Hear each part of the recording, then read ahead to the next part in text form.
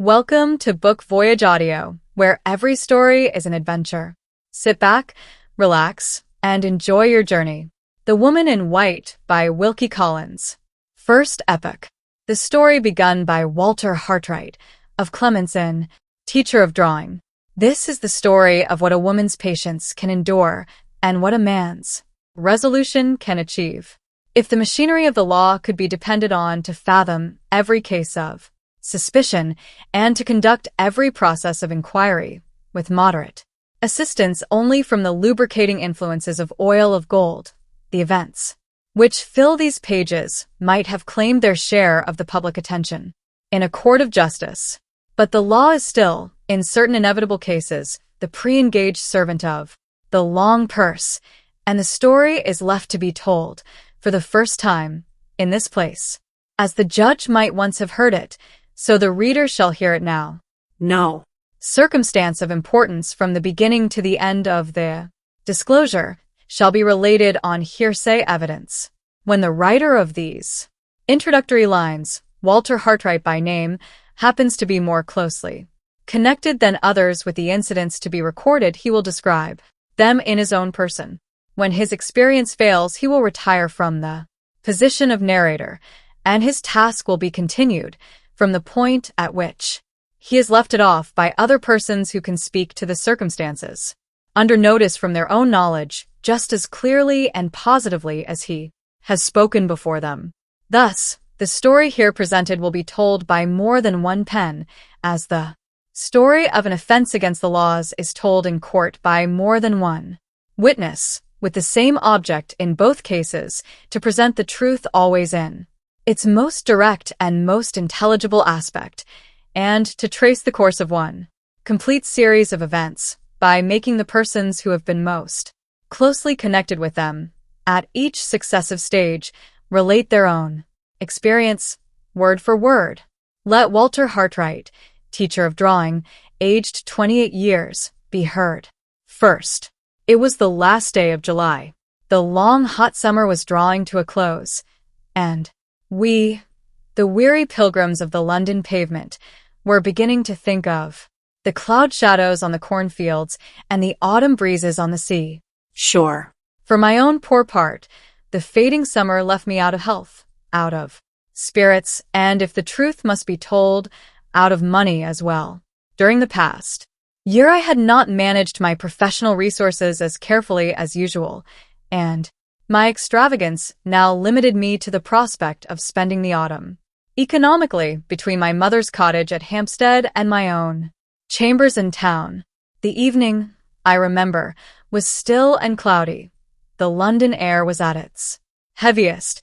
The distant hum of the street traffic was at its faintest. The small pulse of the life within me and the great heart of the city around me seemed to be sinking in unison, languidly and more languidly, with the sinking sun. I roused myself from the book which I was dreaming over rather than reading, and left my chambers to meet the cool night air in the suburbs. It was one of the 2 evenings in every week which I was accustomed to spend with my mother and my sister. So I turned my steps northward in the direction of Hampstead. Events which I have yet to relate make it necessary to mention in this place that my father had been dead some years at the period of which I am now writing, and that my sister Sarah and I were the sole survivors of a family of 5 children. My father was a drawing master before me. His exertions had made him highly successful in his profession, and his affectionate anxiety to provide for the future of those who were dependent on his labors had impelled him, from the time of his marriage, to devote to the ensuring of his life a much larger portion of his income than most men consider it necessary to set aside for that purpose. Thanks to his admirable prudence and self-denial, my mother and sister were left, after his death, as independent of the world as they had been during his lifetime. I succeeded to his connection, and had every reason to feel grateful for the prospect that awaited me at my starting in life. The quiet twilight was still trembling on the topmost ridges of the heath, and the view of London below me had sunk into a black gulf in the shadow of the cloudy night when I stood before the gate of my mother's cottage. I had hardly rung the bell before the house door was opened violently. My worthy Italian friend, Professor Pesca, appeared in the servant's place, and darted out joyously to receive me, with a shrill foreign parody on an English cheer. On his own account, and I must be allowed to add on mine also, the professor merits the honor of a formal introduction. Accident has made him the starting point of the strange family story, which it is the purpose of these pages to unfold. I had first become acquainted with my Italian friend by meeting him at certain great houses where he taught his own language and I taught drawing. All I then knew of the history of his life was that he had once held a situation in the University of Padua, that he had left Italy for political reasons, the nature of which he uniformly declined to mention to anyone, and that he had been for many years respectably established in London as a teacher of languages, without being actually a dwarf, for he was perfectly well proportioned. From head to foot, Pesca was, I think, the smallest human being I ever saw.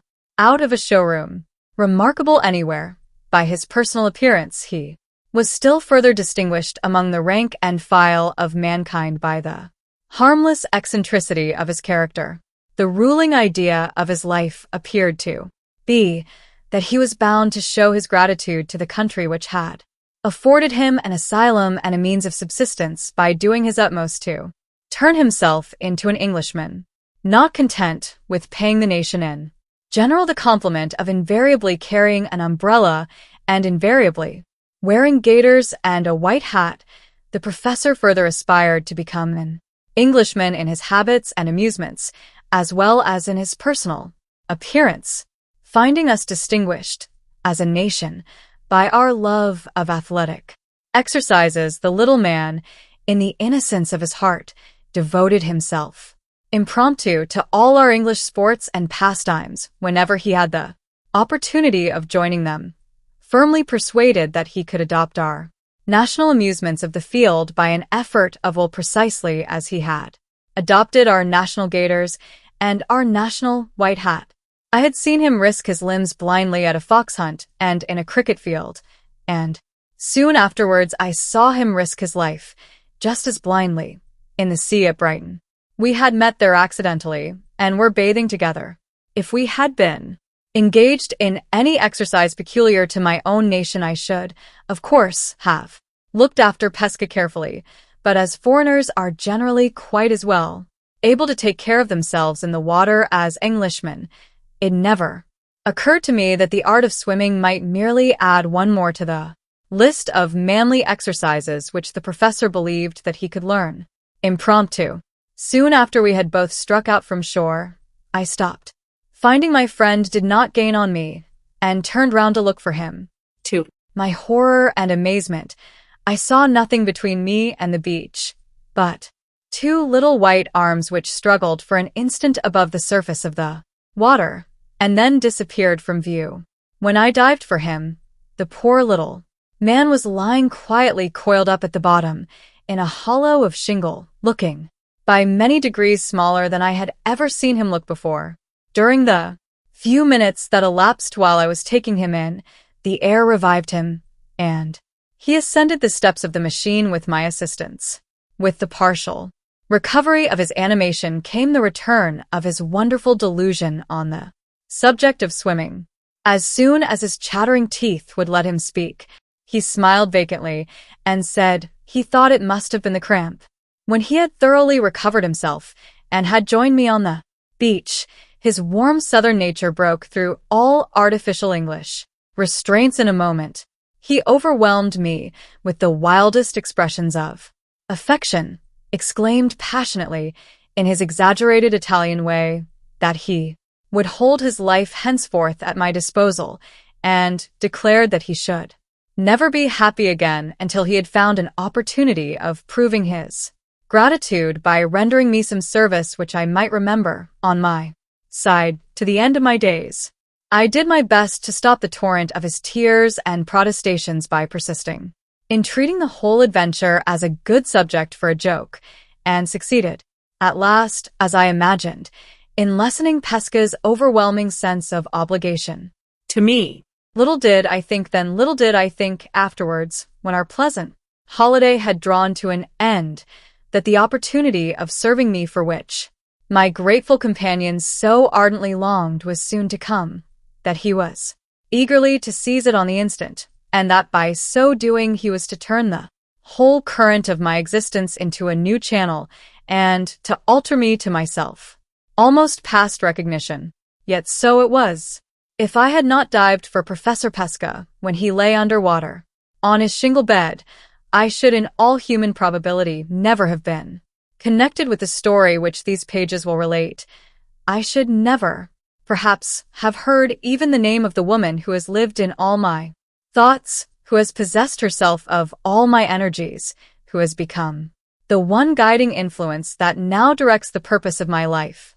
Pesca's face and manner, on the evening when we confronted each other at my mother's gate, were more than sufficient to inform me that something extraordinary had happened.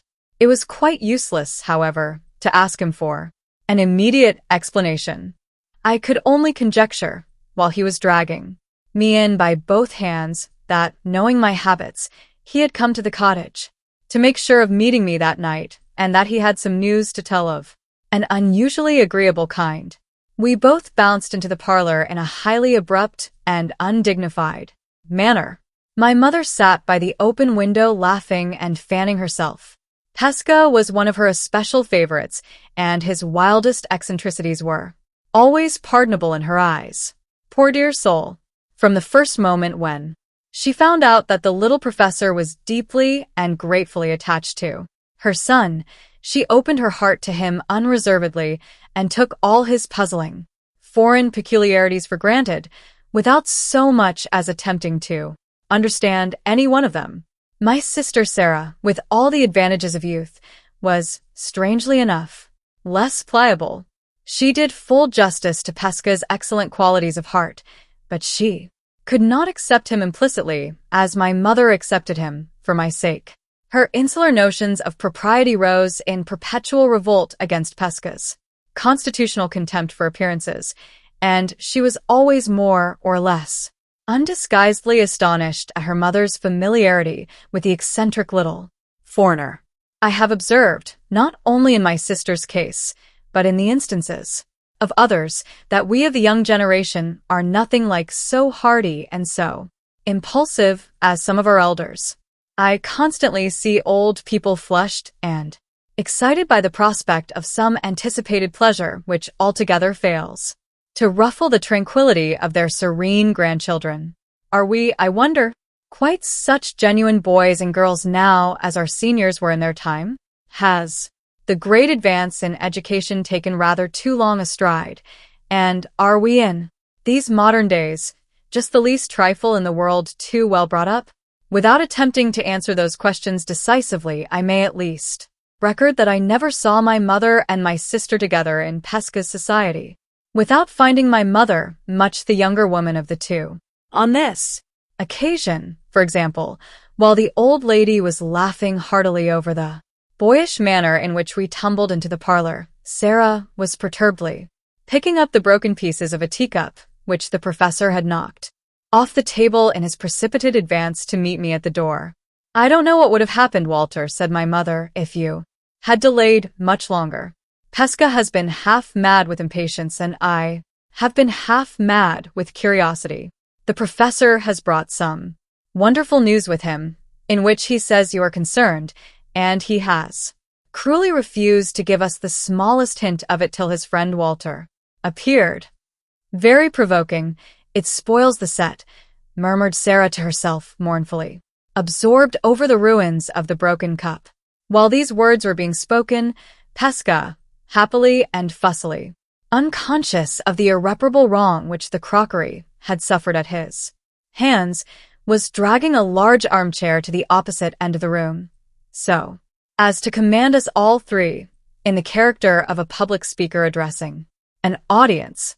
Having turned the chair with its back towards us, he jumped into it on his knees and excitedly addressed his small congregation of three from an impromptu pulpit. Now, my good dears, began Pesca, who always said good dears when he meant worthy friends, listen to me. The time has come. I recite my good news. I speak at last. Here, here, said my mother, humoring the joke. The next thing he will break, Mama, whispered Sarah, will be the back of the best armchair. I go back into my life, and I address myself to the noblest of created beings, continued Pesca, vehemently apostrophizing my unworthy self, over the top rail of the chair, who found me dead at the bottom of the sea, through cramp, and who pulled me up to the top. And what did I say when I got into my own life and my own clothes again? Much more than was at all necessary, I answered as doggedly as possible. For the least encouragement in connection with this subject invariably let loose the professor's emotions in a flood of tears. I said, persisted Pesca, that my life belonged to my dear friend, Walter, for the rest of my days, and so it does. I said that I should never be happy again till I had found the opportunity of doing a good something for Walter, and I have never been contented with myself till this most blessed day. Now, cried the enthusiastic little man at the top of his voice, the overflowing happiness bursts out of me at every pore of my skin, like a perspiration, for on my faith and soul and honor, the something is done at last, and the only word to say now is right. It may be necessary to explain here that Pesca prided himself on being a perfect Englishman in his language, as well as in his dress, manners, and amusements. Having picked up a few of our most familiar colloquial expressions, he scattered them about over his conversation whenever they happened to occur to him, turning them, in his high relish for their sound, and his general ignorance of their sense, into compound words and repetitions of his own, and always running them into each other, as if they consisted of one long syllable.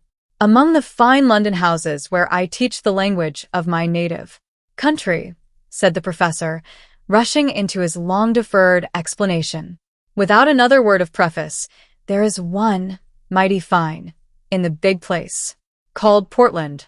You all know where that is? Yes, course of course. The fine house, my good dears, has got inside it a fine family, a mamma, fair and fat, 3 young misses, fair and fat, 2 young misters, fair and fat, and a papa, the fairest and the fattest of all, who is a mighty merchant, up to his eyes in gold, a fine man once, but seeing that he has got a naked head and 2 chins, fine no longer at the present time. Now mind, I teach the sublime Dante to the young misses, and my soul bless my soul, it is not in human language to say how the sublime Dante puzzles the pretty heads of all 3. No matter, all in good time, and the more lessons the better for me. Now mind, imagine to yourselves that I am teaching the young misses. Today, as usual, we are all 4 of us down together in the hell of Dante, at the 7th circle, but no matter for that. All the circles are alike to the 3 young misses, fair and fat, at the 7th circle. Nevertheless, my pupils are sticking fast, and I, to set them going again, recite, explain, and blow myself up red-hot with useless enthusiasm, when a creak of boots in the passage outside, and in comes the golden papa, the mighty merchant, with the naked head and the 2 chins. My good dears, I am closer than you think for to the business now. Have you been patient so far? Or have you said to yourselves, deuce with a deuce, Pesca is long-winded? Tonight, we declared that we were deeply interested. The professor went on. In his hand, the golden papa has a letter, and after he has made his excuse for disturbing us in our infernal region with the common mortal business of the house, he addresses himself to the 3 young misses and begins as you English begin everything in this blessed world that you have to say, with a great oh, my dears, says the mighty merchant, I've got here a letter for my friend, Mr. The name has slipped out of my mind, but no matter, we shall come back to that. Yes, right, all right. So the papa says, I've got a letter from my friend, the mister, and he wants a recommend from me of a drawing master to go down to his house in the country. My soul bless my soul. When I heard the golden papa say those words, if I had been big enough to reach up to him, I should have put my arms round his neck and pressed him to my bosom in a long and grateful hug. As it was, I only bounced upon my chair. My seat was on thorns and my soul was on fire to speak, but I held my tongue and let Papa go on. Perhaps, you know, says this good man of money, twiddling his friend's letter this way and that in his golden fingers and thumbs. Perhaps you know, my dears, of a drawing master that I can recommend. The three young misses all look at each other and then say, with the indispensable great O to begin, O Girno Papa. But here is Mr. Pesca. At the mention of myself, I can hold no longer. The thought of you, my good dears, mounts like blood to my head. I start from my seat, as if a spike had grown up from the ground. Through the bottom of my chair, I address myself to the mighty merchant, and I say, English phrase, Dear sir, I have the man, the first and foremost drawing master of the world. Recommend him by the post tonight, and send him off, bag and baggage. English phrase again, huh? Send him off, bag and baggage, by the train tomorrow. Stop, says Papa. Is he a foreigner or an Englishman? English to the bone of his back, I answer. Respectable, says Papa. Sir, I say, for this last question of his outrages. Me, and I have done being familiar with him. Sir, the immortal fire of genius burns in this Englishman's bosom, and, what is more, his father had it before him. Never mind, says the golden barbarian of a Papa, never mind about his genius, Mr. Pesca. We don't want genius in this country, unless it is accompanied by respectability, and then we are very glad to have it, very glad indeed. Can your friend produce testimonials, letters that speak to his character? I wave my hand negligently. Letters, I say. Ha! My soul bless. My soul. I should think so, indeed. Volumes of letters and portfolios of testimonials, if you like. 1 or 2 will do, says this man of phlegm and money. Let him send them to me with his name and address. And stop, Mr. Pesca, before you go to your friend, you had better take a note. Banknote, I say, indignantly. No banknote, if you please, till my brave Englishman has earned it first. Banknote, says Papa, in a great surprise. Who talked of banknote? I mean a note of the terms, a memorandum of what he is expected to do. Go on with your lesson, Mr. Pesca, and I will give you the necessary extract from my friend's letter. Down sits the man of merchandise and money to his pen, ink, and paper, and down I go once again into the hell of Dante, with my 3 young misses after me. In 10 minutes' time the note is written, and the boots of Papa are creaking themselves away in the passage outside. From that moment on, my faith and soul and honor, I know nothing more. The glorious thought that I have caught my opportunity at last, and that my grateful service for my dearest friend in the world is as good as done already, flies up into my head and makes me drunk. How I pull my young misses and myself out of our infernal region again, how my other business is done afterwards, how my little bit of dinner slides itself down my throat. I know no more than a man in the moon. Enough for me, that here I am, with the mighty merchant's note in my hand, as large as life, as hot as fire, and as happy as a king. Ha! Ha! Ha! Right, all right. Here the professor waved the memorandum of terms over his head and ended his long and voluble narrative with his shrill Italian parody on an English cheer. My mother rose the moment he had done, with flushed cheeks and brightened eyes. She caught the little man warmly by both hands. My dear, good Pesca, she said, I never doubted your true affection for Walter, but I am more than ever persuaded of it now. I am sure we are very much obliged to Professor Pesca for Walter's sake, added Sarah. She half rose, while she spoke, as if to approach the armchair in her turn, but observing that Pesca was rapturously kissing my mother's hands, looked serious and resumed her seat. If the familiar little man treats my mother in that way, how will he treat me? Faces sometimes tell truth. And that was unquestionably the thought in Sarah's mind as she sat down again. Although I myself was gratefully sensible of the kindness of Pesca's motives, my spirits were hardly so much elevated as they ought to have been by the prospect of future employment now placed before me. When the professor had quite done with my mother's hand, and when I had warmly thanked him for his interference on my behalf, I asked to be allowed to look at the note of terms which his respectable patron had drawn up for my inspection. Pesca handed me the paper with a triumphant flourish of the hand. "Read," said the little man majestically. "I promise you, my friend, the writing of the golden papa speaks with a tongue of trumpets for itself." The note of terms was plain, straightforward, and comprehensive, at any Rate. It informed me, first, that Frederick Fairlie, Esquire, of Limeridge House, Cumberland. wanted to engage the services of a thoroughly competent drawing master for a period of 4 months certain.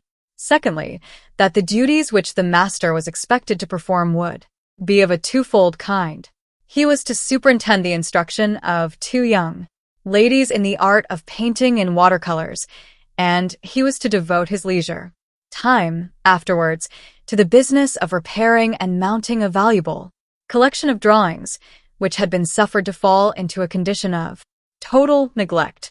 Thirdly, that the terms offered to the person who should undertake and properly perform these duties were 4 guineas a week, that he was to reside at Limeridge House, and that he was to be treated there on the footing of a gentleman.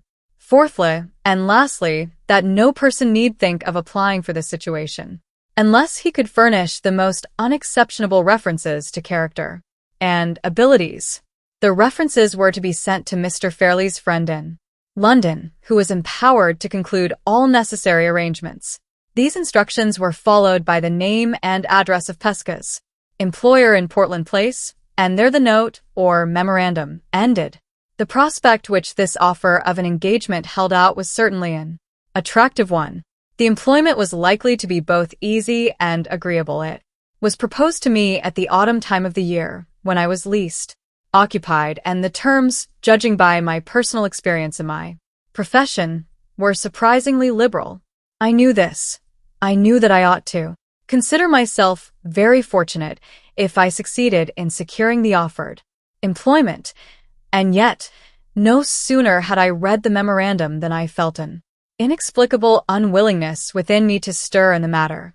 I had never in the whole of my previous experience found my duty and my inclination so painfully and so unaccountably at variance as I found them now.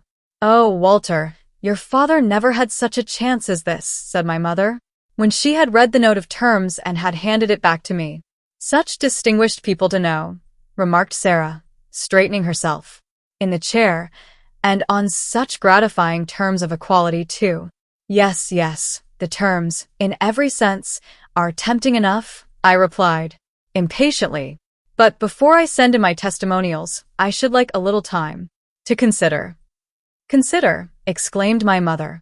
"Why, Walter, what is the matter with you?" "Consider," echoed my sister. "What a very extraordinary thing to say under the circumstances." "Consider," chimed in the professor. "What is there to consider about? Answer me this. Have you not been complaining of your health? And have you not been longing for what you call a smack of the country breeze? Well, there in your hand is the paper that offers you perpetual choking mouthfuls of country breeze for 4 months' time. Is it not so?" Ha, again you want "Money. Well, Is 4 golden guineas a week nothing? My soul bless my soul. Only give it to me, and my boots shall creak like the golden papas, with a sense of the overpowering richness of the man who walks in them. 4 guineas a week, and more than that, the charming society of 2 young misses. And more than that, your bed, your breakfast, your dinner, your gorging English teas and lunches and drinks of foaming beer, all for nothing. Why, Walter, my dear good friend, deuce with a deuce. 4. The first time in my life, I have not eyes enough in my head to look and wonder at you. Neither my mother's evident astonishment at my behavior, nor Pesca's fervid enumeration of the advantages offered to me by the new employment had any effect in shaking my unreasonable disinclination to go to Limeridge House. After starting all the petty objections that I could think of to going to Cumberland, and after hearing them answered one after another, to my own complete discomfiture, I tried to set up a last obstacle by asking what was to become of my pupils in London while I was teaching Mr. Fairlie's young ladies to sketch from nature. The obvious answer to this was that the greater part of them would be away on their autumn travels, and that the few who remained at home might be confided to the care of one of my brother drawing masters, whose pupils I had once taken off his hands under similar circumstances. My sister reminded me that this gentleman had expressly placed his services at my disposal during the present season, in case I wished to leave town. My mother seriously appealed to me not to let an idle caprice stand in the way of my own interests and my own health, and Pesca piteously entreated that I would not wound him to the heart by rejecting the first grateful offer of service that he had been able to make to the friend who had saved his life. The evident sincerity and affection which inspired these remonstrances would have influenced any man with an atom of good feeling in his composition. Though I could not conquer my own unaccountable perversity, I had at least virtue enough to be heartily ashamed of it, and to end the discussion pleasantly by giving way and promising to do all that was wanted Of me. The rest of the evening passed merrily enough in humorous anticipations of my coming life with the two young ladies in Cumberland. Pesca, inspired by our national grog, which appeared to get into his head in the most marvelous manner 5 minutes after it had gone down his throat, asserted his claims to be considered a complete Englishman by making a series of speeches in rapid succession, proposing my mother's health, my sister's health, my health, and the healths in mass of Mr. Fairlie and the two young Misses, pathetically returning thanks himself immediately afterwards for the whole party. A secret, Walter, said my little friend confidentially, as we walked home together. I am flushed by the recollection of my own eloquence. My soul bursts itself with ambition. One of these days I go into your noble parliament. It is the dream of my whole life to be honorable. Pesca MP. The next morning I sent my testimonials to the professor's employer in Portland Place. 3 days passed, and I concluded, with secret satisfaction, that my papers had not been found sufficiently explicit. On the 4th day, however, an answer came. It announced that Mr. Fairlie accepted my services and requested me to start for Cumberland immediately. All the necessary instructions for my journey were carefully and clearly added in a postscript. I made my arrangements, unwillingly enough, for leaving London early the next day. Towards evening Pesca looked in, on his way to a dinner party, to bid me goodbye. I shall dry my tears in your absence, said the professor gaily, with this glorious thought. It is my auspicious hand that has given the first push to your fortune in the world. Go, my friend, when your sun shines in Cumberland. English proverb, in the name of heaven make your hay. Mary, one of the two young misses, become Honorable Hartright, MP, and when you are on the top of the ladder, remember that Pesca, at the bottom, has done it all. I tried to laugh with my little friend over his parting jest, but my spirits were not to be commanded. Something jarred in me almost painfully while he was speaking his light farewell words. When I was left alone again, nothing remained to be done but to walk to the Hampstead cottage and bid my mother and Sarah goodbye. The heat had been painfully oppressive all day, and it was now a close and Sultry night. my mother and sister had spoken so many last words and had begged me to wait another 5 minutes so many times that it was nearly midnight. When the servant locked the garden gate behind me, I walked forward a few paces on the shortest way back to London, then stopped and hesitated. The moon was full and broad in the dark blue starless sky, and the broken ground of the heath looked wild enough in the mysterious light to be hundreds of miles away from the great city that lay beneath it. The idea of descending any sooner than I could help into the heat and gloom of London repelled me. The prospect of going to bed in my airless chambers and the prospect of gradual suffocation seemed, in my present restless frame of mind and body, to be one and the same thing. I determined to stroll home in the pure air by the most roundabout way I could take, to follow the white, winding paths across the lonely heath, and to approach London through its most open suburb by striking into the Finchley Road, and so getting back in the cool of the new morning by the western side of the Regent's Park. I wound my way down slowly over the heath, enjoying the divine stillness of the scene and admiring the soft alternations of light and shade as they followed each other over the broken ground on every side of me. So long as I was proceeding through this first and prettiest part of my night walk, my mind remained passively open to the impressions produced by the view, and I thought but little on any subject. Indeed, so far as my own sensations were concerned, I can hardly say that I thought at all. But when I had left the heath and had turned into the by-road, where there was less to see, the ideas naturally engendered by the approaching change in my habits and occupations gradually drew more and more of my attention exclusively to themselves. By the time I had arrived at the end of the road, I had become completely absorbed in my own fanciful visions of Limerick House, of Mr. Fairlie, and of the two ladies whose practice in the art of watercolor painting I was so soon to superintend. I had now arrived at that particular point of my walk where four roads met: the road to Hampstead, along which I had returned, the road to Finchley, the road to West End, and the road back to London. I had mechanically turned in this latter direction and was strolling along the lonely high road, idly wondering, I remember, what the Cumberland young ladies would look like when in one moment every drop of blood in my body was brought to a stop by the touch of a hand laid lightly and suddenly on my shoulder from behind me. I turned on the instant, with my fingers tightening round the handle of my stick. There, in the middle of the broad, bright high road, there, as if it had that moment sprung out of the earth or dropped from the heaven, stood the figure of a solitary woman, dressed from head to foot in white garments, her face bent in grave inquiry on mine, her hand pointing to the dark cloud over London.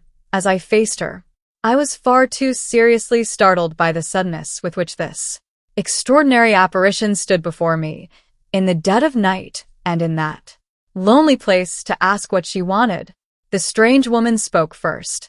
"Is that the road to London?" she said. I looked attentively at her as she put that singular question to me. It was. Then nearly 1 o'clock. All I could discern distinctly by the moonlight was a colorless, youthful face, meager and sharp to look at about the cheeks and chin, large, grave, wistfully attentive eyes, nervous, uncertain lips, and light hair of a pale, brownish-yellow hue. There was nothing wild, nothing immodest in her manner. It was quiet and self-controlled, a little melancholy, and a little touched by suspicion. Not exactly the manner of a lady, and at the same time, not the manner of a woman in the humblest rank of life. The voice, little as I had yet heard of it, had something curiously still and mechanical in its tones, and the utterance was remarkably rapid. She held a small bag in her hand, and her dress, bonnet, shawl, and gown, all of white, was, so far as I could guess, certainly not composed of very delicate or very expensive materials. Her figure was slight, and rather above the average height, her gait and actions free from the slightest approach to extravagance. This was all that I could observe of her in the dim light, and under the perplexingly strange circumstances of our meeting. What sort of a woman she was, and how she came to be out alone in the high road an hour after midnight, I altogether failed to guess. The one thing of which I felt certain was that the grossest of mankind could not have misconstrued her motive in speaking even at that suspiciously late hour and in that suspiciously lonely place. "Did you hear me?" she said, still quietly and rapidly, and without the least fretfulness or impatience. I asked if that was the way to London. "Yes," I replied. "That is the way. It leads to Street John's Wood and the Regent's Park." "You must excuse my not answering you before. I was rather startled by your sudden appearance in the road, and I am, even now, quite unable to account for it. You don't suspect me of doing anything wrong, do you?" "I have done nothing wrong. I have met with an accident. I am very unfortunate in being here alone so late." "Why do you suspect me of doing wrong?" She spoke with unnecessary earnestness and agitation, and shrank back from me several paces. I did my best to reassure her. "Pray don't suppose that I have any idea of suspecting you," I said, "or any other wish than to be of assistance to you, if I can. I only wondered at your appearance in the road, because it seemed to me to be empty the instant before I saw you." She turned and pointed back to a place at the junction of the road to London and the road to Hampstead, where there was a gap in the hedge. "I heard you coming," she said, "and hid there to see what sort of man you were before I risked speaking. I doubted and feared about it till you passed, and then I was obliged to steal after you and touch you." "Steal after me and touch me? Why not call to me? Strange, to say the least of it." "May I trust you?" she asked. "You don't think the worse of me because I have met with an accident." She stopped in confusion, shifted her bag from one hand to the other, and sighed bitterly. The loneliness and helplessness of the woman touched me. The natural impulse to assist her and to spare her got the better of the judgment, the caution, the worldly tact which an older, wiser, and colder man might have summoned to help him in this strange emergency. "You may trust me for any harmless purpose," I said. "If it troubles you to explain your strange situation to me, don't think of returning to the subject again. I have no right to ask you for any explanations. Tell me how I can help you, and if I can, I will. You are very kind, and I am very, very thankful to have met you." The first touch of womanly tenderness that I had heard from her trembled in her voice as she said the words, but no tears glistened in those large, wistfully attentive eyes of hers, which were still fixed on me. "I have only been in London once before," she went on more and more rapidly, "and I know nothing about that side of it yonder. Can I get a fly or a carriage of any kind? Is it too late? I don't know. If you could show me where to get a fly, and if you will only promise not to interfere with me and to let me leave you when and how I please, I have a friend in London who will be glad to receive me. I want nothing else. Will you promise?" She looked anxiously up and down the road, shifted her bag again from one hand to the other, repeated the words, "Will you promise?" and looked hard in my face with a pleading fear and confusion that it troubled me to see. What could I do? Here was a stranger utterly and helplessly at my mercy, and that stranger a forlorn woman. No house was near, no one was passing, whom I could consult, and no earthly right existed on my part to give me a power of control over her, even if I had known how to exercise it. I trace these lines self-distrustfully, with the shadows of after events darkening the very paper I write on. And still I say, what could I do? What I did do was to try and gain time by questioning her. "Are you sure that your friend in London will receive you at such a late hour as this?" I said. "Quite sure. Only say you will let me leave you when and how I please. Only say you won't interfere with me. Will you promise?" As she repeated the words for the third time, she came close to me and laid her hand, with a sudden gentle stealthiness, on my bosom, a thin hand, a cold hand when I removed it with mine, even on that sultry night. Remember that I was young. Remember that the hand which touched me was a woman's. Will you promise? Yes. One word. The little familiar word that is on everybody's lips, every hour in The day. oh me, and I tremble now when I write it. We set our faces towards London and walked on together in the first still hour of the new day.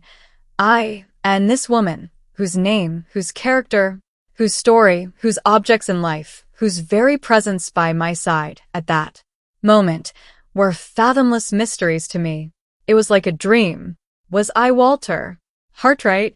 Was this the well-known, uneventful road where holiday people strolled on Sundays? Had I really left little more than an hour since the quiet, decent, conventionally domestic atmosphere of my mother's cottage? I was too bewildered, too conscious also of a vague sense of something, like self-reproach, to speak to my strange companion for some minutes. It Was her voice again that first broke the silence between us. I want to ask you something, she said suddenly. Do you know many people in London? Yes, a great many. Many men of rank and title? There was an unmistakable tone of suspicion in the strange question. I hesitated about answering it. Some, I said, after a moment's silence. Many. She came to a full stop and looked me searchingly in the face. Many men of the rank of baronet? Too much astonished to reply, I questioned her in my turn. Why do you ask? Because I hope for my own sake there is one baronet that you don't. No. Will you tell me his name? I can't, I daren't. I forget myself when I mention it. She spoke loudly and, almost fiercely, raised her clenched hand in the air and shook it, passionately. Then, on a sudden, controlled herself again and added in tones lowered to a whisper, Tell me which of them you know. I could hardly refuse to humor her in such a trifle, and I mentioned 3 names. 2, the names of fathers of families whose daughters I taught. 1, the name of a bachelor who had once taken me a cruise in his yacht to make sketches for him. Ah. You don't know him, she said, with a sigh of relief. Are you a man of rank and title yourself? Far from it. I am only a drawing master. As the reply passed my lips, a little bitterly, perhaps, she took my arm with the abruptness which characterized all her actions. Not a man of rank and title, she repeated to herself. Thank God. I may Trust him. I had hitherto contrived to master my curiosity out of consideration for my companion, but it got the better of me now. I am afraid you have serious reason to complain of some man of rank and title, I said. I am afraid the baronet, whose name you are unwilling to mention to me, has done you some grievous wrong? Is he the cause of your being out here at this strange time of night? Don't ask me. Don't make me talk of it, she answered. I'm not fit now. I have been cruelly used and cruelly wronged. You will be kinder than ever if you will walk on fast and not speak to me. I sadly want to quiet myself if I can. We moved forward again at a quick pace, and for half an hour, at least, not a word passed on either side. From time to time, being forbidden to make any more inquiries, I stole a look at her face. It was always the same, the lips close shut, the brow frowning, the eyes looking straight forward, eagerly, and yet absently. We had reached the first houses and were close on the new Wesleyan College before her set features relaxed and she spoke once. More. Do you live in London? She said. Yes.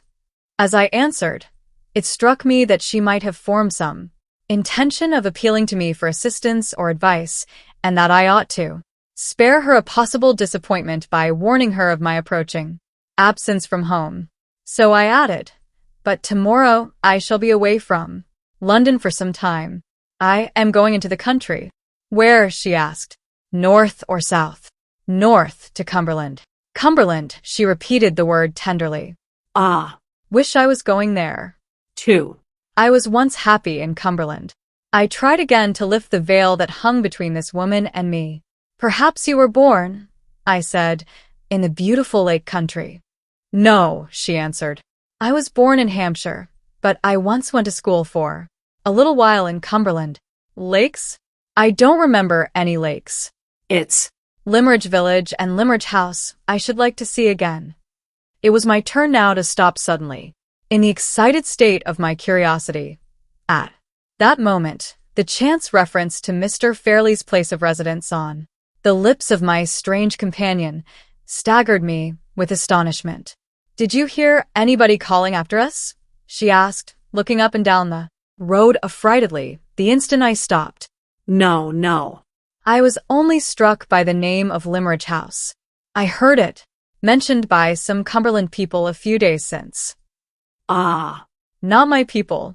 Mrs. Fairlie is dead, and her husband is dead, and their little girl may be married and gone away by this time. I can't say who lives at Limmeridge now. If any more are left there that name, I only know I love them for Mrs. Fairlie's sake. She seemed about to say more, but while she was speaking, we came within view of the turnpike at the top of the avenue road. Her hand tightened round my arm, and she looked anxiously at the gate before us. "Is the turnpike man looking out?" she asked. He was not looking out. No one else was near the place when we passed through the gate.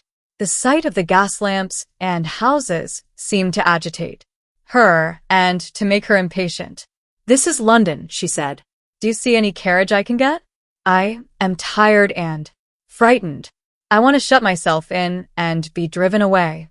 I explained to her that we must walk a little further to get to a cab stand, unless we were fortunate enough to meet with an empty vehicle, and then tried to resume the subject of Cumberland. It was useless. That idea of shutting herself in and being driven away had now got full possession of her mind. She could think and talk of nothing else. We had hardly proceeded a third of the way down the avenue road when I saw a cab draw up at a house a few doors below us, on the opposite side of The way.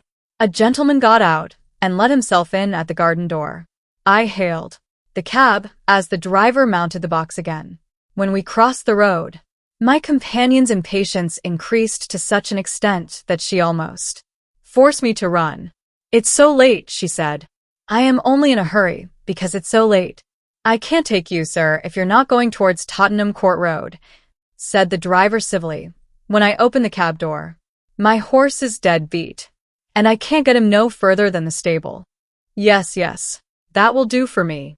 I'm going that way. She Spoke with breathless eagerness and pressed by me into the cab. I had assured myself that the man was sober as well as civil before I let her enter the vehicle, and now, when she was seated inside, I entreated her to let me see her set down safely at her destination. No, she said vehemently. "I'm quite safe and quite happy now." if "You are a gentleman, remember your promise. Let him drive on till I stop." "Him. Thank you, oh, thank you. My hand was on the cab door. She caught it in hers, kissed it, and pushed it away. The cab drove off at the same moment. I started into the road, with some vague idea of stopping it again. I hardly knew why, hesitated from dread of frightening and distressing her, called, at last, but not loudly enough to attract the driver's attention. The sound of the wheels grew fainter in the distance. The cab melted into the black shadows on the road. The woman in white was gone. 10 minutes or more had passed. I was still on the same side of the way, now mechanically walking forward a few paces, now stopping again. absently. At one moment, I found myself doubting the reality of my own adventure. At another, I was perplexed and distressed by an uneasy sense of having done wrong, which yet left me confusedly ignorant of how I could have done right. I hardly knew where I was going or what I meant to do. Next, I was conscious of nothing but the confusion of my own thoughts. When I was abruptly recalled to myself, awakened, I might almost say, by the sound of rapidly approaching wheels close behind me. I was on the dark side of the road, in the thick shadow of some garden trees. When I stopped to look round, on the opposite and lighter side of the way, a short distance below me, a policeman was strolling along in the direction of the Regent's Park. The carriage passed me, an open chaise driven by two men. "Stop," cried one. "There's a policeman. Let's ask him." The horse was instantly pulled up, a few yards beyond the dark place where I stood. "Policeman," cried the first speaker. "Have you seen a woman pass this way?" "What sort of woman, sir?" "A woman in a lavender-colored gown." "No, no," interposed the second man. "The clothes we gave her were found on her bed. She must have gone away in the clothes she wore when she came to us." "In white, policeman." "A woman in white." "I haven't seen her, sir. If you or any of your men meet with the woman, stop her and send her in. Careful keeping to that address. I'll pay all expenses and a fair reward into the bargain." The policeman looked at the card that was handed down to him. "Why are we to stop her, sir? What has she done?" Done. "She has escaped from my asylum. Don't forget, a woman in white. Drive on." "She has escaped from my asylum." I cannot say with truth that the terrible inference which those words suggested flashed upon me like a new revelation. Some of the strange questions put to me by the woman in white, after my ill-considered promise to leave her free to act as she pleased, had suggested the conclusion either that she was naturally flighty and unsettled, or that some recent shock of terror had disturbed the balance of her faculties. But the idea of absolute insanity which we all associate with the very name of an asylum had, I can honestly declare, never occurred to me in connection with her. I had seen nothing in her language or her actions to justify it at the time, and even with the new light thrown on her by the words which the stranger had addressed to the policeman, I could see nothing to justify it now. What had I done? Assisted the victim of the most horrible of all false imprisonments to escape, or cast loose on the wide world of London an unfortunate creature, whose actions it was my duty, and every man's duty, mercifully to control? I turned sick at heart when the question occurred to me, and when I felt self-reproachfully that it was asked too late. In the disturbed state of my mind, it was useless to think of going to bed. When I at last got back to my chambers in Clement's Inn, before many hours elapsed it would be necessary to start on my journey to Cumberland. I sat down and tried, first to sketch, then to read, but the woman in white got between me and my pencil, between me and my book. Had the forlorn creature come to any harm? That was my first thought, though I shrank selfishly from confronting it. Other thoughts followed, on which it was less harrowing to dwell. Where had she stopped the cab? What had become of her now? Had she been traced and captured by the men in the chaise? Or was she still capable of controlling her own actions, and were we two following our widely parted roads towards one point in the mysterious future, at which we were to meet once more? It was a relief when the hour came to lock my door, to bid farewell to London pursuits, London pupils, and London friends, and to be in movement again towards new interests and a new life. Even the bustle and confusion at the railway terminus, so wearisome and bewildering at other times, roused me and did me good. My traveling instructions directed me to go to Carlisle, and then to diverge by a branch railway which ran in the direction of the coast. As a misfortune, to begin with, our engine broke down between Lancaster and Carlisle. The delay occasioned by this accident caused me to be too late for the branch train, by which I was to have gone on immediately. I had to wait some hours, and when a later train finally deposited me at the nearest station to Limeridge House, it was past 10, and the night was so dark that I could hardly see my way to the pony chaise which Mr. Fairlie had ordered to be in waiting for me. The driver was evidently discomposed by the lateness of my arrival. he was In that state of highly respectful sulkiness which is peculiar to English servants, we drove away slowly through the darkness in perfect silence. the Roads were bad, and the dense obscurity of the night increased the difficulty of getting over the ground quickly.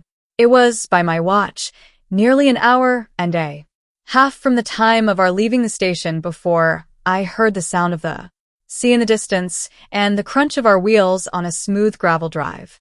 We had passed one gate before entering the drive, and we passed another before we drew up at the house. I was received by a solemn manservant, out of livery, was informed that the family had retired for the night, and was then led into a large and lofty room where my supper was awaiting me, in a forlorn manner, at one extremity of a lonesome mahogany wilderness of dining table. I was too tired and out of spirits to eat or drink much, especially with the solemn servant waiting on me as elaborately as if a small dinner party had arrived at the house instead of a solitary man. In a quarter of an hour I was ready to be taken up to my bedchamber. The solemn servant conducted me into a prettily furnished room, said, "Breakfast at 9 o'clock, sir," looked all round him to see that everything was in its proper place, and noiselessly withdrew. What shall I see in my dreams tonight? I thought to myself as I put out the candle, the woman in white, or the unknown inhabitants of this Cumberland mansion? It was a strange sensation to be sleeping in the house like a friend of the family, and yet not to know one of the inmates, even by sight. When I rose the next morning and drew up my blind, the sea opened before me joyously under the broad August sunlight, and the distant coast of Scotland fringed the horizon with its lines of melting blue. The view was such a surprise and such a change to me, after my weary London experience of brick and mortar landscape, that I seemed to burst into a new life and a new set of thoughts the moment I looked at it. A confused sensation of having suddenly lost my familiarity with the past, without acquiring any additional clearness of idea in reference to the present or the future, took possession of my mind. Circumstances that were but a few days old faded back in my memory as if they had happened months and months since. Pesca's quaint announcement of the means by which he had procured me my present employment, the farewell evening I had passed with my mother and sister, even my mysterious adventure on the way home from Hampstead, had all become like events which might have occurred at some former epoch of my existence. Although the woman in white was still in my mind, the image of her seemed to have grown dull and faint already. A little before 9 o'clock, I descended to the ground floor of the house. The solemn manservant of the night before met me wandering among the passages and compassionately showed me the way to the breakfast room. My first glance round me, as the man opened the door, disclosed a well-furnished breakfast table, standing in the middle of a long room, with many windows in it. I looked from the table to the window farthest from me, and saw a lady standing at it, with her back turned towards me. The instant my eyes rested on her, I was struck by the rare beauty of her form and by the unaffected grace of her attitude. Her figure was tall, yet not too tall, comely, and well-developed, yet not fat, her head set on her shoulders with an easy, pliant firmness, her waist, perfection in the eyes of a man, for it occupied its natural place, it filled out its natural circle, it was visibly and delightfully undeformed by stays. She had not heard my entrance into the room, and I allowed myself the luxury of admiring her for a few moments before I moved one of the chairs near me as the least embarrassing means of attracting her attention. She turned towards me immediately, the easy elegance of every movement of her limbs and body as soon as she began to advance from the far end of the room, set me in a flutter of expectation to see her face clearly. She left the window, and I said to myself, the lady is dark. She moved forward a few steps, and I said to myself, the lady is young. She approached nearer, and I said to myself, with a sense of surprise which words fail me to express, the lady is ugly. Never was the old conventional maxim that nature cannot err more flatly contradicted. Never was the fair promise of a lovely figure more strangely and startlingly belied by the face and head that crowned it. The lady's complexion was almost swarthy, and the dark down on her upper lip was almost a mustache. She had a large, firm, masculine mouth and jaw, prominent, piercing, resolute brown eyes, and thick, coal-black hair growing unusually low down on her forehead. Her expression, bright, frank, and intelligent, appeared, while she was silent, to be altogether wanting in those feminine attractions of gentleness and pliability, without which the beauty of the handsomest woman alive is beauty incomplete. To see such a face as this set on shoulders that a sculptor would have longed to model, to be charmed by the modest graces of action through which the symmetrical limbs betrayed their beauty when they moved, and then to be almost repelled by the masculine form and masculine look of the features in which the perfectly shaped figure ended, was to feel a sensation oddly akin to the helpless discomfort familiar to us all in sleep, when we recognize yet cannot reconcile the anomalies and contradictions of a dream.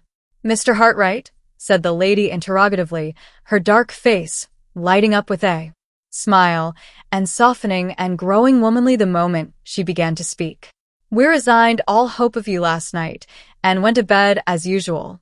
Accept my apologies for our apparent want of attention, and allow me to introduce myself as one of your pupils. Shall we shake hands? I suppose we must come to it sooner or later, and why not sooner?" These odd words of welcome were spoken in a clear, ringing, pleasant voice.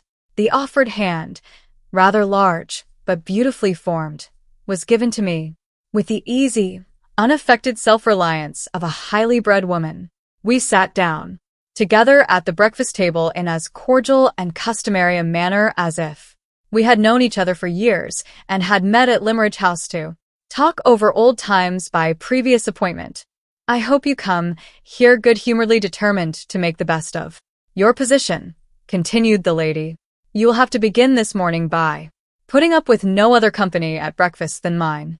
My sister is in her own room, nursing that essentially feminine malady, a slight headache, and her old governess, Mrs. Vesey, is charitably attending on her with restorative tea. My uncle, Mr. Fairlie, never joins us at any of our meals. He is an invalid and keeps bachelor state in his own apartments. There is nobody else in the house but me. 2 young ladies have been staying here, but they went away yesterday in despair, and no wonder.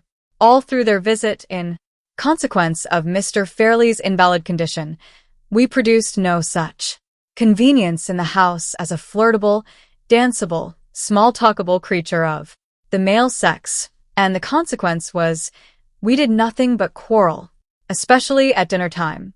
How can you expect 4 women to dine together alone every day and not quarrel? We are such fools. We can't entertain each other at table. You see, I don't think much of my own sex, Mr. Hartright. Which will you have, tea or coffee? No woman does think much of her own sex, although few of them confess it as freely as I do. Dear me, you look puzzled. Why? Are you wondering what you will have for breakfast? Or are you surprised at my careless way of talking? In the first case, I advise you as a friend to have nothing to do with that cold ham at your elbow, and to wait till the omelette comes in. In the second case, I will give you some tea to compose your spirits, and do all a woman can, which is very little, to hold my tongue. She handed me my cup of tea, laughing gaily. Her light flow of talk, and her lively familiarity of manner with a total stranger, were accompanied by an unaffected naturalness and an easy inborn confidence in herself and her position, which would have secured her the respect of the most audacious man breathing. While it was impossible to be formal and reserved in her company, it was more than impossible to take the faintest vestige of a liberty with her, even in thought. I felt this instinctively, even while I caught the infection of her own bright gaiety of spirits, even while I did my best to answer her in her own frank, lively way. "Yes, yes," she said, when I had suggested the only explanation I could offer to account for my perplexed looks. "I understand. You are such a perfect stranger in the house that you are puzzled by my familiar references to the worthy inhabitants. Natural enough. I ought to have thought of it before. At any rate, I can set it right now. Suppose I begin with myself so as to get done with that part of the subject as soon as possible. My name is Marian Halcombe, and I am as inaccurate as women usually are in calling. Mr. Fairlie my uncle, and Miss Fairlie my sister. My mother was twice married. The first time to Mr. Halcombe, my father. The second time to Mr. Fairlie, my half-sister's father. Except that we are both orphans, we are in every respect as unlike each other as possible. My father was a poor man, and Miss Fairlie's father was a rich man. I have got nothing and she has a fortune. I am dark and ugly, and she is fair and pretty. Everybody thinks me crabbed and odd, with perfect justice, and everybody thinks her sweet, tempered and charming, with more justice still. In short, she is an angel, and I am— Try some of that marmalade, Mr. Hartright, and finish the sentence in the name of female propriety for yourself. What am I to tell you about Mr. Fairlie? Upon my honor, I hardly know. He is sure to send for you after breakfast, and you can study him for yourself. In the meantime, I may inform you, first, that he is the late Mr. Fairlie's younger brother. Secondly, that he is a single man, and thirdly, that he is Miss Fairlie's guardian. I won't live without her, and she can't live without me. And that is how I come to be at Limeridge House. My sister and I are honestly fond of each other, which, you will say, is perfectly unaccountable under the circumstances, and I quite agree with you, but so it is. You must please both of us, Mr. Hartright, or please neither of us. And what is still more trying, you will be thrown entirely upon our society. Mrs. V.C. is an excellent person who possesses all the cardinal virtues and counts for nothing, and Mr. Fairlie is too great an invalid to be a companion for anybody. I don't know what is the matter with him, and the doctors don't know what is the matter with him, and he doesn't know himself what is the matter with him. We all say it's on the nerves, and we none of us know what we mean when we say it. However, I advise you to humor his little peculiarities when you see him today. Admire his collection of coins, prints, and watercolor drawings, and you will win his heart. Upon my word, if you can be contented with a quiet country life, I don't see why you should not get on very well here. From breakfast to lunch, Mr. Fairlie's drawings will occupy you. After lunch, Miss Fairlie and I shoulder our sketchbooks and go out to misrepresent nature, under your directions. Drawing is her favorite whim, mind, not mine. Women can't draw, their minds are too flighty, and their eyes are too inattentive. No matter, my sister likes it, so I waste paint and spoil paper for her sake as composedly as any woman in England. As for the evenings, I think we can help you through them. Miss Fairlie plays delightfully. For my own poor part, I don't know one note of music from the other, but I can match you at chess, backgammon, écarté, and with the inevitable female drawbacks, even at billiards as well. What do you think of the program? Can you reconcile yourself to our quiet, regular life? Or do you mean to be restless and secretly thirst for change and adventure in the humdrum atmosphere of Limeridge House? She had run on thus far, in her gracefully bantering way, with no other interruptions on my part than the unimportant replies which politeness required of me. The turn of the expression, however, in her last question, or rather the one chance word, adventure, lightly as it fell from her lips, recalled my thoughts to my meeting with the woman in white, and urged me to discover the connection which the stranger's own reference to Mrs. Fairlie informed me must once have existed between the nameless fugitive from the asylum and the former mistress of Limeridge House. Even if I were the most restless of mankind, I said, I should be in no danger of thirsting after adventures for some time to come. The very night before I arrived at this house, I met with an adventure, and the wonder and excitement of it, I can assure you, Miss Halcombe, will last me for the whole term of my stay in Cumberland, if not for a much longer period. You don't say so, Mr. Hartright. May I hear it? You have a claim to hear it. The chief person in the adventure was a total stranger to me, and may perhaps be a total stranger to you. But she certainly mentioned the name of the late Mrs. Fairlie in terms of the sincerest gratitude and regard. Mention my mother's name. You interest me indescribably. Pray go on.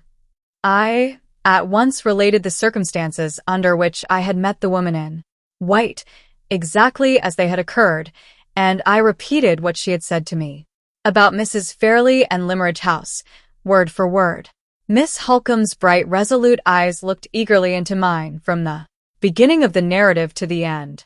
Her face expressed vivid interest and astonishment, but nothing more. She was evidently as far from knowing of any clue to the mystery as I was myself. "Are you quite sure of those words referring to my mother?" she asked. "Quite sure," I replied. "Whoever she may be, the woman was once at school in the village of Limeridge, was treated with especial kindness by Mrs. Fairlie, and, in grateful remembrance of that kindness, feels an affectionate interest in all surviving members of the family. She knew that Mrs. Fairlie and her husband were both dead, and she spoke of Miss Fairlie as if they had known each other when they were children. You said, I think, that she denied belonging to this place?" "Yes, she told me she came from Hampshire." "And you entirely failed to find out her name?" "Entirely. Very strange. I think you were quite justified, Mr. Hartright, in giving the poor creature her liberty, for she seems to have done nothing in your presence to show herself unfit to enjoy it. But I wish you had been a little more resolute about finding out her name. We must really clear up this mystery in some way. You had better not speak of it yet to Mr. Fairlie or to my sister. They are both of them, I am certain, quite as ignorant of who the woman is and of what her past history in connection with us can be, as I am myself. But they are also, in widely different ways, rather nervous and sensitive, and you would only fidget one and alarm the other to no purpose. As for myself, I am all aflame with curiosity, and I devote my whole energies to the business of discovery from this moment. When my mother came here after her second marriage, she certainly established the village school, just as it exists at the present time. But the old teachers are all dead or gone elsewhere, and no enlightenment is to be hoped for from that quarter. The only other alternative I can think of. At this point we were interrupted by the entrance of the servant, with a message from Mr. Fairlie, intimating that he would be glad to see me as soon as I had done breakfast. "Wait in the hall," said Miss Halcombe, answering the servant for me in her quick, ready way. "Mr. Hartright will come out directly. I was about to say," she went on, addressing me again, "that my sister and I have a large collection of my mother's letters, addressed to my father and to hers. In the absence of any other means of getting information, I will pass the morning in looking over my mother's correspondence with Mr. Fairlie. He was fond of London and was constantly away from his country home, and she was accustomed, at such times, to write and report to him how things went on at Limeridge. Her letters are full of references to the school in which she took so strong an interest, and I think it more than likely that I may have discovered something when we meet again. The luncheon hour is 2, Mr. Hartright. I shall have the pleasure of introducing you to my sister by that time, and we will occupy the afternoon in driving round the neighborhood and showing you all our pet points of view. Till 2 o'clock, then farewell." She nodded to me with a lively grace, the delightful refinement of familiarity, which characterized all that she did and all that she said, and disappeared by a door at the lower end of the room. As soon as she had left me, I turned my steps towards the hall and followed the servant on my way, for the first time, to the presence of Mr. Fairlie. My conductor led me upstairs into a passage which took us back to the bedchamber in which I had slept during the past night, and opening the door next to it, begged me to look in. "I have my master's orders to show you your own sitting room, sir," said the man, "and to inquire if you approve of the situation and the light." I must have been hard to please, indeed, if I had not approved of the room, and of everything about it. The The bow window looked out on the same lovely view which I had admired in the morning from my bedroom. The furniture was the perfection of luxury and beauty. The table in the center was bright, with gaily bound books, elegant conveniences for writing, and beautiful flowers. The second table, near the window, was covered with all the necessary materials for mounting watercolor drawings and had a little easel attached to it, which I could expand or fold up at will. The walls were hung with gaily tinted chintz, and the floor was spread with Indian matting in maize color and red. It was the prettiest and most luxurious little sitting room I had ever seen, and I admired it with the warmest enthusiasm. The solemn servant was far too highly trained to betray the slightest satisfaction. He bowed with icy deference when my terms of eulogy were all exhausted, and silently opened the door for me to go out into the passage. Again, we turned a corner and entered a long second passage, ascended a short flight of stairs at the end, crossed a small circular upper hall, and stopped in front of a door covered with dark baize. The servant opened this door and led me on a few yards to a second, opened that also, and disclosed two curtains of pale sea-green silk hanging before us, raised one of them, noiselessly, softly uttered the words, "Mr. Hartright," and left me. I found myself in a large, lofty room with a magnificent carved ceiling and with a carpet over the floor, so thick and soft that it felt like piles of velvet. Under my feet, one side of the room was occupied by a long bookcase of some rare inlaid wood that was quite new to me. It was not more than 6 feet high, and the top was adorned with statuettes in marble, ranged at regular distances one from the other. On the opposite side stood 2 antique cabinets, and between them, and above them, hung a picture of the Virgin and Child, protected by glass, and bearing Raphael's name on the gilt tablet at the bottom of the frame. On my right hand, and on my left as I stood inside the door, were chiffoniers and little stands in buhl and marqueterie, loaded with figures in Dresden china, with rare vases, ivory, ornaments, and toys and curiosities that sparkled at all points with gold, silver, and precious stones. At the lower end of the room, opposite to me, the windows were concealed, and the sunlight was tempered by large blinds of the same pale sea-green color as the curtains over the door. The light thus produced was deliciously soft, mysterious, and subdued. It fell equally upon all the objects in the room. It helped to intensify the deep silence and the air of profound seclusion that possessed the place, and it surrounded, with an appropriate halo of repose, the solitary figure of the master of the house, leaning back, listlessly composed, in a large easy chair, with a reading easel fastened on one of its arms, and a little table on the other. If a man's personal appearance, when he is out of his dressing room, and when he is past 40, can be accepted as a safe guide to his time of life, which is more than doubtful, Mr. Fairlie's age, when I saw him, might have been reasonably computed at over 50 and under 60 years. His beardless face was thin, worn, and transparently pale, but not wrinkled. His nose was high and hooked. His eyes were of a dim grayish blue, large, prominent, and rather red round the rims of the eyelids. His hair was scanty, soft to look at, and of that light sandy color which is the last to disclose its own changes towards gray. He was dressed in a dark frock coat, of some substance much thinner than cloth, and in waistcoat and trousers of spotless white. His feet were effeminately small, and were clad in buff, colored silk stockings and little womanish bronze leather slippers. 2 Rings adorned his white, delicate hands, the value of which even my inexperienced observation detected to be all but priceless. Upon the whole, he had a frail, languidly fretful, over-refined look, something singularly and unpleasantly delicate in its association with a man, and at the same time, something which could by no possibility have looked natural and appropriate if it had been transferred to the personal appearance of a woman. My morning's experience of Miss Halcombe had predisposed me to be pleased with everybody in the house, but my sympathies shut themselves up resolutely at the first sight of Mr. Fairlie. On approaching nearer to him, I discovered that he was not so entirely without occupation as I had at first supposed.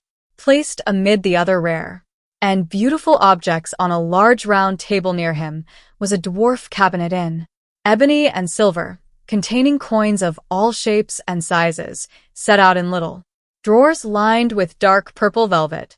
One of these drawers lay on the small table attached to his chair, and near it were some tiny jeweler's brushes, a wash leather stump, and a little bottle of liquid, all waiting to be used in various ways for the removal of any accidental impurities which might be discovered on the coins. His frail, white fingers were listlessly toying with something which looked, to my uninstructed eyes, like a dirty pewter metal, with ragged edges, when I advanced within a respectful distance of his chair and stopped to make my bow. "So glad to possess you at Limeridge, Mr. Hartright," he said in a querulous, croaking voice, which combined, in anything but an agreeable manner, a discordantly high tone with a drowsily languid utterance. Pray sit down. "And don't trouble yourself to move the chair, please. In the wretched state of my nerves, movement of any kind is exquisitely painful to me. Have you seen your studio? Will it do? I have just come from seeing the room, Mr. Fairlie, and I assure you—" He stopped me in the middle of the sentence by closing his eyes and holding up one of his white hands imploringly. I paused in astonishment, and the croaking voice honored me with this explanation. "Pray excuse me, but could you contrive to speak in a lower key?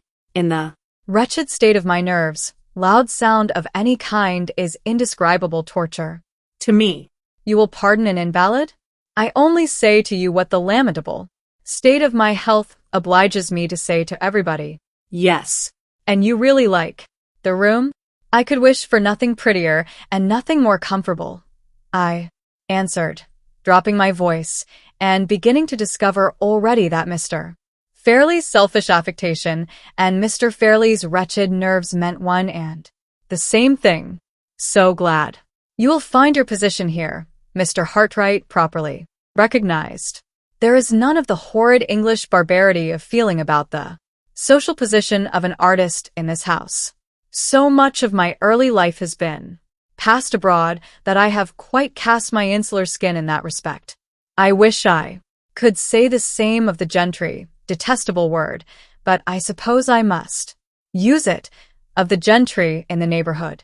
They are sad Goths in art, Mr. Hartright. People, I do assure you, who would have opened their eyes in astonishment if they had seen Charles V pick up Titian's brush for him.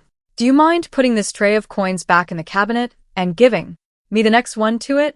In the wretched state of my nerves, exertion of any kind is unspeakably disagreeable to me." Yes. "Thank you." As a practical commentary on the liberal social theory, which he had just favored me by illustrating, Mr. Fairlie's cool request rather amused me. I put back one drawer and gave him the other, with all possible politeness. He began trifling with the new set of coins and the little brushes immediately, languidly looking at them and admiring them all the time he was speaking to me. "A thousand thanks and a thousand excuses. Do you like coins?" Yes. So glad. "We have another taste in common besides our taste for art. Now, about the pecuniary arrangements between us, do tell me, are they satisfactory?" "Most satisfactory, Mr. Fairlie." So glad. "And what next?" I remember. Yes. In reference to the consideration which you are good enough to accept for giving me the benefit of your accomplishments in art, my steward will wait on you at the end of the first week to ascertain your wishes." "And what next?" Curious, is it not? I had a great deal more to say, and I appear to have quite forgotten it. Do you mind touching the bell? In that corner. Yes. Thank you. I rang, and a new servant noiselessly made his appearance, a foreigner. With a set smile and perfectly brushed hair, a valet every inch of him. "Louis," said Mr. Fairlie, dreamily dusting the tips of his fingers with one of the tiny brushes for the coins, "I made some entries in my tablettes this morning. Find my tablettes. 1,000 pardons, Mr. Hartright. I'm afraid I bore you." As he wearily closed his eyes again before I could answer, and as he did, most assuredly bore me, I sat silent and looked up at the Madonna and Child by Raphael. In the meantime, the valet left the room and returned shortly with a little ivory book. Mr. Fairlie, after first relieving himself by a gentle sigh, let the book drop open with one hand and held up the tiny brush with the other as a sign to the servant to wait for further orders. Yes. "Just so," said Mr. Fairlie, consulting the tablettes. "Louis, take down that portfolio." He pointed, as he spoke, to several portfolios placed near the window on mahogany stands. No. "Not the one with the green back. That contains my Rembrandt etchings, Mr. Hartright. Do you like etchings?" "Yes." "So glad we have another taste in common. The portfolio with the red back, Louis. Don't drop it. You have no idea of the tortures I should suffer, Mr. Hartright, if Louis dropped that portfolio. Is it safe on the chair? Do you think it's safe, Mr. Hartright?" "Yes." "So glad." "Will you oblige me by looking at the drawings if you really think they are quite safe? Louis, go away." What an ass you are. Don't you see me holding the tablettes? "Do you?" "Suppose I want to hold them? Then why not relieve me of the tablettes without being told? 1,000 pardons, Mr. Hartright. Servants are such asses, are they not? Do tell me, what do you think of the drawings?" "They have come from a sale in a shocking state. I thought they smelt of horrid dealers' and brokers' fingers when I looked at them last." "Can you undertake them?" Although my nerves were not delicate enough to detect the odor of plebeian fingers which had offended Mr. Fairlie's nostrils, my taste was sufficiently educated to enable me to appreciate the value of the drawings while I turned them over. They were, for the most part, really fine specimens of English watercolor art, and they had deserved much better treatment at the hands of their former possessor than they appeared to have received. "The drawings," I answered, "require careful straining and mounting, and in my opinion, they are well worth—" "I beg your pardon," interposed Mr. Fairlie. "Do you mind my closing my eyes while you speak? Even this light is too much for them." "Yes. I was about to say that the drawings are well worth all the time and trouble." Mr. Fairlie suddenly opened his eyes again and rolled them with an expression of helpless alarm in the direction of the window. "I entreat you to excuse me, Mr. Hartright," he said in a feeble flutter. "But surely I hear some horrid children in the garden, my private garden, below." "I can't say, Mr. Fairlie. I heard nothing myself. Oblige me. You have been so very good in humoring my poor nerves. Oblige me by lifting up a corner of the blind. Don't let the sun in on me, Mr. Hartright. Have you got the blind up?" "Yes." "Then will you be so very kind as to look into the garden and make quite sure?" I complied with this new request. The garden was carefully walled in, all round. Not a human creature, large or small, appeared in any part of the sacred seclusion. I reported that gratifying fact to Mr. Fairlie. "1,000 thanks. My fancy, I suppose. There are no children, thank heaven, in the house, but the servants, persons born without nerves, will encourage the children from the village. Such brats, oh, dear me, such brats. Shall I confess it, Mr. Hartright? I sadly want a reform in the construction of children. Nature's only idea seems to be to make them machines for the production of incessant noise. Surely are delightful. Raffaello's conception is infinitely preferable." He pointed to the picture of the Madonna, the upper part of which represented the conventional cherubs of Italian art, celestially provided with sitting accommodation for their chins, on balloons of buff-colored cloud. "Quite a model family," said Mr. Fairlie, leering at the cherubs. "Such nice, round faces and such nice soft wings and nothing else. no dirty little legs to run about on, and no noisy little lungs to scream with. How immeasurably superior to the existing construction. I will close my eyes again if you will. Allow me. And you really can manage the drawings? So glad. Is there anything else to settle? If there is, I think I have forgotten it. Shall we ring for Lewis again? Being, by this time, quite as anxious on my side as Mr. Fairlie evidently was on his, to bring the interview to a speedy conclusion, I thought I would try to render the summoning of the servant unnecessary by offering the requisite suggestion on my own responsibility. The only point, Mr. Fairlie, that remains to be discussed, I said, refers, I think, to the instruction in sketching which I am engaged to communicate to the two young ladies. Ah, just so, said Mr. Fairlie. I wish I felt strong enough to go into that part of the arrangement, but I don't. The ladies who profit by your kind services, Mr. Hartright, must settle and decide and so on for themselves. My niece is fond of your charming art. She knows just enough about it to be conscious of her own sad defects. Please take pains with her. Yes. Is there anything else?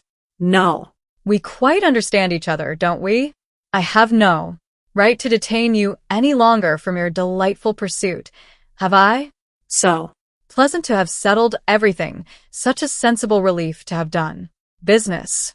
Do you mind ringing for Lewis to carry the portfolio to your own room? I will carry it there myself, Mr. Fairlie, if you will allow me. Will you really? Are you strong enough? How nice to be so strong.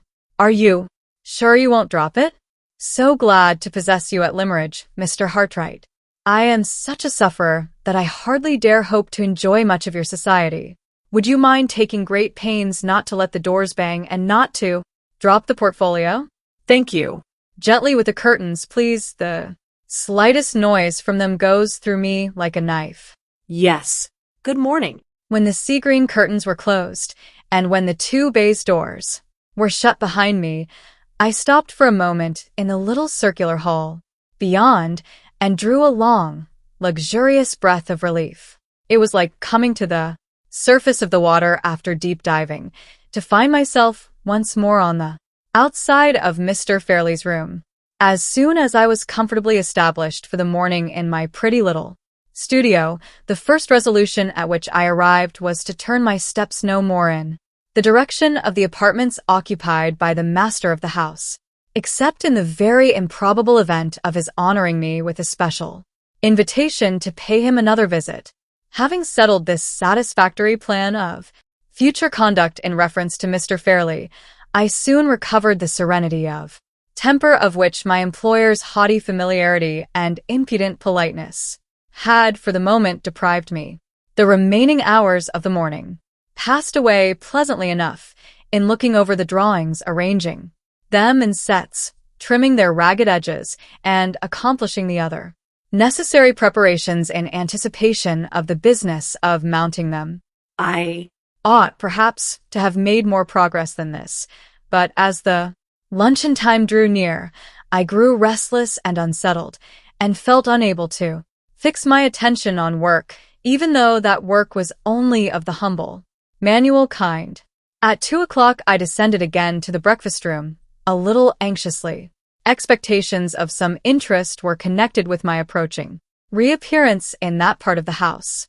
My introduction to Miss Fairlie was now close at hand, and if Miss Halcombe's search through her mother's letters had produced the result which she anticipated, the time had come for clearing up the mystery of the woman in white. When I entered the room, I found Miss Halcombe and an elderly lady seated at the luncheon table. The elderly lady, when I was presented to her, proved to be Miss Fairlie's former governess, Mrs. Vesey, who had been briefly described to me by my lively companion at the breakfast table as possessed of all the cardinal virtues and counting for nothing. I can do little more than offer my humble testimony to the truthfulness of Miss Halcombe's sketch of the old lady's character. Mrs. Vesey looked the personification of human composure and female amiability. A calm enjoyment of a calm existence beamed in drowsy smiles on her plump, placid face. Some of us rush through life, and some of us saunter through life. Mrs. Vesey sat through life, sat in the house, early and late, sat in the garden, sat in unexpected window seats and passages, sat on a camp stool when her friends tried to take her out walking, sat before she looked at anything, before she talked of anything, before she answered yes or no to the commonest question, always with the same serene smile on her lips, the same vacantly attentive turn of the head, the same snugly comfortable position of her hands and arms under every possible change of domestic circumstances. A mild, a compliant, an unutterably tranquil and harmless old lady who never by any chance suggested the idea that she had been actually alive since the hour of her birth. Nature has so much to do in this world and is engaged in generating such a vast variety of coexistent productions that she must surely be now and then too flurried and confused to distinguish between the different processes that she is carrying on at the same time. Starting from this point of view, it will always remain my private persuasion that nature was absorbed in making cabbages when Mrs. Vesey was born, and that the good lady suffered the consequences of a vegetable preoccupation in the mind of the mother of us all. Now, Mrs. Vesey, said Miss Halcombe, looking brighter, sharper, and readier than ever, by contrast with the undemonstrative old lady at her side, what will you have? A cutlet? Mrs. Vesey crossed her dimpled hands on the edge of the table, smiled placidly, and said, yes, dear. What is that opposite Mr. Hartright? Boiled chicken, is it not? I thought you liked boiled chicken better than cutlet, Mrs. Vesey? Mrs. Vesey took her dimpled hands off the edge of the table and crossed them on her lap instead, nodded contemplatively at the boiled chicken, and said, yes, dear. Well, but which will you have today? Shall Mr. Hartright give you some chicken, or shall I give you some cutlet? Mrs. Vesey put one of her dimpled hands back again on the edge of the table, hesitated drowsily, and said, which you please, dear. Mercy on me. It's a question for your taste, my good lady, not for mine. Suppose you have a little of both, and suppose you begin with the chicken, because Mr. Hartright looks devoured by anxiety to carve for you. Mrs. Vesey put the other dimpled hand back on the edge of the table, brightened dimly one moment, went out again the next, bowed obediently, and said, if you please, sir. Surely a mild, a compliant, an unutterably tranquil and harmless old lady. But enough, perhaps, for the present, of Mrs. Vesey. All this time, there were no signs of Miss Fairlie. We finished our luncheon, and still she never appeared. Miss Halcombe, whose quick eye nothing escaped, noticed the looks that I cast from time to time in the direction of the door. I understand you, Mr. Hartright, she said. You are wondering what has become of your other pupil.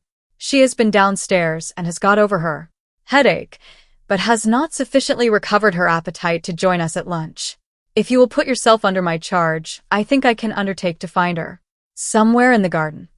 She took up a parasol lying on a chair near her and led the way out by a long window at the bottom of the room, which opened onto the lawn. Interval of one night. Her nature, too truthful to deceive others, was too noble to deceive itself. When the doubt that I had hushed to sleep first laid its weary weight on her heart, the true face owned all, and said, in its own frank, simple language, I am sorry for him. I am sorry for myself. It said this and more, which I could not then interpret. I understood but too well the change in her manner, to greater kindness and quicker readiness in interpreting all my wishes before others, to constraint and sadness, and nervous anxiety to absorb herself in the first occupation she could seize on, whenever we happened to be left together alone. I understood why the sweet, sensitive lips smiled so rarely and so restrainedly now, and why the clear blue eyes looked at me, sometimes with the pity of an angel, sometimes with the innocent perplexity of a child. But the change meant more than this. There was a coldness in her hand. There was an unnatural immobility in her face. There was in all her movements the mute expression of constant fear and clinging self-reproach. The sensations that I could trace to herself and, to me, the unacknowledged sensations that we were feeling in common were not these. There were certain elements of the change in her that were still secretly drawing us together, and others that were as secretly beginning to drive us apart. In my doubt and perplexity, in my vague suspicion of something hidden, which I was left to find by my own unaided efforts, I examined Miss Halcombe's looks and manner for enlightenment. Living in such intimacy as ours, no serious alteration could take place in any one of us which did not sympathetically affect the others. The change in Miss Fairlie was reflected in her half-sister, although not a word escaped Miss Halcombe which hinted at an altered state of feeling towards myself. Her penetrating eyes had contracted a new habit of always watching me. Sometimes the look was like suppressed anger, sometimes like suppressed dread, sometimes like neither, like nothing, in short, which I could understand. A week elapsed, leaving us all three still in this position of secret constraint towards one another. My situation, aggravated by the sense of my own miserable weakness and forgetfulness of myself, now too late awakened in me, was becoming intolerable.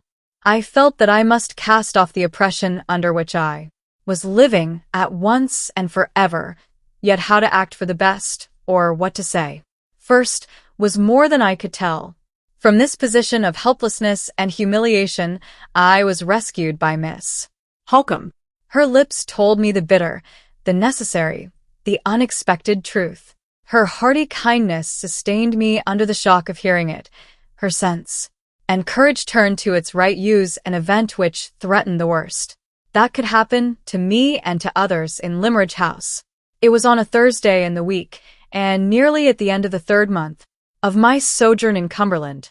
In the morning, when I went down into the breakfast room at the usual hour, Miss Halcombe, for the first time since I had known her, was absent from her customary place at the table. Miss Fairlie was out on the lawn. She bowed to me, but did not come in. Not a word had dropped from my lips, or from hers, that could unsettle either of us, and yet the same unacknowledged sense of embarrassment made us shrink alike from meeting one another alone. She waited on the lawn, and I waited in the breakfast room till Mrs. V.C. or Miss Halcombe came in. how Quickly I should have joined her.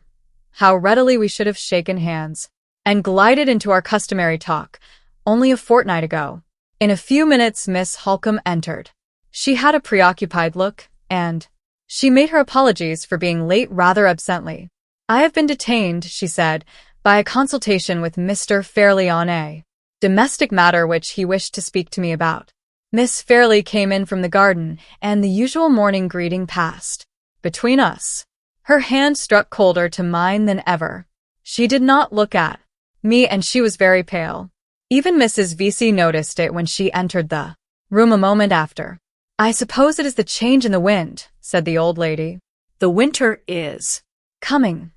Ah, my love, the winter is coming soon." In her heart and in mine it had come already. Our morning meal, once so full of pleasant good-humored discussion of the plans for the day, was short and silent. Miss Fairlie seemed to feel the oppression of the long pauses in the conversation, and looked appealingly to her sister to fill them up. Miss Halcombe, after once or twice hesitating, and checking herself in a most uncharacteristic manner, spoke at last. "I have seen your uncle this morning, Laura," she said. "He thinks the purple room is the one that ought to be got ready, and he confirms what I told you. Monday is the day, not Tuesday." While these words were being spoken, Miss Fairlie looked down at the table beneath her. Her fingers moved nervously among the crumbs that were scattered on the cloth. The paleness on her cheeks spread to her lips, and the lips themselves trembled visibly. I was not the only person present who noticed this. Miss Halcombe saw it too, and at once set us the example of rising from table. Mrs. V.C. and Miss Fairlie left the room together. The kind, sorrowful blue eyes looked at me, for a moment, with the prescient sadness of a coming, and a long farewell. I felt the answering pang in my own heart, the pang that told me I must lose her soon, and love her the more unchangeably for the loss. I turned towards the garden when the door had closed on her. Miss Halcombe was standing with her hat in her hand, and her shawl over her arm by the large window that led out to the lawn, and was looking at me attentively. "Have you any leisure time to spare," she asked, "before you begin to work? In your own room?" "Certainly, Miss Halcombe. I have always time at your service." "I want to say a word to you in private, Mr. Hartright. Get your hat and come out into the garden. We are not likely to be disturbed there at this hour in the morning." As we stepped out onto the lawn, one of the undergardeners, a mere lad, passed us on his way to the house, with a letter in his hand. Miss Halcombe stopped him. "Is that letter for me?" she asked. "Nay, miss, it's just said to be for Miss Fairlie," answered the lad, holding out the letter as he spoke. Miss Halcombe took it from him and looked at the address. "A strange handwriting," she said to herself. "Who can Laura's correspondent be? Where did you get this?" she continued, addressing the gardener. "Well, miss," said the lad, "I just got it from a woman." "What woman?" "A woman well stricken in age." "Oh, an old woman. Anyone you knew?" "I canna tack it on missile to say that she was other than a stranger to me." "Which way did she go?" "That gate," said the undergardener, turning with great deliberation towards the south, and embracing the whole of that part of England with one comprehensive sweep of his arm. "Curious," said Miss Halcombe. "I suppose it must be a begging letter. There," she added, handing the letter back to the lad. "Take it to the house, and give it to one of the servants. And now, Mr. Hartright, if you have no objection, let us walk this way." She led me across the lawn, along the same path by which I had followed her on the day after my arrival at Limmeridge, at the little summer house in which Laura Fairlie and I had first seen each other. She stopped and broke the silence which she had steadily maintained while we were walking together. "What I have to say to you, I can say here." With those words, she entered the summer house, took one of the chairs at the little round table inside, and signed to me to take the other. I suspected what was coming when she spoke to me in the breakfast room. I felt certain of it now. "Mr. Hartright," she said, "I am going to begin by making a frank avowal to you. I am going to say, without phrase-making, which I detest, or paying compliments, which I heartily despise, that I have come, in the course of your residence with us, to feel a strong friendly regard for you. I was predisposed in your favor when you first told me of your conduct towards that unhappy woman whom you met under such remarkable circumstances. Your management of the affair might not have been prudent, but it showed the self-control, the delicacy, and the compassion of a man who was naturally a gentleman. It made me expect good things from you, and you have not disappointed my expectations."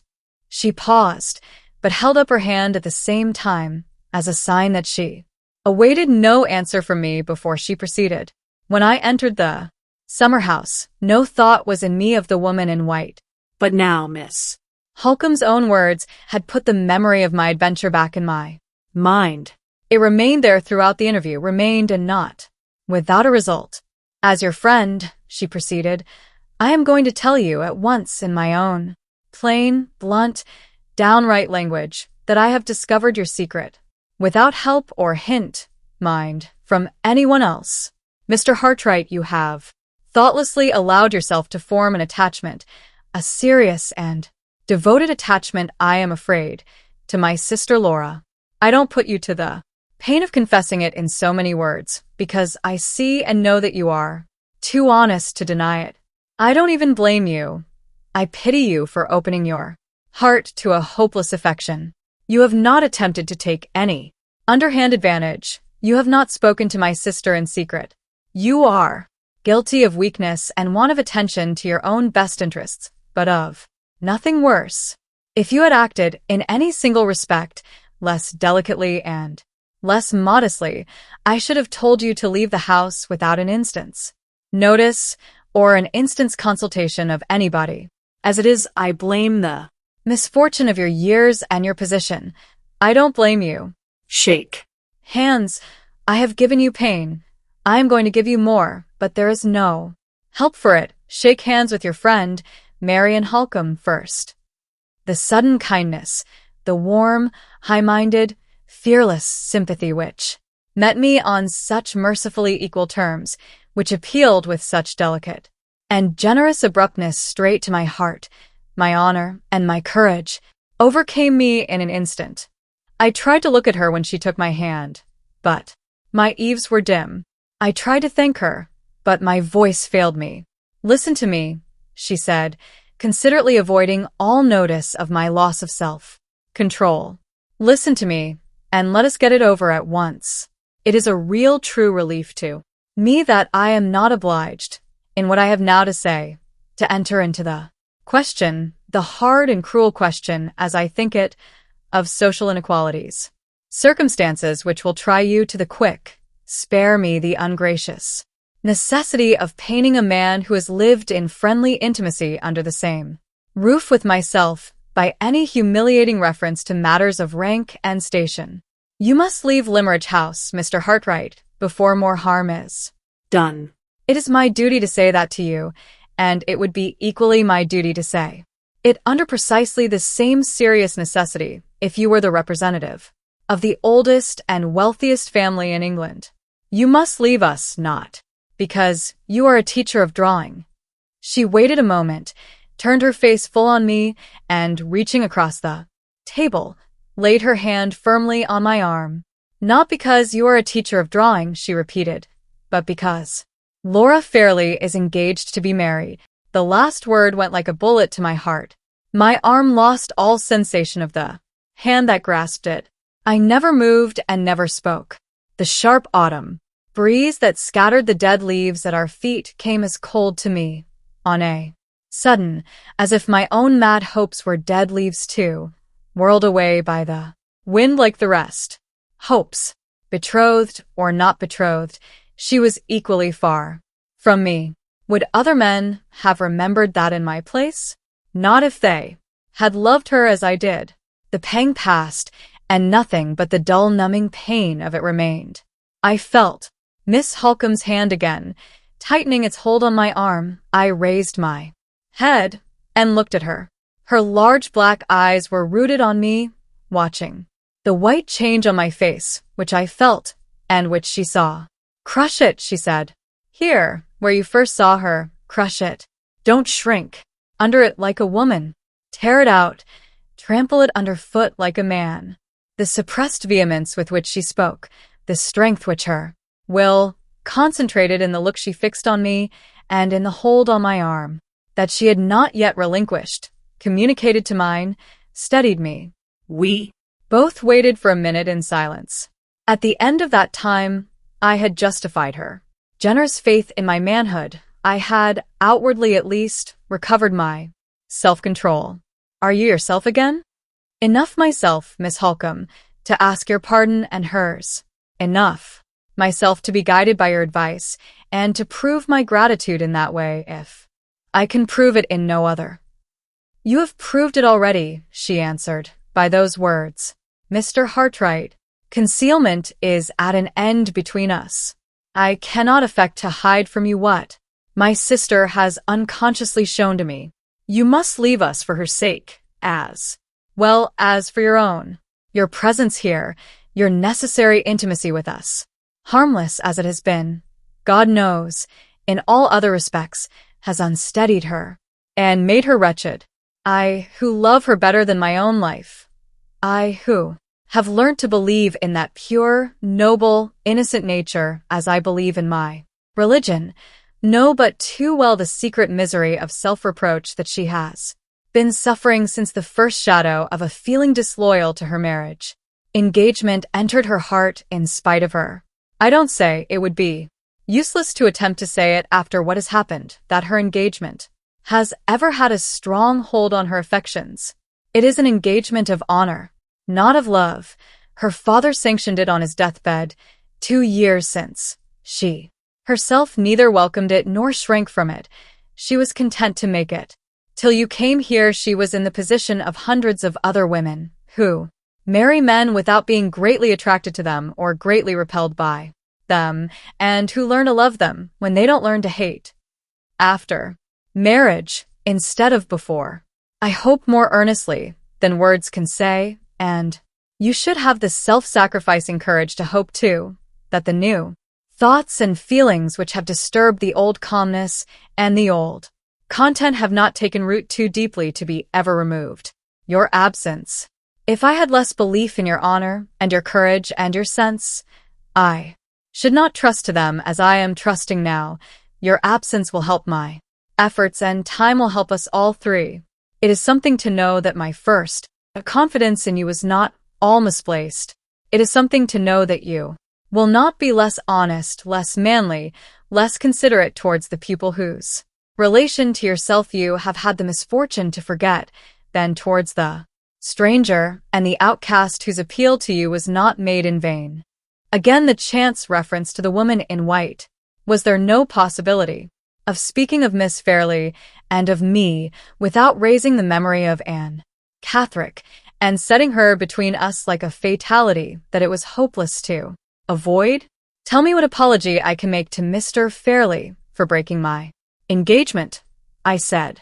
Tell me when to go after that apology is accepted. I promise implicit obedience to you and to your advice. Time is every way of importance, she answered. You heard me refer this morning to Monday next, and to the necessity of setting the purple room in order. The visitor whom we expect on Monday. I could not wait for her to be more explicit. Knowing what I knew now, the memory of Miss Fairlie's look and manner at the breakfast table told me that the expected visitor at Limmeridge House was her future husband. I tried to force it back, but something rose within me at that moment, stronger than my own will, and I interrupted Miss Halcombe. Let me go today, I said bitterly. The sooner the better. No, not today, she replied. The only reason you can assign to Mr. Fairlie for your departure, before the end of your engagement, must be that an unforeseen necessity compels you to ask his permission to return at once to London. You must wait till tomorrow to tell him that, at the time when the post comes in, because he will then understand the sudden change in your plans by associating it with the arrival of a letter from London. It is miserable and sickening to descend to deceit, even of the most harmless kind, but I know Mr. Fairlie, and if you once excite his suspicions that you are trifling with him, he will refuse to release you. Speak to him on Friday morning. Occupy yourself afterwards, for the sake of your own interests, with your employer, in leaving your unfinished work in as little confusion as possible, and quit this place on Saturday. It will be time enough then, Mr. Hartright, for you, and for all of us. Before I could assure her that she might depend on my acting in the strictest accordance with her wishes, we were both startled by advancing footsteps. In the shrubbery, someone was coming from the house to seek for us. I felt the blood rush into my cheeks and then leave them again. Could the third person who was fast approaching us at such a time and under such circumstances be Miss Fairlie? It was a relief. So sadly, so hopelessly was my position toward her changed already. It was absolutely a relief to me when the person who had disturbed us appeared at the entrance of the summer house and proved to be only Miss Fairlie's maid. Could I speak to you for a moment, miss? Said the girl, in rather a flurried, unsettled manner. Miss Halcombe descended the steps into the shrubbery and walked aside a few paces with the maid. Left by myself, my mind reverted, with a sense of forlorn wretchedness, which it is not in any words that I can find to describe, to my approaching return to the solitude and the despair of my lonely London home. Thoughts of my kind old mother and of my sister, who had rejoiced with her so innocently over my prospects in Cumberland, thoughts whose long banishment from my heart it was now my shame and my reproach to realize, for the first time, came back to me with the loving mournfulness of old, neglected friends. My mother and my sister, what would they feel when I returned to them from my broken engagement with the confession of my miserable secret, they who had parted from me so hopefully on that last happy night in the Hampstead cottage? And Catherick again. Even the memory of the farewell evening with my mother and my sister could not return to me now unconnected with that other memory of the moonlight walk back to London. What did it mean? Were that woman and I to meet once more? It was possible at the least. Did she know that I lived in London? Yes, I had told her so, either before or after.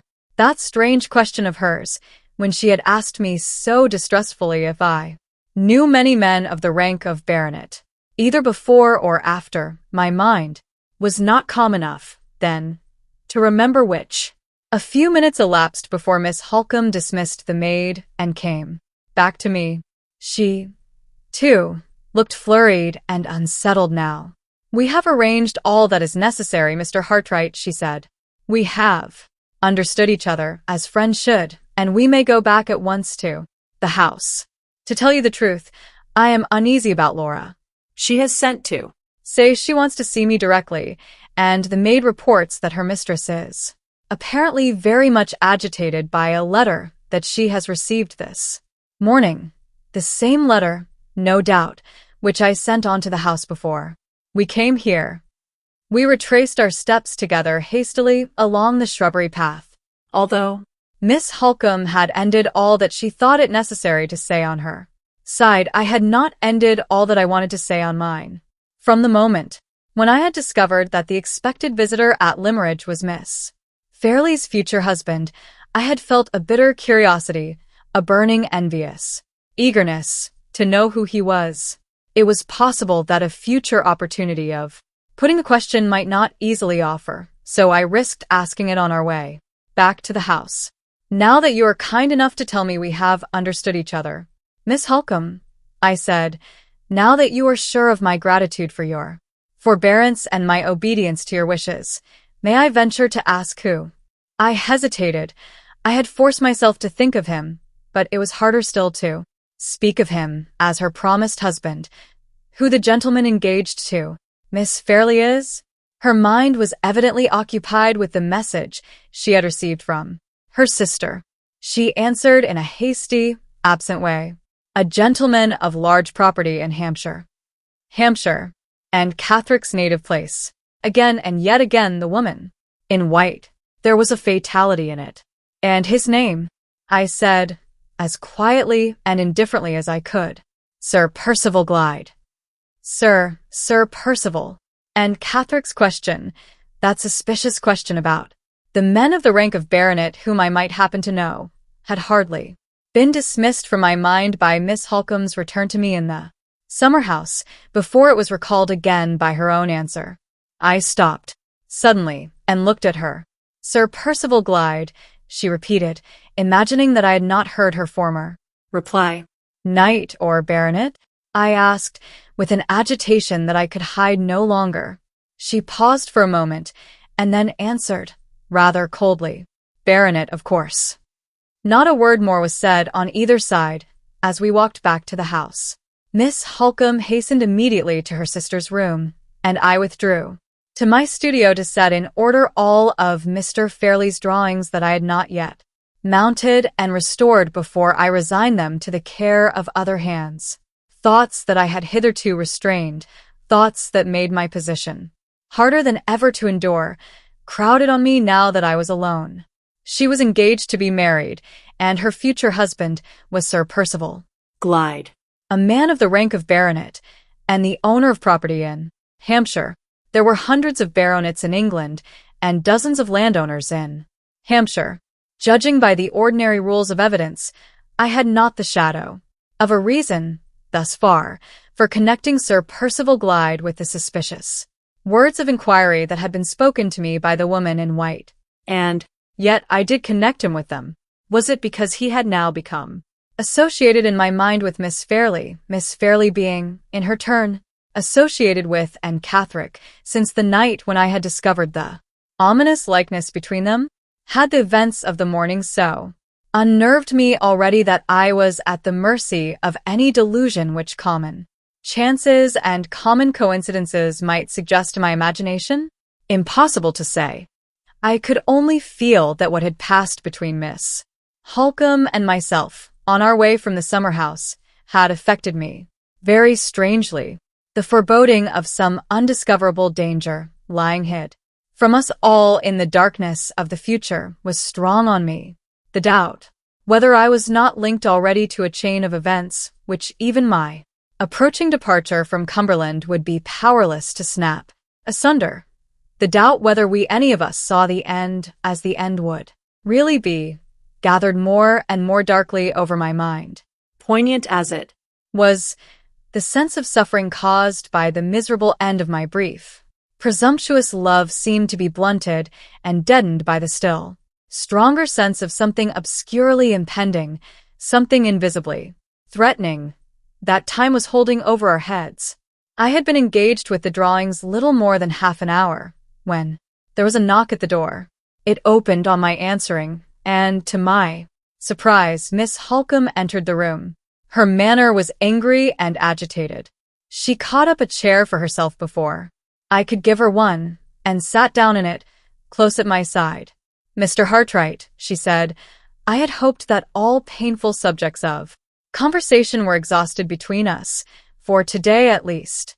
But it is not to be so. There is some underhand villainy at work to frighten my sister about her approaching marriage. You saw me send the gardener on to the house with a letter addressed, in a strange handwriting, to Miss Fairlie?" "Certainly. The letter is an anonymous letter, a vile attempt to injure Sir Percival. Glide in my sister's estimation. It has so agitated and alarmed her that I have had the greatest possible difficulty in composing her spirits sufficiently to allow me to leave her room and come here. I know this is a family matter on which I ought not to consult you, and in which you can feel no concern or interest. I beg your pardon, Miss Halcombe. I feel the strongest possible concern and interest in anything that affects Miss Fairlie's happiness or yours. I am glad to hear you say so. You are the only person in the house, or out of it, who can advise me. Mr. Fairlie, in his state of health and with his horror of difficulties and mysteries of all kinds, is not to be thought of. The clergyman is a good, weak man who knows nothing out of the routine of his duties, and our neighbors are just the sort of comfortable, jog-trot acquaintances whom one cannot disturb in times of trouble and danger. What I want to know is this: ought I at once to take such steps as I can to discover the writer of the letter? Or ought I to wait and apply to Mr. Fairlie's legal adviser tomorrow? It is a question, perhaps a very important one, of gaining or losing a day. Tell me what you think, Mr. Hartright. If necessity had not already obliged me to take you into my confidence under very delicate circumstances, even my helpless situation would, perhaps, be no excuse for me. But as things are, I cannot surely be wrong, after all that has passed between us, in forgetting that you are a friend of only 3 months' standing. She gave me the letter. It began abruptly, without any preliminary form of address, as follows: "Do you believe in dreams? I hope, for your own sake, that you do. See what Scripture says about dreams and their fulfillment. Genesis, XL. 8 Sly. 25. Daniel. 4, 18-25. And take the warning I send you before it is too late. Last night I dreamed about you, Miss Fairlie. I dreamed that I was standing inside the communion rails of a church, I on one side of the altar table, and the clergyman, with his surplice and his prayer book, on the other. After a time there walked towards us, down the aisle of the church, a man and a woman coming to be married. You were the woman. You looked so pretty and innocent in your beautiful white silk dress and your long white lace veil that my heart felt for you, and the tears came into my eyes. They were tears of pity, young lady, that heaven blesses, and instead of falling from my eyes like the everyday tears that we all of us shed, they turned into two rays of light which slanted nearer and nearer to the man, standing at the altar with you, till they touched his breast. The two rays sprang out arches like two rainbows between me and him. I looked along them, and I saw down into his inmost heart. The outside of the man you were marrying was fair enough to see. He was neither tall nor short. He was a little below the middle size. A light, active, high-spirited man about 45 years old to look at.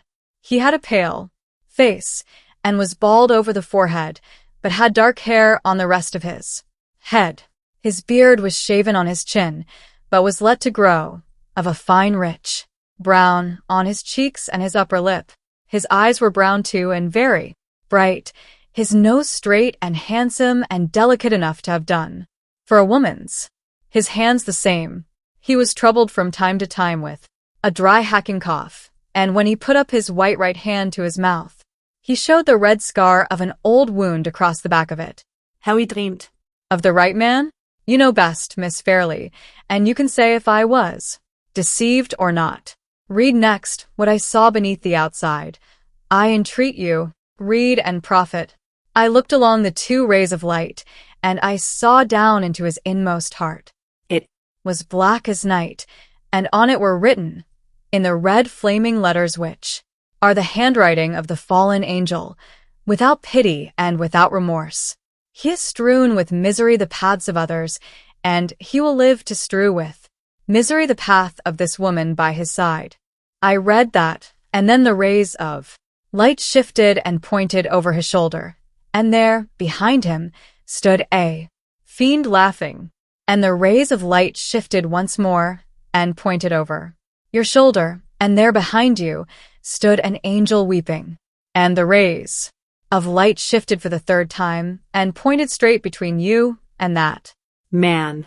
They widened and widened, thrusting you both asunder, one from the other. And the clergyman looked for the marriage service in vain. It was gone out of the book, and he shut up the leaves and put it from him in despair.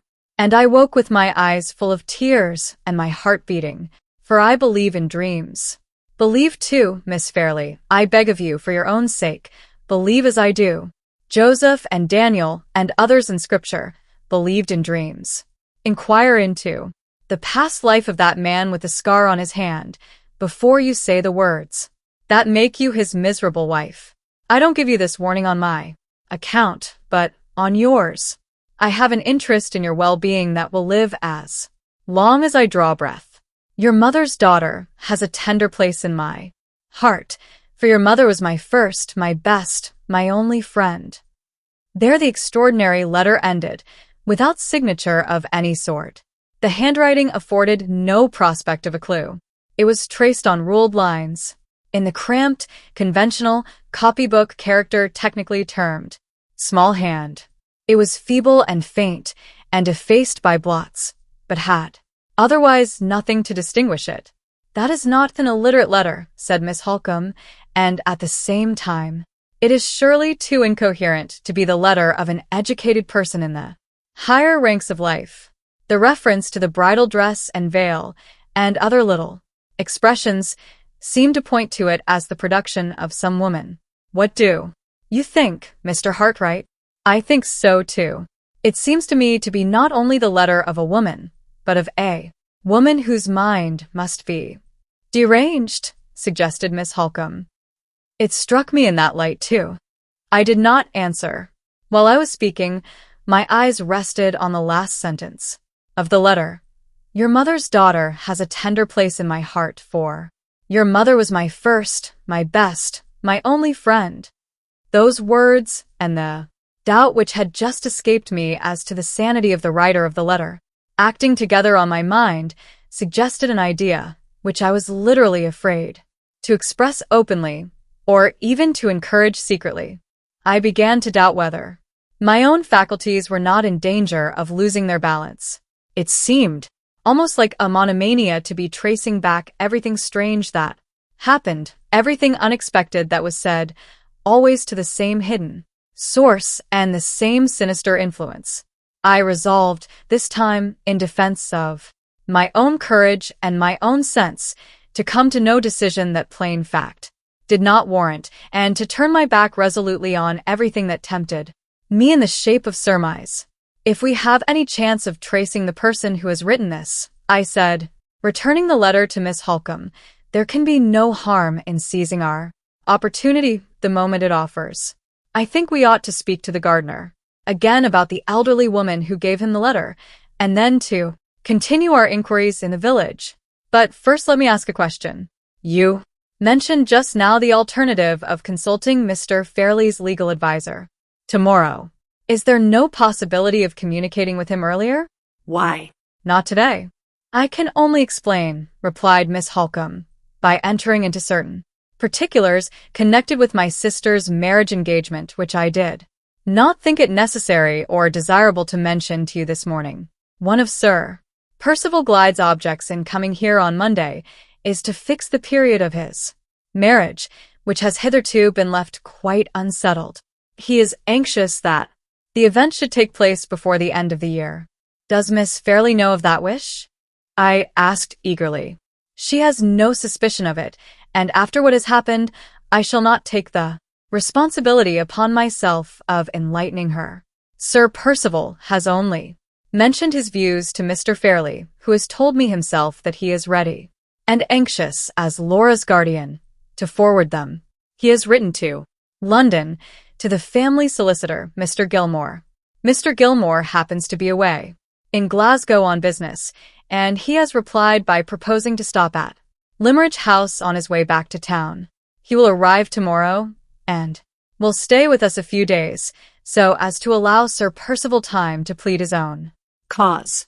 If he succeeds, Mr. Gilmore will then return to London, taking with him his instructions for my sister's marriage settlement. You understand. Now, Mr. Hartright, why I speak of waiting to take legal advice until tomorrow? Mr. Gilmore is the old and tried friend of 2 generations of Fairlies, and we can trust him as we could trust no one else. The marriage settlement. The mere hearing of those 2 words stung me with a jealous despair that was poison to my higher and better instincts. I began to think, it is hard to confess this, but I must suppress nothing from beginning to end of the terrible story that I now stand committed to reveal. I began to think, with a hateful eagerness of hope, of the vague charges against Sir Percival Glyde which the anonymous letter contained.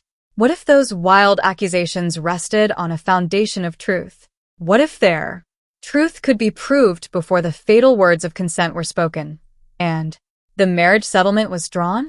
I have tried to think since that the feeling which then animated me began and ended in pure devotion to Miss Fairlie's interests, but I have never succeeded in deceiving myself into believing it, and I must not now attempt to deceive others. The feeling began and ended in reckless, vindictive, hopeless hatred of the man who was to marry her. If we are to find out anything, I said, speaking under the new influence, which was now directing me, we had better not let another minute slip by us unemployed. I can only suggest, once more, the propriety of questioning the gardener a second time, and of inquiring in the village immediately afterwards. I think I may be of help to you in both cases, said Miss Halcombe, rising. Let us go, Mr. Hartright, at once, and do the best we can together. I had the door in my hand to open it for her, but I stopped, on a sudden, to ask an important question before we set forth. One of the paragraphs of the anonymous letter, I said, contains some sentences of minute personal description. Sir Percival Glyde's name is not mentioned, I know, but does that description at all resemble him?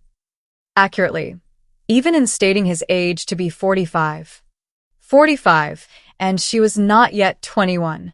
Men of his age married wives of her age every day, and experience had shown those marriages to be often the happiest ones. I knew that, and yet even the mention of his age, when I contrasted it with hers, added to my blind hatred and distrust of him.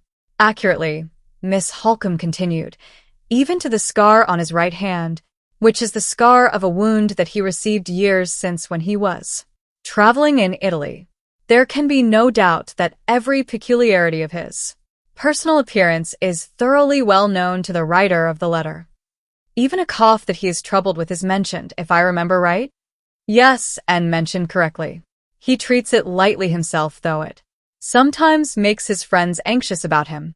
I suppose no whispers have ever been heard against his character? Mr. Hartright, I hope you are not unjust enough to let that infamous letter influence you. That Other lovely face which had so ominously recalled her to my memory on the terrace by moonlight. I had seen Anne Catherick's likeness in Miss Fairlie.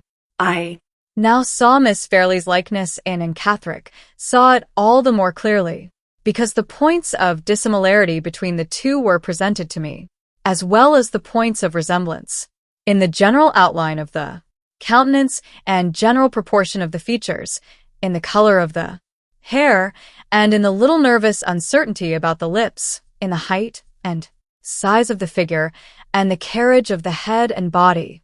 The likeness appeared even more startling than I had ever felt it to be yet. But there the resemblance ended, and the dissimilarity, in details, began. The delicate beauty of Miss Fairlie's complexion, the transparent clearness of her eyes, the smooth purity of her skin, the tender bloom of color on her lips, were all missing from the worn, weary face that was now turned towards mine. Although I hated myself even for thinking such a thing, still, while I looked at the woman before me, the idea would force itself into my mind that one sad change in the future was all that was wanting to make the likeness complete, which I now saw to be so imperfect in detail. If ever sorrow and suffering set their profaning marks on the youth and beauty of Miss Fairlie's face, then and then only Anne Catherick and she would be the twin sisters of chance resemblance, the living reflections of one another. I shuddered at the thought. There was something horrible in the blind, unreasoning distrust of the future which the mere passage of it through my mind seemed to imply. It was a welcome interruption to be roused by feeling Anne Catherick's hand laid on my shoulder.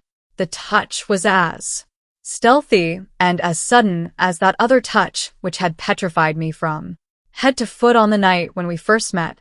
You are looking at me, and you are thinking of something, she said with her strange, breathless rapidity of utterance. What is it? Nothing extraordinary, I answered. I was only wondering how you came here. I came with a friend who is very good to me. I have only been here 2 days. And you found your way to this place yesterday? How do you know that? I only guessed it. She turned from me and knelt down before the inscription once more. Where should I go if not here? She said. The friend who was better than a mother to me is the only friend I have to visit at Limmeridge. Oh, it makes my heart ache to see a stain on her tomb. It ought to be kept white as snow. For her sake. I was tempted to begin cleaning it yesterday, and I can't help coming back to go on with it today. Is there anything wrong in that? I hope not. Surely nothing can be wrong that I do for Mrs. Fairlie's sake. The old grateful sense of her benefactress's kindness was evidently the ruling idea still in the poor creature's mind, the narrow mind which had but too plainly opened to no other lasting impression since that first impression of her younger and happier days. I saw that my best chance of winning her confidence lay in encouraging her to proceed with the artless employment which she had come into the burial ground to pursue. She resumed it at once, on my telling her she might do so, touching the hard marble as tenderly as if it had been a sentient thing, and whispering the words of the inscription to herself, over and over again, as if the lost days of her girlhood had returned and she was patiently learning her lesson once more at Mrs. Fairlie's knees. Should you wonder very much, I said, preparing the way as cautiously as I could for the questions that were to come, if I own that it is a satisfaction to me, as well as a surprise, to see you here? I felt very uneasy about you after you left me in the cab. She looked up quickly and suspiciously. Uneasy, she repeated. Why? A strange thing happened after we parted that night. Two men overtook me in a chaise. They did not see where I was standing, but they stopped near me and spoke to a policeman on the other side of the way. She instantly suspended her employment. The hand holding the damp cloth, with which she had been cleaning the inscription, dropped to her side. The other hand grasped the marble cross at the head of the grave. Her face turned towards me slowly, with a blank look of terror set rigidly on it once. More. I went on at all hazards. It was too late now to draw back. The two men spoke to the policeman, I said, and asked him if he had seen You. He had not seen you. And then one of the men spoke again and said, You had escaped from his asylum. She sprang to her feet as if my last words had set the pursuers on her track. Stop. And hear the end, I cried. Stop. And you shall know how I Befriended you. A word from me would have told the men which way you had gone, and I never spoke that word. I helped your escape. I made it safe and certain. Think. Try to think. Try to understand what I tell you. My manner seemed to influence her more than my words. She made an effort to grasp the new idea. Her hands shifted the damp cloth hesitatingly, from one to the other, exactly as they had shifted the little traveling bag on the night when I first saw her. Slowly the purpose of my words seemed to force its way through the confusion and agitation of her mind. Slowly her features relaxed, and her eyes looked at me, with their expression gaining in curiosity what it was fast losing in fear. You don't think I ought to be back in the asylum, do you? She said. Certainly not. I am glad you escaped from it. I am glad I helped you. Yes, you did help me indeed. You helped me at the hard part, she went on a little vacantly. It was easy to escape, or I should not have got away. They never suspected me as they suspected the others. I was so quiet and so obedient and so easily frightened. The finding London was the hard part, and there you helped me. Did I thank you at the time? I thank you now very kindly. Was the asylum far from where you met me? Come. Show that you believe me to be your friend, and tell me where it was. She mentioned the place, a private asylum, as its situation informed me. A private asylum not very far from the spot where I had seen her, and then, with evident suspicion of the use to which I might put her answer, anxiously repeated her former inquiry. You don't think I ought to be taken back, do you? Once again, I am glad you escaped. I am glad you prospered well after you left me, I answered. You said you had a friend in London to go to. Did you find the friend? Yes. It was very late, but there was a girl up at needlework in the house, and she helped me to rouse Mrs. Clements. Mrs. Clements is my friend. A good, kind woman, but not like Mrs. Fairlie. Ah, no, nobody is like Mrs. Fairlie. Is Mrs. Clements an old friend of yours? Have you known her a long time? Yes. She was a neighbor of ours once at home in Hampshire and liked me and took care of me when I was a little girl. Years ago, when she went away from us, she wrote down in my prayer book for me where she was going to live in London, and she said, If you are ever in trouble, and come to me. I have no husband alive to say me nay, and no children to look after, and I will take care of you. Kind words, were they not? I suppose I remember them because they were kind. It's little enough I remember. Besides, little enough. Had you no father or mother to take care of you? Father? I never saw him. I never heard mother speak of him. Father? Ah, dear. He is dead, I suppose. And your mother? I don't get on well with her. We are a trouble and a fear to each other. A trouble and a fear to each other. At those words the suspicion crossed my mind for the first time that her mother might be the person who had placed her under restraint. Don't ask me about mother, she went on. I'd rather talk of Mrs. Clements. Mrs. Clements is like you. She doesn't think that I ought to be back in the asylum, and she is as glad as you are that I escaped from it. She cried over my misfortune and said it must be kept secret from everybody. Her misfortune. In what sense was she using that word?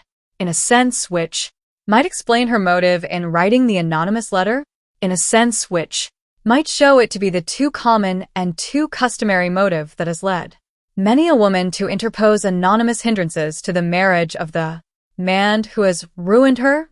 I resolved to attempt the clearing up of this doubt before more words passed between us on either side. What misfortune? I asked.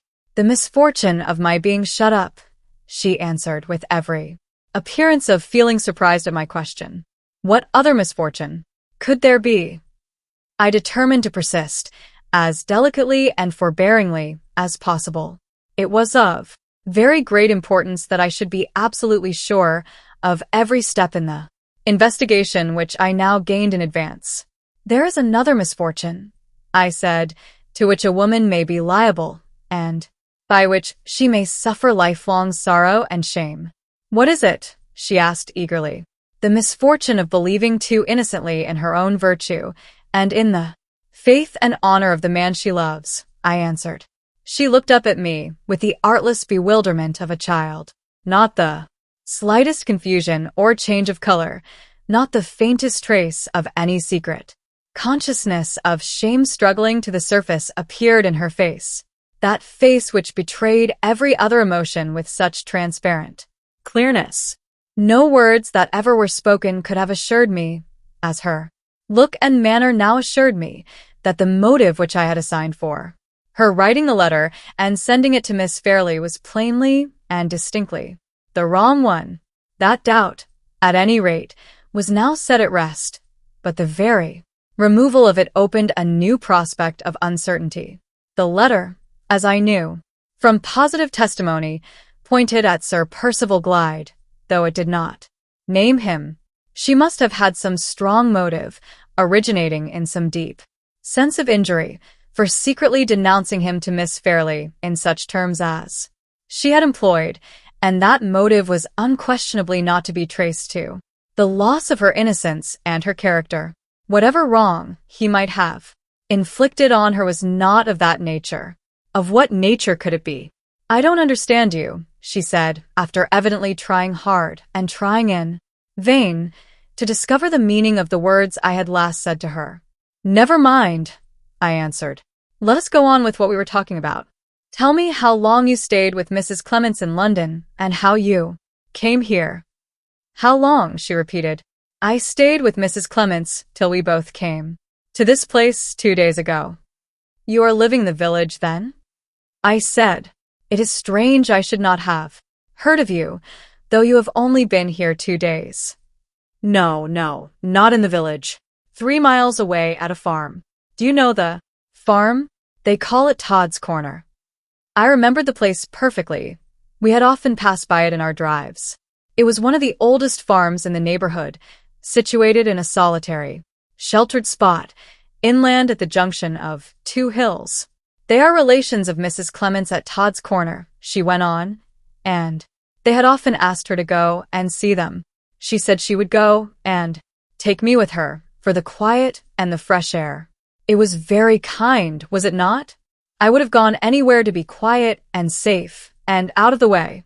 But when I heard that Todd's Corner was near Limeridge, oh, I was so happy I would have walked all the way barefoot to get there and see the schools and the village and Limeridge House again. They are very good people at Todd's Corner. I hope I shall stay there a long time. There is only one thing I don't like about them and don't like about Mrs. Clements. What is it? They will tease me about dressing all in white. They say it looks so particular. How do they know? Mrs. Fairlie knew best. Mrs. Fairlie would never have made me wear this ugly blue cloak. Ah, she was fond of white in her lifetime, and here is white stone about her grave, and I am making it whiter for her sake. She often wore white herself, and she always dressed her little daughter in white. Is Miss Fairlie well and happy? Does she wear white now, as she used when she was a girl? Her voice sank when she put the questions about Miss Fairlie, and she turned her head farther and farther away from me. I thought I detected in the alteration of her manner an uneasy consciousness of the risk she had run in sending the anonymous letter, and I instantly determined so to frame my answer as to surprise her into owning it. Miss Fairlie was not very well or very happy this morning, I said. She murmured a few words, but they were spoken so confusedly and in such a low tone that I could not even guess at what they meant. Did you ask me why Miss Fairlie was neither well nor happy this morning? I continued. No, she said quickly and eagerly. Oh no, I never asked that. I will tell you without your asking. I went on. Miss Fairlie has received your letter. She had been down on her knees for some little time past, carefully removing the last weather stains left about the inscription while we were speaking together.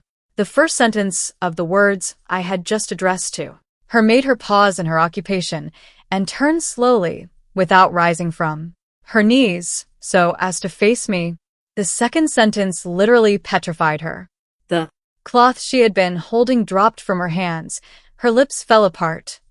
All the little color that there was naturally in her face left it in an instant. How do you know? She said faintly. Who showed it to you? The blood rushed back into her face, rushed overwhelmingly, as the sense rushed upon her mind that her own words had betrayed her. She struck her hands together in despair. I never wrote it, she gasped affrightedly. I know nothing about it. Yes, I said, you wrote it and you know about it. It was wrong to send such a letter. It was wrong to frighten Miss Fairlie. If you had anything to say, that it was right and necessary for her to hear, you should have gone yourself to Limeridge House. You should have spoken to the young lady with your own lips. She crouched down over the flat stone of the grave till her face was hidden on it and made no reply. Miss Fairlie will be as good and kind to you as her mother was, if you mean. Well, I went on, Miss Fairlie will keep your secret and not let you come to any harm. Will you see her tomorrow at the farm? Will you meet her in the garden at Limeridge House?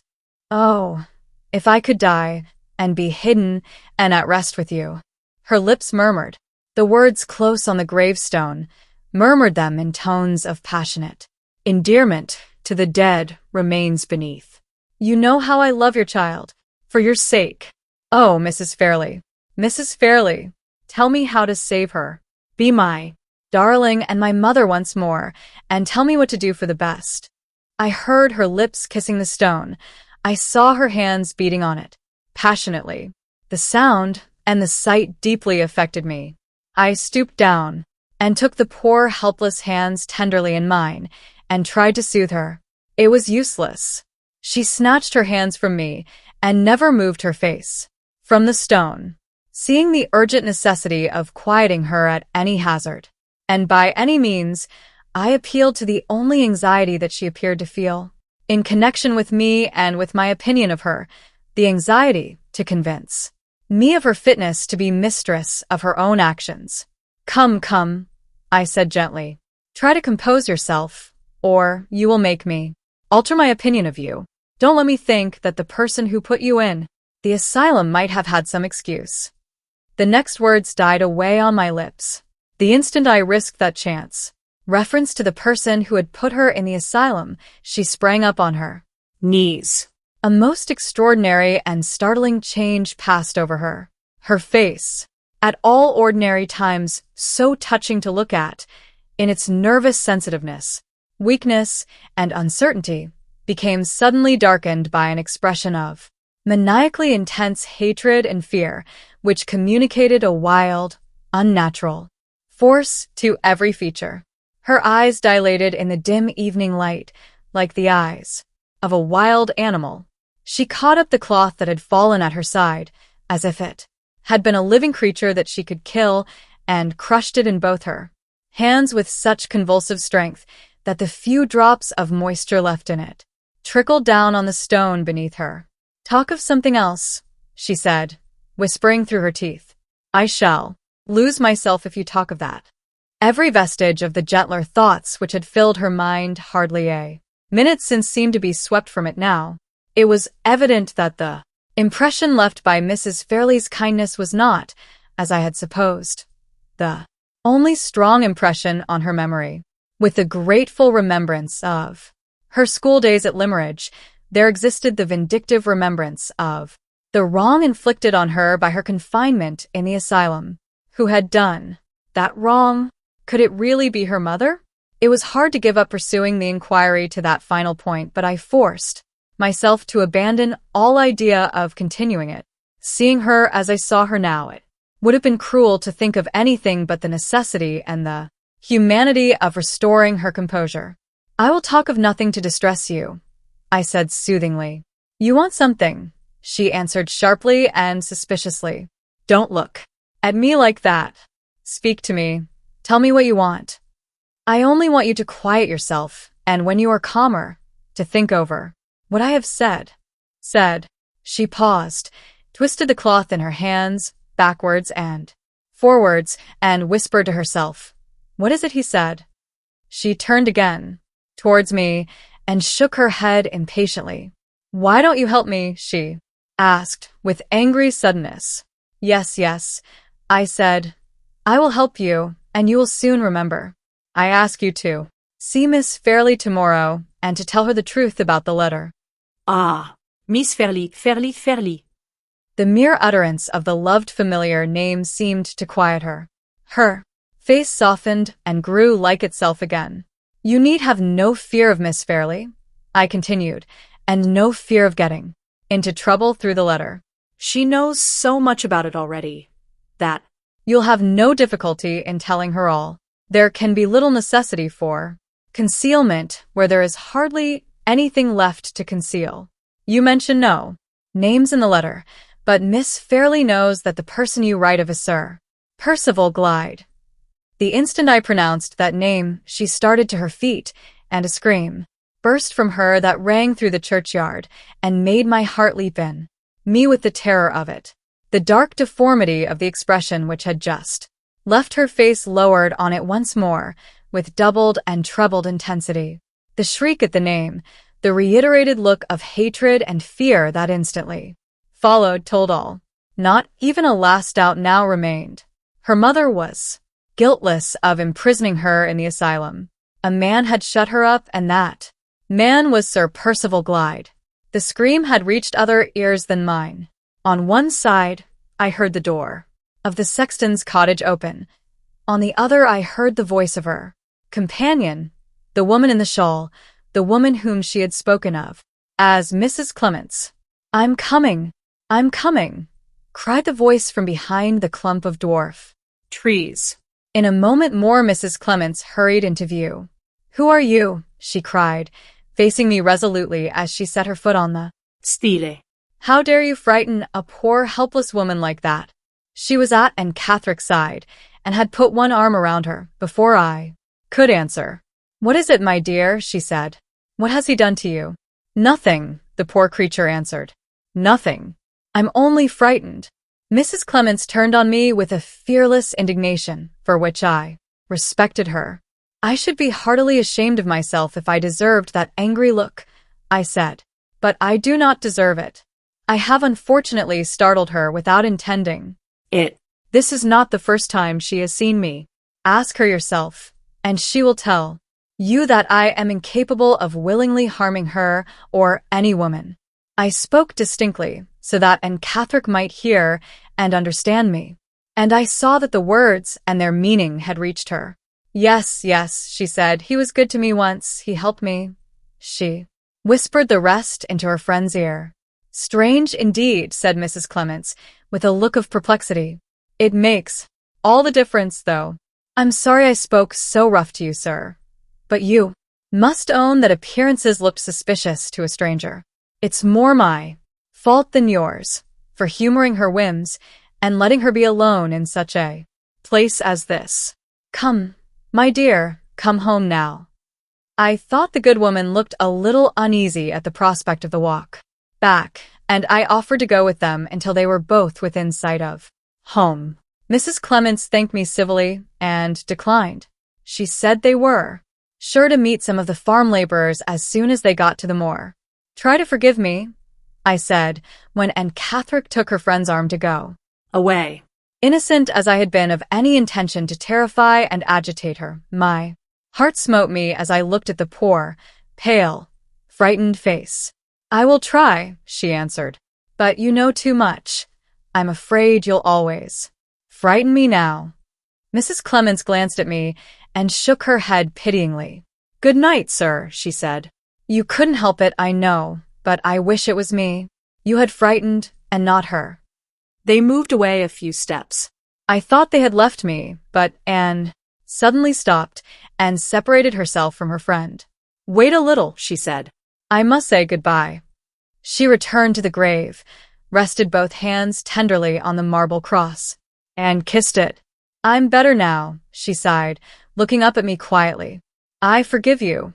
She joined her companion again, and they left the burial ground. I saw them stop near the church and speak to the sexton's wife, who had come from the cottage and had waited, watching us from a distance. Then they went on again up the path that led to the moor.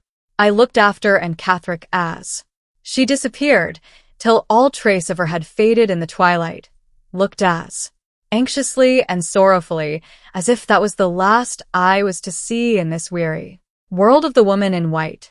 Half an hour later I was back at the house and was informing Miss Halcombe of all that had happened. She listened to me from beginning to end with a steady, silent attention, which, in a woman of her temperament and disposition, was the strongest proof that could be offered of the serious manner in which my narrative affected her. My mind misgives me, was all she said when I had done. My mind misgives me sadly about the future. The future may depend, I suggested, on the use we make of the present. It is not improbable that Anne Catherick may speak more readily and unreservedly to a woman than she has spoken to me. If Miss Fairlie, not to be thought of for a moment, interposed Miss Halcombe in her most decided manner. Let me suggest then, I continued, that you should see Anne Catherick yourself and do all you can to win her confidence. For my own part, I shrink from the idea of alarming the poor creature a second time, as I have most unhappily alarmed her already. Do you see any objection to accompanying me to the farmhouse tomorrow? None whatever. I will go anywhere and do anything to serve Laura's interests. What did you say the place was called? You must know it well. It is called Todd's Corner. Certainly. Todd's Corner is one of Mr. Fairlie's farms. Our dairymaid here is the farmer's second daughter. She goes backwards and forwards constantly between this house and her father's farm, and she may have heard or seen something which it may be useful to us to know. Shall I ascertain at once if the girl is downstairs? She rang the bell and sent the servant with his message. He returned and announced that the dairymaid was then at the farm. She had not been there for the last 3 days, and the housekeeper had given her leave to go home for an hour or two that evening. I can speak to her tomorrow, said Miss Halcombe, when the servant had left the room again. In the meantime, let me thoroughly understand the object to be gained by my interview with Anne Catherick. Is there no doubt in your mind that the person who confined her in the asylum was Sir Percival Glyde? There is not the shadow of a doubt. The only mystery that remains is the mystery of his motive, looking to the great difference between his station in life and hers, which seems to preclude all idea of the most distant relationship between them. It is of the last importance, even assuming that she really required to be placed under restraint to know why he should have been the person to assume the serious responsibility of shutting her up in a private asylum. I think you said? Yes, in a private asylum, where a sum of money, which no poor person could afford to give, must have been paid for her maintenance as a patient. I see where the doubt lies, Mr. Hartright, and I promise you that it shall be set at rest, whether Anne Catherick assists us tomorrow or not. Sir Percival Glyde shall not be long in this house without satisfying Mr. Gilmore and satisfying me. My sister's future is my dearest care in life, and I have influence enough over her to give me some power, where her marriage is concerned, in the disposal of it. We parted for the night. After breakfast the next morning, an obstacle which the events of the evening before had put out of my memory interposed to prevent our proceeding immediately to the farm. This was my last day at Limeridge House, and it was necessary, as soon as the post came in, to follow Miss Halcombe's advice and to ask Mr. Fairlie's permission to shorten my engagement by a month in consideration of an unforeseen necessity for my return to London. Fortunately for the probability of this excuse, so far as appearances were concerned, the post brought me 2 letters from London friends that morning. I took them away at once to my own room and sent the servant with a message to Mr. Fairlie requesting to know when I could see him on a matter of business. I awaited the man's return, free from the slightest feeling of anxiety about the manner in which his master might receive my application. With Mr. Fairlie's leave or without it, I must go. The consciousness of having now taken the first step on the dreary journey which was henceforth to separate my life from Miss Fairlie's seemed to have blunted my sensibility to every consideration connected with myself. I had done with my poor man's touchy pride. I had done with all my little artist vanities. No insolence of Mr. Fairlie's, if he chose to be insolent, could wound me now. The servant returned with a message for which I was not unprepared. Mr. Fairlie regretted that the state of his health on that particular morning was such as to preclude all hope of his having the pleasure of receiving me. He begged, therefore, that I would accept his apologies and kindly communicate what I had to say in the form of a letter. Similar messages, too. This had reached me at various intervals during my 3 months' residence in the house. Throughout the whole of that period, Mr. Fairlie had been rejoiced to possess me, but had never been well enough to see me for a second time.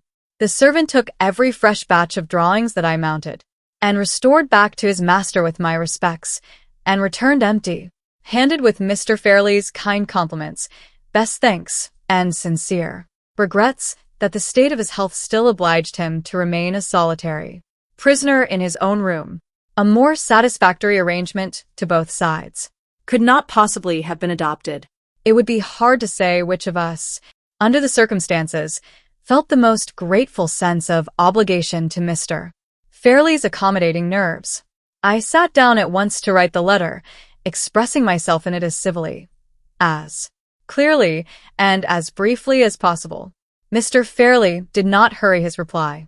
Nearly an hour elapsed before the answer was placed in my hands.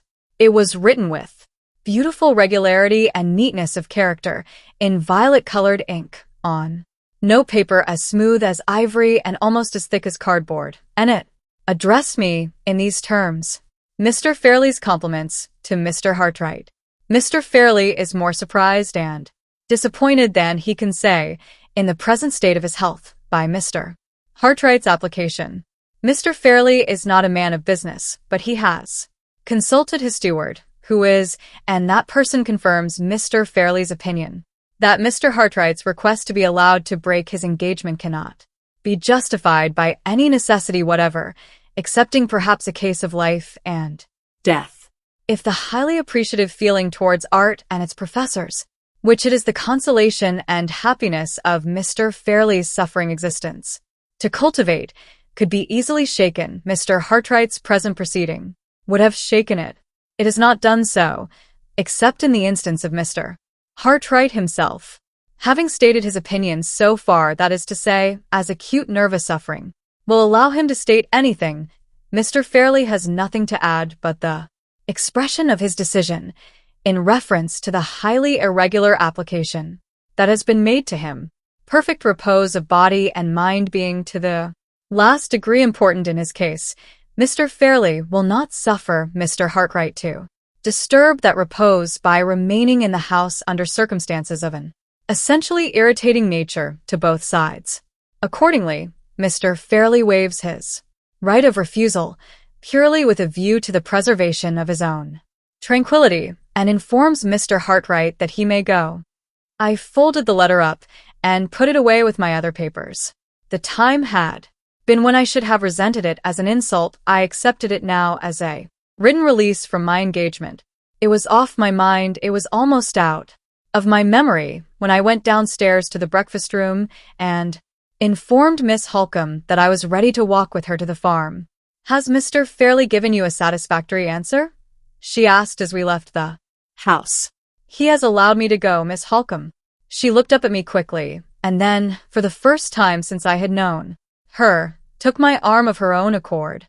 No words could have expressed so delicately that she understood how the permission to leave my employment had been granted, and that she gave me her sympathy, not as my superior, but as my friend. I had not felt the man's insolent letter, but I felt deeply the woman's atoning kindness. On our way to the farm, we arranged that Miss Halcombe was to enter the house alone and that I was to wait outside within call.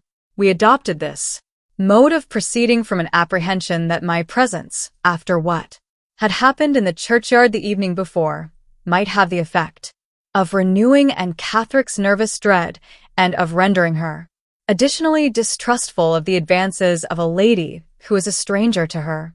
Miss Halcombe left me with the intention of speaking, in the first instance, to the farmer's wife, of whose friendly readiness to help her in any way she was well assured, while I waited for her in the near neighborhood of the house. I had fully expected to be left alone for some time. To my surprise, however, little more than 5 minutes had elapsed before Miss Halcombe returned. "Does Catherick refuse to see you?" I asked in astonishment. "And Catherick is gone," replied Miss Halcombe. "Gone. Gone with Mrs. Clements. They both left the farm at 8 o'clock this morning." I could say nothing. I could only feel that our last chance of discovery had Gone with them. "All that Mrs. Todd knows about her guests I know," Miss Halcombe went on, "and it leaves me, as it leaves her, in the dark. They both came back safe last night after they left you, and they passed the first part of the evening with Mr. Todd's family, as usual. Just before supper time, however, and Catherick startled them all by being suddenly seized with faintness. She had had a similar attack, of a less alarming kind, on the day she arrived at the farm, and Mrs. Todd had connected it on that occasion with something she was reading at the time in our local newspaper, which lay on the farm table, and which she had taken up only a minute or two before.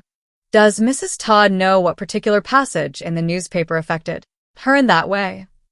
I inquired. "No," replied Miss Halcombe. She had looked it over, and had seen nothing in it to agitate anyone. I asked leave, however, to look it over in my turn, and at the very first page I opened I found that the editor had enriched his small stock of news by drawing upon our family affairs, and had published my sister's marriage engagement, among his other announcements, copied from the London papers of marriages in high life. I concluded at once that this was the paragraph which had so strangely affected Catherick, and I thought I saw in it also the origin of the letter which she sent to our house the next day. There can be no doubt in either case. But what did you hear about her second attack of faintness yesterday evening? Nothing. The cause of it is a complete mystery. There was no stranger in the room. The only visitor was our dairymaid, who, as I told you, is one of Mr. Todd's daughters, and the only conversation was the usual gossip about local affairs. They heard her cry out, and saw her turn deadly pale, without the slightest apparent reason. Mrs. Todd and Mrs. Clements took her upstairs, and Mrs. Clements remained with her. They were heard talking together until long after the usual bedtime, and early this morning Mrs. Clements took Mrs. Todd aside and amazed her beyond all power of expression by saying that they must go. The only explanation Mrs. Todd could extract from her guest was that something had happened which was not the fault of anyone at the farmhouse, but which was serious enough to make Catherick resolve to leave Limmeridge immediately. It was quite useless to press Mrs. Clements to be more explicit. She only shook her head, and said that, for Anne's sake, she must beg and pray that no one would question her.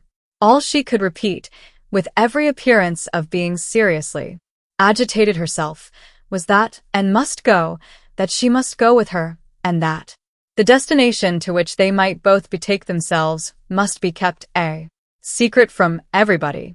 I spare you the recital of Mrs. Todd's hospitable remonstrances and refusals. It ended in her driving them both to the nearest station more than 3 hours since.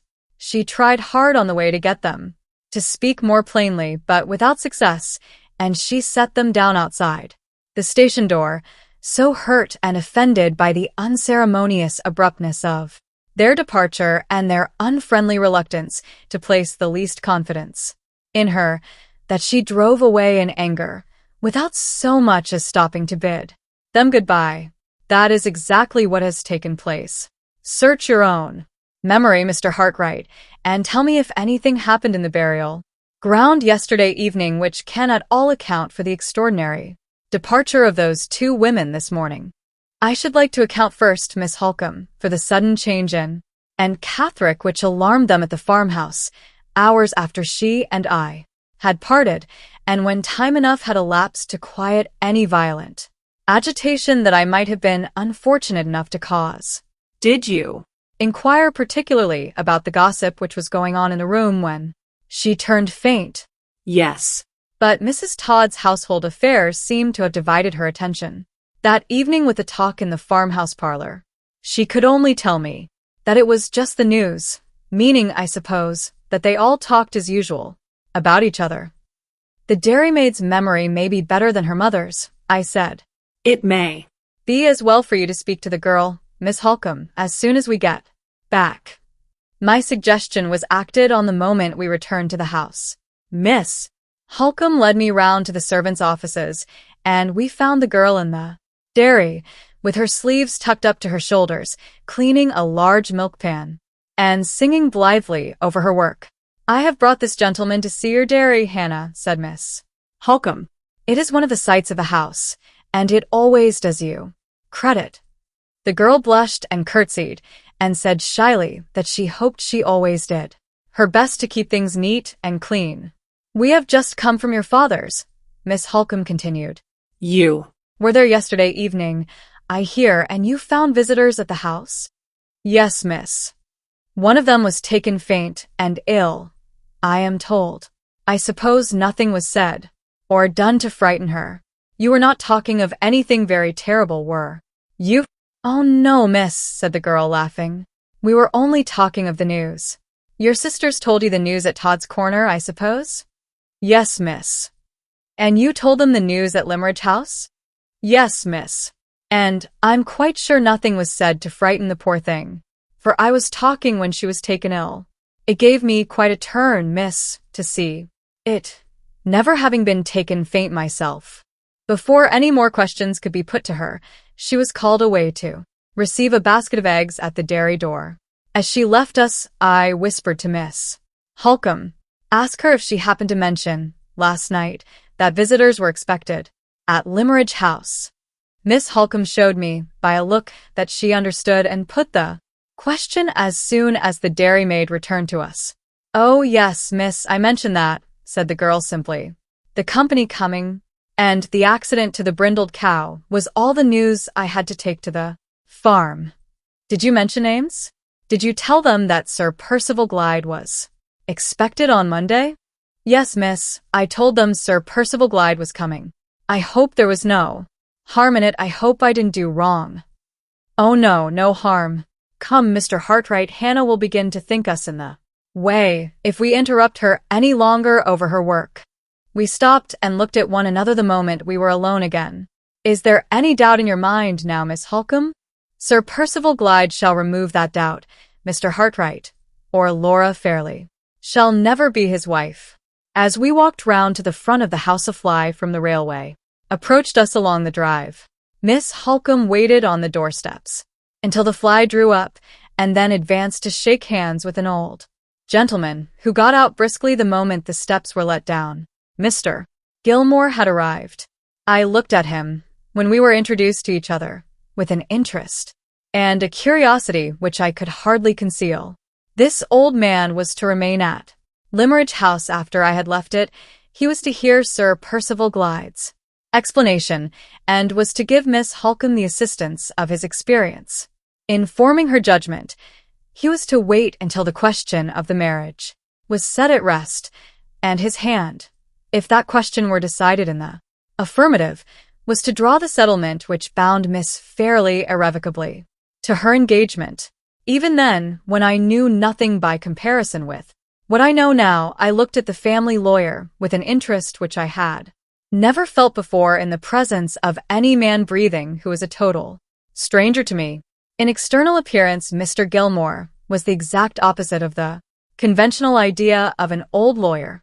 His complexion was florid, his white hair was worn rather long and kept carefully brushed. His black coat, waistcoat, and trousers fitted him with perfect neatness. His white cravat was carefully tied, and his lavender-colored kid gloves might have adorned the hands of a fashionable clergyman without fear and without reproach.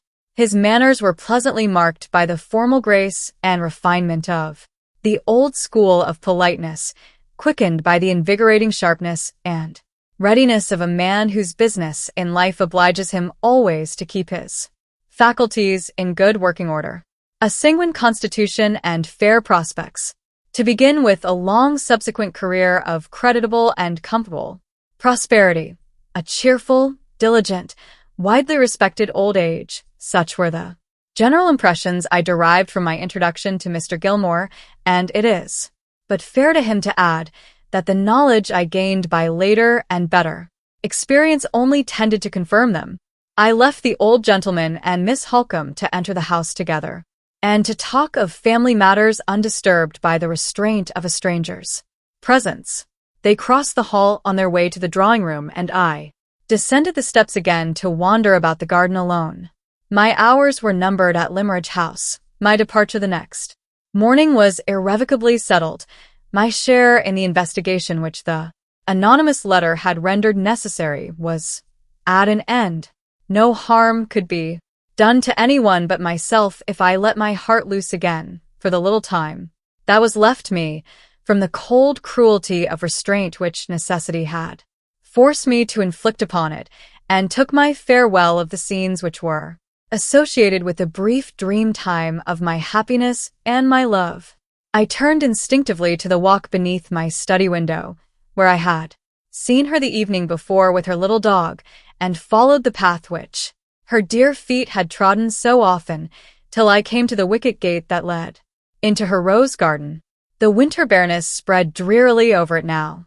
The flowers that she had taught me to distinguish by their names, the flowers that I had taught her to paint from, were gone, and the tiny white paths that led between the beds were damp and green already. I went on to the avenue of trees, where we had breathed together the warm fragrance of August evenings, where we had admired together the myriad combinations of shade and sunlight that dappled the ground at our feet. The leaves fell about me from the groaning branches, and the earthy decay in the atmosphere chilled me to the bones. A little farther on, and I was out of the grounds, and following the lane that wound gently upward to the nearest hills. The old felled tree by the wayside, on which we had sat to rest, was sodden with rain, and the tuft of ferns and grasses which I had drawn for her, nestling under the rough stone wall in front of us, had turned to a pool of water, stagnating round an island of draggled weeds. I gained the summit of the hill, and looked at the view which we had so often admired in the happier time. It was cold and barren. It was no longer the view that I remembered. The sunshine of her presence was far from me. The charm of her voice no longer murmured in my ear. She had talked to me on the spot from which I now looked down, of her father, who was her last surviving parent, had told me how fond of each other they had been, and how sadly she missed him still when she entered certain rooms in the house, and when she took up forgotten occupations and amusements with which he had been associated. Was the view that I had seen while listening to those words the view that I saw now, standing on the hilltop by myself? I turned and left it. I wound my way back again, over the moor and round the sandhills down to the beach. There was the white rage of the surf, and the multitudinous glory of the leaping waves. But where was the place on which she had once drawn idle figures with her parasol in the sand? The place where we had sat together while she talked to me about myself and my home, while she asked me a woman's minutely observant questions about my mother and my sister, and innocently wondered whether I should ever leave my lonely chambers and have a wife and a house of my own? Wind and wave had long since smoothed out the trace of her which she had left in those marks on the sand.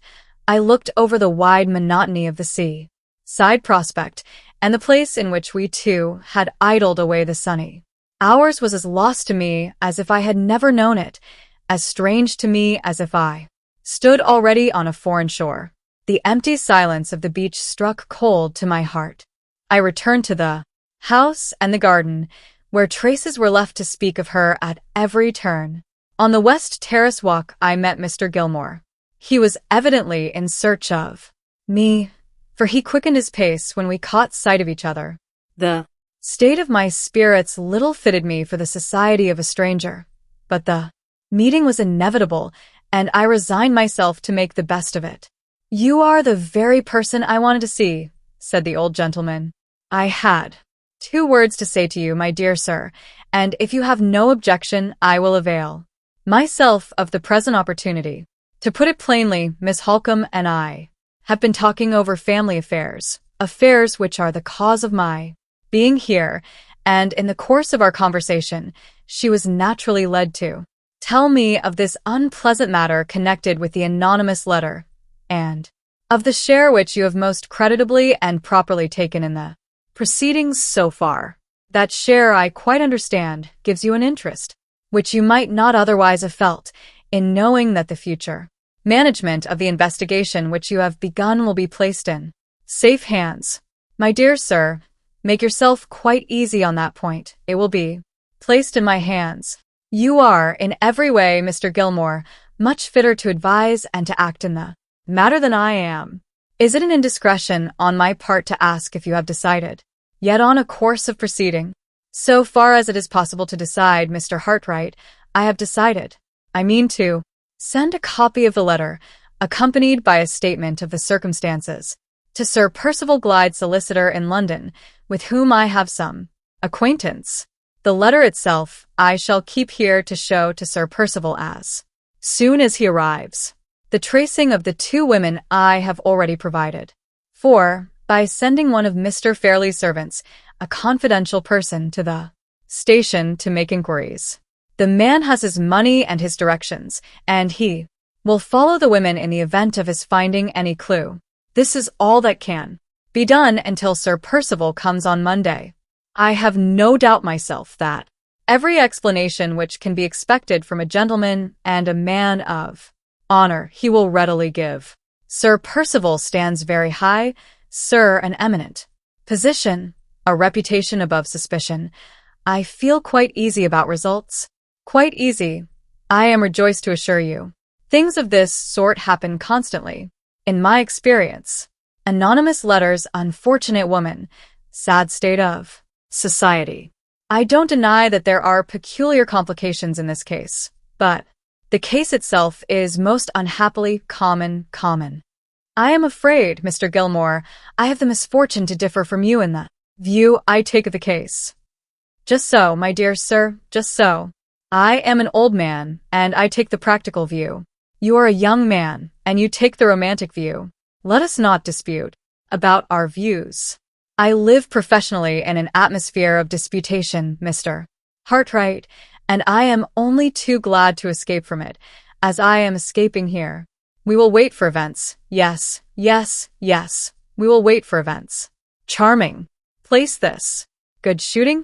Probably not. None of Mr. Fairlie's land is preserved, I think.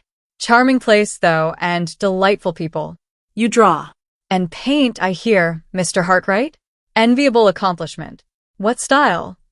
We dropped into general conversation, or rather, Mr. Gilmore talked, and I listened. My attention was far from him, and from the topics on which he discoursed so fluently. The solitary walk of the last 2 hours had wrought its effect on me. It had set the idea in my mind of hastening my departure from Limmeridge House. Why should I prolong the hard trial of saying farewell by one unnecessary minute? What further service was required of me by anyone?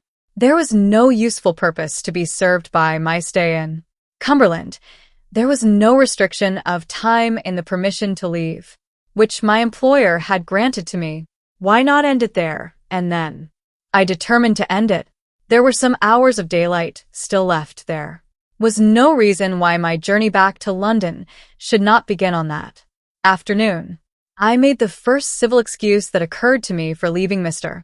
Gilmore and returned at once to the house. On my way up to my own room, I met Miss Halcombe on the stairs. She saw, by the hurry of my movements and the change in my manner, that I had some new purpose in view, and asked what had happened. I told her the reasons which induced me to think of hastening my departure, exactly as I've told them here. No, no, she said, earnestly and kindly. Leave us like a friend. Break bread with us once more. Stay here and dine. Stay here and help us to spend our last evening with you as happily, as like our first evenings as we can. It is my invitation, Mrs. Vesey's invitation. She hesitated a little and then added, Laura's invitation as well. I promised to remain. God knows I had no wish to leave even the shadow of a sorrowful impression with any one of them. My own room was the best place for me till the dinner bell rang. I waited there till it was time to go downstairs. I had not spoken to Miss Fairlie. I had not even seen her all that day. The first meeting with her, when I entered the drawing-room, was a hard trial to her self-control and to mine. She, too, had done her best to make our last evening renew the golden bygone time, the time that could never come again. She had put on the dress which I used to admire more than any other, that she possessed, a dark blue silk, trimmed quaintly and prettily with old-fashioned lace. She came forward to meet me with her former readiness. She gave me her hand with the frank, innocent goodwill of happier days. The cold fingers that trembled round mine, the pale cheeks with a bright red spot burning in the midst of them, the faint smile that struggled to live on her lips and died away from them while I looked at it, told me at what sacrifice of herself her outward composure was maintained. My heart could take her no closer to me, or I should have loved her then as I had never loved her yet. Mr. Gilmore was a great assistance to us. He was in high good humor, and he led the conversation with unflagging spirit. Miss Halcombe seconded him resolutely, and I did all I could to follow her example. The kind blue eyes, whose slightest changes of expression I had learned to interpret so well, looked at me appealingly when we first sat down to table. Help my sister. The sweet, anxious face seemed to say, help my sister, and you will help me. We got through the dinner, to all outward appearance at least, happily enough. When the ladies had risen from table, and Mr. Gilmore and I were left alone in the dining room, a new interest presented itself to occupy our attention, and to give me an opportunity of quieting myself by a few minutes of needful and welcome silence. The servant who had been dispatched to Trace and Catherick and Mrs. Clements returned with his report, and was shown into the dining room immediately. Well, said Mr. Gilmore, what have you found out? I have found out, sir, answered the man, that both the women took tickets at our station here for Carlisle. You went to Carlisle, of course, when you heard that? I did, sir, but I am sorry to say I could find no further trace of them. You inquired at the railway? Yes, sir. And at the different inns? Yes, sir. And you left the statement I wrote for you at the police station? I did, sir. Well, my friend, you have done all you could, and I have done all I could, and there the matter must rest till further notice. We have played our trump cards, Mr. Hartright, continued the old gentleman when the servant had withdrawn. For the present, at least, the women have outmaneuvered us, and our only resource now is to wait till Sir Percival Glyde comes here on Monday next. Won't you fill your glass again? Good bottle of port, that. Sound, substantial, old wine. I have got better in my own cellar, though. We returned to the drawing room, the room in which the happiest evenings of my life had been passed, the room which, after this last night, I was never to see again. Its aspect was altered since the days had shortened, and the weather had grown cold. The glass doors on the terrace side were closed and hidden by thick curtains, instead of the soft twilight obscurity in which we used to sit. The bright, radiant glow of lamplight now dazzled my eyes. All was changed indoors, and out all was changed. Miss Halcombe and Mr. Gilmore sat down together at the card table. Mrs. V.C. took her customary chair. There was no restraint on the disposal of their evening, and I felt the restraint on the disposal of mine all the more painfully from observing it. I saw Miss Fairlie lingering near the music stand. The time had been when I might have joined her there. I waited. Irresolutely, I knew neither where to go nor what to do next. She cast one quick glance at me, took a piece of music suddenly from the stand, and came towards me of her own accord. "Shall I play some of those little melodies of Mozart's which you used to like so much?" she asked, opening the music nervously and looking down at it while she spoke. Before I could thank her, she hastened to the piano. The chair near it, which I had always been accustomed to occupy, stood empty. She struck a few chords, then glanced round at me, then looked back again at her music.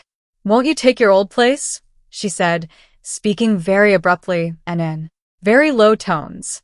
"I may take it on the last night," I answered. She did not reply.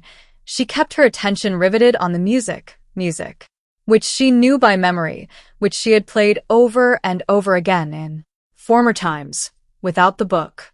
I only knew that she had heard me. I only knew that she was aware of my being close to her by seeing the red spot on the cheek that was nearest to me fade out, and the face grow pale all over. "I am very sorry you are going," she said, her voice almost sinking to a whisper, her eyes looking more and more intently at the music, her fingers flying over the keys of the piano with a strange feverish energy which I had never noticed in her before. "I shall remember those kind words, Miss Fairlie, long after tomorrow has come and gone." The paleness grew whiter on her face, and she turned it farther away from Me. "Don't speak of tomorrow," she said. "Let the music speak to us of tonight, in a happier language than ours." Her lips trembled. A faint sigh fluttered from them, which she tried vainly to suppress. Her fingers wavered on the piano.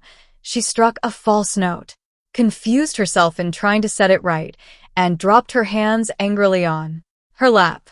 Miss Halcombe and Mr. Gilmore looked up in astonishment from the card table at which they were playing. Even Mrs. V.C., dozing in her chair, woke at the sudden cessation of the music and inquired what had happened. "You play at whist, Mr. Hartright?" asked Miss Halcombe with her eyes directed significantly at the place I occupied. I knew what she meant. I knew she was right, and I rose at once to go to the card table. As I left the piano, Miss Fairlie turned a page of the music and touched the keys again with a sure hand. "I will play it," she said, striking the notes almost passionately. "I will play it on the last night." "Come, Mrs. V.C.," said Miss Halcombe. "Mr. Gilmore and I are tired of écarté. Come and be Mr. Hartright's partner at whist." The old lawyer smiled satirically. His had been the winning hand, and he had just turned up a king. He evidently attributed Miss Halcombe's abrupt change in the card table arrangements to a lady's inability to play the losing game. The rest of the evening passed without a word or a look from her. She kept her place at the piano, and I kept mine at the card table. She played unintermittingly, played as if the music was her only refuge from herself. Sometimes her fingers touched the notes with a lingering fondness, a soft, plaintive, dying tenderness, unutterably beautiful and mournful to hear. Sometimes they faltered and failed her, or hurried over the instrument, mechanically, as if their task was a burden to them, but still change and waver as they might in the expression they imparted to the music. Their resolution to play never faltered. She only rose from the piano when we all rose to say good night. Mrs. V.C. was the nearest to the door and the first to shake hands with Me. I shall not see you again, Mr. Hartright, said the old lady. I am truly sorry. You're going away. You have been very kind and attentive, and an old woman like me feels kindness and attention. I wish you happy, sir. I wish you a kind goodbye. Mr. Gilmore came next.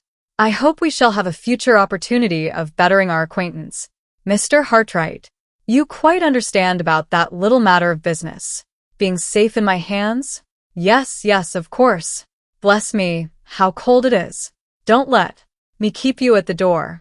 Bon voyage, my dear sir, bon voyage, as the French say. Miss Halcombe followed. 7:30 tomorrow morning, she said, then added in a whisper, I have heard and seen more than you think. Your conduct tonight has made me your friend for life. Miss Fairlie came last. I could not trust myself to look at her when I took her hand, and when I thought of the next morning. My departure must be a very early one, I said. I shall be gone, Miss Fairlie. Before you. No, no, she interposed hastily. Not before I am out of my room. I shall be down to breakfast with Marian. I am not so ungrateful, not so forgetful of the past 3 months. Her voice failed her. Her hand closed gently round mine, then dropped it. Suddenly. Before I could say good night, she was gone. The end comes fast to meet me, comes inevitably, as the light of the last morning came at Limmeridge House. It was barely 7:30 when I went downstairs, but I found them both at the breakfast table waiting for me. In the chill air, in the dim light, in the gloomy morning silence of the house, we three sat down together and tried to eat, tried to talk. The struggle to preserve appearances was hopeless and useless, and I rose to end it. As I held out my hand, as Miss Halcombe, who was nearest to me, took it, Miss Fairlie turned away suddenly and hurried from the room. Better so, said Miss Halcombe, when the door had closed. Better so for you and for her. I waited a moment before I could speak. It was hard to lose her, without a parting word or a parting look. I controlled myself. I tried to take leave of Miss Halcombe in fitting terms, but all the farewell words I would fain have spoken dwindled to one sentence. Have I deserved that you should write to me? Was all I could say. You have nobly deserved everything that I can do for you as long as we both live. Whatever the end is, you shall know it. And if I can ever be of help again, at any future time, long after the memory of my presumption and my folly is forgotten, I could add no more. My voice faltered. My eyes moistened in spite of me. She caught me by both hands. She pressed them with the strong, steady grasp of a man. Her dark eyes glittered. Her brown complexion flushed deep. The force and energy of her face glowed and grew beautiful with the pure inner light of her generosity and her pity. I will trust you. If ever the time comes, I will trust you as my friend, and her friend as my brother and her brother. She stopped, drew me nearer to her. The fearless, noble creature touched my forehead, sister, like, with her lips, and called me by my Christian name. God bless you. Walter, she said. Wait here alone and compose yourself. I had better not. Stay for both our sakes. I had better see you go from the balcony upstairs. She left the room. I turned away towards a window, where nothing faced me but the lonely autumn landscape. I turned away to master myself, before I too left the room in my turn, and left it forever. A minute passed, it could hardly have been more, when I heard the door open again softly, and the rustling of a woman's dress on the carpet moved towards me. My heart beat violently as I turned round.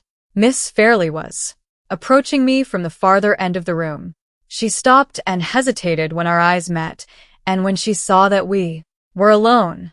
Then, with that courage which women lose so often in the small emergency and so seldom in the great, she came on nearer to me, strangely pale and strangely quiet, drawing one hand after her along the table by which she walked, and holding something at her side in the other which was hidden by the folds of her dress. I only went into the drawing-room, she said, to look for this. It may. Remind you of your visit here and of the friends you leave behind you. You told me I had improved very much when I did it, and I thought you might like. She turned her head away and offered me a little sketch, drawn throughout by her own pencil, of the summer house in which we had first met. The paper trembled in her hand as she held it out to me, trembled in mine as I took it from her. I was afraid to say what I felt. I only answered, "It shall never leave me, all my life long it shall be the treasure that I prize most. I am very grateful for it, very grateful to you, for not letting me go away without bidding you goodbye." "Oh," she said innocently, "how could I let you go after we have passed so many happy days together? Those days may never return, Miss Fairlie. My way of life and yours are very far apart. But if a time should come when the devotion of my whole heart and soul and strength will give you a moment's happiness, or spare you a moment's sorrow, will you try to remember the poor drawing master who has taught you? Miss Halcombe has promised to trust me. Will you promise too?" The farewell sadness in the kind blue eyes shone dimly through her gathering tears. "I promise it," she said in broken tones. "Oh, don't look at me like that." I "Promise it with all my heart." I ventured a little nearer to her and held out my hand. "You have many friends who love you, Miss Fairlie. Your happy future is the dear object of many hopes. May I say, at parting, that it is the dear object of my hopes, too." The tears flowed fast down her cheeks. She rested one trembling hand on the table to steady herself while she gave me the other. I took it in mine. I held it fast. My head drooped over it. My tears fell on it. My lips pressed it. Not in love. Oh, not in love at that last moment, but in the agony and the self-abandonment of despair. "For God's sake, leave me," she said faintly. The confession of her heart's secret burst from her in those pleading words. I had no right to hear them, no right to answer them. They were the words that banished me, in the name of her sacred weakness, from the room. It was all over. I dropped her hand. I said no more. The blinding tears shut her out from my eyes, and I dashed them away to look at her for the last time. One look as she sank into a chair, as her arms fell on the table, as her fair head dropped on them wearily. One farewell look, and the door had closed upon her. The great gulf of separation had opened between us. The image of Laura Fairlie was a memory of the past already. The end of Hartright's narrative. The story continued by Vincent Gilmore, of Chancery Lane, solicitor. I write these lines at the request of my friend, Mr. Walter Hartright. They are intended to convey a description of certain events which seriously affected Miss Fairlie's interests and which took place after the period of Mr. Hartright's departure from Limeridge House. There is no need for me to say whether my own opinion does, or does not, sanction the disclosure of the remarkable family story, of which my narrative forms an important component part. Mr. Hartright has taken that responsibility on himself, and circumstances yet to be related will show that he has amply earned the right to do so, if he chooses to exercise it. The plan he has adopted for presenting the story to others in the most truthful and most vivid manner requires that it should be told at each successive stage in the march of events by the persons who were directly concerned in those events at the time of their occurrence. My appearance here as narrator is the necessary consequence of this arrangement. I was present during the sojourn of Sir Percival Glyde in Cumberland, and was personally concerned in one important result of his short residence under Mr. Fairlie's roof. It is my duty, therefore, to add these new links to the chain of events and to take up the chain itself at the point where, for the present, only Mr. Hartright has dropped it. I arrived at Limeridge House on Friday, the 2nd of November. My object was to remain at Mr. Fairlie's until the arrival of Sir Percival Glyde, if that event led to the appointment of any given day for Sir Percival's union with Miss Fairlie. I was to take the necessary instructions back with me to London, and to occupy myself in drawing the lady's marriage settlement. On the Friday, I was not favored by Mr. Fairlie with an interview. He had been, or had fancied himself to be, an invalid for years past, and he was not well enough to receive me. Miss Halcombe was the first member of the family whom I saw. She met me at the house door and introduced me to Mr. Hartright, who had been staying at Limeridge for some time past. I did not see Miss Fairlie until later in the day, at dinner time. She was not looking well, and I was sorry to observe it. She is a sweet, lovable girl, as amiable and attentive to everyone about her as her excellent mother used to be, though, personally speaking, she takes after her father.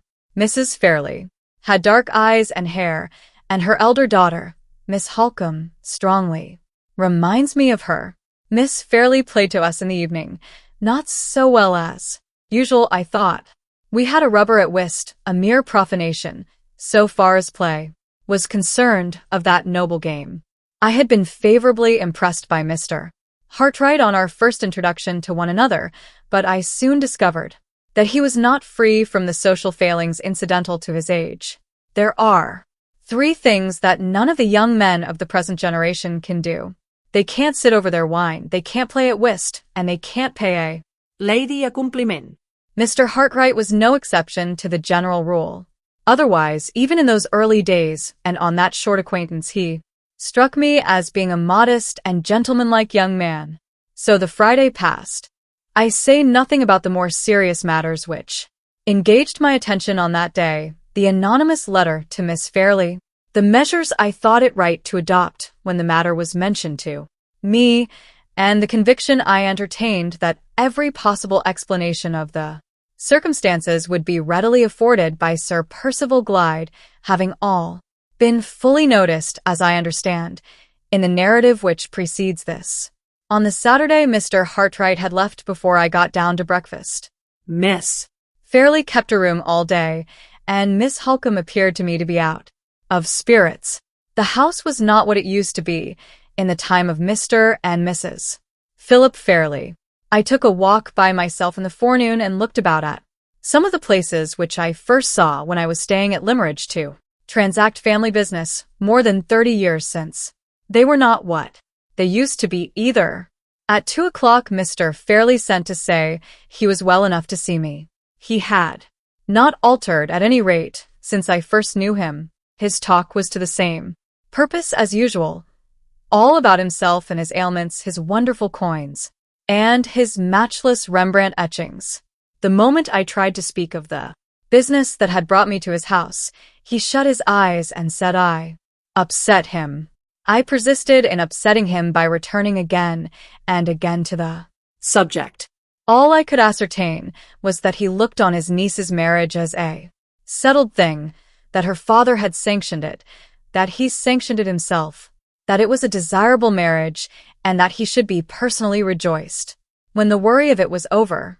As to the settlements, if I would consult his niece, and afterwards dive as deeply as I pleased into my own knowledge of the family affairs and get everything ready and limit his share in the business as guardian to saying yes at the right moment, why, of course, he would meet my views and everybody else's views with infinite pleasure. In the meantime, there I saw him, a helpless sufferer, confined to his room. Did I think he looked as if he wanted teasing? No. Then why tease him? I might, perhaps, have been a little astonished at this extraordinary absence of all self-assertion on Mr. Fairlie's part in the character of guardian, if my knowledge of the family affairs had not been sufficient to remind me that he was a single man and that he had nothing more than a life interest in the Limeridge property. As matters stood, therefore, I was neither surprised nor disappointed at the result of the interview. Mr. Fairlie had simply justified my expectations, and there was an end of it. Sunday was a dull day out of doors and in.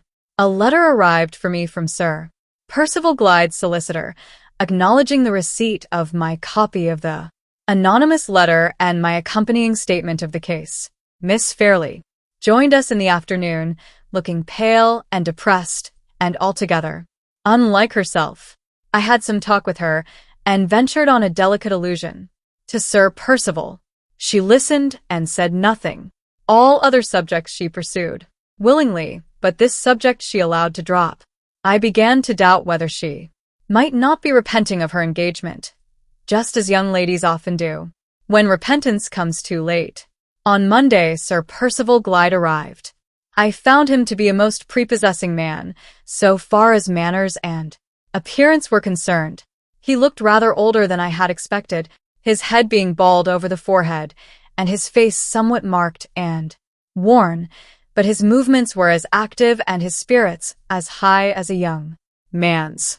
His meeting with Miss Halcombe was delightfully hearty and unaffected, and his reception of me, upon my being presented to him, was so easy and pleasant that we got on together like old friends.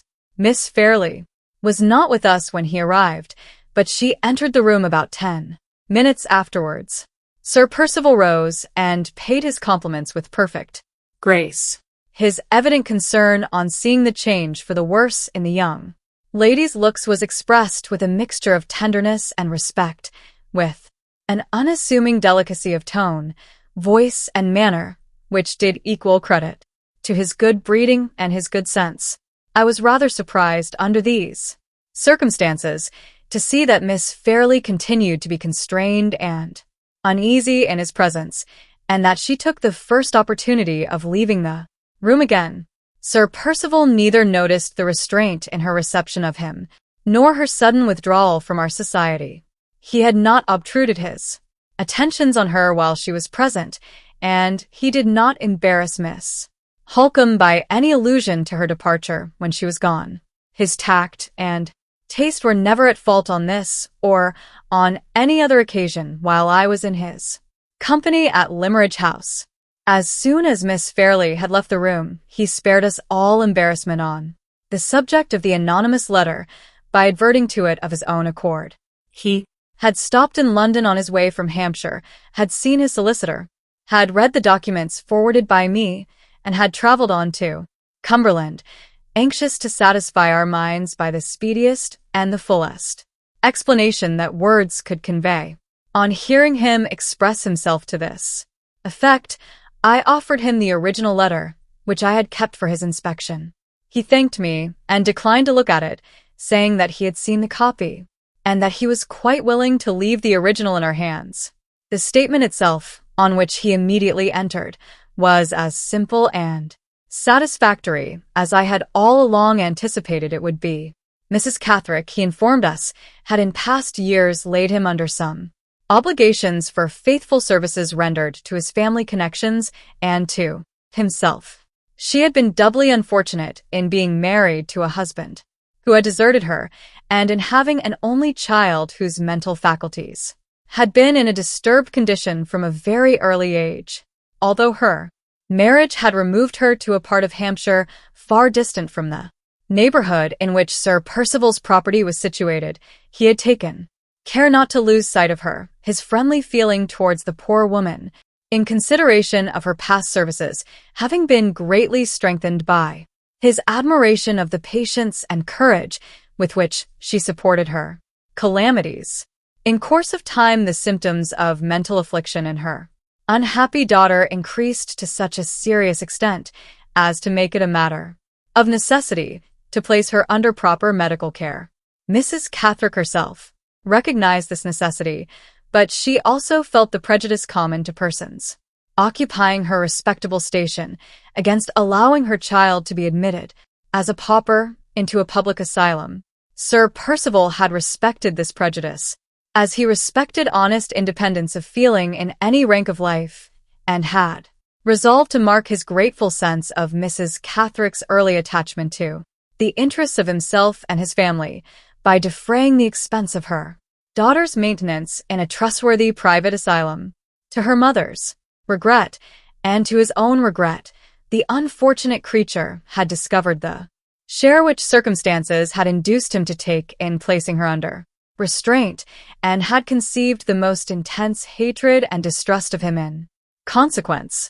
To that hatred and distrust, which had expressed itself in various ways in the asylum, the anonymous letter, written after her escape was plainly attributable. If Miss Halcombe's or Mr. Gilmore's recollection of the document did not confirm that view, or if they wished for any additional particulars about the asylum, the address of which he mentioned, as well as the names and addresses of the two doctors on whose certificates the patient was admitted, he was ready to answer any question and to clear up any uncertainty. He had done his duty to the unhappy young woman by instructing his solicitor to spare no expense in tracing her and in restoring her once more to medical care, and he was now only anxious to do his duty towards Miss Fairlie and towards her family in the same plain, straightforward way. I was the first to speak in answer to this appeal. My own course was plain to Me. It is the great beauty of the law that it can dispute any human statement made under any circumstances and reduced to any form. If I had felt professionally called upon to set up a case against Sir Percival Glyde on the strength of his own explanation, I could have done so beyond all doubt. But my duty did not lie in this direction. My function was of the purely judicial kind.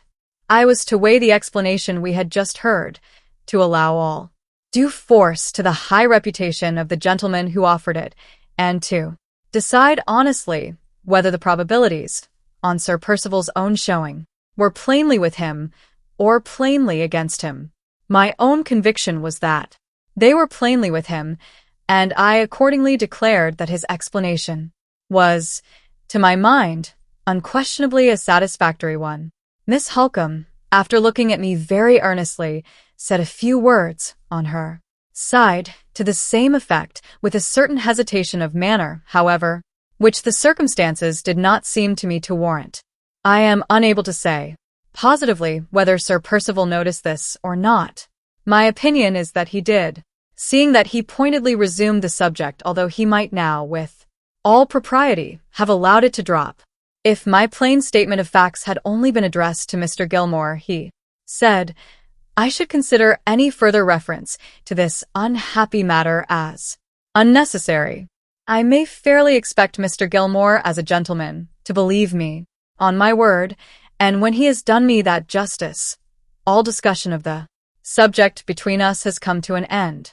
But my position with the lady is not the same. I owe to her what I would concede to no man alive, a proof of the truth of my assertion. You cannot ask for that proof, Miss Halcombe, and it is therefore my duty to you, and still more to Miss Fairlie, to offer it. May I beg that you will write at once to the mother of this unfortunate woman, to Mrs. Cathrick, to ask for her testimony in support of the explanation which I have just offered to you. I saw Miss Halcombe change color and look a little uneasy. Sir Percival's suggestion, politely as it was expressed, appeared to her, as it appeared to me, to point very delicately at the hesitation which her manner had betrayed a moment or two since. I hope, Sir Percival, you don't do me the injustice to suppose that I distrust you, she said quickly. Certainly not, Miss Halcombe. I make my proposal purely as an act of attention to you. Will you excuse my obstinacy if I still venture to press it? He walked to the writing table as he spoke, drew a chair to it, and opened the paper case.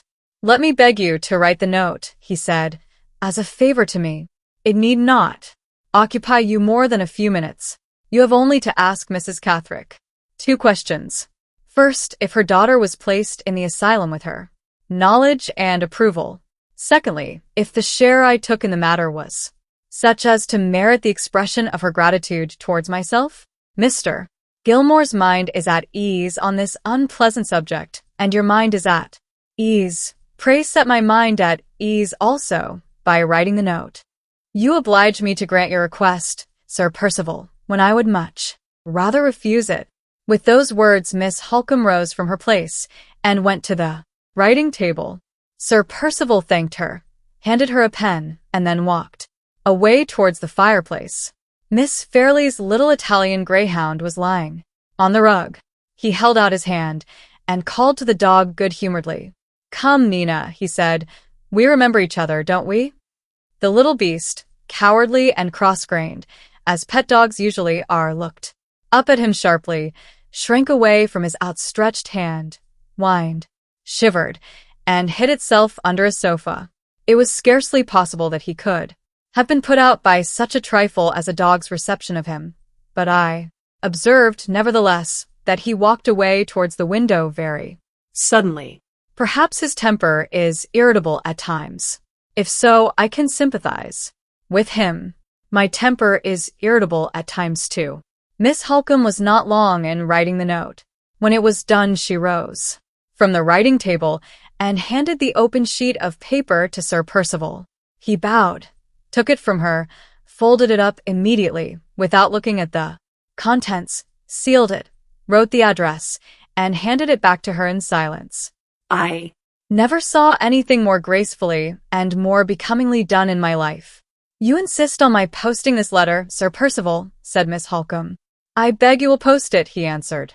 And now that it is written and sealed up, allow me to ask one or two last questions about the unhappy woman to whom it refers. I have read the communication which Mr. Gilmore kindly addressed to my solicitor, describing the circumstances under which the writer of the anonymous letter was identified. But there are certain points to which that statement does not refer. Did and Catherick see Miss Fairlie?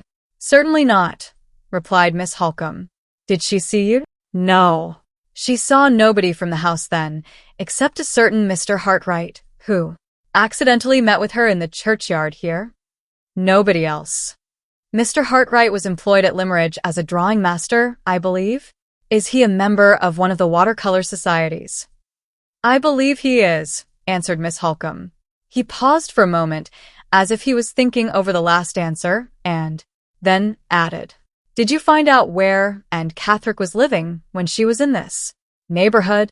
Yes. At a farm on the moor called Todd's Corner. It is a duty we all owe to the poor creature herself to trace her, continued Sir Percival. She may have said something at Todd's Corner which may help us to find her.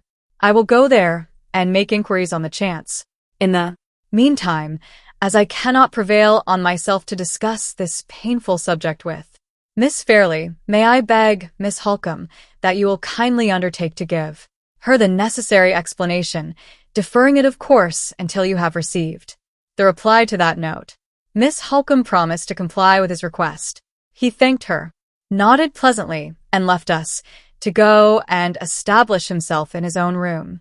As he opened the door, the cross-grained greyhound poked out her sharp muzzle from under the sofa, and barked and snapped at him. A good morning's work, Miss Halcombe, I said, as soon as we were alone. Here is an anxious day well ended already. Yes, she answered. No doubt. I am very glad your mind is satisfied. My mind?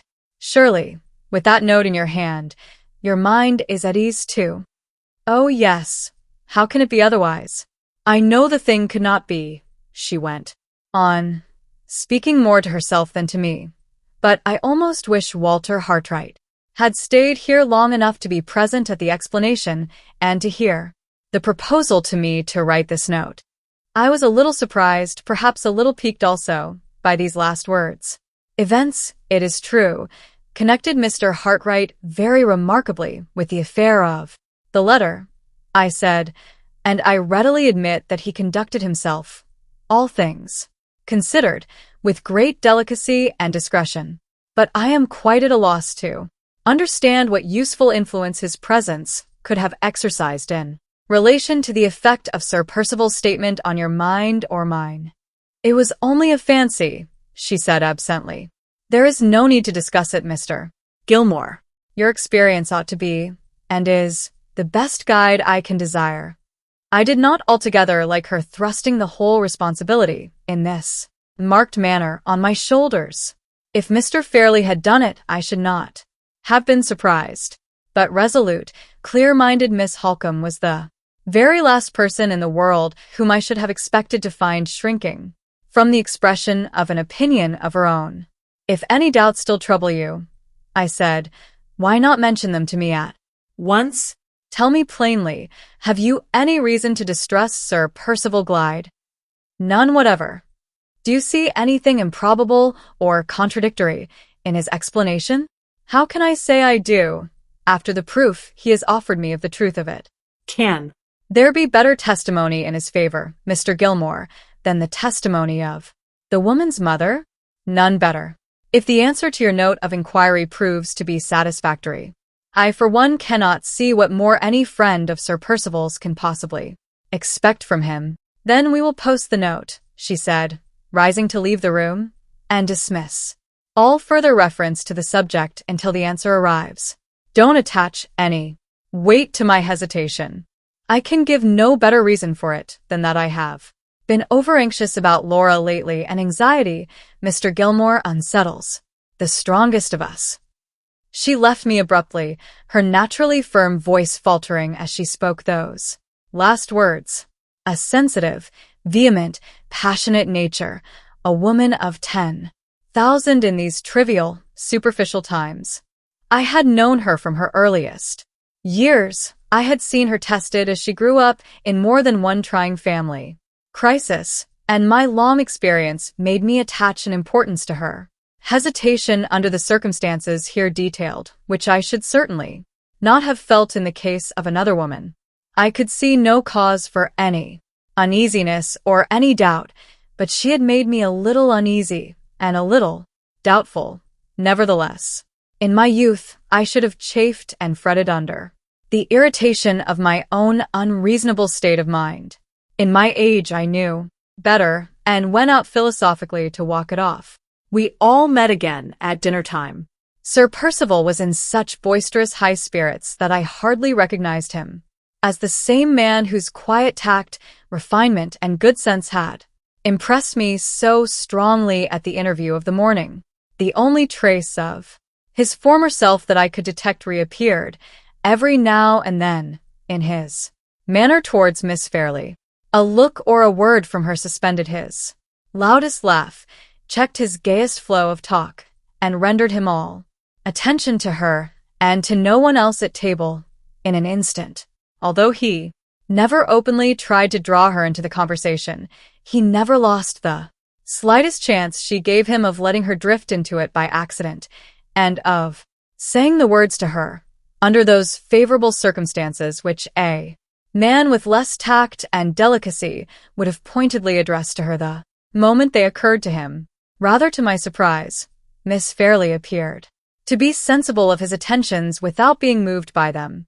She was a little confused from time to time when he looked at her or spoke to her, but she never warmed towards him. Rank, fortune, good breeding, good looks, the respect of a gentleman, and the devotion of a lover were all humbly placed at her feet, and, so far as appearances went, were all offered in vain. On the next day, the Tuesday, Sir Percival went in the morning, taking one of the servants with him as a guide, to Todd's Corner. His inquiries, as I afterwards heard, led to no results. On his return he had an interview with Mr. Fairlie, and in the afternoon he and Miss Halcombe rode out together. Nothing else happened worthy of record. The evening passed as usual. There was no change in Sir Percival, and no change in Miss Fairlie. The Wednesday's post brought with it an event, the reply from Mrs. Catherick. I took a copy of the document which I have preserved and which I may as well present in this place. It ran as follows. Madam, I beg to acknowledge the receipt of your letter, inquiring whether my daughter Anne was placed under medical superintendence, with my knowledge and approval, and whether the share taken in the matter by Sir Percival Glyde was such as to merit the expression of my gratitude towards that gentleman.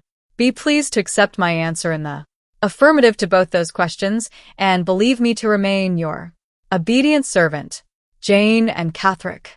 Short, sharp, and to the point. In form rather a business-like letter for a woman to write. In substance as plain a confirmation as could be desired of Sir Percival Glyde's statement. This was my opinion, and, with certain minor reservations, Miss Halcombe's opinion also. Sir Percival, when the letter was shown to him, did not appear to be struck by the sharp, short tone of it. He told us that Mrs. Catherick was a woman of few words, a clear-headed, straightforward, unimaginative person, who wrote briefly and plainly, just as She spoke. The next duty to be accomplished, now that the answer had been received, was to acquaint Miss Fairlie with Sir Percival's explanation. Miss Halcombe had undertaken to do this, and had left the room to go to her sister, when she suddenly returned again, and sat down by the easy chair in which I was reading the newspaper. Sir Percival had gone out a minute before to look at the stables, and no one was in the room but ourselves. "I suppose we have really and truly done all we can," she said, turning and twisting Mrs. Catherick's letter in her hand. "If we are friends of Sir Percival's, who know him and trust him, we have done all, and more than all, that is necessary," I answered, a little annoyed by this return of her hesitation. "But if we are enemies who suspect him—" "That alternative is not even to be thought of," she interposed. "We are Sir Percival's friends, and if generosity and forbearance can add to our regard for him, we ought to be Sir Percival's admirers as well. You know that he saw Mr. Fairlie yesterday, and that he afterwards went out with me." "Yes. "I saw you riding away together." We began the ride by talking about Anne Catherick and about the singular manner in which Mr. Hartright met with her. But we soon dropped that subject, and Sir Percival spoke next, in the most unselfish terms, of his engagement with Laura. He said he had observed that she was out of spirits, and he was willing, if not informed to the contrary, to attribute to that cause the alteration in her manner towards him during his present visit. If, however, there was any more serious reason for the change, he would entreat that no constraint might be placed on her inclinations either by Mr. Fairlie or by me. All he asked in that case was that she would recall to mind, for the last time, what the circumstances were under which the engagement between them was made, and what his conduct had been from the beginning of the courtship to the present time. If, after due reflection on those two subjects, she seriously desired that he should withdraw his pretensions to the honor of becoming her husband, and if she would tell him so plainly with her own lips, he would sacrifice himself by leaving her perfectly free to withdraw from the engagement. No man could say more than that, Miss Halcombe. As to my experience, few men in his situation would have said as much. She paused after I had spoken those words, and looked at me with a singular expression of perplexity and distress. "I accuse nobody, and I suspect nothing," she broke out abruptly. "But I cannot and will not accept the responsibility of persuading Laura to this marriage. That is exactly the course which Sir Percival Glyde has himself requested you to take," I replied in astonishment. "He has begged you not to force her inclinations, and he indirectly obliges me to force them if I give her his message. How can that possibly be? Consult your own knowledge of Laura, Mr. Gilmore. If I tell her to reflect on the circumstances of her engagement, I at once appeal to two of the strongest feelings in her nature, to her love for her father's memory, and to her strict regard for truth. You know that she never broke a promise in her life. You know that she entered on this engagement at the beginning of her father's fatal illness, and that he spoke hopefully and happily of her marriage to Sir Percival Glyde on his deathbed. I own that I was a little shocked at this view of the case. "Surely," I said, "you don't mean to infer that when Sir Percival spoke to you yesterday, he speculated on such a result as you have just mentioned?" Her frank, fearless face answered for her before she spoke. "Do you think I would remain an instant in the company of any man whom I suspected of such baseness as that?" she asked angrily. I liked to feel her hearty indignation flash out on me in that way. We see so much malice and so little indignation in my profession. "In that case," I said, "excuse me if I tell you, in our legal phrase, that you are traveling out of the record. Whatever the consequences may be, Sir Percival has a right to expect that your sister should carefully consider her engagement from every reasonable point of view before she claims her release from it. If that unlucky letter has prejudiced her against him, go at once and tell her that he has cleared himself in your eyes and in mine. What objection can she urge against him after that? What excuse can she possibly half for changing her mind about a man whom she had virtually accepted for her husband more than 2 years ago. In the eyes of law and reason, Mr. Gilmore, no excuse, I dare say. If she still hesitates, and if I still hesitate, you must attribute our strange conduct, if you like, to caprice in both cases, and we must bear the imputation as well as we can. With those words, she suddenly rose and left me. When a sensible woman has a serious question put to her and evades it by a flippant answer, it is a sure sign in 99 cases out of 100 that she has something to conceal. I returned to the perusal of the newspaper, strongly suspecting that Miss Halcombe and Miss Fairlie had a secret between them which they were keeping from Sir Percival and keeping from me. I thought this hard on both of us, especially on Sir Percival. My doubts, or to speak more correctly, my convictions, were confirmed by Miss Halcombe's language and manner when I saw her again later in the day. She was suspiciously brief and reserved in telling me the result of her interview with her sister. Miss Fairlie, it appeared, had listened quietly while the affair of the letter was placed before her in the right point of view. But when Miss Halcombe next proceeded to say that the object of Sir Percival's visit at Limeridge was to prevail on her to let a day be fixed for the marriage, she checked all further reference to the subject by begging for time. If Sir Percival would consent to spare her for the present, she would undertake to give him his final answer before the end of the year. She pleaded for this delay with such anxiety and agitation that Miss Halcombe had promised to use her influence, if necessary, to obtain it, and thereat Miss Fairlie's earnest entreaty, all further discussion of the marriage question had ended.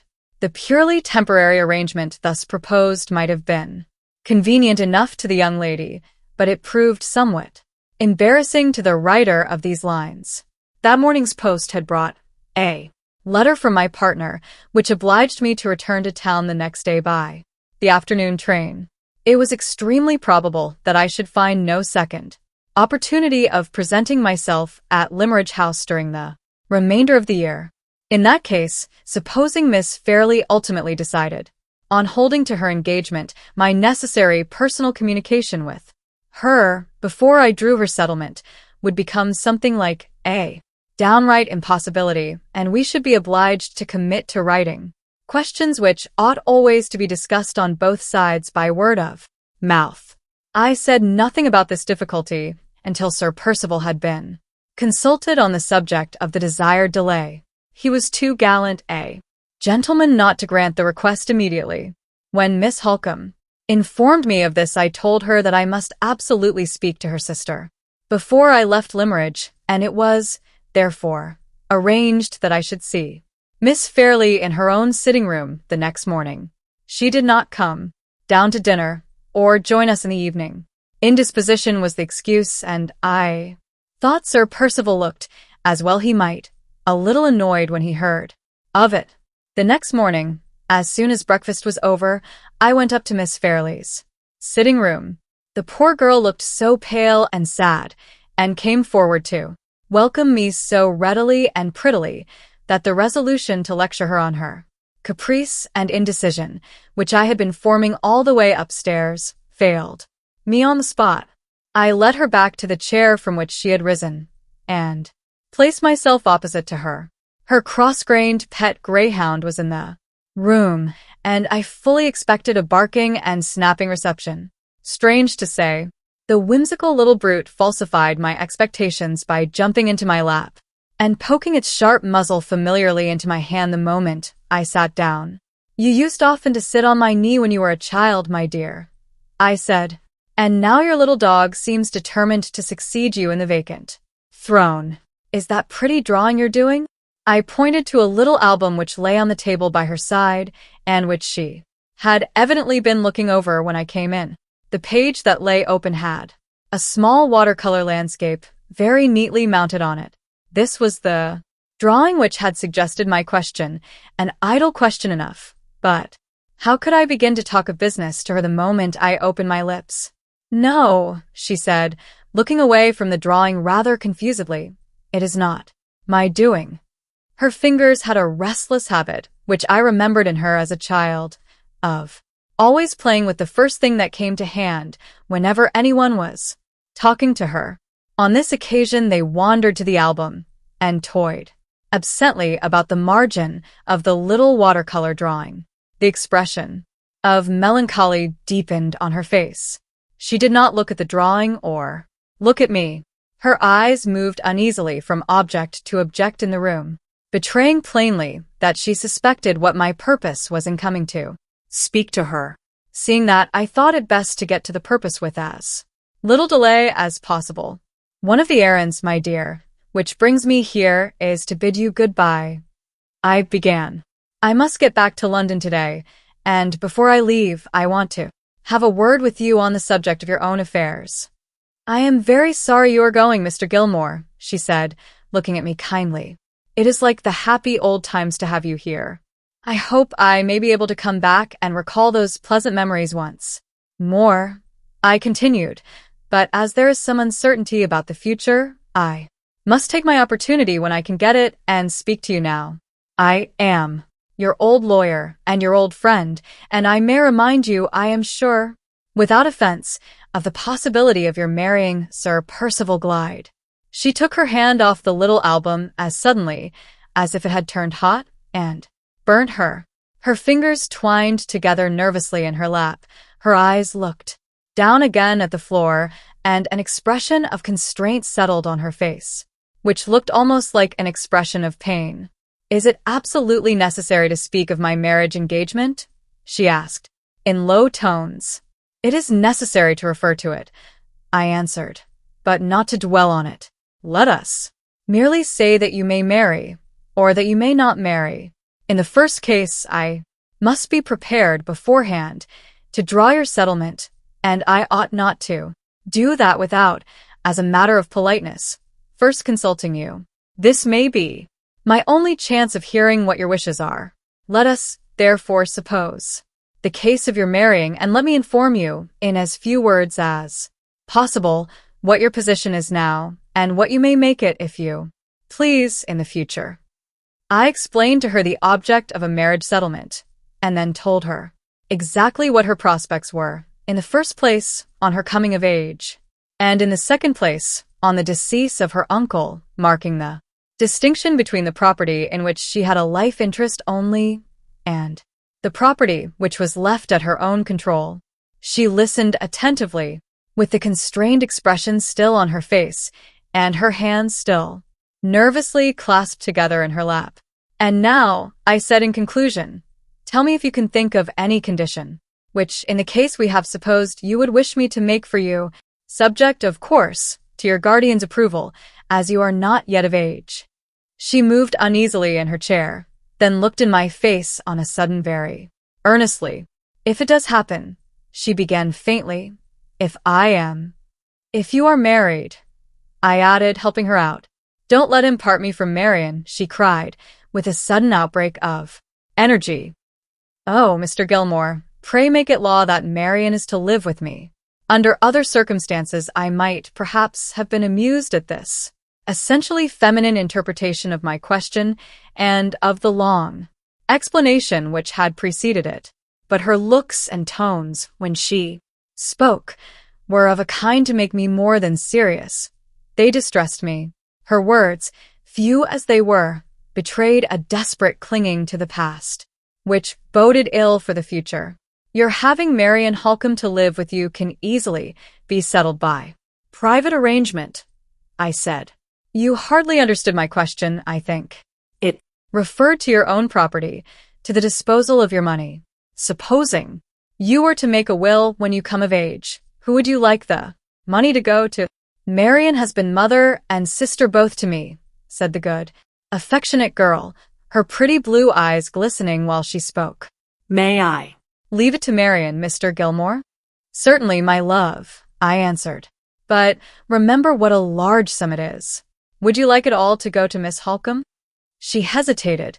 Her color came and went, and her hand stole back again to the little album. Not all of it, she said. There is someone else besides Marian. She stopped, her color heightened, and the fingers of the hand that rested upon the album beat gently on the margin of the drawing, as if her memory had set them going mechanically with the remembrance of a favorite tune. "You mean some other member of the family besides Miss Halcombe?" I suggested, seeing her at a loss to proceed. The heightening color spread to her forehead and her neck, and the nervous fingers suddenly clasped themselves fast round the edge of the book. "There is someone else," she said, not noticing my last words, though she had evidently heard them. "There is someone else who might like a little keepsake if I might leave it. There would be no harm if I should die first." She paused again. The color that had spread over her cheeks suddenly left them. The hand on the album resigned its hold, trembled a little, and moved the book away from her. She looked at me for an instant, then turned her head aside in the chair. Her handkerchief fell to the floor as she changed her position, and she hurriedly hid her face from me in her hands. Sad to remember her, as I did, the liveliest, happiest child that ever laughed the day through, and to see her now, in the flower of her age and her beauty, so broken and so brought down as this. In the distress that she caused me, I forgot the years that had passed, and the change they had made in our position towards one another. I moved my chair close to her, and picked up her handkerchief from the carpet, and drew her hands from her face gently. "Don't cry, my love," I said, and dried the tears that were gathering in her eyes with my own hand, as if she had been the little Laura Fairlie of 10 long years ago. It was the best way I could have taken to compose her. She laid her head on my shoulder and smiled faintly through her tears. "I am very sorry for forgetting myself," she said artlessly. "I have not been well.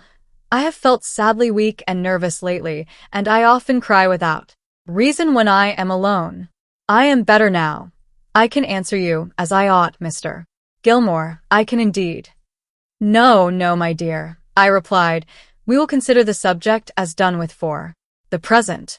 You have said enough to sanction my taking the best possible care of your interests, and we can settle details at another opportunity. Let us have done with business now and talk of something else." I led her at once into speaking on other topics. In 10 minutes' time she was in better spirits, and I rose to take my leave. "Come here again," she said earnestly. "I will try to be worthier of your kind feeling for me and for my interests if you will only come again." Still clinging to the past, that past which I represented to her in my way, as Miss Halcombe did in hers. It troubled me sorely to see her looking back at the beginning of her career, just as I look back at the end of mine. "If I do come again, I hope I shall find you better," I said. "Better and happier." "God bless you, my dear." She only answered by putting up her cheek to me to be kissed.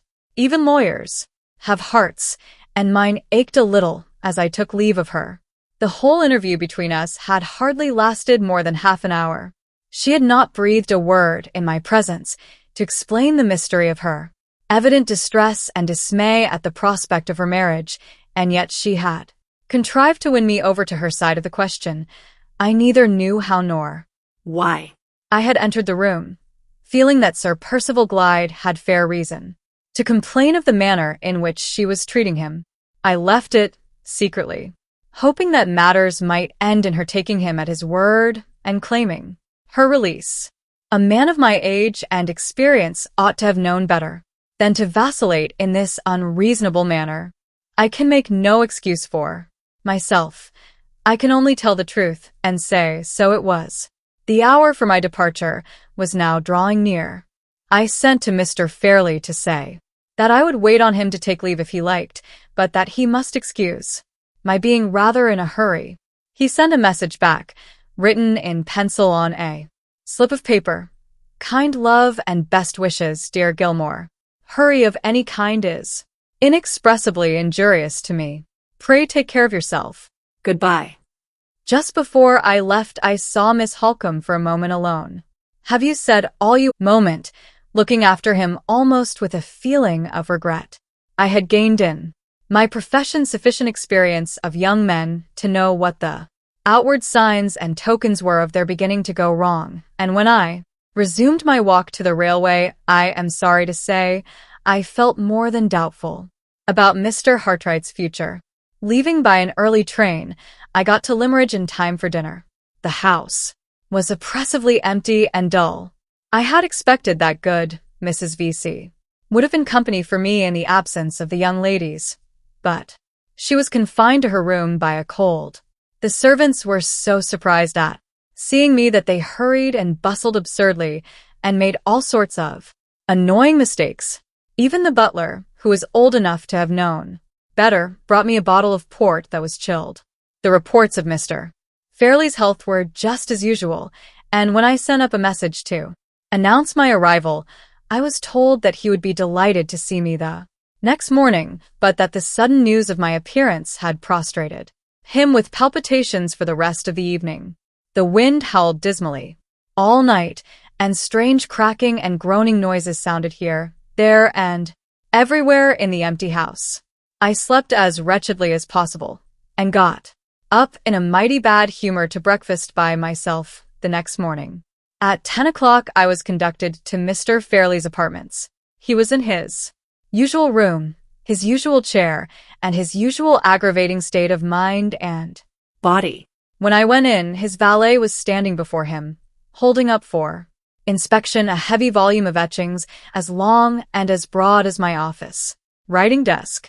The miserable foreigner grinned in the most abject manner and looked ready to drop with fatigue, while his master composedly turned over the etchings and brought their hidden beauties to light with the help of a magnifying glass. "You very best of good old friends," said Mr. Fairlie, leaning back lazily. Before he could look at me, "Are you quite well? How nice of you to come here and see me in my solitude. Dear Gilmore." I had expected that the valet would be dismissed when I appeared, but nothing of the sort happened. There he stood, in front of his master's chair, trembling under the weight of the etchings, and there Mr. Fairlie sat, serenely twirling the magnifying glass between his white fingers and thumbs. "I have come to speak to you on a very important matter," I said, "and you will therefore excuse me if I suggest that we had better be alone." The unfortunate valet looked at me gratefully. Mr. Fairlie faintly repeated my last 3 words, "better be alone," with every appearance of the utmost possible astonishment. I was in no humor for trifling, and I resolved to make him understand what I meant. "Oblige me by giving that man permission to withdraw," I said, pointing to the valet. Mr. Fairlie arched his eyebrows and pursed up his lips in sarcastic surprise. "Man," he repeated, "you provoking old Gilmore. What can you possibly mean by calling him a man? He's nothing of the sort. He might have been a man half an hour ago before I wanted my etchings, and he may be a man half an hour hence when I don't want them any longer. At present he is Simply a portfolio stand." Why object, Gilmore, to a portfolio stand? I do object. For the 3rd time, Mr. Fairlie, I beg that we may be alone. My tone and manner left him no alternative but to comply with my request. He looked at the servant and pointed peevishly to a chair at his side. "Put down the etchings and go away," he said. "Don't upset me by losing my place. Have you, or have you not, lost my place? Are you sure you have?" "Not." "And have you put my handbell quite within my reach?" "Yes." "Then why?" "The devil don't you go." The valet went out. Mr. Fairlie twisted himself round in his chair, polished the magnifying glass with his delicate cambric handkerchief, and indulged himself with a sidelong inspection of the open volume of etchings. It was not easy to keep my temper under these circumstances, but I did keep it. "I have come here at great personal inconvenience," I said, "to serve the interests of your niece and your family, and I think I have established some slight claim to be favored with your attention in return." "Don't bully me," exclaimed Mr. Fairlie, falling back helplessly in the chair and closing his eyes. "Please don't bully me. I'm not strong enough." I was determined not to let him provoke me, for Laura Fairlie's sake. "My object," I went on, is to entreat you to reconsider your letter and not to force me to abandon the just rights of your niece and of all who belong To her. Let me state the case to you once more, and for the last time. Mr. Fairlie shook his head and sighed piteously. This is heartless of you, Gilmore, very heartless, he said. Never mind, go on. I put all the points to him carefully. I set the matter before him in every conceivable light. He lay back in the chair the whole time I was speaking, with his eyes closed. When I had done, he opened them indolently, took his silver-smelling bottle from the table, and sniffed at it with an air of gentle relish. Good Gilmore, he said between the sniffs, how very nice this is of you. How you reconcile one to human nature. Give me a plain answer to a plain question, Mr. Fairlie. I tell you again, sir, Percival Glyde has no shadow of a claim to expect more than the income of the money. The money itself, if your niece has no children, ought to be under her control, and to return to her family. If you stand firm, Sir Percival must give way. He must give way, I tell you, or he exposes himself to the base imputation of marrying Miss Fairlie entirely from mercenary motives. Mr. Fairlie shook the silver-smelling bottle at me playfully. You dear old Gilmore, how you do hate rank and family, don't you? How? You detest Glyde because he happens to be a baronet. What a radical you are. Oh, dear me, what a radical you are. A radical. I could put up with a good deal of provocation, but after holding the soundest conservative principles all my life, I could not put up with being called a radical. My blood boiled at it. I started out of my chair. I was speechless with indignation. Don't shake the room, cried Mr. Fairlie. For heaven's sake, don't shake the room. Worthiest of all possible Gilmores, I meant no offense. My own views are so extremely liberal that I think I am a radical myself. Yes, we are. A pair of radicals. Please don't be angry. I can't quarrel. I haven't stamina. Enough. Shall we drop the subject? Yes. Come and look at these sweet etchings. Do let me teach you to understand the heavenly pulliness of these lines. Do now. There's a good Gilmore. While he was maundering on in this way, I was, fortunately for my own self-respect, returning to my senses. When I spoke again, I was composed enough to treat his impertinence with the silent contempt that it deserved. You are entirely wrong, sir, I said, in supposing that I speak from any prejudice against Sir Percival Glyde. I may regret that he has so unreservedly resigned himself in this matter to his lawyer's direction as to make any appeal to himself impossible, but I am not prejudiced against him. What I have said would equally apply to any other man in his situation, high or low. The principle I maintain is a recognized principle. If you were to apply at the nearest town here to the first respectable solicitor you could find, he would tell you as a stranger what I tell you as a friend. He would inform you that it is against all rule to abandon the lady's money entirely to the man she marries. He would decline, on grounds of common legal caution, to give the husband, under any circumstances whatever, an interest of £20,000 in his wife's death. Would he really, Gilmore? Said Mr. Fairlie. If he said anything half so horrid, I do assure you I should tinkle my bell for Lewis, and have him sent out of the house immediately. You shall not irritate me, Mr. Fairlie, for your niece's sake and for her. Father Sake, you shall not irritate me. You shall take the whole responsibility of this discreditable settlement on your own shoulders before I leave the room.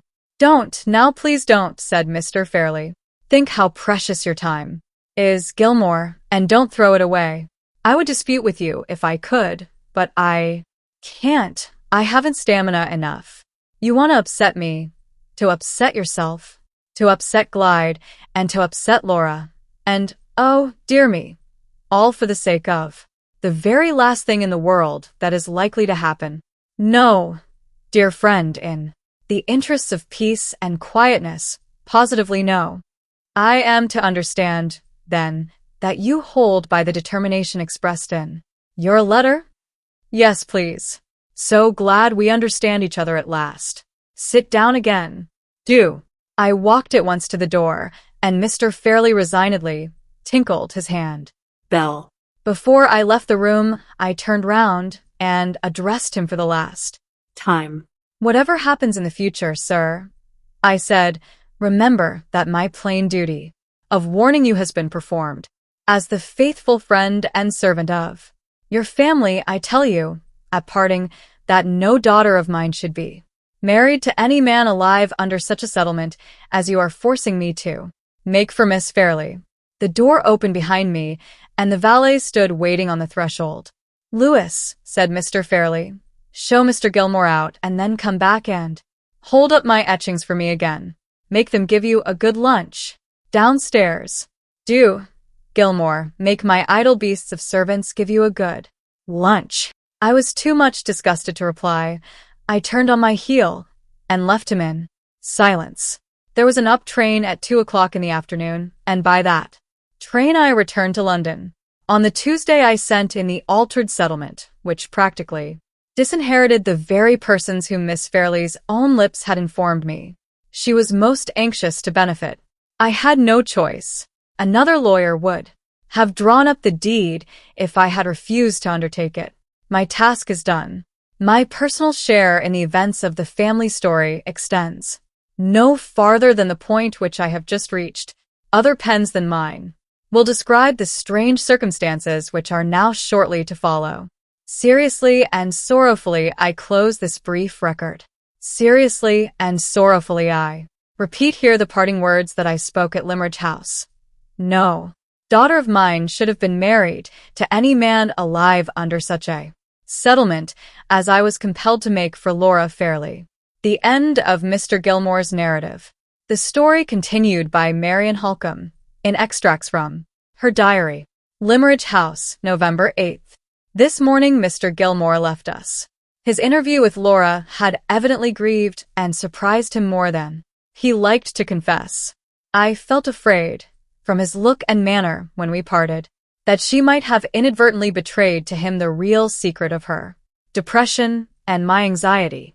This doubt grew on me so, after he had gone, that I declined riding out with Sir Percival and went up to Laura's room. Instead, I have been sadly distrustful of myself in this difficult and lamentable matter ever since I found out my own ignorance of the strength of Laura's unhappy attachment.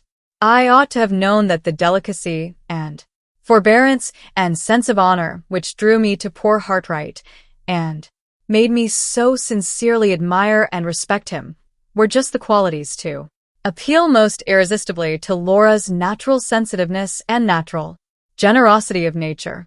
And yet, until she opened her heart to me of her own accord, I had no suspicion that this new feeling had taken root so deeply. I once thought time and care might remove it. I now fear that it will remain with her and alter her for life.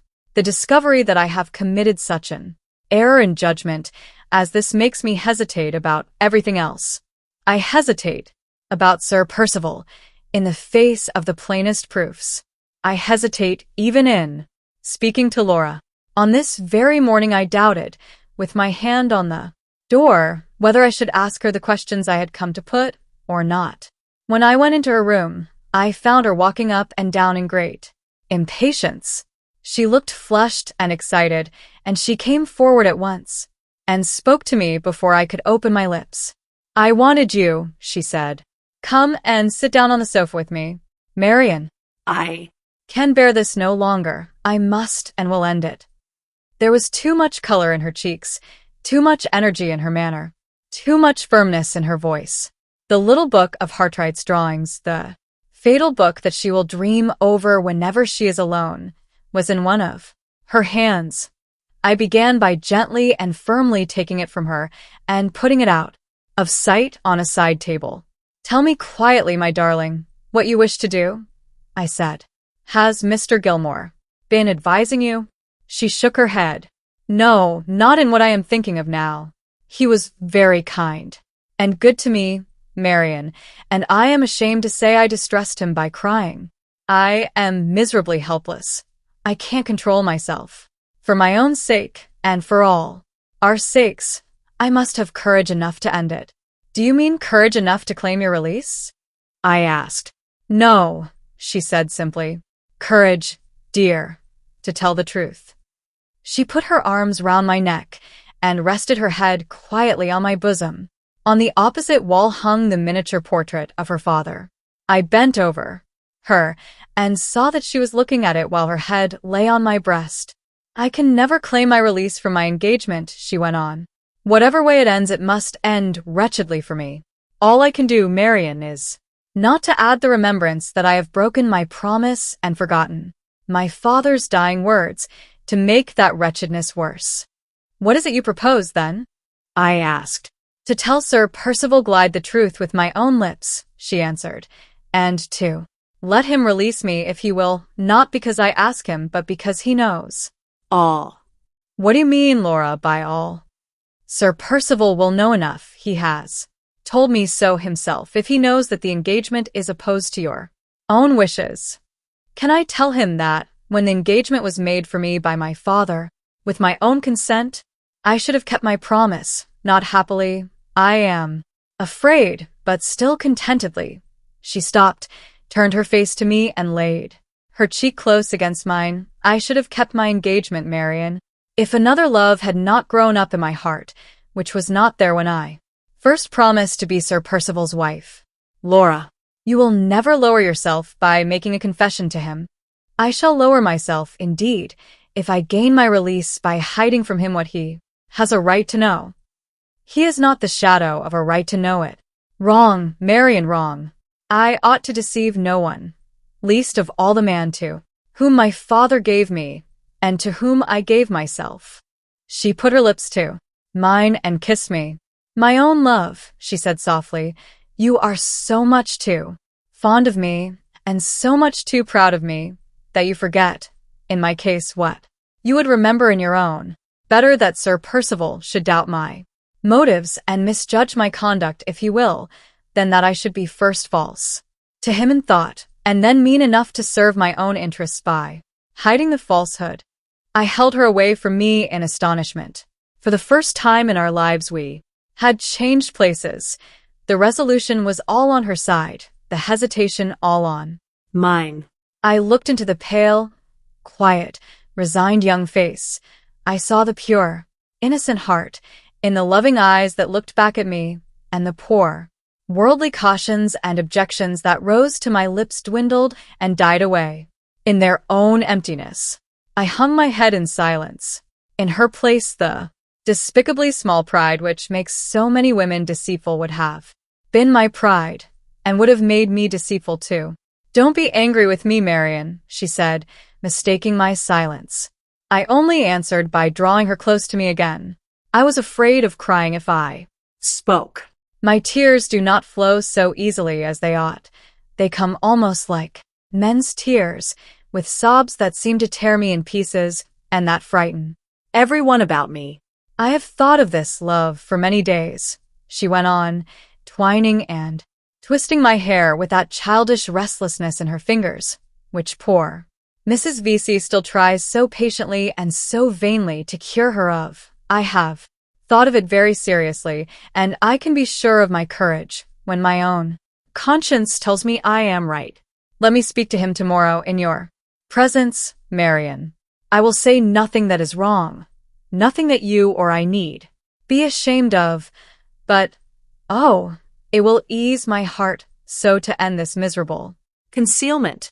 Only let me know and feel that I have no deception to answer, for on my side, and then, when he has heard what I have to say, let him act towards me as he will. She sighed and put her head back in its old position on my bosom. Sad misgivings about what the end would be weighed upon my mind, but still, distrusting myself, I told her that I would do as she wished. She thanked me, and we passed gradually into talking of other things. At dinner she joined us again, and was more easy and more herself with Sir Percival than I have seen her yet. In the evening she went to the piano, choosing new music of the dexterous, tuneless, florid kind. The lovely old melodies of Mozart, which poor Hartright was so fond of, she has never played since he left. The book is no longer in the music stand. She took the volume away herself so that nobody might find it out and ask her to play from it. I had no opportunity of discovering whether her purpose of the morning had changed or not until she wished Sir Percival good night, and then her own words informed me that it was unaltered.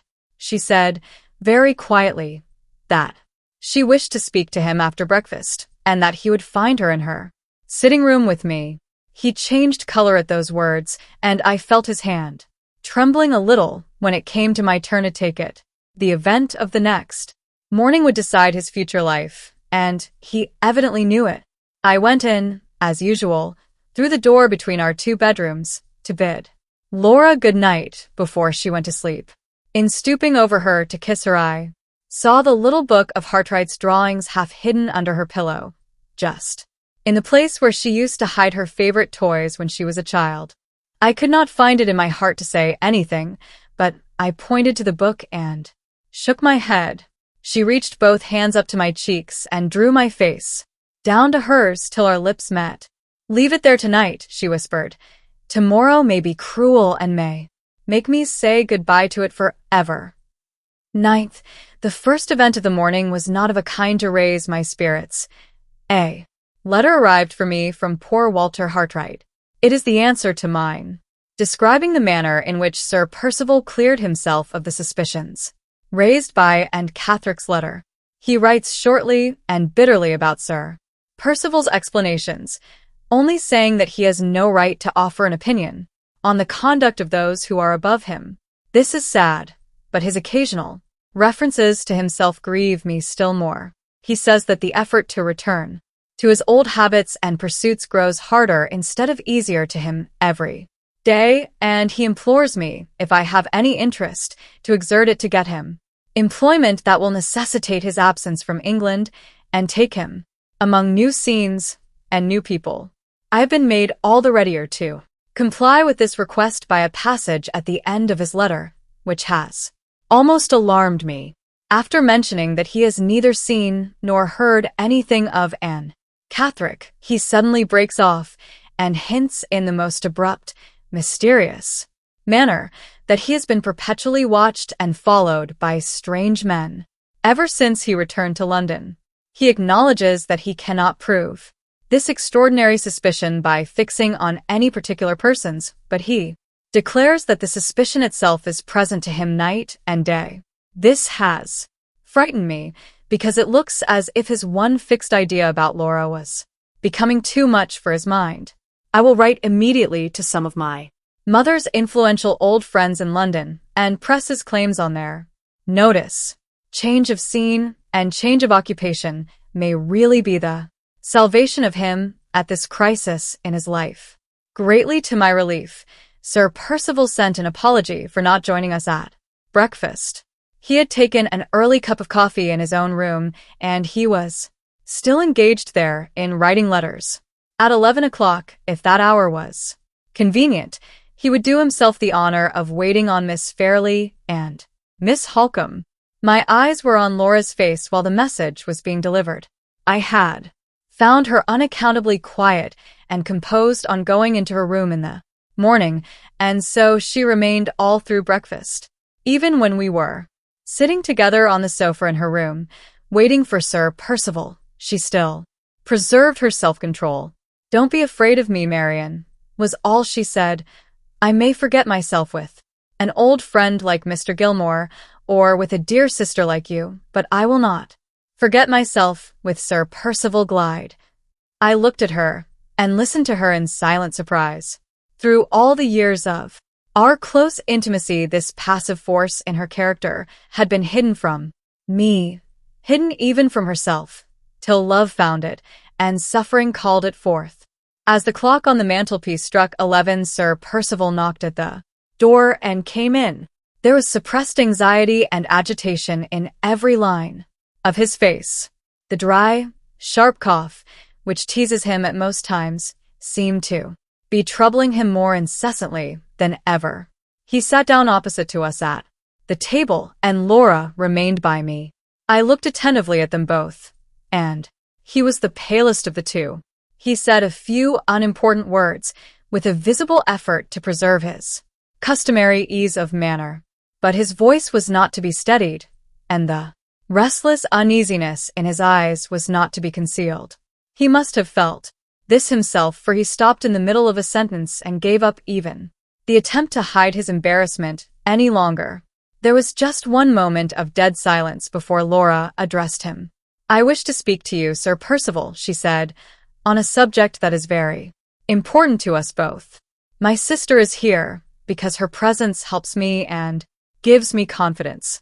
She has not suggested one word of what I am going to say. I speak from my own thoughts, not from hers. I am sure you will be kind enough to understand that before I go any farther." Sir Percival bowed.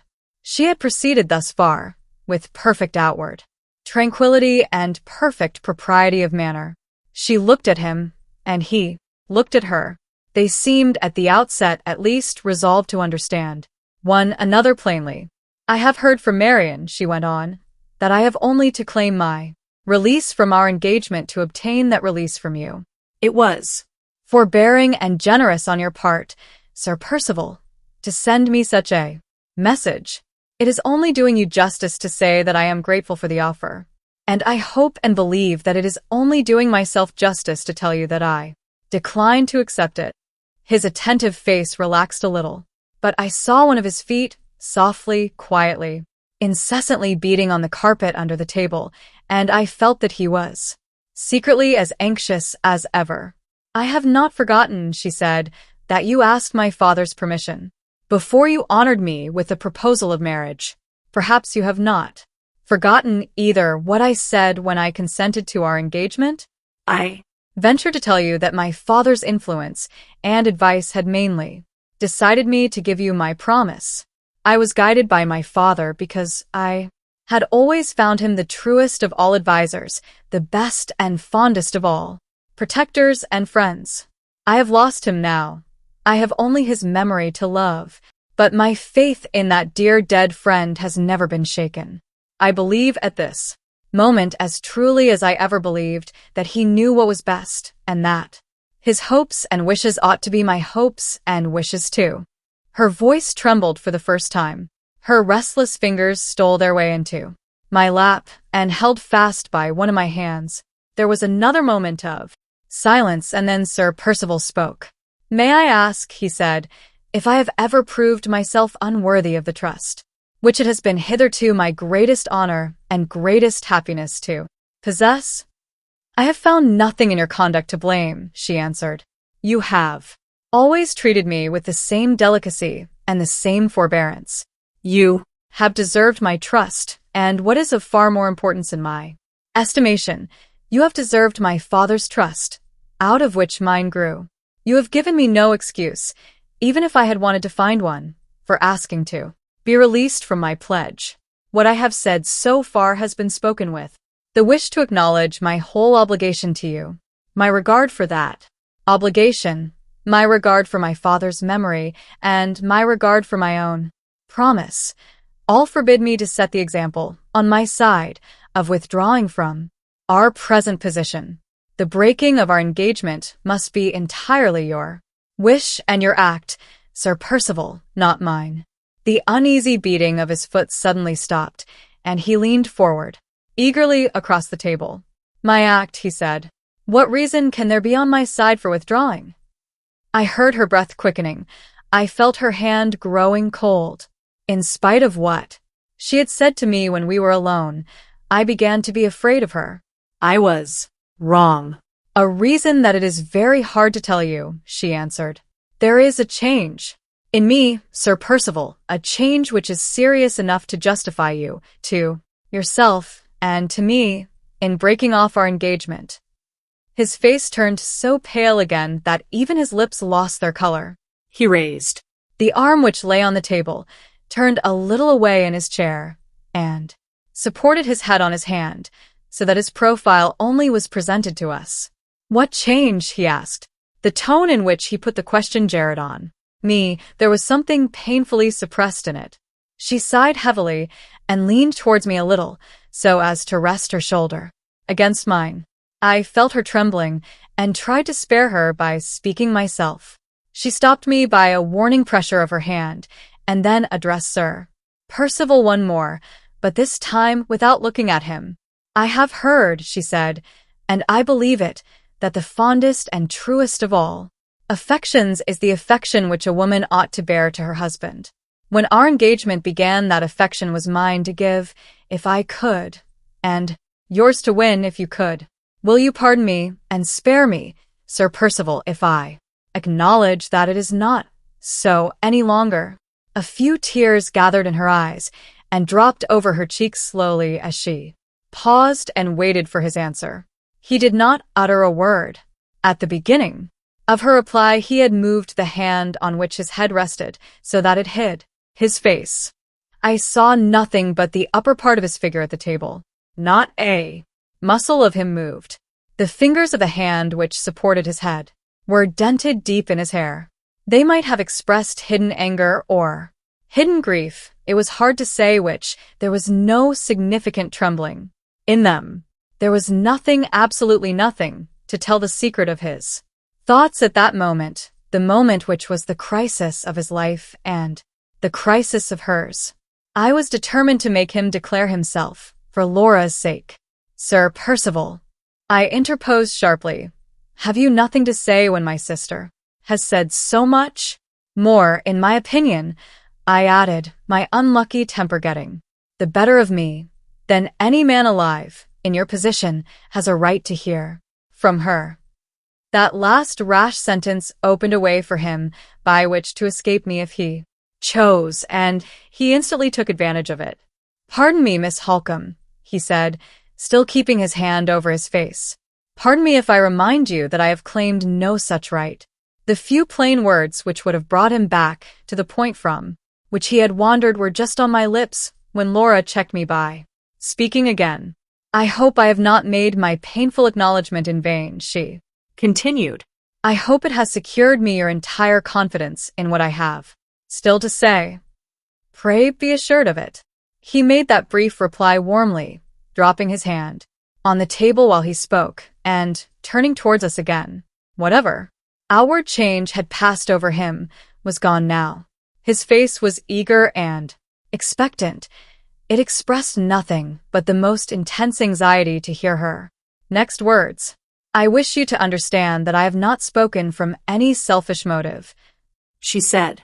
If you leave me, Sir Percival, after what you have just heard, you do not leave me to marry another man. You only allow me to remain a single woman for the rest of my life.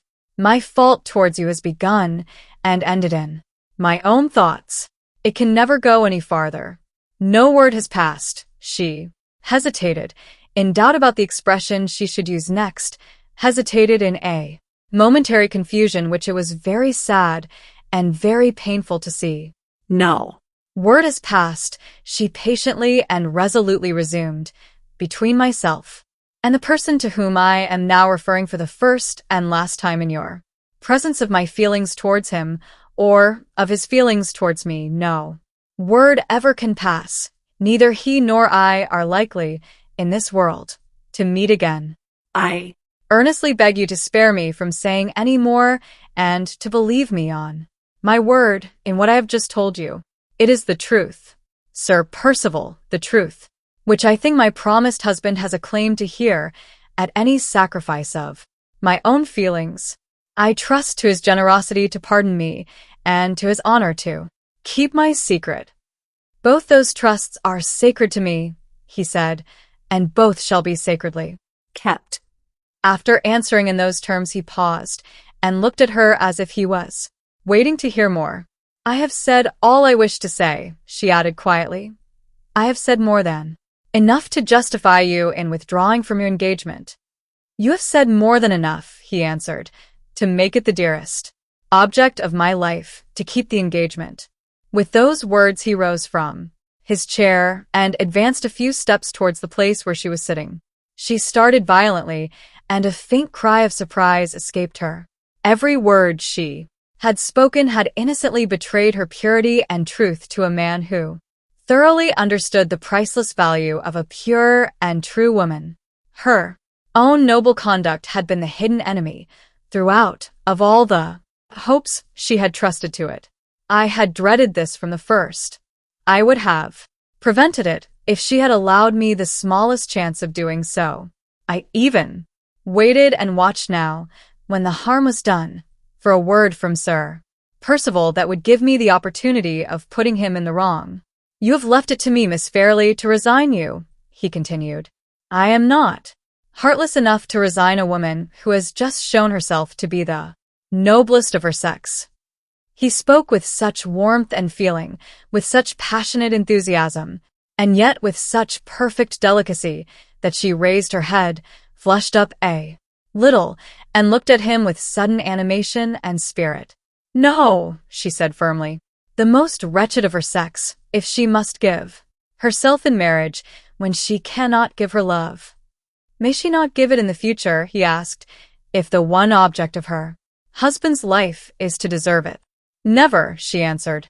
"If you still persist in maintaining our engagement, I may be your true and faithful wife, Sir Percival, your loving wife, if I know my own heart.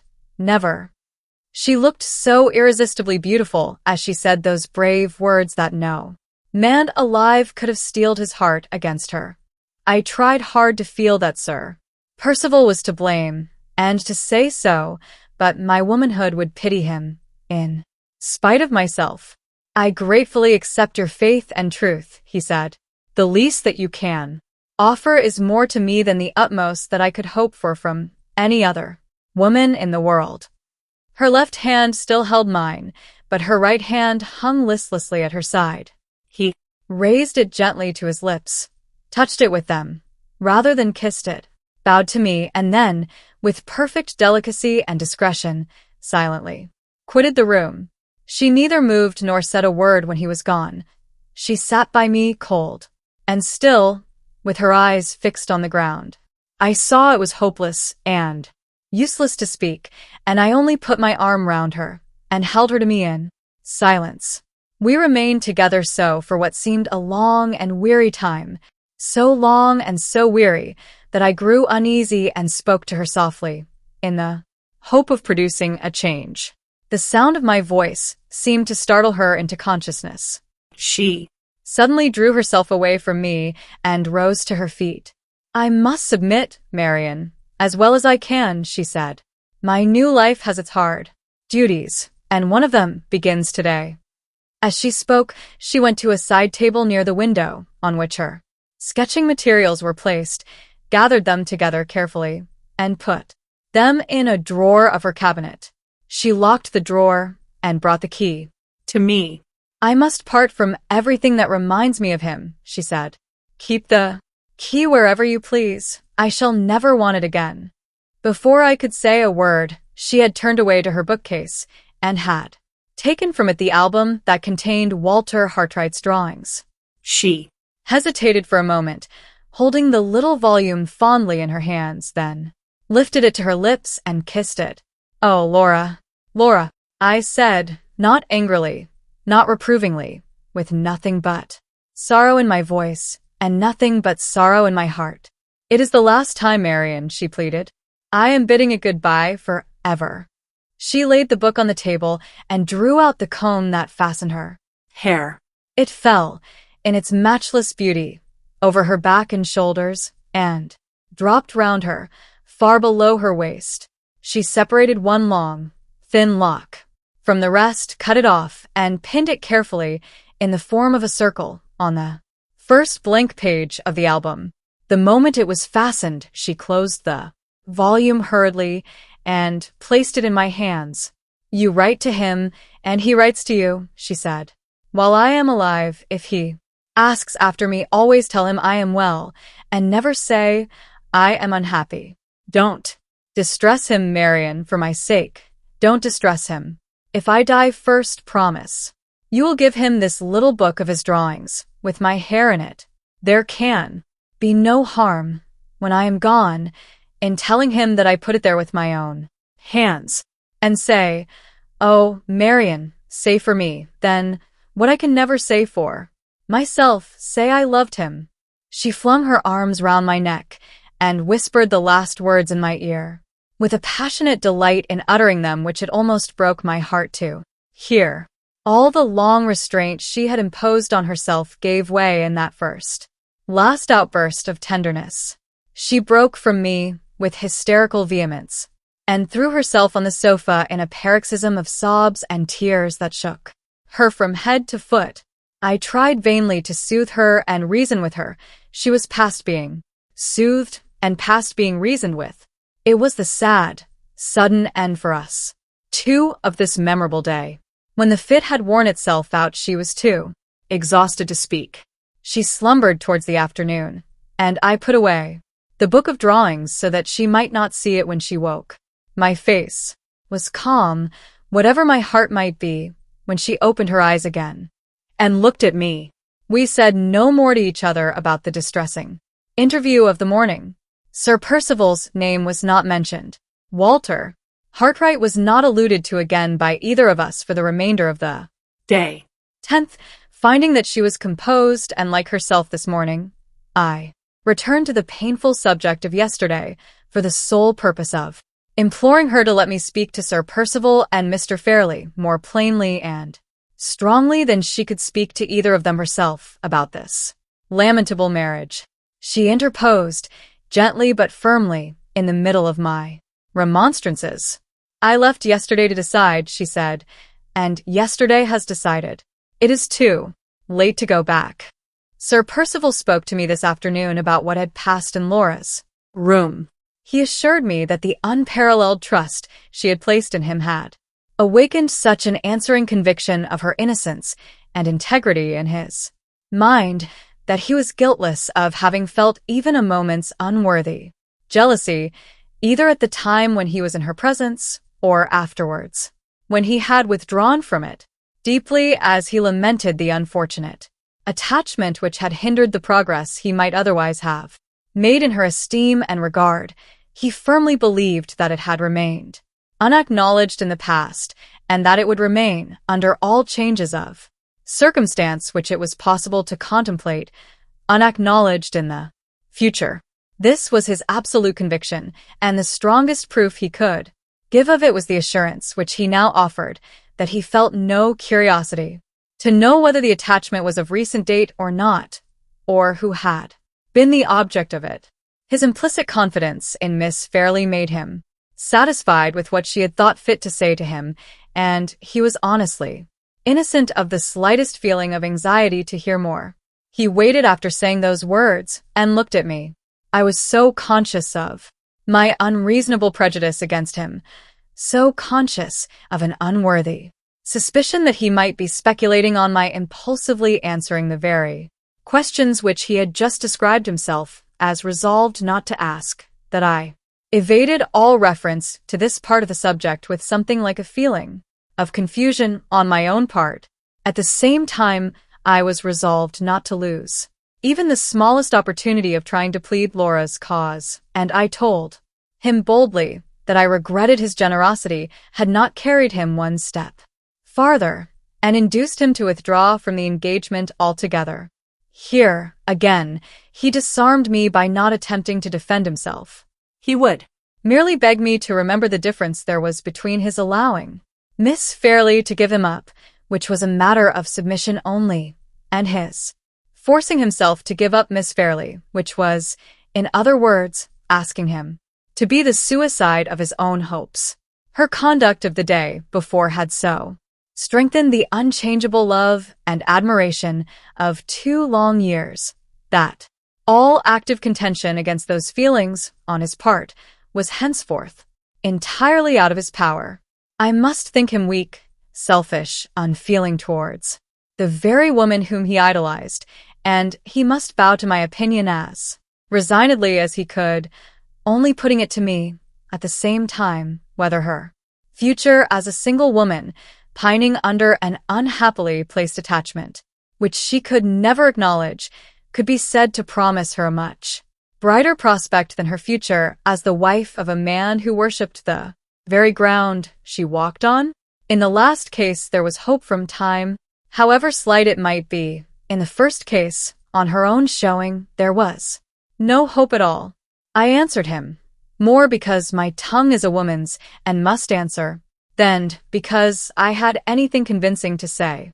It was only too plain that the course Laura had adopted the day before had offered him the advantage if he chose to take it, and that he had chosen to take it. I felt this at the time, and I feel it just as strongly now, while I write these lines in my own room. The one hope left is that his motives really spring, as he says they do, from the irresistible strength of his attachment to Laura. Before I close my diary for tonight, I must record that I wrote today in poor Hartright's interest to two of my mother's old friends in London, both men of influence and position. If they can do anything for him, I am quite sure they will. Except Laura, I never was more anxious about anyone than I am now about Walter. All that has happened since he left us has only increased my strong regard and sympathy for him. I hope I am doing right in trying to help him to employment abroad. I hope, most earnestly and anxiously, that it will end well. 11th. Sir Percival had an interview with Mr. Fairlie, and I was sent for to join them. I found Mr. Fairlie greatly relieved at the prospect of the family worry, as he was pleased to describe his niece's marriage being settled at last. So far, I did not feel called on to say anything to him about my own opinion, but when he proceeded, in his most aggravatingly languid manner, to suggest that the time for the marriage had better be settled next, in accordance with Sir Percival's wishes, I enjoyed the satisfaction of assailing Mr. Fairlie's nerves with as strong a protest against hurrying Laura's decision as I could put into words. Sir Percival immediately assured me that he felt the force of my objection, and begged me to believe that the proposal had not been made in consequence of any interference on his part. Mr. Fairlie leaned back in his chair, closed his eyes, said we both of us did honor to human nature, and then repeated his suggestion as coolly as if neither Sir Percival nor I had said a word in opposition to it. It ended in my flatly declining to mention the subject to Laura, unless she first approached it of her own accord. I left the room at once after making that declaration. Sir Percival looked seriously embarrassed and distressed. Mr. Fairlie stretched out his lazy legs on his velvet footstool and said, "Dear Marian, how I envy you your robust nervous system. Don't bang the door." On going to Laura's room, I found that she had asked for me, and that Mrs. V.C. had informed her that I was with Mr. Fairlie.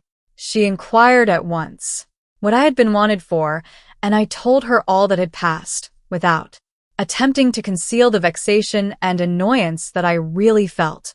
Her answer surprised and distressed me inexpressibly. It was the very last reply that I should have expected her to make. "My uncle is right," she said. "I have caused trouble and anxiety enough to you and to all about me. Let me cause no more. Marian, let Sir Percival decide." I remonstrated warmly, but nothing that I could say moved her. "I am held to my engagement," she replied. "I have broken with my old life. The evil day will not come the less surely, because I put it off." "No, Marian. Once again my uncle is right. I have caused trouble enough and anxiety. Enough, and I will cause no more." She used to be pliability itself, but she was now inflexibly passive in her resignation, I might almost say in her despair. Dearly as I love her, I should have been less pained if she had been violently agitated. It was so shockingly unlike her natural character to see her as cold and insensible as I saw her now. 12th. Sir Percival put some questions to me at breakfast about Laura, which left me no choice but to tell him what she had said. While we were talking, she herself came down and joined us. She was just as unnaturally composed in Sir Percival's presence as she had been in mine. When breakfast was over, he had an opportunity of saying a few words to her privately, in a recess of one of the windows. They were not more than 2 or 3 minutes together, and on their separating she left the room with Mrs. V.C. While Sir Percival came to me, he said he had entreated her to favor him by maintaining her privilege of fixing the time for the marriage at her own will and pleasure. In reply, she had merely expressed her acknowledgments and had desired him to mention what his wishes were too. Miss Halcombe, I have no patience to write more. In this instance, as in every other, sir, Percival has carried his point with the utmost possible credit to himself. In spite of everything that I can say or do, his wishes are now what they were, of course, when he first came here, and Laura, having resigned herself to the one inevitable sacrifice of the marriage, remains as coldly hopeless and enduring as ever, in parting with the little occupations and relics that reminded her of Hartright. She seems to have parted with all her tenderness and all her impressibility. It is only 3 o'clock in the afternoon while I write these lines, and Sir Percival has left us already, in the happy hurry of a bridegroom, to prepare for the bride's reception at his house in Hampshire. Unless some extraordinary event happens to prevent it, they will be married exactly at the time when he wished to be married, before the end of the year. My very fingers burn as I write it. 13th, a sleepless night, through uneasiness about Laura. Towards the morning I came to a resolution to try what change of scene would do to rouse her. She cannot surely remain in her present torpor of insensibility if I take her away from Limeridge and surround her with the pleasant faces of old friends. After some consideration, I decided on writing to the Arnolds in Yorkshire. They are simple, kind-hearted, hospitable people, and she has known them from her childhood. When I had put the letter in the post-bag, I told her what I had done. It would have been a relief to me if she had shown the spirit to resist and object. But no, she only said, I will go anywhere with you, Marian. I dare say you are right. I dare say the change will do me good. 14th, I wrote to Mr. Gilmore, informing him that there was really a prospect of this miserable marriage taking place, and also mentioning my idea of trying what change of scene would do for Laura. I had no heart to go into particulars. Time enough for them when we get nearer to the end of the year. 15th, 3 letters for me. The first, from the Arnolds, full of delight at the prospect of seeing Laura and me. The second, from one of the gentlemen to whom I wrote on Walter Hartright's behalf, informing me that he has been fortunate enough to find an opportunity of complying with my request. The third, from Walter himself, thanking me, poor fellow, in the warmest terms, for giving him an opportunity of leaving his home, his country, and his friends. A private expedition to make excavations among the ruined cities of Central America is, it seems, about to sail from Liverpool. The draftsman, who had been already appointed to accompany it, has lost heart and withdrawn at the 11th hour, and Walter is to fill his place. He is to be engaged for 6 months certain from the time of the landing in Honduras, and for a year afterwards if the excavations are successful and if the funds hold out.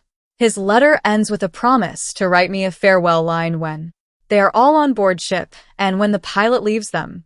I can only hope and pray earnestly that he and I are both acting in this matter for the best. It seems such a serious step for him to take that the mere contemplation of it startles me. And yet, in his unhappy position, how can I expect him or wish him to remain at home? 16th, the carriage is at the door. Laura and I set out on our visit to the Arnolds today. Polesdean Lodge, Yorkshire. 23rd, a week in these new scenes and among these kind-hearted people has done her some good, though not so much as I had hoped. I have resolved to prolong our stay for another week at least. It is useless to go back to Limeridge till there is an absolute necessity for our return. 24th, sad news by this morning's post. The expedition to Central America sailed on the 21st. We have parted with a true man. We have lost a faithful friend. Walter Hartright has left England. 25th, sad news yesterday, ominous news today. Sir Percival Glyde has written to Mr. Fairlie, and Mr. Fairlie has written to Laura and me to recall us to Limeridge immediately. What can this mean? Has the day for the marriage been fixed in our absence? Limeridge House, November 27th. My forebodings are realized. The marriage is fixed for the 22nd of December. The day after we left for Polesdean Lodge, Sir Percival wrote, it seems to Mr. Fairlie, to say that the necessary repairs and alterations in his house in Hampshire would occupy a much longer time in completion than he had originally anticipated.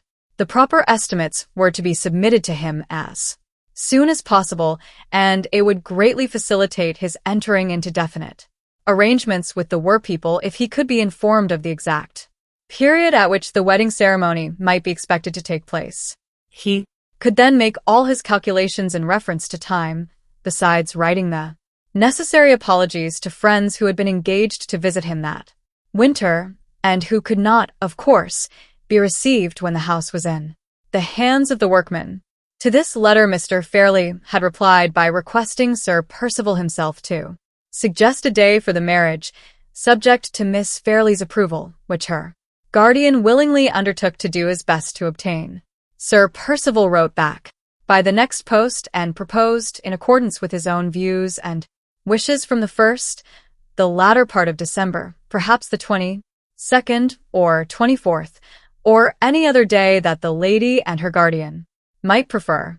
The lady not being at hand to speak for herself, her guardian had decided, in her absence, on the earliest day mentioned, the 22nd of December, and had written to recall us to Limeridge in consequence. After explaining these particulars to me at a private interview yesterday, Mr. Fairlie suggested, in his most amiable manner, that I should open the necessary negotiations today. Feeling that resistance was useless unless I could first obtain Laura's authority to make it, I consented to speak to her, but declared, at the same time, that I would on no consideration undertake to gain her consent to Sir Percival's wishes. Mr. Fairlie complimented me on my excellent conscience, much as he would have complimented me if he had been out walking, on my excellent constitution, and seemed perfectly satisfied so far with having simply shifted one more family responsibility from his own shoulders to mine. This morning I spoke to Laura, as I had promised.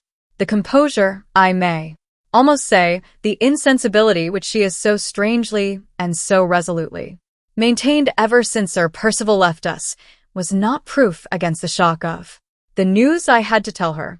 She turned pale and trembled violently. "Not so soon," she pleaded. "Oh, Marian, not so soon." The slightest hint she could give was enough for me. I rose to leave the room and fight her battle for her at once with Mr. Fairlie.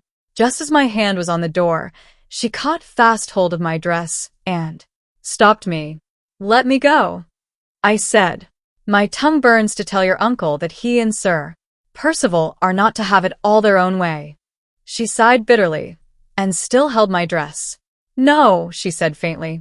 "Too late, Marian. Too late." "Not a minute too late," I retorted. "The question of time is our question. And trust me, Laura, to take a woman's full advantage of it." I unclasped her hand from my gown while I spoke, but she slipped both her arms round my waist at the same moment and held me more effectually than ever. "It will only involve us in more trouble and more confusion," she said. "It will set you and my uncle at variance, and bring Sir Percival here again with fresh causes of complaint. So much the better." I cried out passionately. "Who cares for his causes of complaint? Are you to break your heart to set his mind at ease? No man under heaven deserves these sacrifices from us women. Men, they are the enemies of our innocence and our peace. They drag us away from our parents' love and our sisters' friendship. They take us body and soul to themselves and fasten our helpless lives to theirs as they chain up a dog to his kennel. And what does the best of them give us in return? Let me go. Laura, I'm mad when I think of it. The tears, miserable, weak, women's tears of vexation and rage, started to my eyes. She smiled sadly and put her handkerchief over my face to hide for me the betrayal of my own weakness, the weakness of all others which she knew that I most despised. "Oh, Marian," she said, You crying? Think what you would say to me if the places were changed, and if those tears were mine. All your love and courage and devotion will not alter what must happen sooner or later. Let My uncle have his way. Let us have no more troubles and heartburnings that any sacrifice of mine can prevent. Say you will live with me, Marian, when I am married, and say no more. But I did say more. I forced back the contemptible tears that were no relief to me, and that only distressed her, and reasoned and pleaded as calmly as I could. It was of no avail. She made me twice repeat the promise to live with her when she was married, and then suddenly asked a question which turned my sorrow and my sympathy for her into a new direction. While we were at Polstein, she said, "You had a letter, Marian." Her altered tone, the abrupt manner in which she looked away from me, and hid her face on my shoulder, the hesitation which silenced her before she had completed her question, all told me, but too plainly, to whom the half-expressed inquiry pointed. "I thought, Laura, that you and I were never to refer to him again," I said. gently. "You had a letter from him?" she persisted. "Yes," I replied, "if you must know it." "Do you mean to write to him again?" I hesitated. I had been afraid to tell her of his absence from England, or of the manner in which my exertions to serve his new hopes and projects had connected me with his departure. What answer could I make? He was gone, where no letters could reach him for months, perhaps for years, to come. "Suppose I do mean to write to him again," I said at last. "What then, Laura?" Her cheek grew burning hot against my neck, and her arms trembled and tightened round me. "Don't tell him about the 22nd, she whispered. "Promise. Marian, pray promise you will not even mention my name to him when you write next." I gave the promise. No words can say how sorrowfully I gave it. She instantly Took her arm from my waist, walked away to the window, and stood looking out with her back to me. After a moment she spoke once more, but without turning round, without allowing me to catch the smallest glimpse of her face. "Are you going to my uncle's room?" she asked. "Will you say that I consent to whatever arrangement he may think best? Never mind leaving me, Marian. I shall be better alone for a little while." I went out. If, as soon as I got into the passage, I could have transported Mr. Fairlie and Sir Percival Glyde to the uttermost ends of the earth by lifting one of my fingers, that finger would have been raised without an instant's hesitation. For once my unhappy temper now stood my friend. I should have broken down altogether and burst into a violent fit of crying if my tears had not been all burnt up in the heat of my anger. As it was, I dashed into Mr. Fairlie's room, called to him as harshly as possible, "Laura consents to the 22nd, and dashed out again without waiting for a word of answer. I banged the door after me, and I hope I shattered Mr. Fairlie's nervous system for the rest of the day. 28th. This morning I read poor Hartright's farewell letter over again. A doubt having crossed my mind since yesterday whether I am acting wisely in concealing the fact of his departure from Laura. On reflection, I still think I am right. The allusions in his letter to the preparations made for the expedition to Central America all show that the leaders of it know it to be dangerous. If the discovery of this makes me uneasy, what would it make her? It is bad enough to feel that his departure has deprived us of the friend of all others to whose devotion we could trust in the hour of need, if ever that hour comes and finds us helpless. But it is far worse to know that he has gone from us to face the perils of a bad climate, a wild country, and a disturbed population. Surely it would be a cruel candor to tell Laura this, without a pressing and a positive necessity for it. I almost doubt whether I ought not to go a step farther and burn the letter at once, for fear of its one day falling into wrong hands. It not only refers to Laura in terms which ought to remain a secret forever between the writer and me, but it reiterates his suspicion, so obstinate, so unaccountable, and so alarming, that he has been secretly watched since he left Limerick. He declares that he saw the faces of the two strange men who followed him about the streets of London, watching him among the crowd which gathered at Liverpool to see the expedition embark, and he positively asserts that he heard the name of and Catherick pronounced behind him. As he got into the boat, his own words are, "These events have a meaning. These events must lead to a result. The mystery of Anne Catherick is not cleared up yet. She may never cross my path again, but if ever she crosses yours, make better use of the opportunity, Miss Halcombe, than I made of it. I speak on strong conviction. I entreat you to remember what I say." These are his own expressions. There is no danger of my forgetting them. My memory is only too ready to dwell on any words of Hartright's that refer to Anne Catherick. But there is danger in my keeping the letter. The merest accident might place it at the mercy of strangers. I may fall ill, I may die. Better to burn it at once, and have one anxiety the less.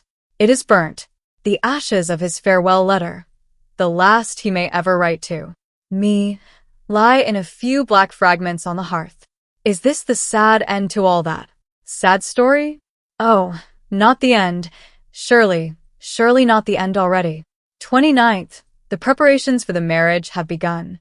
The dressmaker has come to receive her orders. Laura is perfectly impassive, perfectly careless about the question of all others in which a woman's personal interests are most closely bound up. She has left it all to the dressmaker and to me. If poor Hartright had been the baronet and the husband of her father's choice, how differently she would have behaved, how anxious and capricious she would have been, and what a hard task the best of dressmakers would have found it to please her. 30th. We hear every day from Sir Percival. The last news is that the alterations in his house will occupy from 4 to 6 months before they can be properly completed. If painters, paper-hangers, and upholsterers could make happiness as well as splendor, I should be interested about their proceedings in Laura's future home. As it is, the only part of Sir Percival's last letter which does not leave me as it found me, perfectly indifferent to all his plans and projects, is the part which refers to the wedding tour. He proposes, as Laura is delicate, and as the winter threatens to be unusually severe, to take her to Rome, and to remain in Italy until the early part of next summer. If this plan should not be approved, he is equally ready, although he has no establishment of his own in town, to spend the season in London, in the most suitable furnished house that can be obtained for the purpose, putting myself and my own feelings entirely out of the question, which it is my duty to do, and which I have done. I, for one, have no doubt of the propriety of adopting the first of these proposals. In either case, a separation between Laura and me is inevitable. It will be a longer separation in the event of their going abroad than it would be in the event of their remaining in London, but we must set against this disadvantage the benefit to Laura, on the other side, of passing the winter in a mild climate, and more than that, the immense assistance in raising her spirits and reconciling her to her new existence, which the mere wonder and excitement of traveling for the first time in her life in the most interesting country in the world must surely afford. She is not of a disposition to find resources in the conventional gaieties and excitements of London. They would only make the first oppression of this lamentable marriage fall the heavier on her. I dread the beginning of her new life more than words can tell, but I see some hope for her if she travels, none if she remains at home. It is strange to look back at this latest entry in my journal and to find that I am writing of the marriage and the parting with Laura as people write of a settled thing. It seems so cold and so unfeeling to be looking at the future already in this cruelly composed way. But what other way is possible, now that the time is drawing so near? Before another month is over our heads, she will be his Laura instead of mine. His Laura. I am as little able to realize the idea which those two words convey. My mind feels almost as dulled and stunned by it as if writing of her marriage were like writing of her death.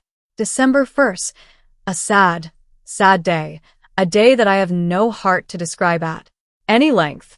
After weakly putting it off last night, I was obliged to speak to her this morning of Sir Percival's proposal about the wedding tour, in the full conviction that I should be with her wherever she went. The poor child, for a child she is still in many things, was almost happy at the prospect of seeing the wonders of Florence and Rome and Naples. It nearly broke my heart to dispel her delusion and to bring her face to face with the hard truth. I was obliged to tell her that no man tolerates a rival, not even a woman rival, in his wife's affections, when he first marries, whatever he may do afterwards.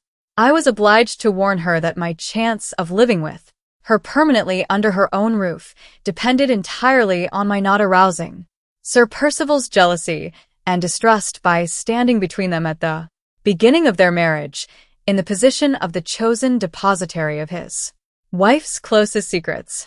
Drop by drop, I poured the profaning bitterness of this world's wisdom into that pure heart and that innocent mind, while every higher and better feeling within me recoiled from my miserable task. It is over now. She has learned her inevitable lesson. The simple illusions of her girlhood are gone, and my hand has stripped them off. Better mine than his, that is all my consolation, better mine than his. So the first proposal is the proposal accepted. They are to go to Italy, and I am to arrange, with Sir Percival's permission, for meeting them and staying with them when they return to England. In other words, I am to ask a personal favor for the first time in my life, and to ask it of the man of all others to whom I least desire to owe a serious obligation of any kind. Well, I think I could do even more than that for Laura's sake. Second, on looking back, I find myself always referring to Sir Percival in disparaging terms. In the turn affairs have now taken, I must and will root out my prejudice against him. I cannot think how it first got into my mind. It certainly never existed in former times. Is it Laura's reluctance to become his wife that has set me against him? Have Hartright's perfectly intelligible prejudices infected me without my suspecting their influence? Does that letter of and Catherick's still leave a lurking distrust in my mind, in spite of Sir Percival's explanation and of the proof in my possession of the truth of it? I cannot account for the state of my own feelings. The one thing I am certain of is that it is my duty, doubly my duty now, not to wrong Sir Percival by unjustly distrusting him. If it has got to be a habit with me always to write of him in the same unfavorable manner, I must and will break myself of this unworthy tendency, even though the effort should force me to close the pages of my journal till the marriage is over. I am seriously dissatisfied with myself. I will write no more. Today, December 16th. A whole fortnight is past, and I have not once opened these pages. I have been long enough away from my journal to come back to it with a healthier and better mind, I hope, so far as Sir Percival is concerned. There is not much to record of the past 2 weeks. The dresses are almost all finished, and the new traveling trunks have been sent here from London. Poor dear Laura hardly leaves me for a moment all day, and last night, when neither of us could sleep, she came and crept into my bed to talk to me. There. I shall lose you so soon, Marian, she said. I must make the most of you while I can. They are to be married at Limmeridge Church, and thank heaven, not one of the neighbors is to be invited to the ceremony. The only visitor will be our old friend, Mr. Arnold, who is to come from Polesdean to give Laura away, her uncle being far too delicate to trust himself outside the door in such inclement weather as we now have. If I were not determined, from this day forth, to see nothing but the bright side of our prospects, the melancholy absence of any male relative of Laura's at the most important moment of her life would make me very gloomy and very distrustful of the future. But I have done with gloom and distrust, that is to say, I have done with writing about either the one or the other in this journal. Sir Percival is to arrive tomorrow. He offered, in case we wish to treat him on terms of rigid etiquette, to write and ask our clergyman to grant him the hospitality of the rectory during the short period of his sojourn at Limmeridge before the marriage. Under the circumstances, neither Mr. Fairlie nor I thought it at all necessary for us to trouble ourselves about attending to trifling forms and ceremonies. In our wild moorland country, and in this great lonely house, we may well claim to be beyond the reach of the trivial conventionalities which hamper people in other places. I wrote to Sir Percival to thank him for his polite offer and to beg that he would occupy his old rooms, just as usual, at Limmeridge House. 17th. He arrived today looking, as I thought, a little worn and anxious, but still talking and laughing like a man in the best possible spirits. He brought with him some really beautiful presents in jewelry which Laura received with her best grace and, outwardly at least, with perfect self-possession. The only sign I can detect of the struggle it must cost her to preserve appearances at this trying time expresses itself in a sudden unwillingness on her part, ever to be left alone. Instead of retreating to her own room, as usual, she seems to dread going there. When I went upstairs today after lunch to put on my bonnet for a walk, she volunteered to join me, and again before dinner, she threw the door open between our two rooms so that we might talk to each other while we were dressing. "Keep me always doing something," she said. "Keep me always in company with somebody. Don't let me think. That is all I ask now, Marian. Don't let me think." This sad change in her only increases her attractions for Sir Percival. He interprets it, I can see, to his own advantage. There is a feverish flush in her cheeks, a feverish brightness in her eyes, which he welcomes as the return of her beauty and the recovery of her spirits. She talked today at dinner with a gaiety and carelessness so false, so shockingly out of her character, that I secretly longed to silence her and take her away. Sir Percival's delight and surprise appeared to be beyond all expression. The anxiety which I had noticed on his face when he arrived totally disappeared from it, and he looked, even to my eyes, a good 10 years younger than he really is. There can be no doubt, though some strange perversity prevents me from seeing it myself, there can be no doubt that Laura's future husband is a very handsome man. Regular features form a personal advantage to begin with, and he has them. Bright brown eyes, either in man or woman, are a great attraction, and he has them. Even baldness, when it is only baldness over the forehead, as in his case, is rather becoming than not in a man, for it heightens the head and adds to the intelligence of the face. Grace and ease of movement, untiring animation of manner, ready, pliant, conversational powers, all these are unquestionable merits, and all these he certainly possesses. Surely Mr. Gilmore, ignorant as he is of Laura's secret, was not to blame for feeling surprised that she should repent of her marriage engagement? Anyone else in his place would have shared our good old friend's opinion. If I were asked at this moment to say plainly what effects I have discovered in Sir Percival, I could only point out two. 1. His incessant restlessness and excitability, which may be caused, naturally enough, by unusual energy of character. The other, his short, sharp, ill-tempered manner of speaking to the servants, which may be only a bad habit after all. No, I cannot dispute it, and I will not dispute it, sir.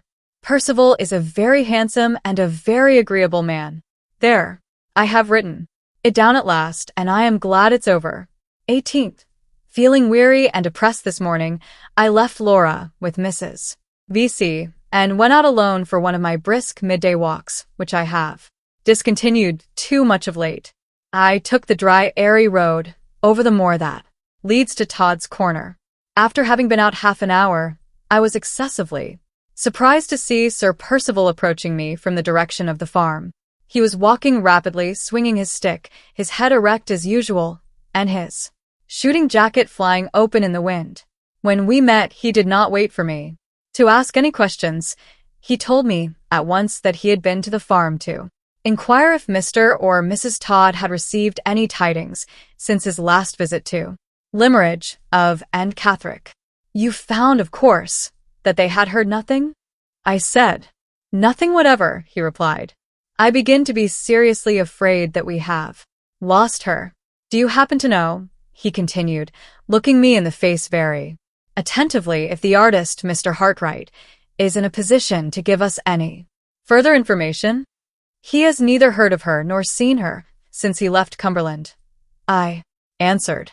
Very sad, said Sir Percival, speaking like a man who is disappointed and, yet, oddly enough, looking at the same time like a man who is relieved. It is impossible to say what misfortunes may not have happened to the miserable creature. I am inexpressibly annoyed at the failure of all my efforts to restore her to the care and protection which she so urgently needs. This time, he really looked annoyed. I said a few sympathizing words and we then talked of other subjects on our way back to the house. Surely my chance meeting with him on the moor has disclosed another favorable trait in his character? Surely it was singularly considerate and unselfish of him to think of and Catherick on the eve of his marriage, and to go all the way to Todd's Corner to make inquiries about her, when he might have passed the time so much more agreeably in Laura's society.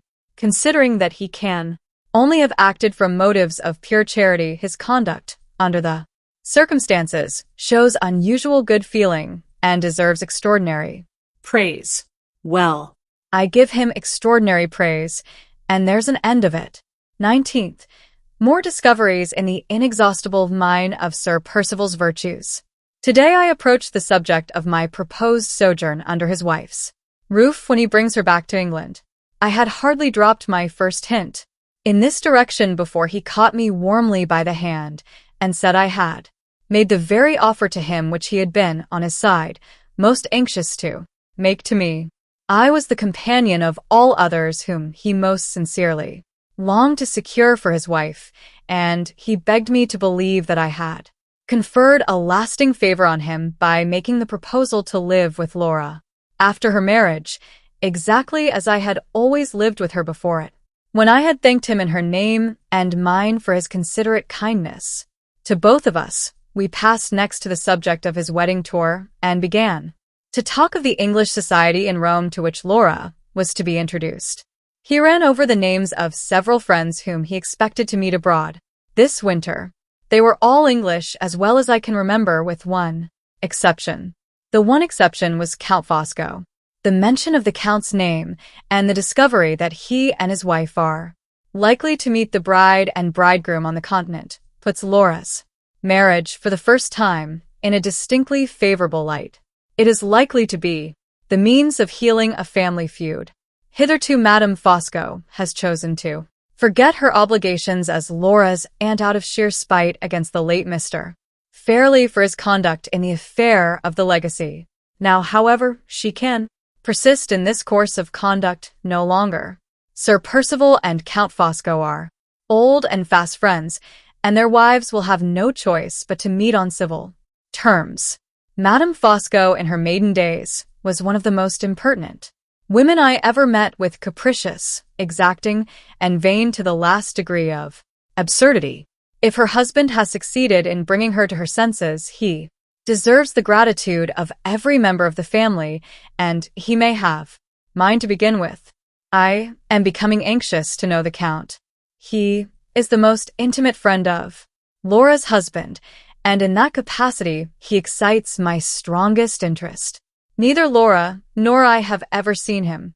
All I know of him is that his accidental presence years ago on the steps of the Trinita del Monte at Rome assisted Sir Percival's escape from robbery and assassination at the critical moment when he was wounded in the hand and might the next instant have been wounded in the heart. I remember also that at the time of the late Mr. Fairlie's absurd objections to his sister's marriage, the Count wrote him a very temperate and sensible letter on the subject, which, I am ashamed to say, remained unanswered. This is all I know of Sir Percival's friend. I wonder if he will ever come to England? I wonder if I shall like him? My pen is running away into mere speculation. Let me return to sober matter of fact. It is certain that Sir Percival's reception of my venturesome proposal to live with his wife was more than kind, it was almost affectionate. I am sure Laura's husband will have no reason to complain of me if I can only go on as I have begun. I have already declared him to be handsome, agreeable, full of good feeling towards the unfortunate, and full of affectionate kindness towards me. Really, I hardly know myself again in my new character of Sir Percival's warmest friend. 20th. I hate Sir Percival. I flatly deny his good looks. I consider him to be eminently ill-tempered and disagreeable, and totally wanting in kindness and good feeling. Last night the cards for the married couple were sent home. Laura opened the packet and saw her future name in print for the first time. Sir Percival looked over her shoulder familiarly at the new card, which had already transformed Miss Fairlie into Lady Glyde, smiled with the most odious self-complacency, and whispered something in her ear. I don't know what it was. Laura has refused to tell me, but I saw her face turn to such a deadly whiteness that I thought she would have fainted. He took no notice of the change. He seemed to be barbarously unconscious that he had said anything to pain her. All my old feelings of hostility towards him revived on the instant, and all the hours that have passed since have done nothing to dissipate them. I am more unreasonable and more unjust than ever. In 3 words, how glibly my pen writes them. In 3 words, I hate him. 21st. Have the anxieties of this anxious time shaken me a little? At last? I have been writing for the last few days in a tone of levity which, heaven knows, is far enough from my heart, and which it has rather shocked me to discover on looking back at the entries in my journal. Perhaps I may have caught the feverish excitement of Laura's spirits for the last week. If so, the fit has already passed away from me, and has left me in a very strange state of mind. A persistent idea has been forcing itself on my attention ever since last night that something will yet happen to prevent the marriage. What has produced this singular fancy? Is it the indirect result of my apprehensions for Laura's future? Or has it been unconsciously suggested to me by the increasing restlessness and irritability which I have certainly observed in Sir Percival's manner as the wedding day draws nearer and nearer? Impossible to say. I know that I have the idea, surely the wildest idea, under the circumstances, that ever entered a woman's head. But try as I may, I cannot trace it back to its source. This last day has been all confusion and wretchedness. How can I write about it? And yet I must write. Anything is better than brooding over my own gloomy thoughts. Kind Mrs. Vesey, whom we have all too much overlooked and forgotten of, late, innocently caused us a sad morning to begin with. She has been, for months past, secretly making a warm Shetland shawl for her dear pupil. A most beautiful and surprising piece of work to be done by a woman at her age and with her habits. The gift was presented this morning, and poor, warm-hearted Laura completely broke down when the shawl was put proudly on her shoulders by the loving old friend and guardian of her motherless childhood. I was hardly allowed time to quiet them both, or even to dry my own eyes, when I was sent for by Mr. Fairlie to be favored with a long recital of his arrangements for the preservation of his own tranquility. On the wedding day, dear Laura was to receive his present, a shabby ring with her affectionate uncle's hair for an ornament, instead of a precious stone, and with a heartless French inscription inside, about congenial sentiments and eternal friendship. Dear Laura was to receive this tender tribute from my hands immediately, so that she might have plenty of time to recover from the agitation produced by the gift before she appeared in Mr. Fairlie's presence. Dear Laura was to pay him a little visit that evening, and to be kind enough not to make a scene. Dear Laura was to pay him another little visit in her wedding dress the next morning, and to be kind enough, again, not to make a scene.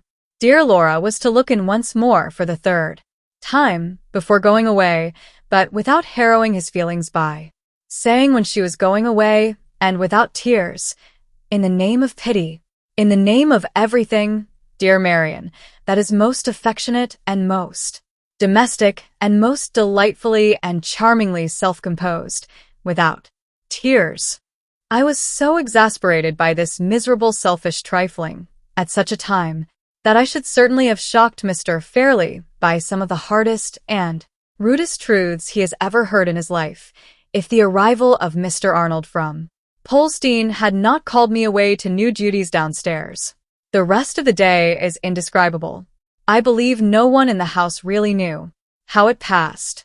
The confusion of small events, all huddled together one on the other, bewildered everybody. There were dresses sent home that had been forgotten. There were trunks to be packed and unpacked and packed. Again, there were presents from friends far and near, friends high and low. We were all needlessly hurried, all nervously expectant of the morrow. Sir Percival, especially, was too restless now to remain 5 minutes together in the same place. That short, sharp cough of his troubled him more than ever. He was in and out of doors all day long, and he seemed to grow so inquisitive on a sudden that he questioned the very strangers who came on small errands to the house. Add to all this the one perpetual thought in Laura's mind and mine that we were to part the next day, and the haunting dread, unexpressed by either of us, and yet ever present to both, that this deplorable marriage might prove to be the one fatal error of her life, and the one hopeless sorrow of mine. For the first time in all the years of our close and happy intercourse, we almost avoided looking each other in the face, and we refrained, by common consent, from speaking together in private. Through the whole evening, I can dwell on it no longer. Whatever future sorrows may be in store for me, I shall always look back on this 21st of December as the most comfortless and most miserable day of my life. I am writing these lines in the solitude of my own room, long after midnight, having just come back from a stolen look at Laura in her pretty little white bed, the bed she has occupied since the days of her girlhood. There she lay, unconscious that I was looking at her, quiet, more quiet than I had dared to hope, but not sleeping. The glimmer of the nightlight showed me that her eyes were only partially closed. The traces of tears glistened between her eyelids. My little keepsake, only a brooch, lay on the table at her bedside, with her prayer book and the miniature portrait of her father, which she takes with her wherever she goes. I waited a moment, looking at her from behind her pillow, as she lay beneath me, with one arm and hand resting on the white coverlid, so still, so quietly breathing, that the frill on her night-dress never moved. I waited, looking at her, as I have seen her thousands of times, as I shall never see her again, and then stole back to my room. My own love, with all your wealth and all your beauty, how friendless you are. The one man who would give his heart's life to serve you is far away, tossing, this stormy night, on the awful sea. Who else is left to you? No father, no brother, no living creature but the helpless, useless woman who writes these sad lines and watches by you for the morning, in sorrow that she cannot compose, in doubt that she cannot conquer. Oh, what a trust is to be placed in that man's hands tomorrow. If ever he forgets it, if ever he injures a hair of her head. The 22nd of December, 7 o'clock. A wild, unsettled morning. She has just risen, better and calmer, now that the time has come, than she was yesterday. 10 o'clock. She is dressed. We have kissed each other, we have promised each other not to lose courage. I am away for a moment in my own room. In the whirl and confusion of my thoughts, I can detect that strange fancy of some hindrance happening to stop the marriage still hanging about my mind. Is it hanging about his mind too? I see him from the window, moving hither and thither uneasily among the carriages at the door. How can I Write such folly. The marriage is a certainty. In less than half an hour we start. For the church. 11 o'clock. It is all over. They are married. 3 o'clock. They are gone. I am blind with crying. I can write no more. The first epoch of the story closes here. Second epoch. The story continued by Marian Halcombe. Blackwater Park, Hampshire. June 11th, 1850. 6 months to look back on, 6 long, lonely months since Laura and I last saw each other. How many days have I still to wait? Only one. Tomorrow, the 12th, the travelers return to England. I can hardly realize my own happiness. I can hardly believe that the next 24 hours will complete the last day of separation between Laura and me. She and her husband have been in Italy all the winter, and afterwards in the Tyrol. They come back, accompanied by Count Fosco and his wife, who proposed to settle somewhere in the neighborhood of London, and who have engaged to stay at Blackwater Park for the summer months before deciding on a place of residence. So long as Laura returns, no matter who returns with her, Sir Percival may fill the house from floor to ceiling, if he likes, on condition that his wife and I inhabit it together. Meanwhile, here I am, established at Blackwater Park, the ancient and interesting seat, as the county history obligingly informs me, of Sir Percival Glyde, Bart, and the future abiding place, as I may now venture to add on my account, of plain Marian Halcombe, spinster, now settled in a snug little sitting room, with a cup of tea by her side, and all her earthly possessions ranged round her in 3 boxes and a bag. I left Limmeridge yesterday, having received Laura's delightful letter from Paris the day before. I had been previously uncertain whether I was to meet them in London or in Hampshire, but this last letter informed me that Sir Percival proposed to land at Southampton and to travel straight on to his country house. He has spent so much money abroad that he has none left to defray the expenses of living in London for the remainder of the season, and he is economically resolved to pass the summer and autumn quietly at Blackwater. Laura has had more than enough of excitement and change of scene, and is pleased at the prospect of country tranquility and retirement, which her husband's prudence provides for her. As for me, I am ready to be happy anywhere in her society. We are all, therefore, well contented in our various ways. To begin with, last night I slept in London, and was delayed there so long today by various calls and commissions that I did not reach Blackwater this evening till after dusk. Judging by my vague impressions of the place thus far, it is the exact opposite of Limmeridge. The house is situated on a dead flat, and seems to be shut in almost suffocated, to my north country notions, by trees. I have seen nobody but the manservant who opened the door to me, and the housekeeper, a very civil person, who showed me the way to my own room and got me my tea. I have a nice little boudoir and bedroom at the end of a long passage on the first floor. The servants and some of the spare rooms are on the second floor, and all the living rooms are on the ground floor. I have not seen one of them yet, and I know nothing about the house, except that one wing of it is said to be 500 years old, that it had a moat round it once, and that it gets its name of Blackwater from a lake in the park. 11 o'clock has just struck, in a ghostly and solemn manner, from a turret over the center of the house, which I saw when I came in. A large dog has been woke, apparently by the sound of the bell, and is howling and yawning drearily somewhere round a corner. I hear echoing footsteps in the passages below, and the iron thumping of bolts and bars at the house door. The servants are evidently going to bed. Shall I follow their example? No, I am not half sleepy enough. Sleepy, did I say?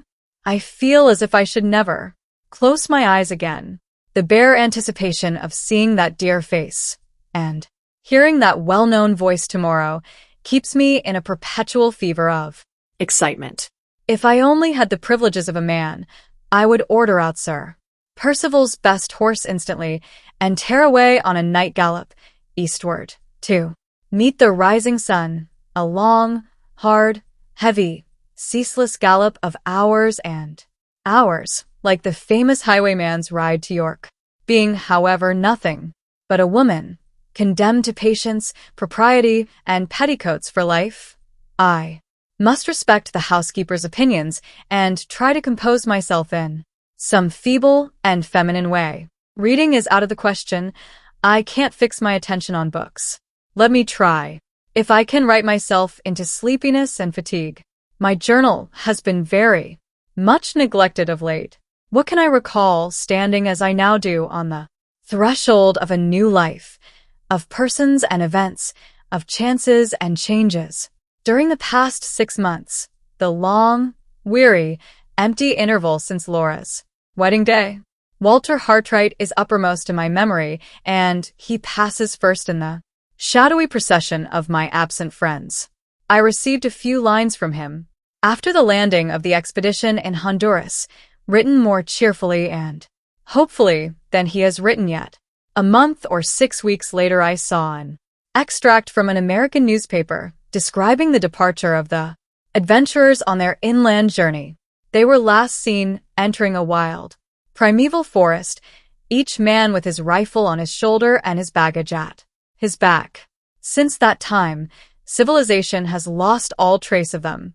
Not a line more have I received from Walter, not a fragment of news from the expedition has appeared in any of the public journals. The same dense, disheartening obscurity hangs over the fate and fortunes of Anne Catherick and her companion, Mrs. Clements.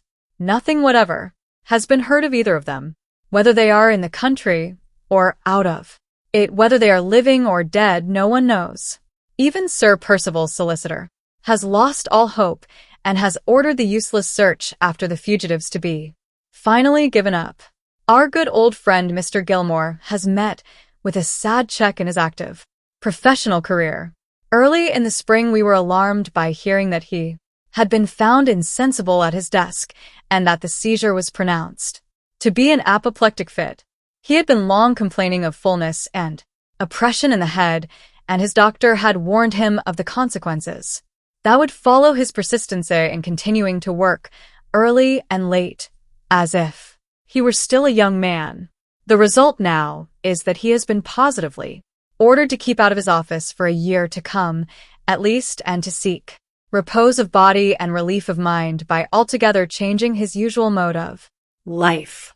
The business is left, accordingly, to be carried on by his partner, and he is himself, at this moment, away in Germany, visiting some relations who are settled there in mercantile pursuits. Thus another true friend and trustworthy adviser is lost to us. Lost, I earnestly hope and trust, for a time only. Poor Mrs. V.C. traveled with me as far as London. It was impossible to abandon her to solitude at Limmeridge after Laura and I had both left the house, and we have arranged that she is to live with an unmarried younger sister of hers, who keeps a school at Clapham. She is to come here this autumn to visit her pupil, I might almost say her adopted child. I saw the good old lady safe to her destination, and left her in the care of her relative, quietly happy at the prospect of seeing Laura again in a few months' time. As for Mr. Fairlie, I believe I am guilty of no injustice if I describe him as being unutterably relieved by having the house clear of us women. The idea of his missing his niece is simply preposterous. He used to let months pass in the old times without attempting to see her, and in my case and Mrs. V.C.'s, I take leave to consider his telling us both that he was half heartbroken at our departure, to be equivalent to a confession that he was secretly rejoiced to get rid of us. His last caprice has led him to keep 2 photographers, incessantly employed in producing sun pictures of all the treasures and curiosities in his possession. 1 complete copy of the collection of the photographs is to be presented to the Mechanics' Institution of Carlisle, mounted on the finest cardboard, with ostentatious red-letter inscriptions. Underneath, Madonna and Child by Raphael, in the possession of Frederick Fairlie, Esquire. Copper coin of the period of Tiglath-Pileser, in the possession of Frederick Fairlie, Esquire. Unique Rembrandt etching. Known all over Europe as the smudge, from a printer's blot in the corner, which exists in no other copy. Valued at 300 guineas. In the possession of Frederick Fairlie, ESQ, dozens of photographs of this sort, and all inscribed in this manner, were completed before I left Cumberland, and hundreds more remain to be done, with this new interest to occupy him.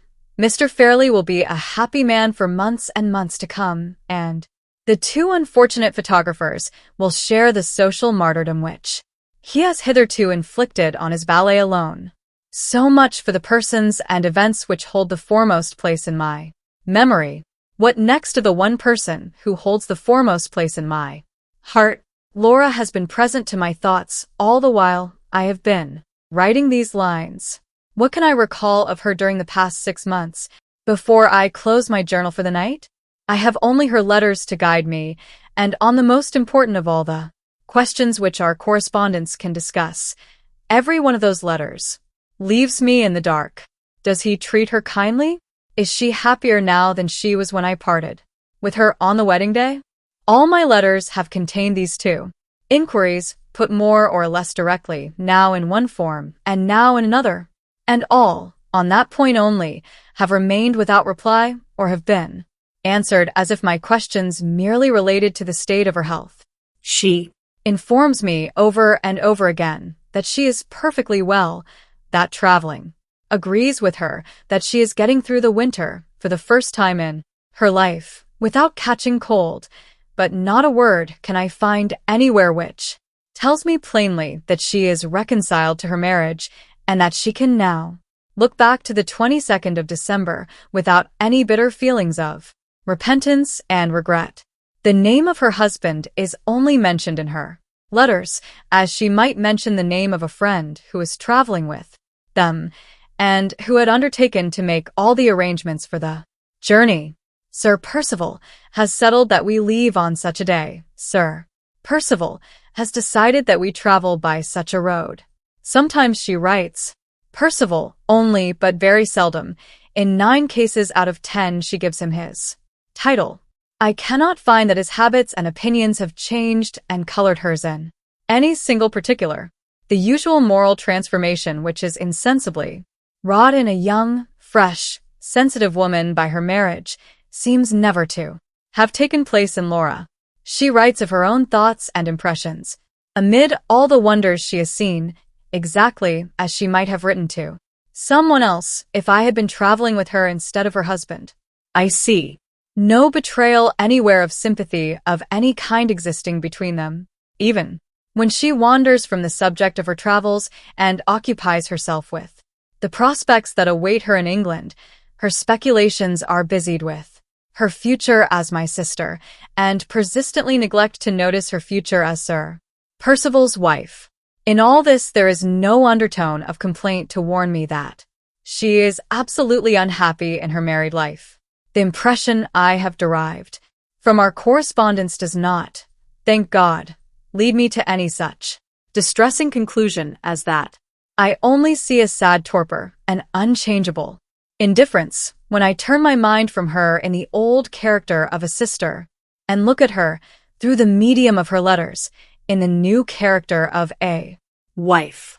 In other words, it is always Laura Fairlie who has been writing to me for the last 6 months, and never Lady Glyde.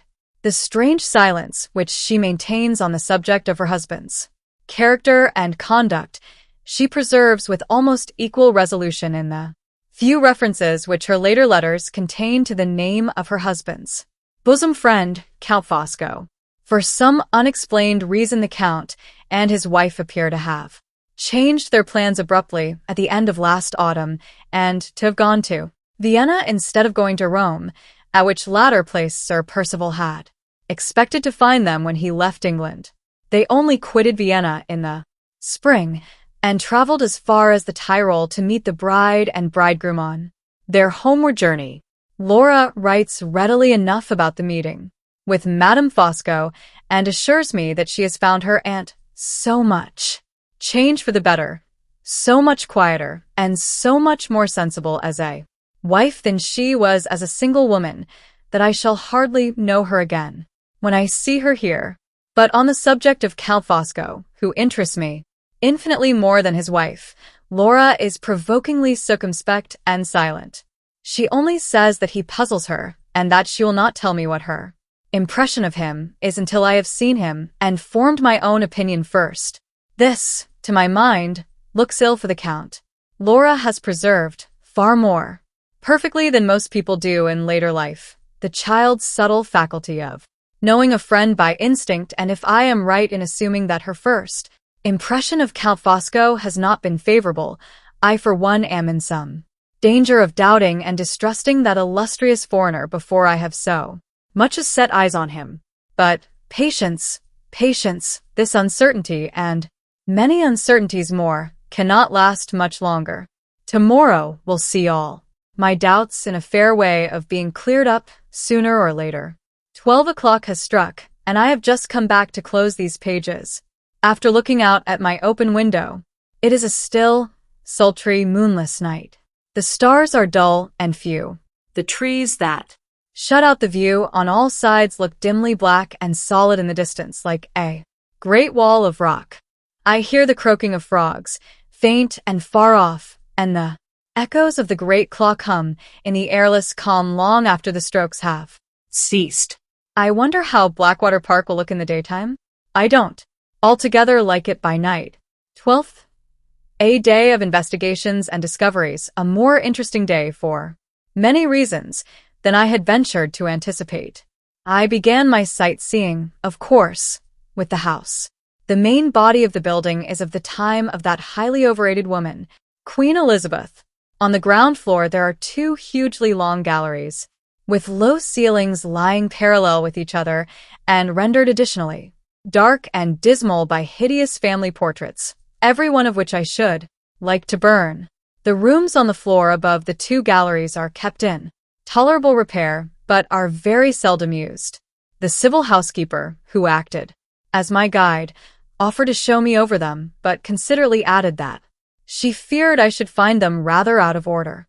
My respect for the integrity of my own petticoats and stockings infinitely exceeds my respect for all the Elizabethan bedrooms in the kingdom, so I positively declined exploring the upper regions of dust and dirt at the risk of soiling my nice, clean clothes.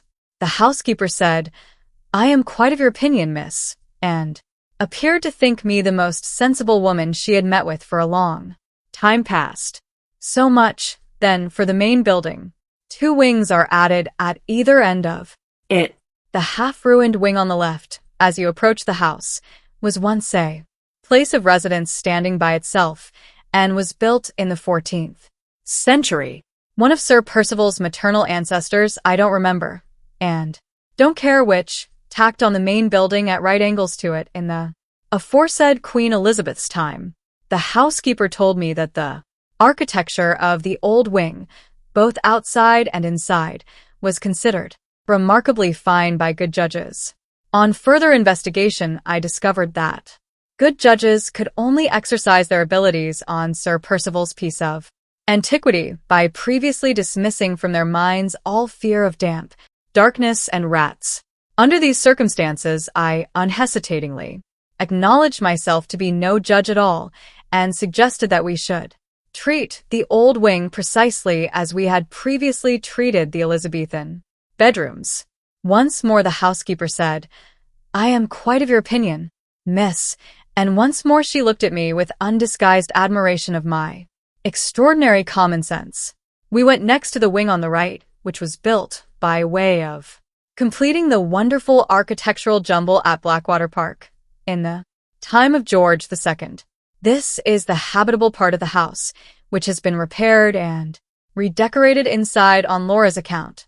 My 2 rooms and all the good bedrooms besides are on the first floor, and the basement contains a drawing room, a dining room, a morning room, a library, and a pretty little boudoir for Laura, all very nicely ornamented in the bright modern way, and all very elegantly furnished with the delightful modern luxuries.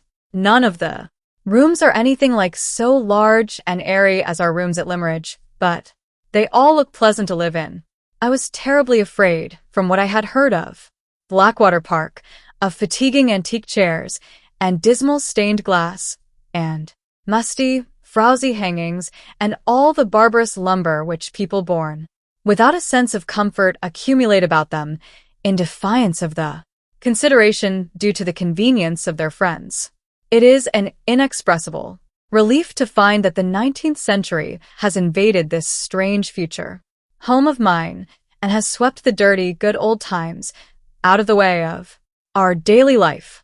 I dawdled away the morning, part of the time in the rooms downstairs and part out of doors in the great square, which is formed by the three sides of the house and by the lofty iron railings and gates which protect it in front. A Large circular fish pond with stone sides and an allegorical leaden monster in the middle occupies the center of the square. The pond itself is full of gold and silver fish and is encircled by a broad belt of the softest turf I ever walked on.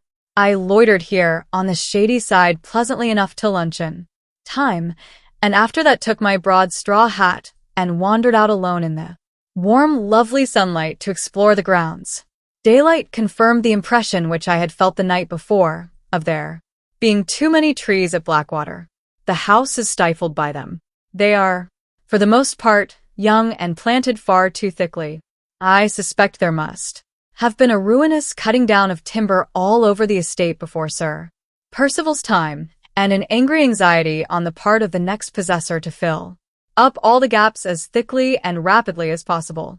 After looking about me in Front of the house, I observed a flower garden on my left hand and walked towards it to see what I could discover in that direction. On a nearer view, the garden proved to be small and poor and ill-kept. I left it behind me, opened a little gate in a ring fence, and found myself in a plantation of fir trees. A pretty winding path, artificially made, led me on among the trees, and my North Country experience soon informed me that I was approaching sandy, heathy ground. After a walk of more than half a mile, I should think, among the firs, the path took a sharp turn. The trees abruptly ceased to appear on either side of me, and I found myself standing suddenly on the margin of a vast open space, and looking down at the Blackwater Lake from which the house takes its name. The ground, shelving away below me, was all sand, with a few little heathy hillocks to break the monotony of it in certain places. The lake itself had evidently once flowed to the spot on which I stood, and had been gradually wasted and dried up to less than a third of its former size. I saw its still, stagnant waters, a quarter of a mile away from me in the hollow, separated into pools and ponds by twining reeds and rushes and little knolls of earth. On the farther bank from me the trees rose thickly again and shut out the view and cast their black shadows on the sluggish, shallow water. As I walked down to the lake, I saw that the ground on its farther side was damp and marshy, overgrown with rank grass and dismal willows.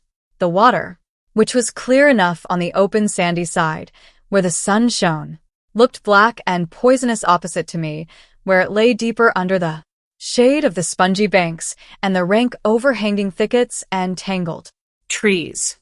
The frogs were croaking, and the rats were slipping in and out of the shadowy water, like live shadows themselves, as I got nearer to the marshy side of the lake.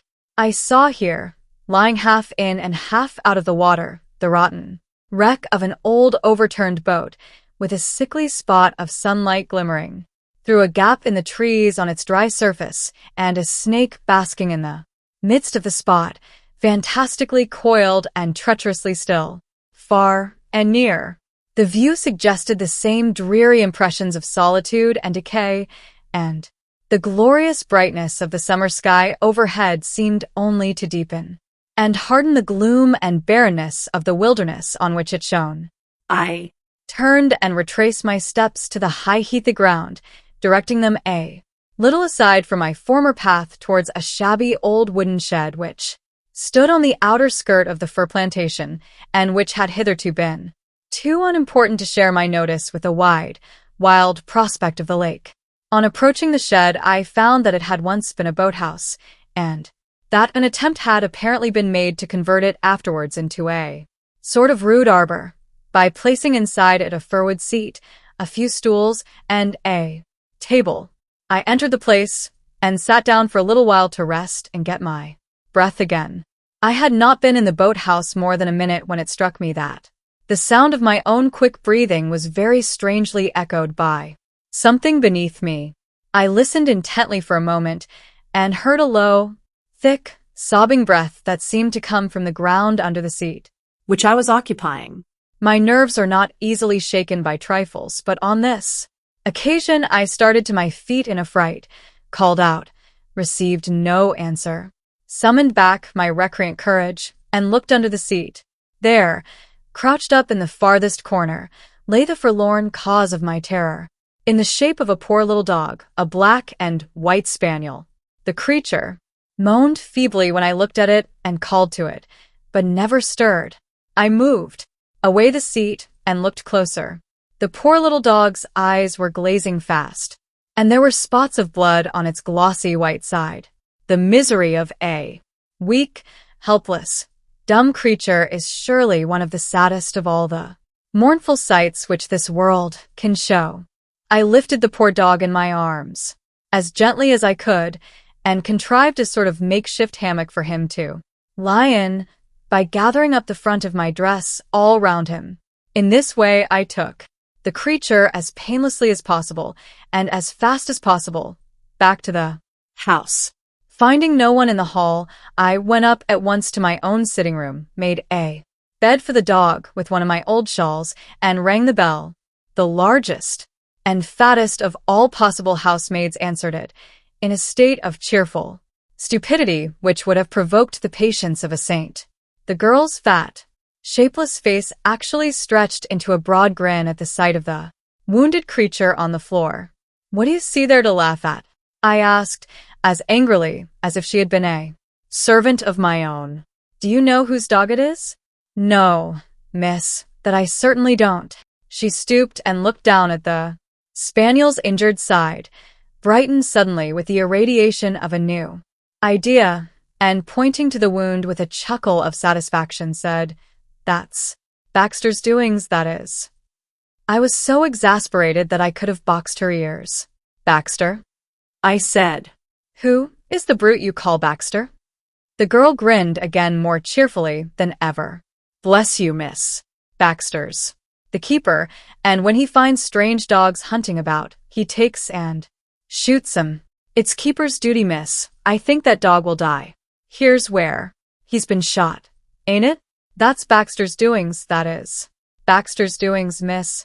And Baxter's duty."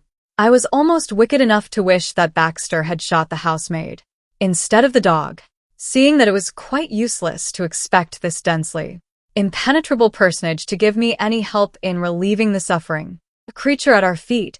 I told her to request the housekeeper's attendance. With my compliments, she went out exactly as she had come in, grinning from ear to ear. As the door closed on her, she said to herself softly, "It's Baxter's doings and Baxter's duty. That's what it is."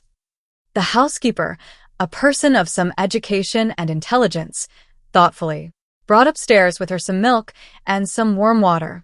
The instant she saw the dog on the floor, she started and changed color. "Why, Lord bless me," cried the housekeeper. "That must be Mrs. Catherick's dog." "Whose?" I asked, in the utmost astonishment. "Mrs. Catherick's." "You seem to know Mrs. Catherick, Miss Halcombe?" "Not personally, but I have heard of her." "Does she live here? Has she had any news of her daughter?" "No, Miss Halcombe. She came here to ask for news." "When?" "Only yesterday. She said someone had reported that a stranger answering to the description of her daughter had been seen in our neighborhood." "No. Such report has reached us here, and no such report was known in the village when I sent to make inquiries there on Mrs. Catherick's account. She certainly brought this poor little dog with her when she came, and I saw it trot out after her when she went away. I suppose the creature strayed into the plantations and got shot."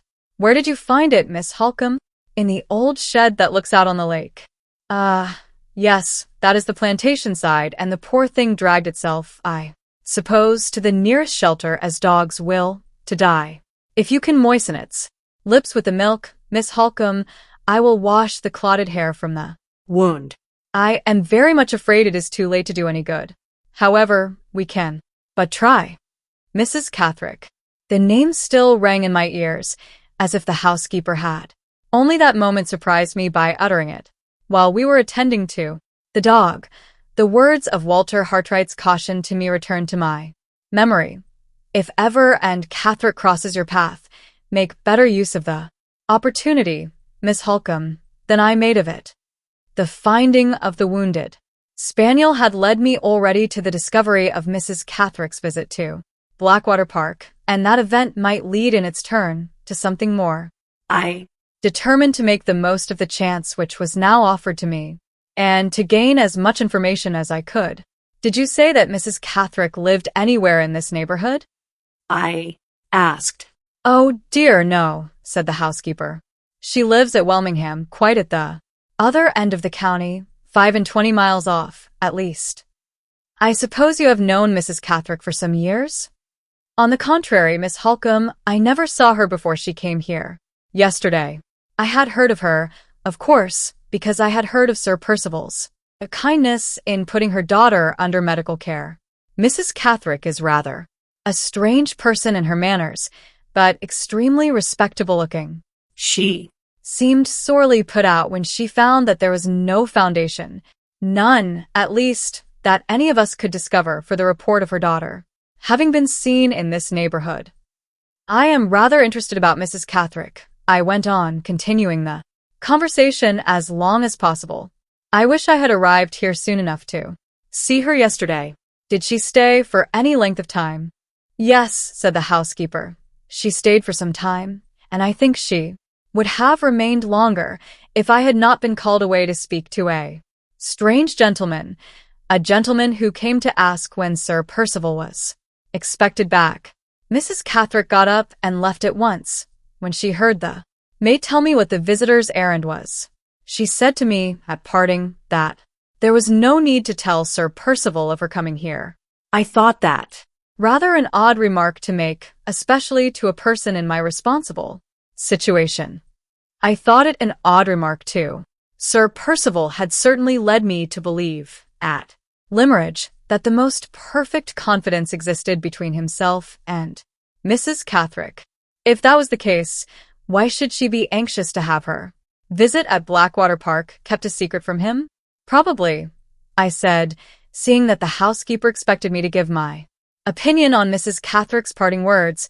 Probably she thought the announcement of her visit might vex Sir Percival to no purpose by reminding him that her lost daughter was not found yet. Did she talk much on that subject? Very little, replied the housekeeper. She talked principally of Sir Percival, and asked a great many questions about where he had been traveling and what sort of lady his new wife was. She seemed to be more soured and put out than distressed by failing to find any traces of her daughter in these parts. I give her up, were the last words she said that I can remember. I give her up, ma'am, for lost. And from that she passed at once to her questions about Lady Glyde, wanting to know if she was a handsome, amiable lady, comely and healthy and young. Ah, dear, I thought how it would end. Look, Miss Halcombe, the poor thing is out of its misery at last. The dog was dead. It had given a faint, sobbing cry. It had suffered an instant's convulsion of the limbs, just as those last words, comely and healthy and young, dropped from the housekeeper's lips. The change had happened with startling suddenness. In one moment the creature lay lifeless under our hands. 8 o'clock. I have just returned from dining downstairs, in solitary state. The sunset is burning redly on the wilderness of trees that I see from my window, and I am poring over my journal again, to calm my impatience for the return of the travelers. They ought to have arrived, by my calculations, before this. How still and lonely the house is in the drowsy evening quiet. Oh, Me. How many minutes more before I hear the carriage wheels and run downstairs to find myself in Laura's arms? The poor little dog. I wish my first day at Blackwater Park had not been associated with death, though it is only the death of a stray animal.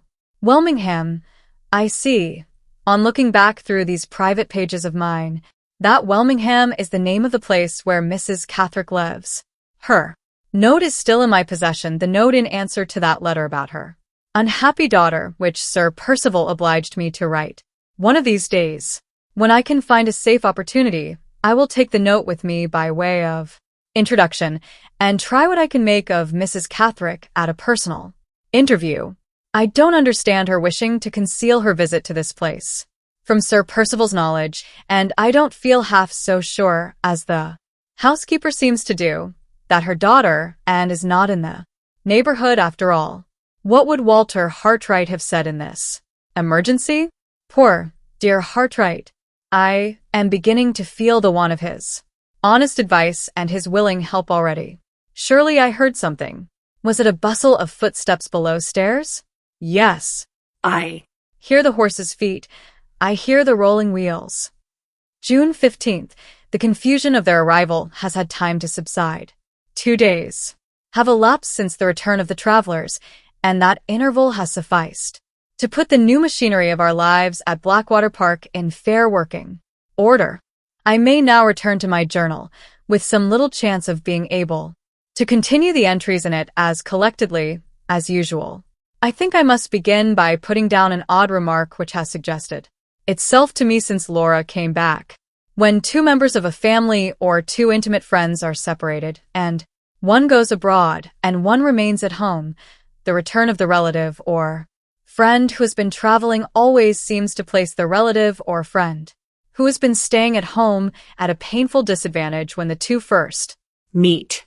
The sudden encounter of the new thoughts and new habits eagerly gained in the one case, with the old thoughts and old habits passively preserved in the other, seems at first to part the sympathies of the most loving relatives and the fondest friends, and to set a sudden strangeness, unexpected by both and uncontrollable by both, between them on either side.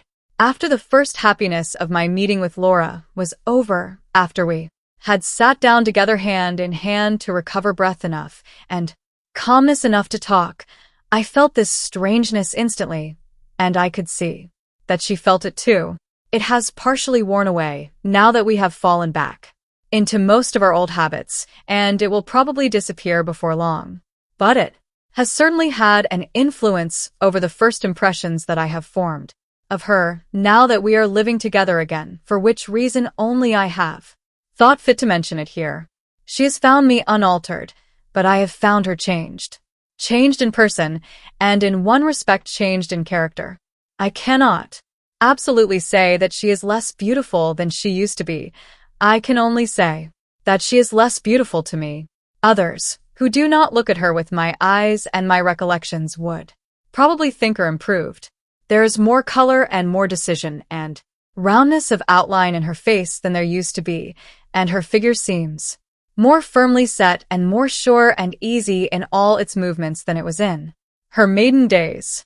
But I miss something when I look at her, something that once belonged to the happy, innocent life of Laura Fairlie, and that I cannot find in Lady Glyde.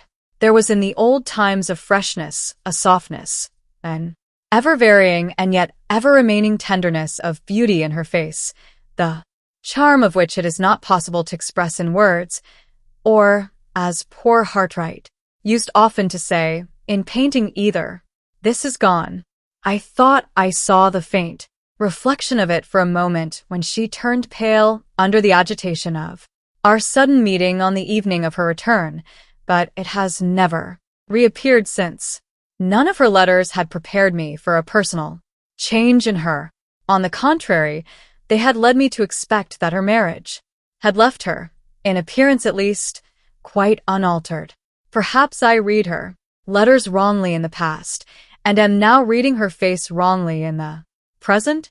No matter whether her beauty has gained or whether it is lost in the last 6 months, the separation either way has made her own dear self more precious to me than ever, and that is one good result of her marriage. At any rate, the second change, the change that I have observed in her character, has not surprised me because I was prepared for it in this case by the tone of her letters.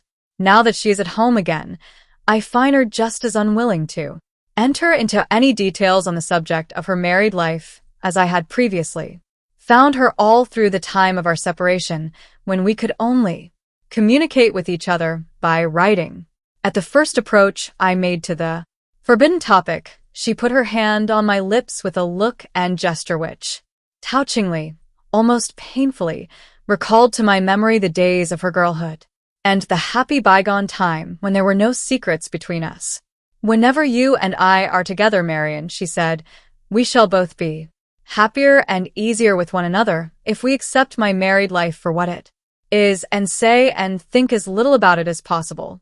I would tell you everything, darling, about myself," she went on, nervously buckling and unbuckling the ribbon round my waist, "if my confidences could only end there. But they could not. They would lead me into confidences about my husband too. And now I am married, I think I had better avoid them for his sake and for your sake and for mine. I don't say that they would distress you, or distress me. I wouldn't have you think that for the world. But I want to be so happy. Now I have got you back again, and I want you to be so happy too." She broke off abruptly and looked round the room, my own sitting room, in which we were talking.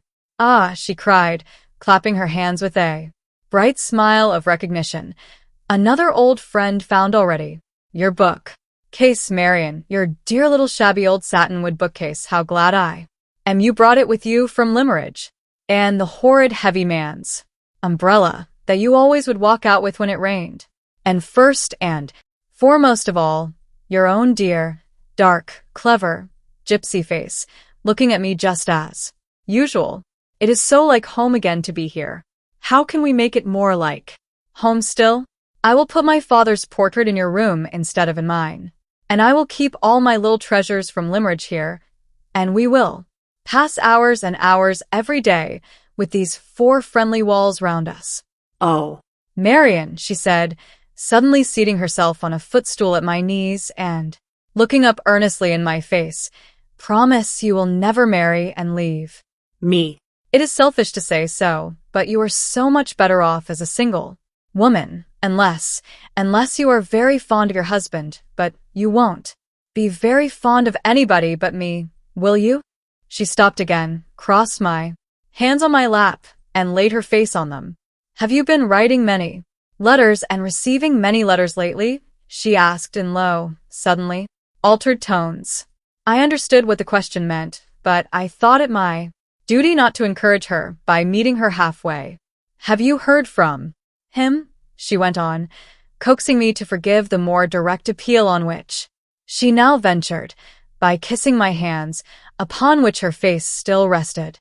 "Is he well and happy, and getting on in his profession? Has he recovered himself and forgotten me?" She should not have asked those questions. She should have remembered her own resolution on the morning when Sir Percival held her to her marriage engagement, and when she resigned the book of Hartright's drawings into my hands forever. But ah me, where is the faultless human creature who can persevere in a good resolution without sometimes failing and falling back? Where is the woman who has ever really torn from her heart the image that has been once fixed in it by a true love? Books tell us that such unearthly creatures have existed, but what does our own experience say in answer to books? I made no attempt to remonstrate with her, perhaps because I sincerely appreciated the fearless candor which let me see what other women in her position might have had reasons for concealing even from their dearest friends, perhaps because I felt in my own heart and conscience that in her place I should have asked the same questions and had the same thoughts. All I could honestly do was to reply that I had not written to him or heard from him lately, and then to turn the conversation to less dangerous topics. There has been much to sadden me in our interview, my first confidential interview with her since her return, the change which her marriage has produced in our relations towards each other by placing a forbidden subject between us for the first time in our lives, the melancholy conviction of the dearth of all warmth of feeling, of all close sympathy between her husband and herself, which her own unwilling words now force on my mind, the distressing discovery that the influence of that ill-fated attachment still remains, no matter how innocently, how harmlessly, rooted as deeply as ever in her heart. All these are disclosures to sadden any woman who loves her as dearly and feels for her as acutely as I do. There is only one consolation to set against them, a consolation that ought to comfort me, and that does comfort me. All the graces and gentleness of her character, all the frank affection of her nature, all the sweet, simple, womanly charms which used to make her the darling and delight of every one who approached her, have come back to me with herself. Of my other impressions I am sometimes a little inclined to doubt. Of this last, best, happiest of all impressions, I grow more and more certain every hour in the day. Let me turn, now, from her to her traveling companions. Her husband must engage my attention first. What have I observed in Sir Percival since his return to improve my opinion of him? I can hardly say. Small vexations and annoyances seem to have beset him since he came back, and no man under those circumstances is ever Presented at his best. He looks, as I think, thinner than he was when he left England. His wearisome cough and his comfortless restlessness have certainly increased. His manner, at least his manner towards me, is much more abrupt than it used to be. He greeted me, on the evening of his return, with little or nothing of the ceremony and civility of former times, no polite speeches of welcome, no appearance of extraordinary gratification at seeing me, nothing but a short shake of the hand and a sharp, "How do, Miss Halcombe? Glad to see you again." He seemed to accept me as one of the necessary fixtures of Blackwater Park, to be satisfied at finding me established in my proper place, and then to pass me over altogether. Most men show something of their disposition in their own houses, which they have concealed elsewhere, and Sir Percival has already displayed a mania for order and regularity, which is quite a new revelation of him, so far as my previous knowledge of his character is concerned. If I take a book from the library and leave it on the table, he follows me and puts it back again. If I rise from a chair and let it remain where I have been sitting, he carefully restores it to its proper place against the wall.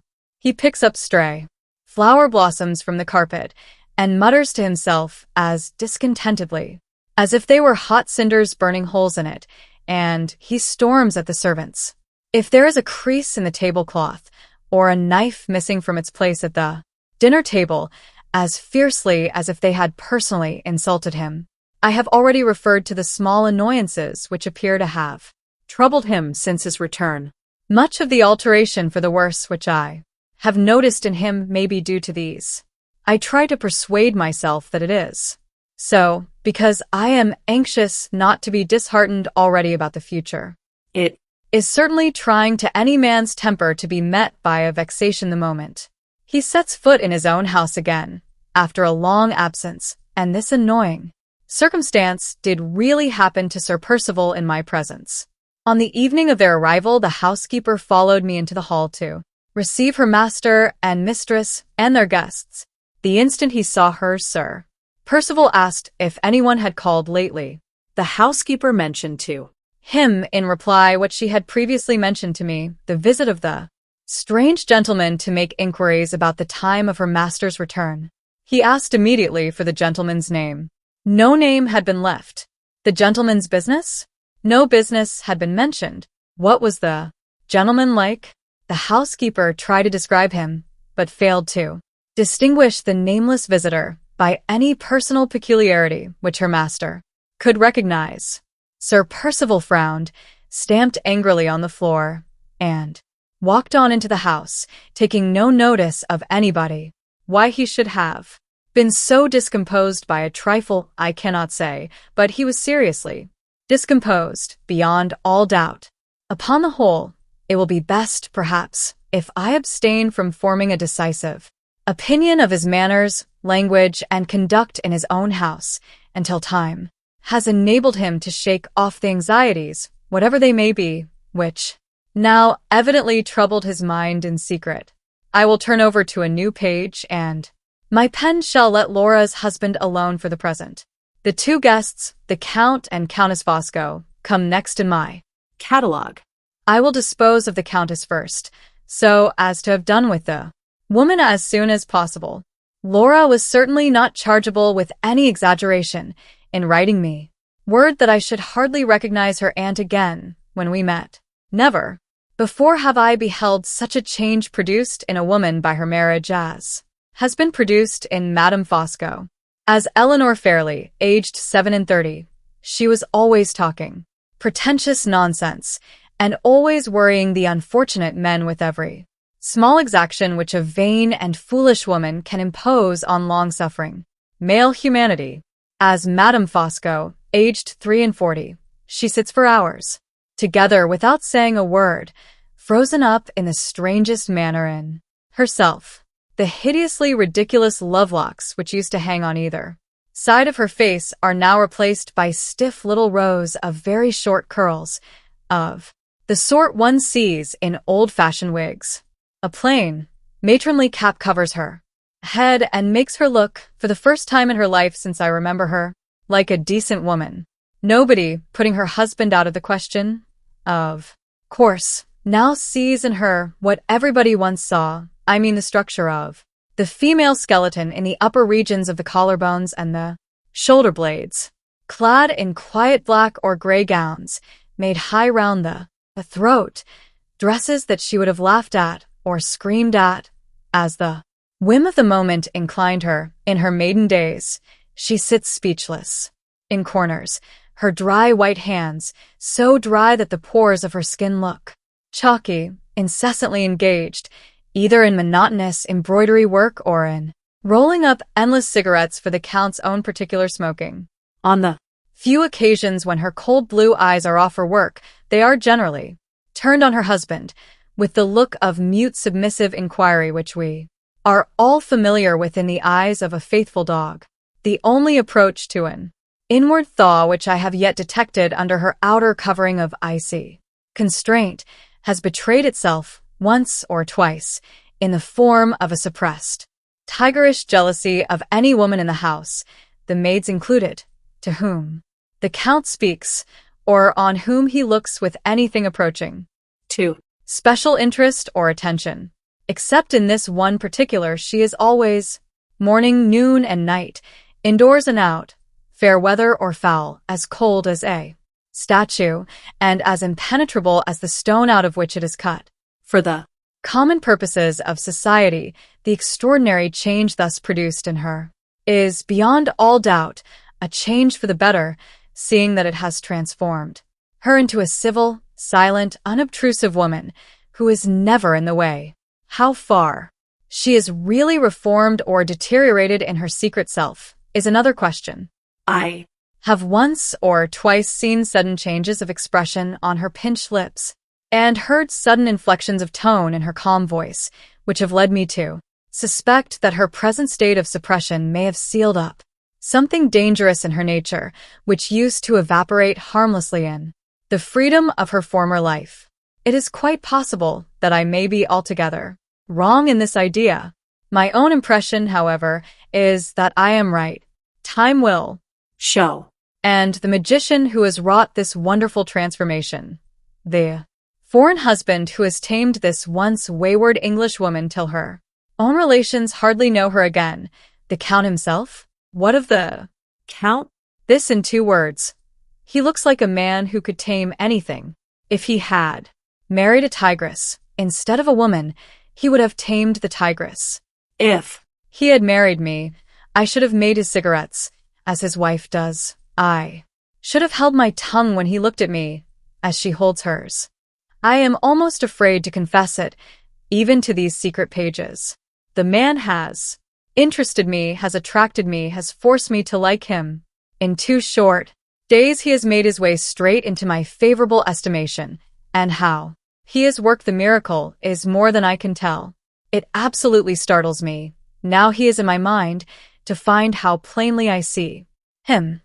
How much more plainly than I see Sir Percival, or Mr. Fairlie, or Walter Hartright, or any other absent person of whom I think, with the one exception of Laura herself. I can hear his voice, as if he was speaking at this moment. I know what his conversation was yesterday, as well as if I was hearing it now. How am I to describe him? There are peculiarities in his personal appearance, his habits, and his amusements, which I should blame in the boldest terms, or ridicule in the most merciless manner, if I had seen them in another man. What is it that makes me unable to blame them, or to ridicule them in him? For example, he is immensely fat. Before this time, I have always especially disliked corpulent humanity. I have always maintained that the popular notion of connecting excessive grossness of size and excessive good humor as inseparable allies was equivalent to declaring either that no people but amiable people ever get fat, or that the accidental addition of so many pounds of flesh has a directly favorable influence over the disposition of the person on whose body they accumulate.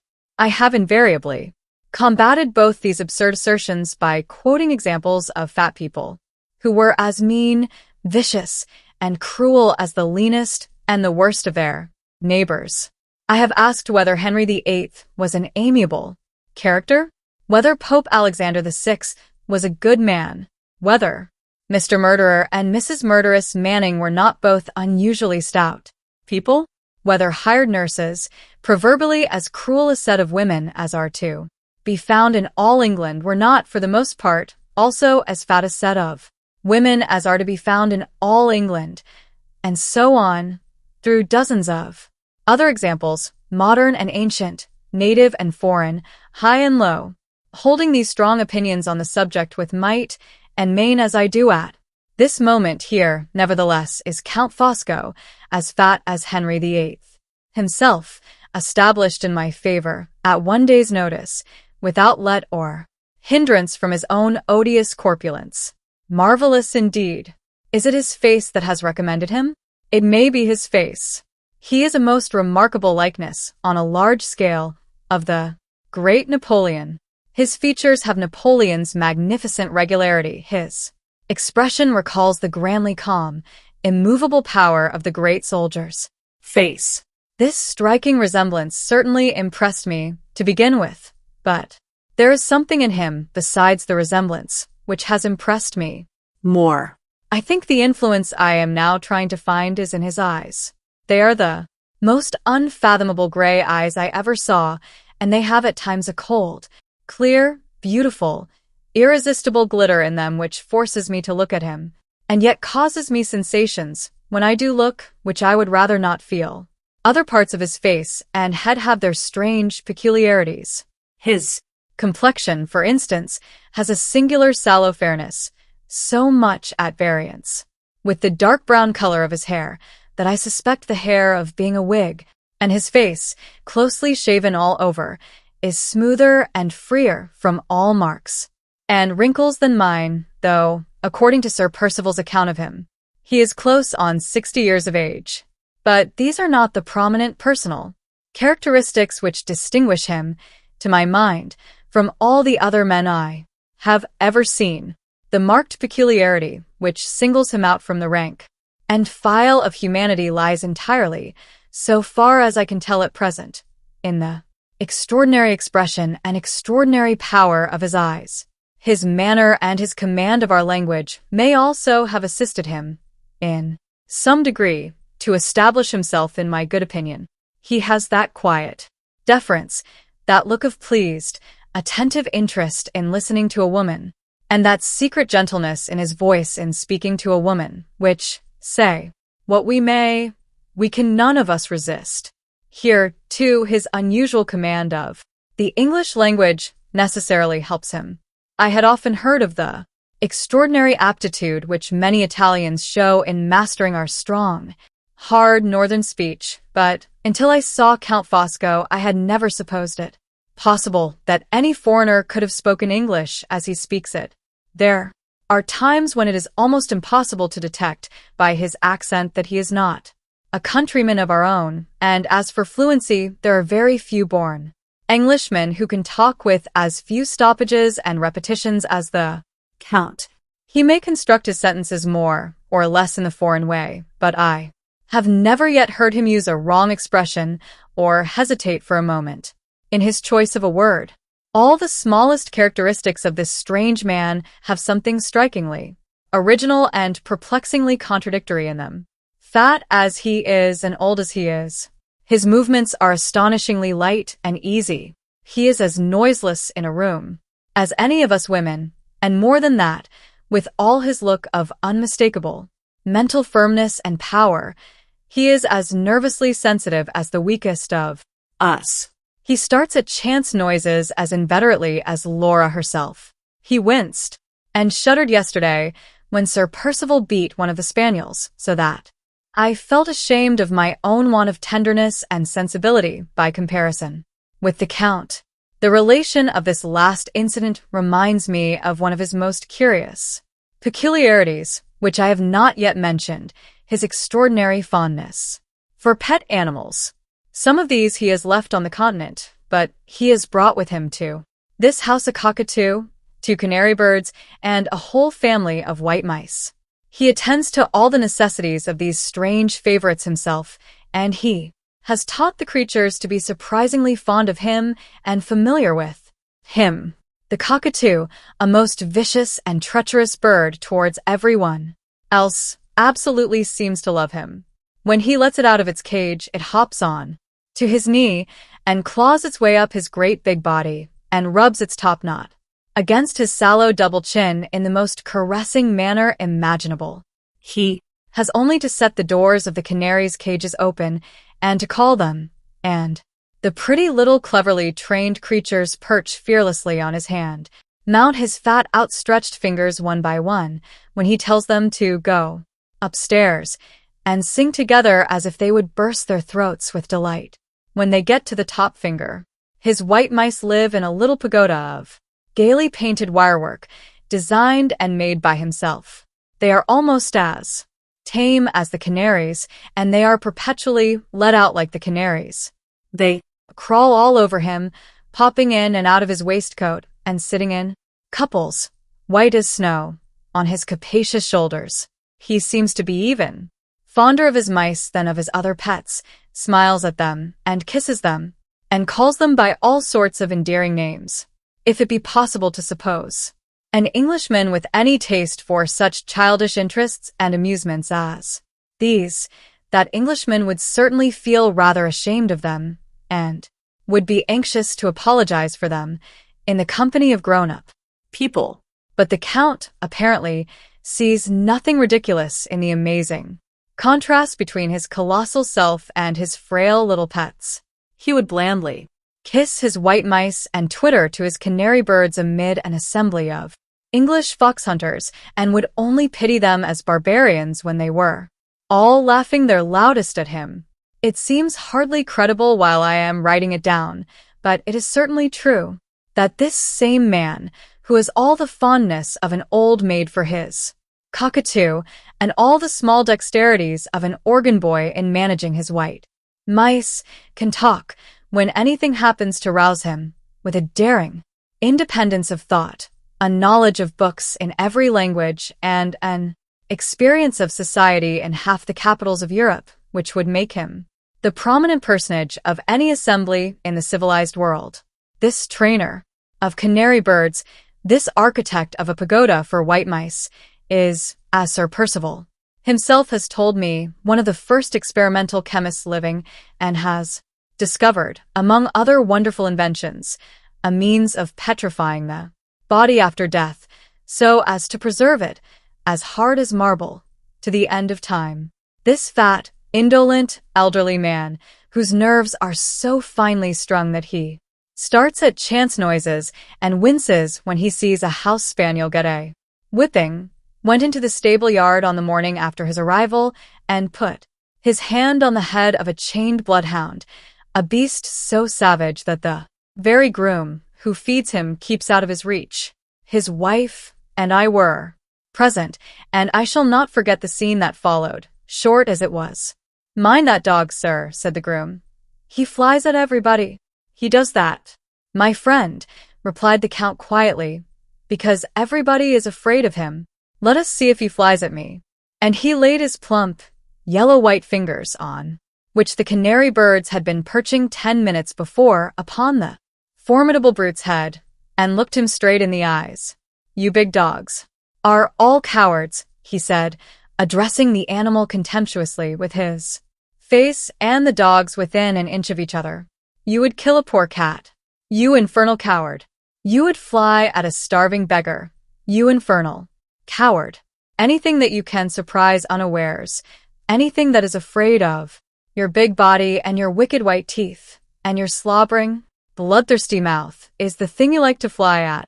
You could throttle me at this moment, you mean miserable bully, and you daren't so much as look me in the face, because I'm not afraid of you. Will you think better of it and try your teeth in my fat neck?" "Bah! "Not you." He turned away, laughing at the astonishment of the men in the yard, and the dog crept back meekly to his Kennel.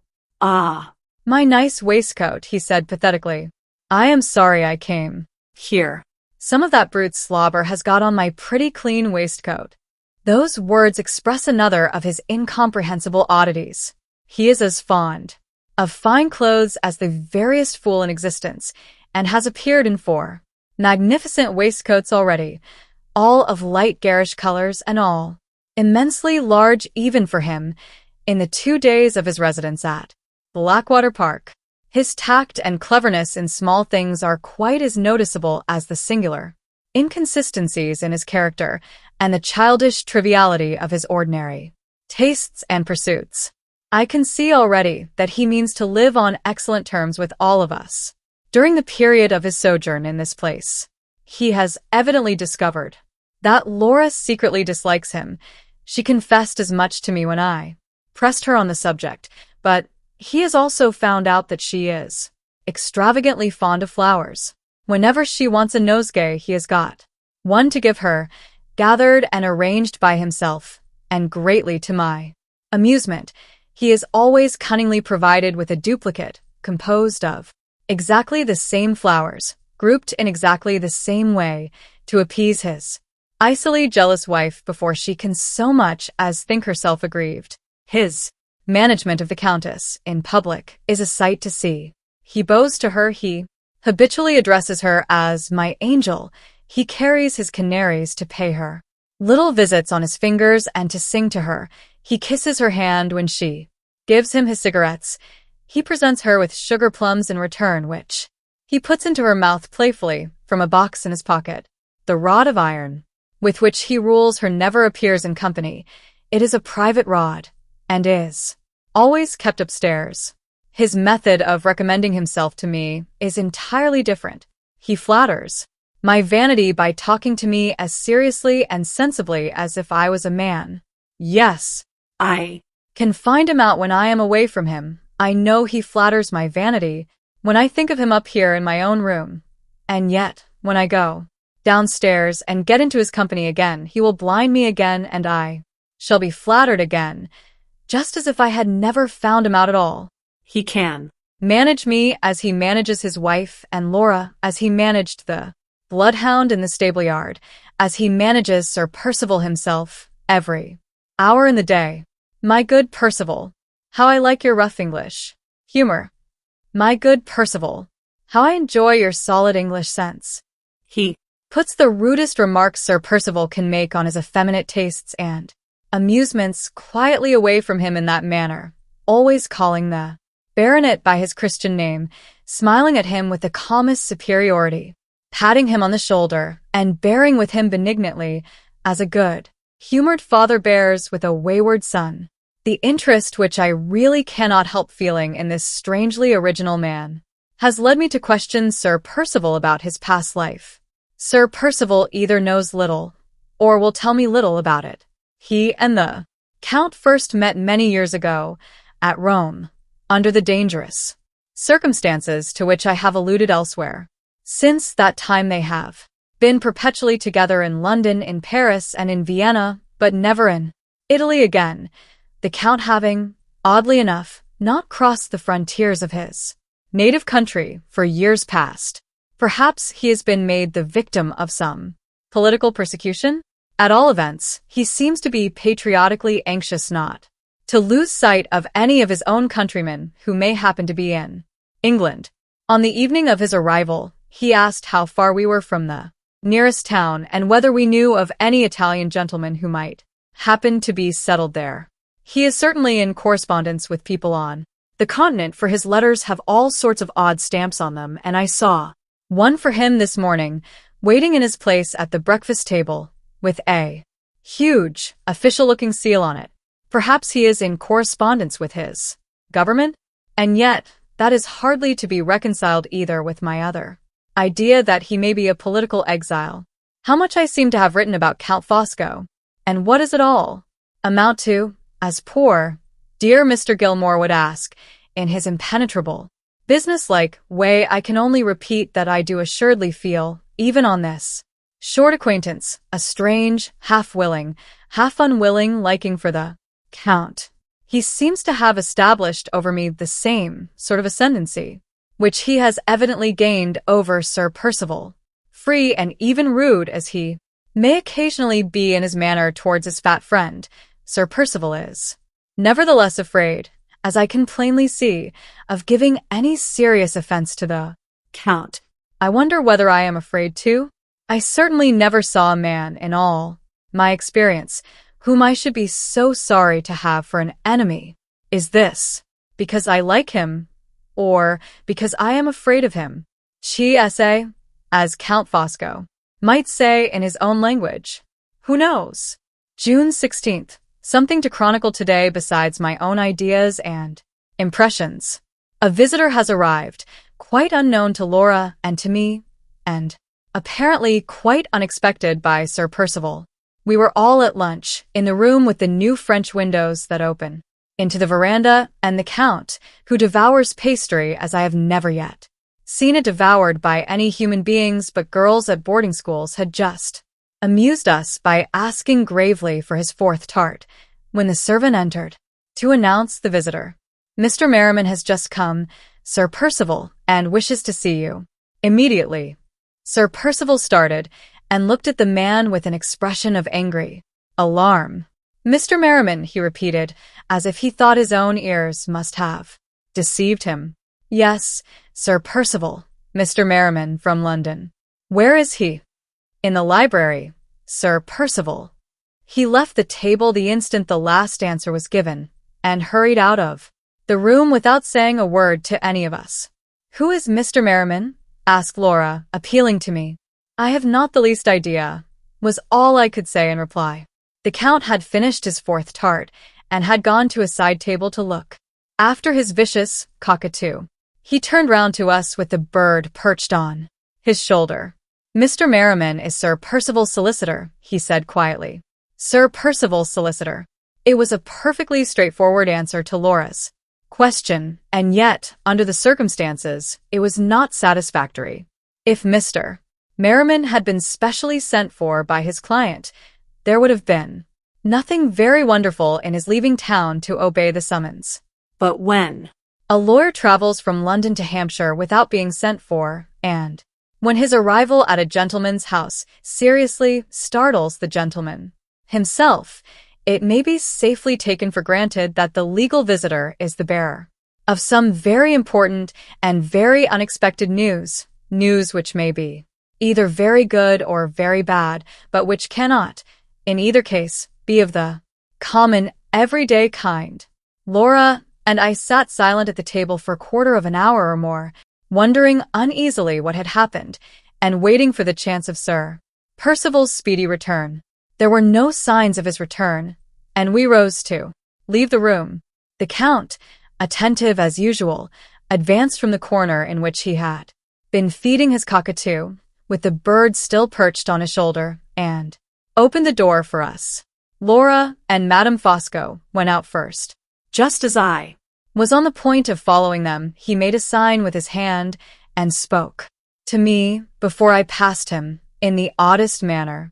Yes, he said, quietly answering the unexpressed idea at that moment in my mind, as if I had plainly confided it to him in so many words. Yes, Miss Halcombe, something has happened. I was on the point of answering, I never said so, but the vicious cockatoo ruffled his clipped wings and gave a screech that set all my nerves on edge in an instant and made me only too glad to get out of the room. I joined Laura at the foot of the stairs. The thought in her mind was the same as the thought in mine, which Count Fosco had surprised, and when she spoke, her words were almost the echo of his. She, too, said to me secretly that she was afraid something had happened. June 16th. I have a few lines more to add to this day's entry before I go to Bed tonight. About 2 hours after Sir Percival rose from the luncheon table to receive his solicitor, Mr. Merriman, in the library, I left my room alone to take a walk in the plantations. Just as I was at the end of the landing, the library door opened, and the two gentlemen came out. Thinking it best not to disturb them by appearing on the stairs, I resolved to defer going down till they had crossed the hall.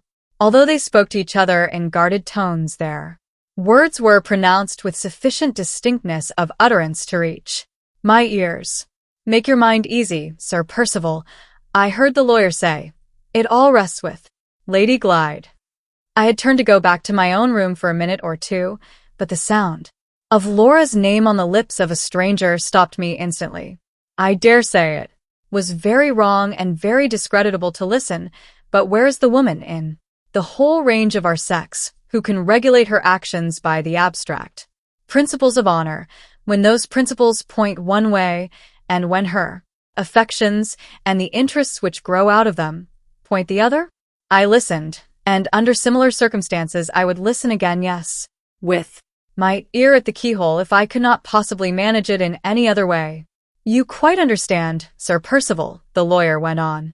Lady Glyde is to sign her name in the presence of a witness, or of two witnesses if you wish, to be particularly careful, and is then to put her finger on the seal and say, I deliver this as my act and deed. If that is done in a week's time, the arrangement will be perfectly successful, and the anxiety will be all over. If not. What do you mean by if not? Asked Sir Percival angrily. If the thing must be done, it shall be done. I promise you that, Merriman. Just so, Sir Percival, just so, but there are two alternatives in all transactions, and we lawyers like to look both of them in the face boldly. If, through any extraordinary circumstance, the arrangement should not be made, I think I may be able to get the parties to accept bills at 3 months. But how the money is to be raised when the bills fall due? Damn the bills. The money is only to be got in one way, and in that way, I tell you again, it shall be got. Take a glass of wine, Merriman, before you go. Much obliged, Sir Percival. I have not a moment to lose if I am to catch the up train.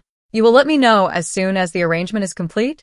And you will not forget the caution I recommended? Of course I won't. There's the dog cart at the door for you.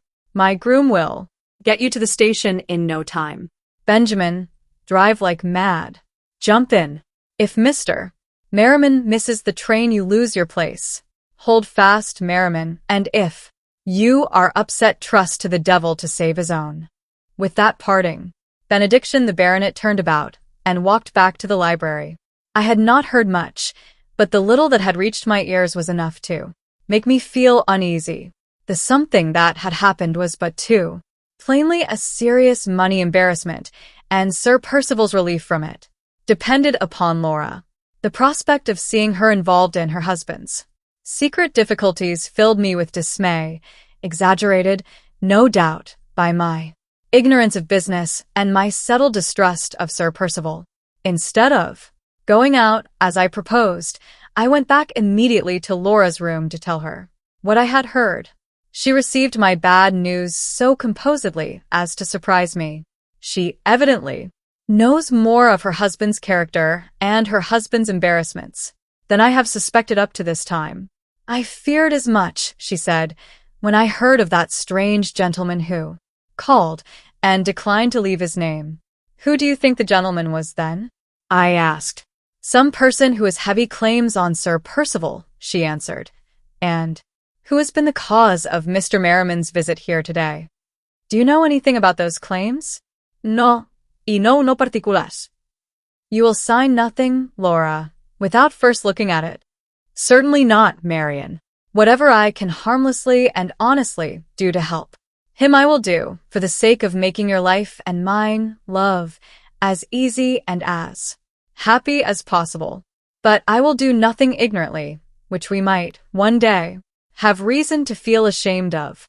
Let us say no more about it now. You have got your hat on. Suppose we go and dream away the afternoon in the grounds? On leaving the house, we directed our steps to the nearest shade.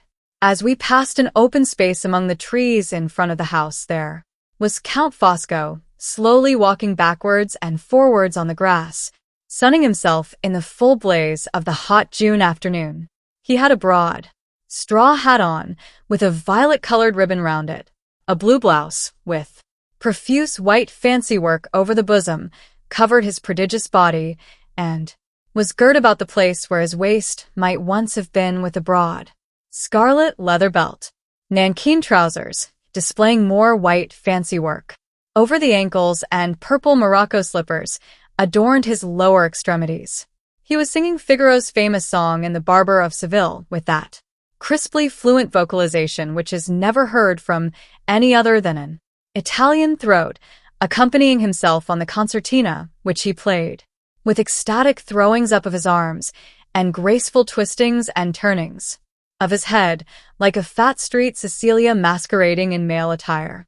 Figaro qua, Figaro la, Figaro su, Figaro Jew, sang the Count, jauntily tossing up the concertina at arm's length and bowing to us on one side of the instrument, with the airy grace and elegance of Figaro himself at 20 years of age.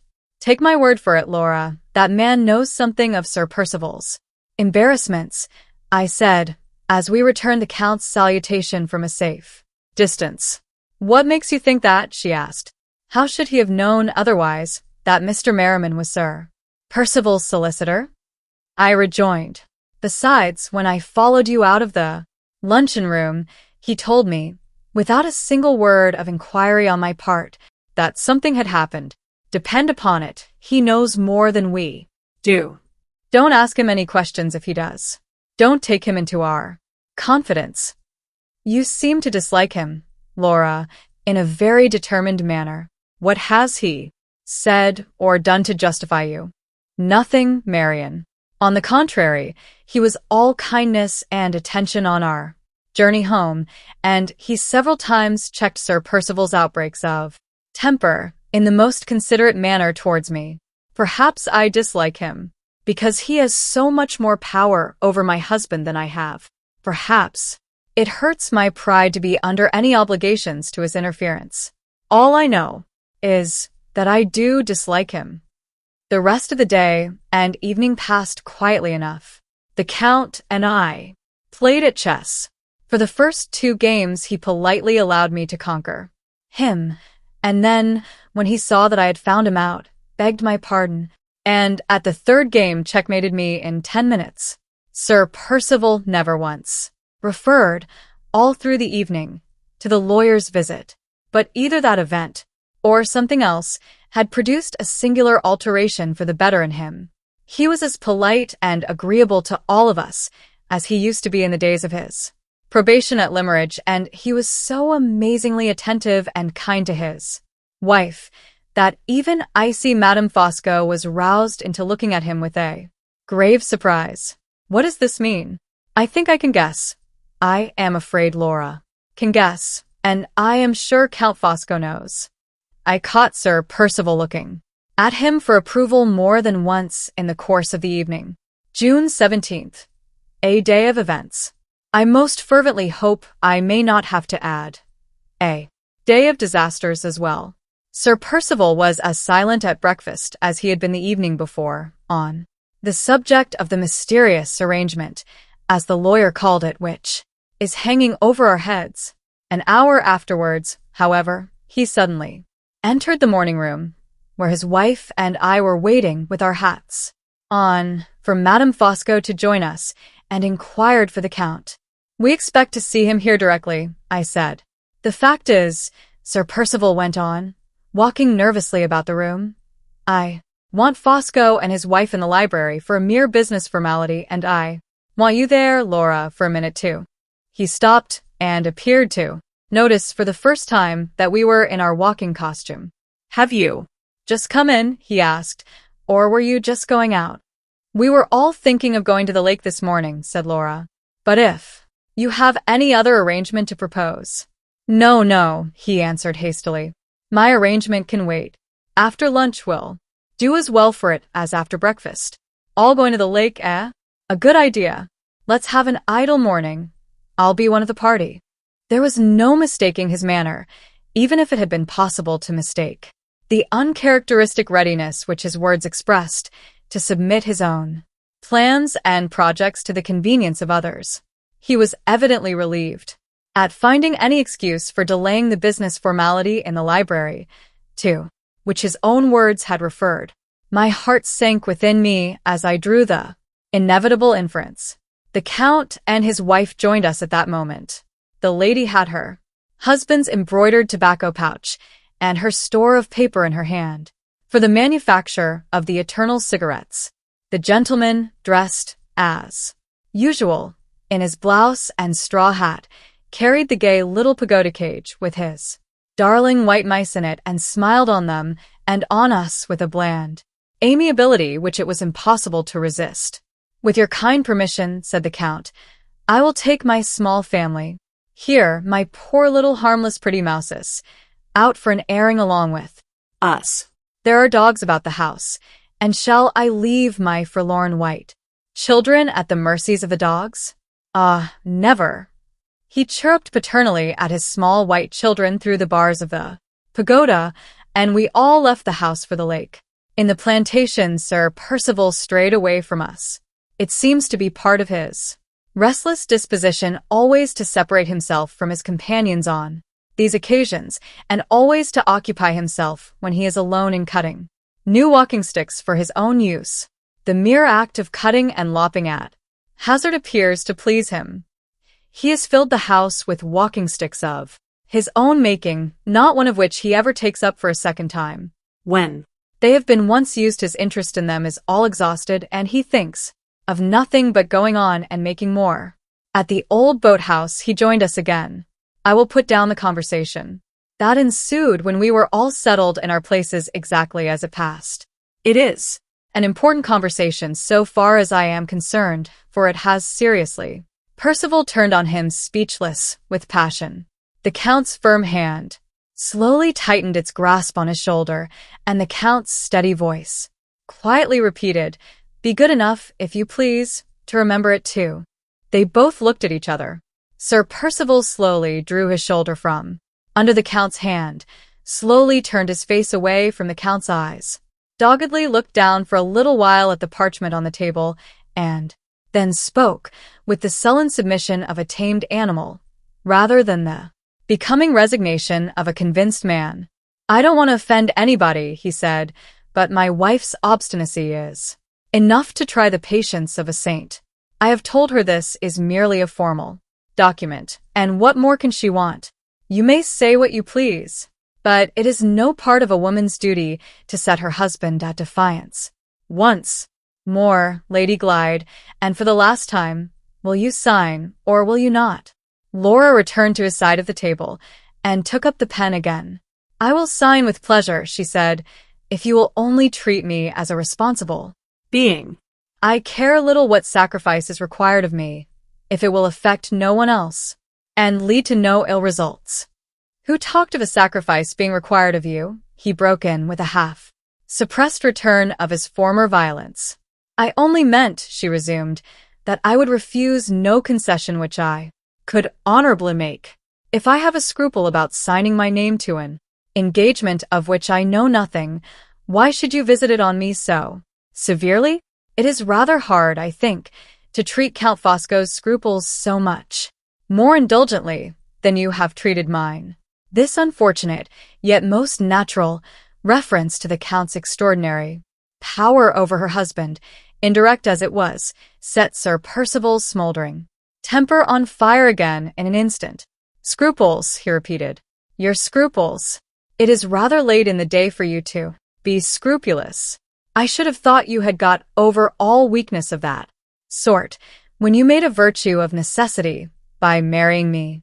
The instant he spoke those words, Laura threw down the pen, looked at him with an expression in her eyes which, throughout all my experience of her, I had never seen in them before, and turned her back on him in dead silence. This strong expression of the most open and the most bitter contempt was so entirely unlike herself, so utterly out of her character, that it silenced us all. There was something hidden, beyond a doubt, under the mere surface brutality of the words which her husband had just addressed to her. There was some lurking insult beneath them, of which I was wholly ignorant, but which had left the mark of its profanation so plainly on her face that even a stranger might have seen it. The Count, who was no stranger, saw it as distinctly as I did. When I left my chair to join Laura, I heard him whisper under his breath to Sir Percival, "You idiot." Laura walked before me to the door as I advanced, and at the same time her husband spoke to her once more.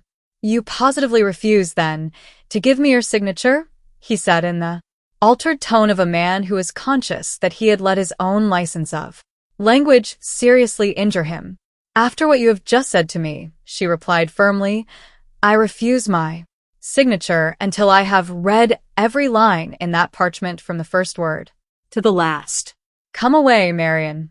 We have remained here long enough." "One moment," interposed the Count before Sir Percival could speak.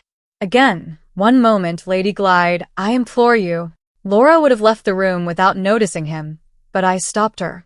"Don't make an enemy of the Count," I whispered. "Whatever you do, don't make an enemy of the Count."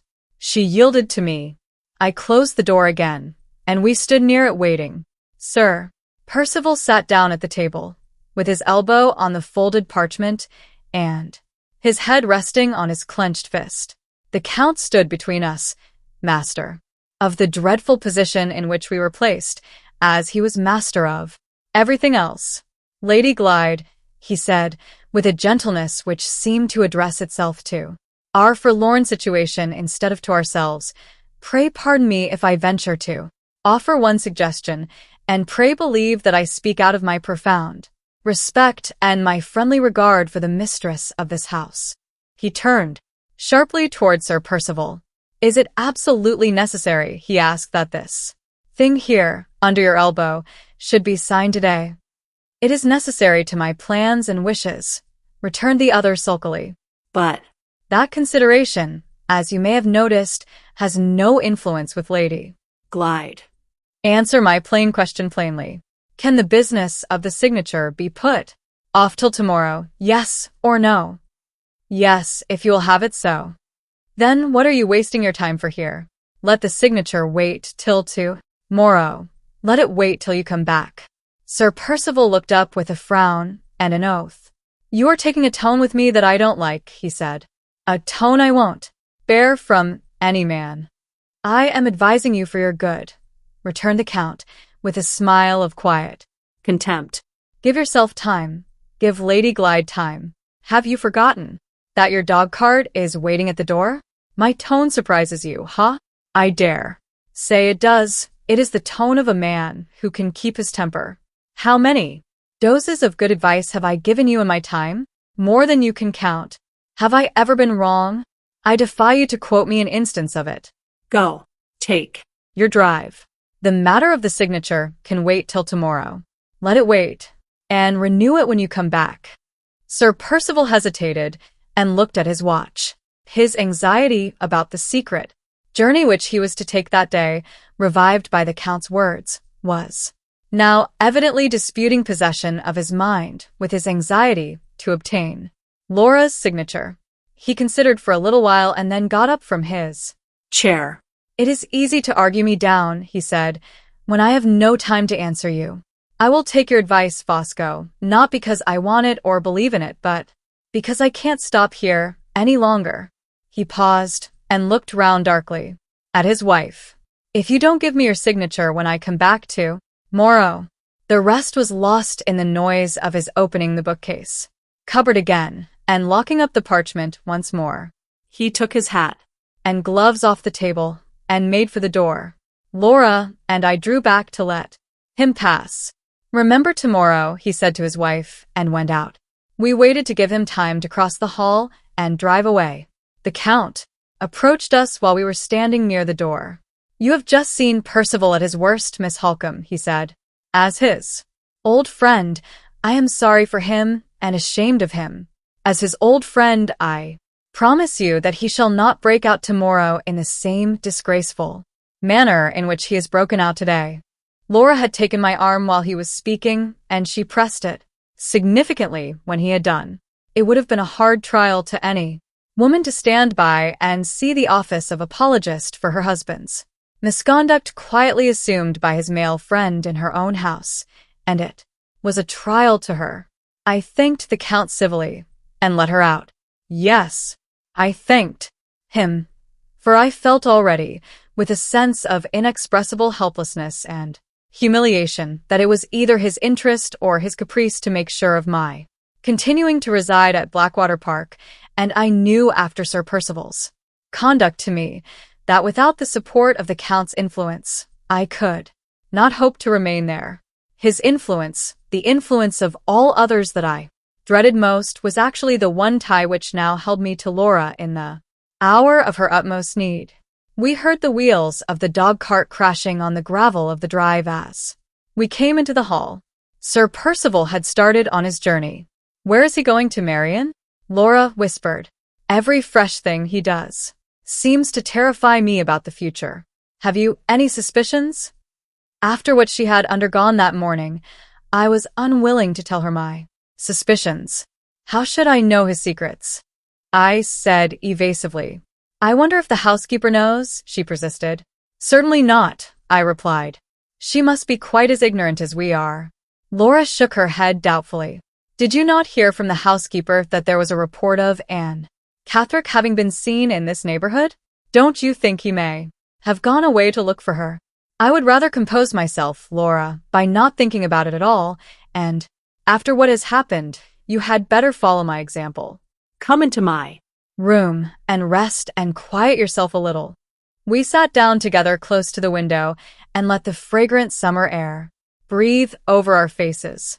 I am ashamed to look at you, Marian, she said, after what you submitted to downstairs for my sake. Oh, my own love, I am almost heartbroken when I think of it. But I will try to make it up to you. I will indeed. Hush.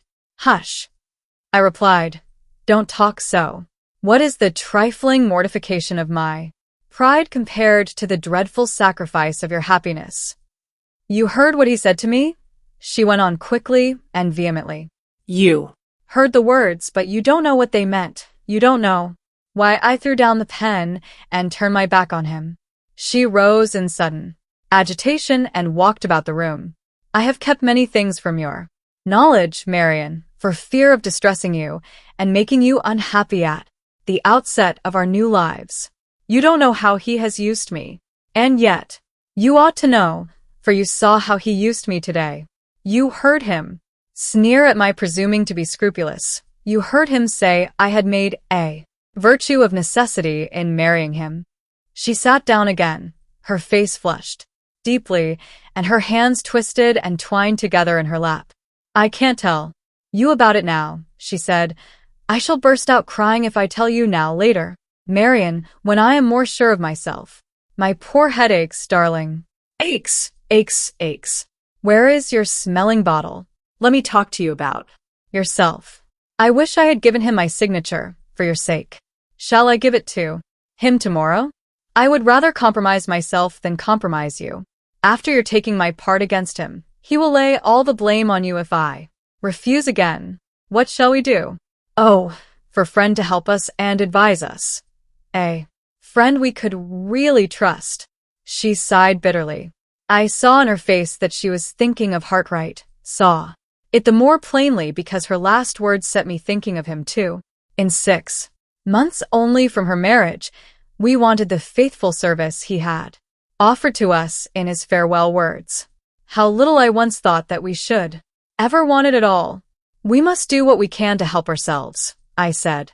Let us try to talk it over calmly, Laura. Let us do all in our power to decide for the best.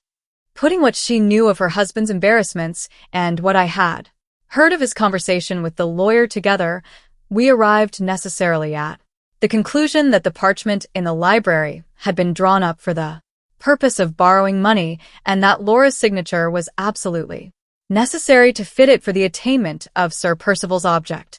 The second question, concerning the nature of the legal contract by which the money was to be obtained, and the degree of personal responsibility to which Laura might subject herself if she signed it in the dark, involved considerations which lay far beyond any knowledge and experience that either of us possessed. My own convictions led me to believe that the hidden contents of the parchment concealed a transaction of the meanest and the most fraudulent kind. I had not formed this conclusion in consequence of Sir Percival's refusal to show the writing or to explain it, for that refusal might well have proceeded from his obstinate disposition and his domineering temper alone. My sole motive for distrusting his honesty sprang from the change which I had observed in his language and his manners at Blackwater Park, a change which convinced me that he had been acting a part throughout the whole period of his probation at Limmeridge House.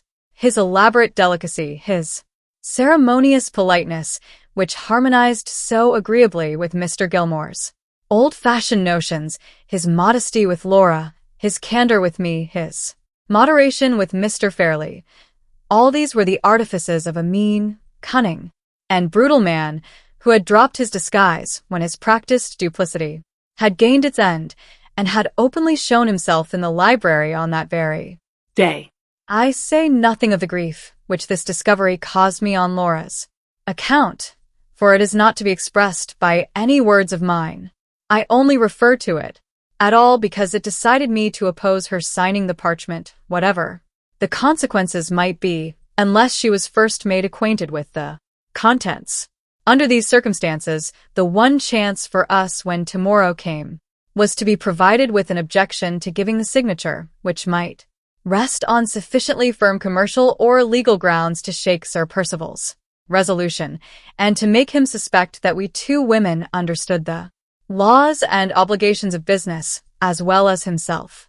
After some pondering, I determined to write to the only honest man within reach whom we could trust to help us discreetly in our forlorn situation.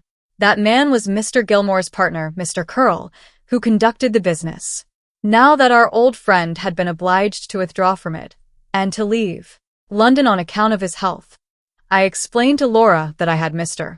Gilmore's own authority for placing implicit confidence in his partner's integrity, discretion, and accurate knowledge of all her affairs, and with her full approval I sat down at once to write the letter. I began by stating our position to Mr. Curll exactly as it was, and then asked for his advice in return, expressed in plain, downright terms which he could comprehend, without any danger of misinterpretations and mistakes. My letter was as short as I could possibly make it, and was, I hope, unencumbered by needless apologies and needless details. Just as I was about to put the address on the envelope, an obstacle was discovered by Laura, which in the effort and preoccupation of writing had escaped my mind altogether. "How are we to get the answer in time?" she asked. "Your letter will not be delivered in London before tomorrow morning, and the post will not bring the reply here till the morning after." The only way of overcoming this difficulty was to have the answer brought to us from the lawyer's office by a special messenger. I wrote a postscript to that effect, begging that the messenger might be dispatched with a reply by the 11 o'clock morning train, which would bring him to our station at 20 minutes past 1, and so enable him to reach Blackwater Park by 2 o'clock at the latest. He was to be directed to ask for me, to answer no questions addressed to him by anyone else, and to deliver his letter and to know hands but mine. In case Sir Percival should come back tomorrow before 2 o'clock, I said. To Laura, the wisest plan for you to adopt is to be out in the grounds all the morning with your book or your work, and not to appear at the house till the messenger has had time to arrive with the letter. I will wait here for him all the morning, to guard against any misadventures or mistakes. By following this arrangement, I hope and believe we shall avoid being taken by surprise. Let us go down to the drawing room now. We may excite suspicion if we remain shut up together too long. Suspicion? She repeated. Whose suspicion can we excite, now that Sir Percival has left the house? Do you mean Count Fosco? Perhaps I do, Laura. You are beginning to dislike him as much as I do, Marian. No, not to dislike him. Dislike is always more or less associated with contempt. I can see nothing in the Count to despise. You are not afraid of him, are you? Perhaps I am a little afraid of him after his interference in our favor today. Yes. I am more afraid of his interference than I am of Sir Percival's violence. Remember what I said to you in the library. Whatever you do, Laura, don't make an enemy of the Count. We went downstairs. Laura entered the drawing room, while I proceeded across the hall with my letter in my hand to put it into the post-bag which hung against the wall opposite to me. The house door was open, and as I crossed past it, I saw Count Fosco and his wife standing talking together on the steps outside, with their faces turned towards me. The Countess came into the hall rather hastily and asked if I had leisure enough for 5 minutes' private conversation. Feeling a little surprised by such an appeal from such a person, I put my letter into the bag and replied that I was quite at her disposal. She took my arm with unaccustomed friendliness and familiarity, and instead of leading me into an empty room, drew me out with her to the belt of turf which surrounded the large fish pond. As we passed the Count on the steps, he bowed and smiled, and then went at once into the house, pushing the hall door to after him, but not actually closing it. The Countess walked me gently round the fish pond. I expected to be made the depositary of some extraordinary confidence, and I was astonished to find that Madame Fosco's communication for my private ear was nothing more than a polite assurance of her sympathy for me. After what had happened in the library, her husband had told her of all that had passed, and of the insolent manner in which Sir Percival had spoken to me. This information had so shocked and distressed her, on my account and on Laura's, that she had made up her mind, if anything of the sort happened again, to mark her sense of Sir Percival's outrageous conduct by leaving the house. The Count had approved of her idea, and she now hoped that I approved of it too. I thought this a very strange proceeding on the part of such a remarkably reserved woman as Madame Fosco, especially after the interchange of sharp speeches which had passed between us during the conversation in the boathouse on that very morning. However, it was my plain duty to meet a polite and friendly advance on the part of one of my elders with a polite and friendly reply. I answered the Countess accordingly in her own tone, and then, thinking we had said all that was necessary on either side, made an attempt to get back to the house. But Madame Fosco seemed resolved not to part with me, and to my unspeakable amazement, resolved also to talk. Hitherto the most silent of women, she now persecuted me with fluent conventionalities on the subject of married life, on the subject of Sir Percival and Laura, on the subject of her own happiness, on the subject of the late Mr. Fairlie's conduct to her in the matter of her legacy, and on half a dozen other subjects besides, until she had detained me walking round and round the fish pond for more than half an hour, and had quite wearied me out. Whether she discovered this or not, I cannot say, but she stopped as abruptly as she had begun, looked towards the house door, resumed her icy manner in a moment, and dropped my arm of her own accord before I could think of an excuse for accomplishing my own release from her. As I pushed open the door and entered the hall, I found myself suddenly face to face with the Count again. He was just putting a letter into the post bag. After he had dropped it in and had closed the bag, he asked me where I had left Madame Fosco. I told him, and he went out at the hall door immediately to join his wife. His manner when he spoke to me was so unusually quiet and subdued that I turned and looked after him, wondering if he were ill or out of spirits. Why my next proceeding was to go straight up to the post bag and take out my own letter and look at it again with a vague distrust on me, and why the looking at it for the second time instantly suggested the idea to my mind of sealing the envelope for its greater security, are mysteries which are either too deep or too shallow for me to fathom. Women, as everybody knows, constantly act on impulses which they cannot explain even to themselves, and I can only suppose that one of those impulses was the hidden cause of my unaccountable conduct on this occasion. Whatever influence animated me, I found cause to congratulate myself on having obeyed it as soon as I prepared to seal the letter in my own room. I had originally closed the envelope in the usual way by moistening the adhesive point and pressing it on the paper beneath, and when I now tried it with my finger, after a lapse of full 3/4 of an hour, the envelope opened on the instant, without sticking or tearing. Perhaps I had fastened it insufficiently? Perhaps there might have been some defect in the adhesive gum? Or perhaps, no. It is quite revolting enough to feel that third conjecture stirring in my mind. I would rather not see it confronting me in plain black and white. I almost dread tomorrow. So much depends on my discretion and self-control. There are 2 precautions at all events, which I am sure not to forget. I must be careful to keep up friendly appearances with the Count, and I must be well on my guard when the messenger from the office comes. Here with the answer to my letter. June 17th, when the dinner hour brought us together again, Count Fosco was in his usual excellent spirits. He exerted himself to interest and amuse us, as if he was determined to efface from our memories all recollection of what had passed in the library that afternoon.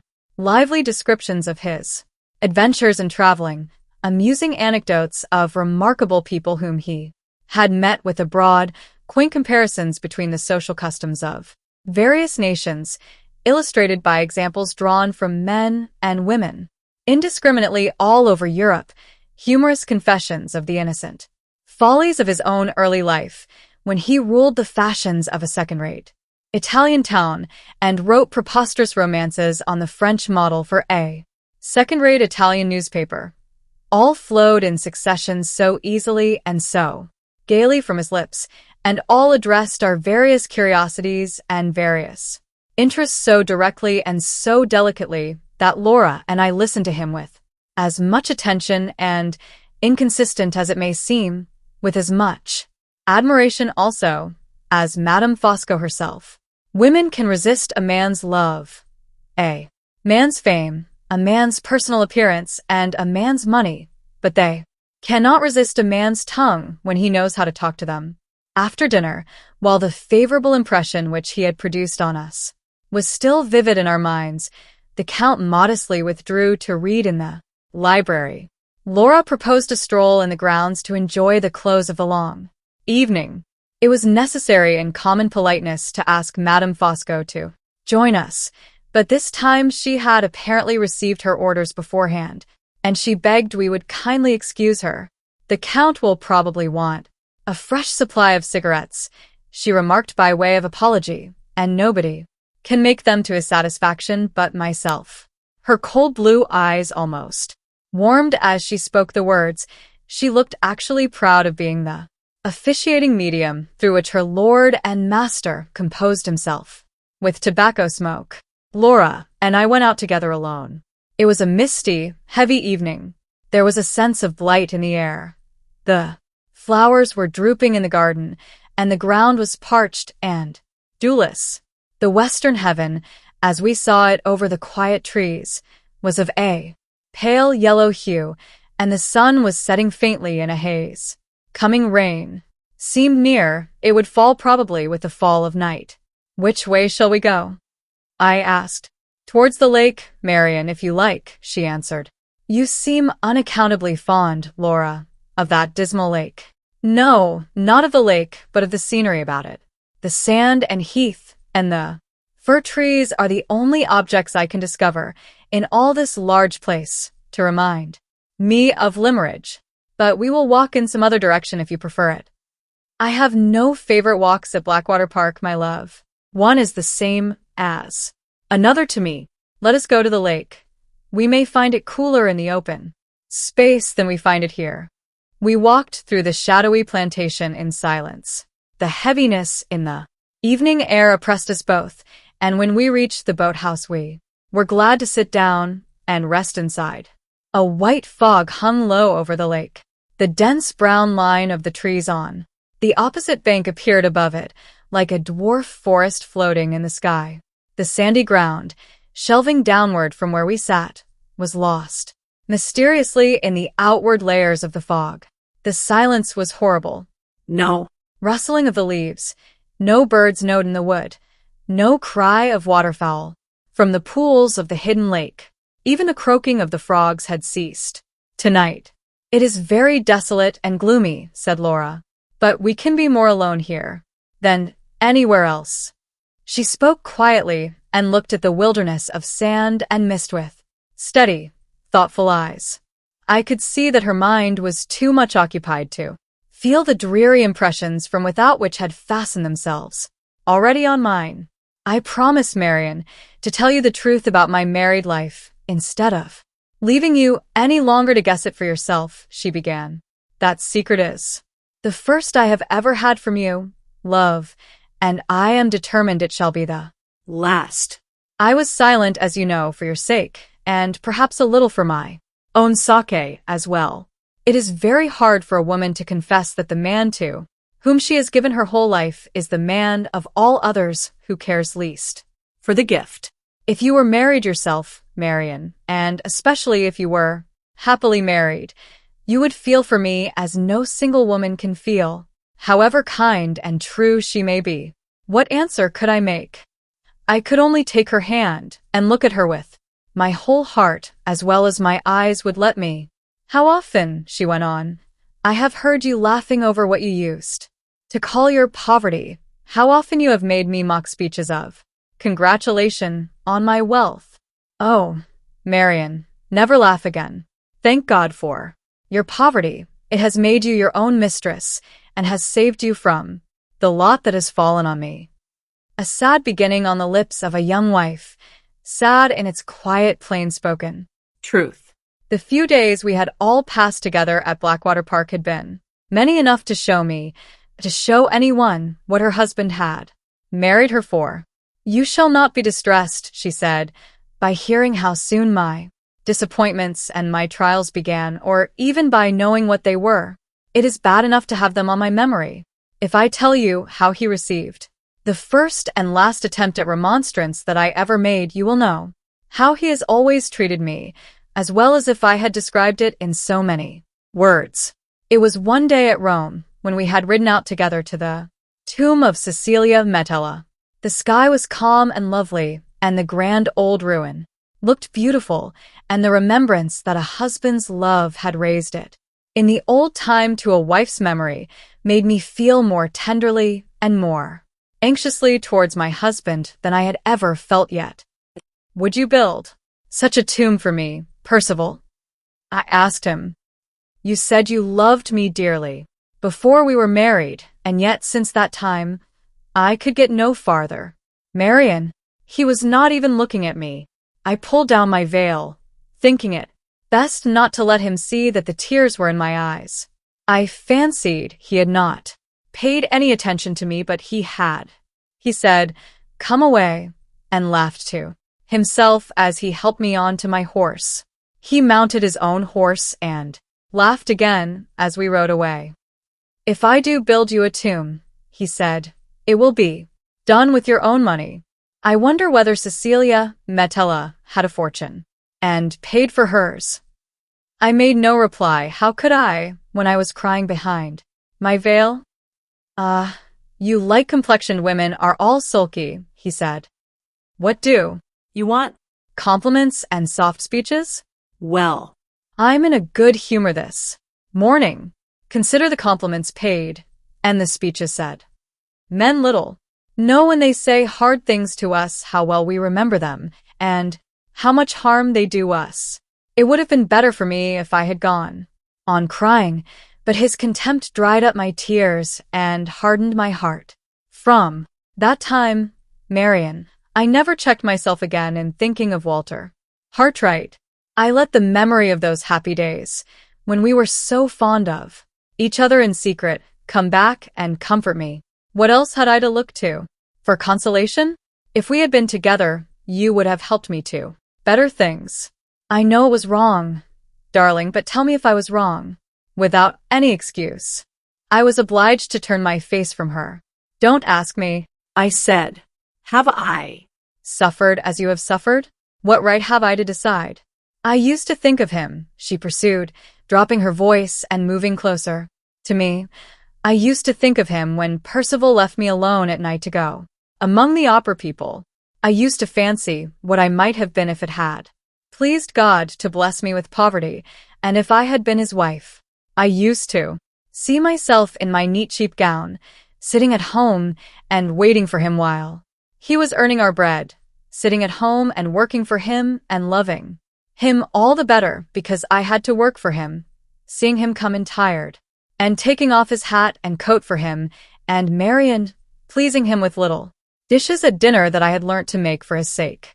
Oh, I hope he is never lonely enough and sad enough to think of me and see me as I have thought of him and see him. As she said those melancholy words, all the lost tenderness returned to her voice, and all the lost beauty trembled back into her face.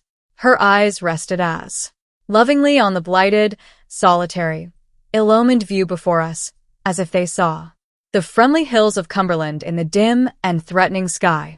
Don't speak of Walter any more, I said, as soon as I could control myself. Oh, Laura, spare us both the wretchedness of talking of him now. She roused herself and looked at me tenderly. I would rather be silent about him forever, she answered, than cause you a moment's pain. It is in your interests, I pleaded. It is for your sake that I speak. If your husband heard you, it would not surprise him if he did hear me. She made that strange reply with a weary calmness and coldness. The change in her manner, when she gave the answer, startled me almost as much as the answer itself. Not surprise him, I repeated. Laura, remember what you were saying, you frighten me. It is true, she said. It is what I wanted to tell you today when we were talking in your room. My only secret when I opened my heart to him at Limeridge was a harmless secret, Marian. You said so yourself. The name was all I kept from him, and he has discovered it. I heard her, but I could say nothing. Her last words had killed the little hope that still lived in me. It happened at Rome, she went on, as wearily calm and cold as ever. We were at a little party given to the English by some friends of Sir Percival's, Mr. and Mrs. Markland. Mrs. Markland had the reputation of sketching very beautifully, and some of the guests prevailed on her to show us her drawings. We all admired them, but something I said attracted her attention. Particularly to me. Surely you draw yourself? She asked. I used to draw a little once, I answered, but I have given it up. If you have once drawn, she said, you may take to it again one of these days, and if you do, I wish you would let me recommend you a master. I said nothing, you know why, Marian, and tried to change the conversation. But Mrs. Markland persisted. I have had all sorts of teachers, she went on, but the best of all, the most intelligent and the most attentive, was a Mr. Hartright. If you ever take up your drawing again, do try him as a master. He is a young man, modest and gentlemanlike. I am sure you will like him. Think of those words being spoken to me publicly, in the presence of strangers who had been invited to meet the bride and bridegroom. I did all I could to control myself. I said nothing, and looked down close at the drawings. When I ventured to raise my head again, my eyes and my husband's eyes met, and I knew, by his look, that my face had betrayed me. We will see about Mr. Hartright, he said, looking at me all the time, when we get back to England. I agree with you, Mrs. Markland. I think Lady Glyde is sure to like him. He Laid an emphasis on the last words which made my cheeks burn and set my heart beating as if it would stifle me. Nothing more was said. We came away. Early. He was silent in a carriage driving back to the hotel. He helped me Out and followed me upstairs as usual. But the moment we were in the drawing room, he locked the door, pushed me down into a chair, and stood over me with his hands on my shoulders. Ever since that morning when you made your audacious confession to me at Limeridge, he said, I have wanted to find out the man, and I found him in your face tonight. Your drawing master was the man, and his name is Hartright. You shall repent it, and he shall repent it to the last hour of your lives. Now go to bed, and dream of him if you like, with the marks of my horsewhip on his shoulders. Whenever he is angry with me now, he refers to what I acknowledge to him. In your presence with a sneer or a threat. I have no power to prevent him from putting his own horrible construction on the confidence I placed in him. I have no influence to make him believe me or to keep him silent. You looked surprised today when you heard him tell me that I had made a virtue of necessity in marrying him. You will not be surprised again when you hear him repeat it the next time he is out of temper. Oh, Marian, don't. You hurt me. I had caught her in my arms, and the sting and torment of my remorse had closed them round her like a vice. Yes, my remorse, the white despair of Walter's face when my cruel words struck him to the heart in the summer house at Limeridge, rose before me in mute, unendurable reproach. My hand had pointed the way which led the man my sister loved, step by step, far from his country and his friends. Between those two young hearts I had stood, to sunder them forever, the one from the other, and his life and her life lay wasted before me alike in witness of the deed. I had done this and done it for Sir Percival Glyde. For Sir Percival Glyde. I heard her speaking, and I knew by the tone of her voice that she was comforting me. I, who deserved nothing but the reproach of her silence. How long it was before I mastered the absorbing misery of my own thoughts, I cannot tell. I was first conscious that she was kissing me, and then my eyes seemed to wake on a sudden to their sense of outward things, and I knew that I was looking mechanically straight before me at the prospect of the lake. It is late, I heard her whisper. It will be dark in the plantation. She shook my arm and repeated, Marian, it will be dark in the plantation. Give me a minute longer, I said. A minute to get better in. I was afraid to trust myself to look at her yet, and I kept my eyes fixed on the view. It was late. The dense brown line of trees in the sky had faded in the gathering darkness to the faint resemblance of a long wreath of smoke.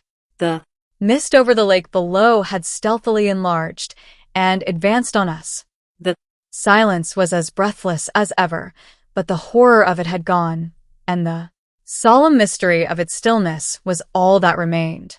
We are far from the house, she whispered. Let us go back. She stopped suddenly and turned her face from me towards the entrance of the boathouse.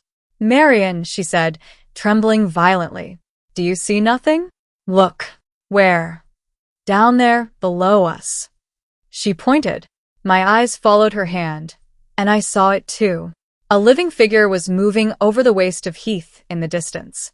It crossed our range of view from the boathouse and passed darkly along the outer edge of the mist. It stopped far off in front of us, waited, and passed on, moving slowly, with the white cloud of mist behind it and above. It slowly, till it glided by the edge of the boathouse, and we saw it. No more. We were both unnerved by what had passed between us that evening.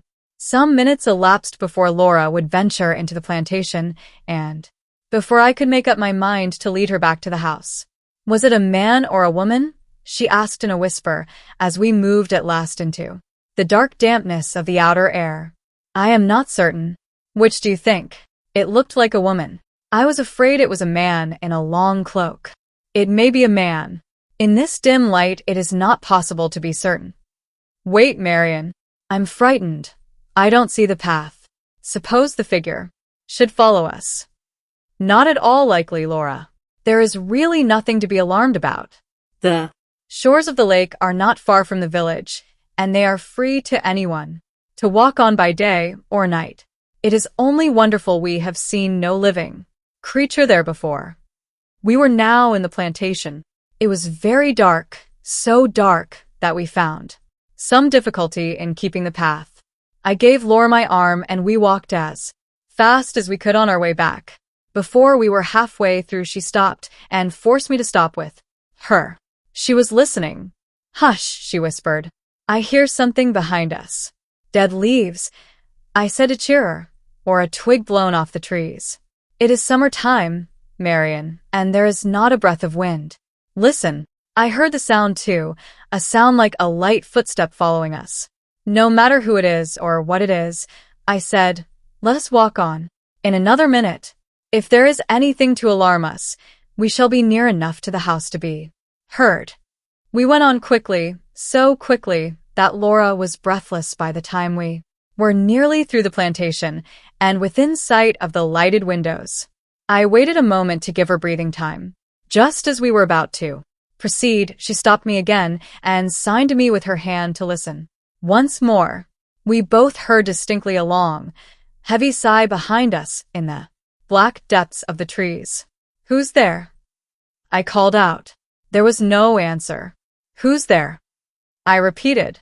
An instant of silence followed, and then we heard the light fall of the footsteps again, fainter and fainter, sinking away into the darkness.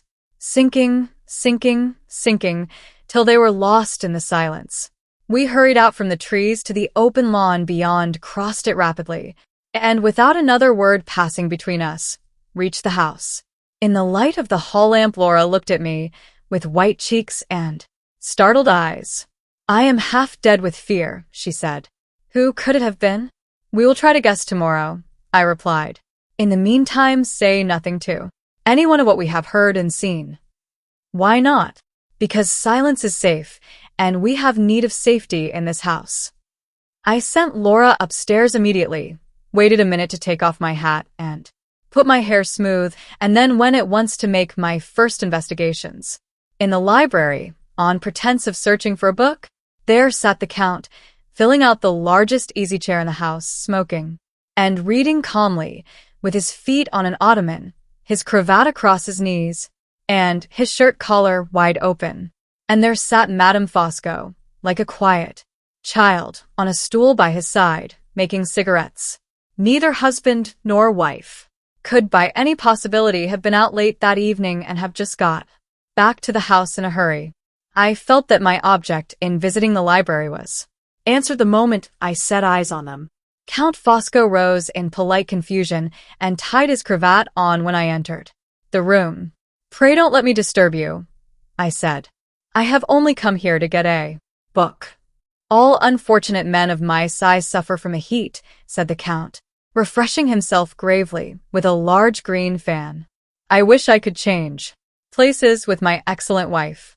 She is as cool at this moment as a fish in the pond outside.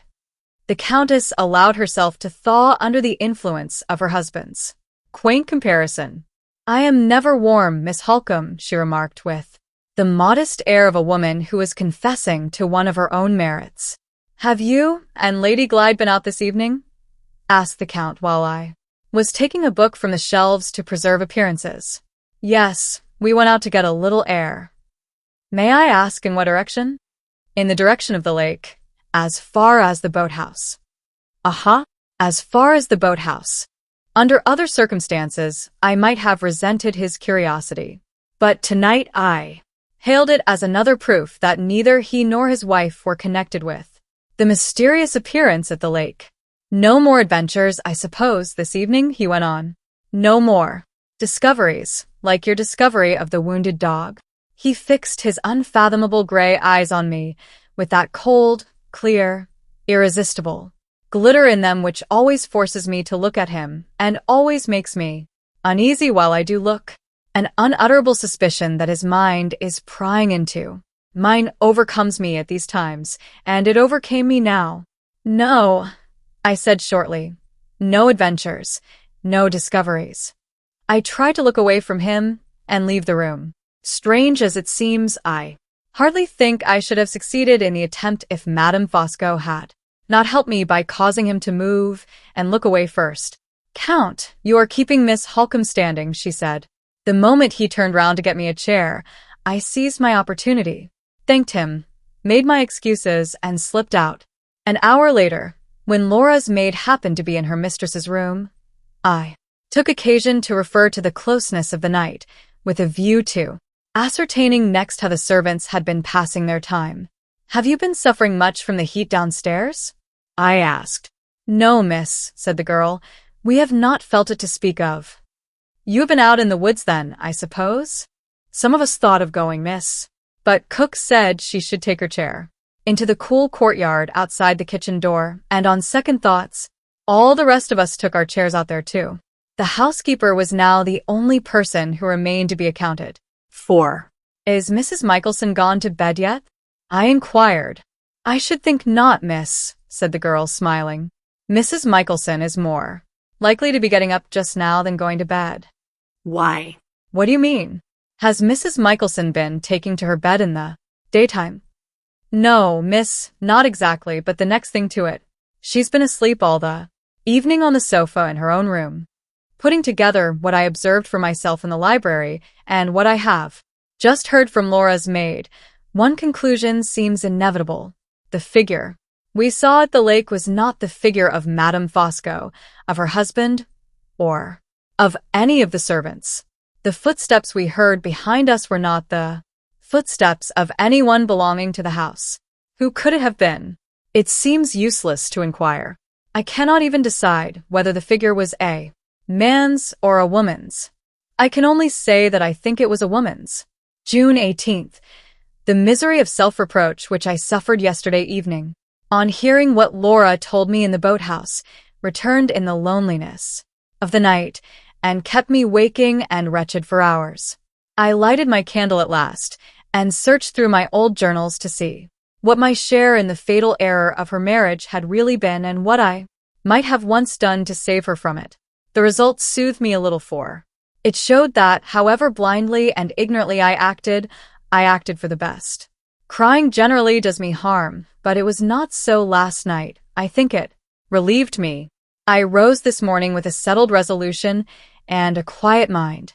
Nothing Sir Percival can say or do shall ever irritate me again or make me forget for one moment that I am staying here in defiance of mortifications, insults, and threats, for Laura's service and for Laura's sake.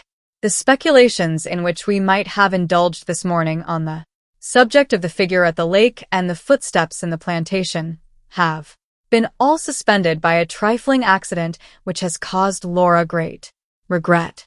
She has lost the little brooch I gave her for a keepsake on the day before her marriage, as she wore it when we went out yesterday evening.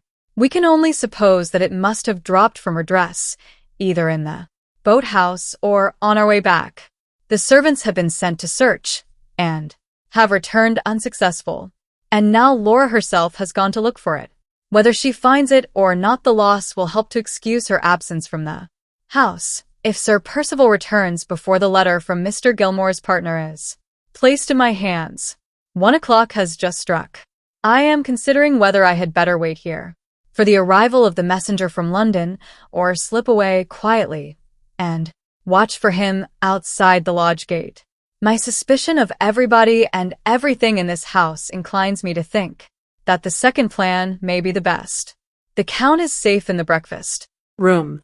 I heard him through the door as I ran upstairs 10 minutes since, exercising his canary birds at their tricks. Come out on my little finger, my prep pretties. Come out and hop upstairs. 1, 2, 3, and up. 3, 2, 1, and down. 1, 2, 3. Twit, twit, twit, tweet.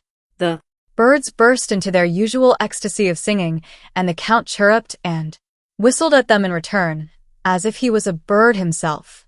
My room door is open, and I can hear the shrill singing and whistling at this very moment. If I am really to slip out without being observed, now is my time. 4 o'clock. The 3 hours that have passed since I made my last entry have turned the whole march of events at Blackwater Park in a new direction. Whether for good or for evil, I cannot and dare not decide. Let me get back first to the place at which I left off, or I shall lose myself in the confusion of my own thoughts. I went out, as I had proposed, to meet the messenger with my letter from London at the lodge gate. On the stairs, I saw no one. In the hall, I heard the Count still exercising his birds. But on crossing the quadrangle outside, I passed Madame Fosco, walking by herself in her favorite circle, round and round the great fish pond. I at once slackened my pace, so as to avoid all appearance of being in a hurry, and even went the length for cautions sake of inquiring if she thought of going out before lunch. She smiled at me in the friendliest manner, said she preferred remaining near the house, nodded pleasantly, and re-entered the hall. I looked back and saw that she had closed the door before I had opened the wicket by the side of the carriage gates. In less than a quarter of an hour, I reached the lodge. The lane outside took a sudden turn to the left, ran on straight for 100 yards or so, and then took another sharp turn to the right to join the high road. Between these two turns, hidden from the lodge on one side, and from the way to the station on the other, I waited, walking backwards and forwards. High hedges were on either side of me, and for 20 minutes, by my watch, I neither saw nor heard anything. At the end of that time, the sound of a carriage caught my ear, and I was met, as I advanced towards the second turning, by a fly from the railway. I made a sign to the driver to stop. As he obeyed me, a respectable-looking man put his head out of the window to see what was the matter. "I beg your pardon," I said, "but am I right in supposing that you are going to Blackwater Park?" "Yes, ma'am." "With a letter for anyone?" "With a letter for Miss Halcombe, ma'am." "You may give me the letter. I am Miss Halcombe." The man touched his hat, got out of the fly immediately, and gave me the letter. I opened it at once and read these lines. I copy them here, thinking it best to destroy the original for caution's sake. "Dear Madam, your letter received this morning has caused me very great anxiety. I will reply to it as briefly and plainly as possible.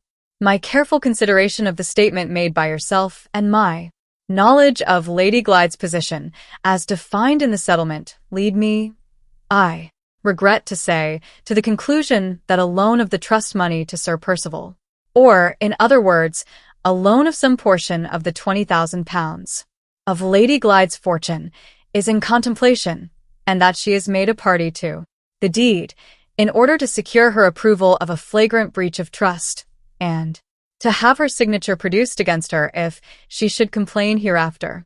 It is impossible on any other supposition to account, situated as she is, for her execution to a deed of any kind being wanted at all. In the event of Lady Glyde's signing such a document, as I am compelled to suppose the deed in question to be, her trustees would be at liberty to advance money to Sir Percival out of her £20,000. If the amount so lent should not be paid back, and if Lady Glyde should have children, their fortune will then be diminished by the sum, large or small, so advanced. In plainer terms still, the transaction, for anything that Lady Glyde knows to the contrary, may be a fraud upon her unborn children.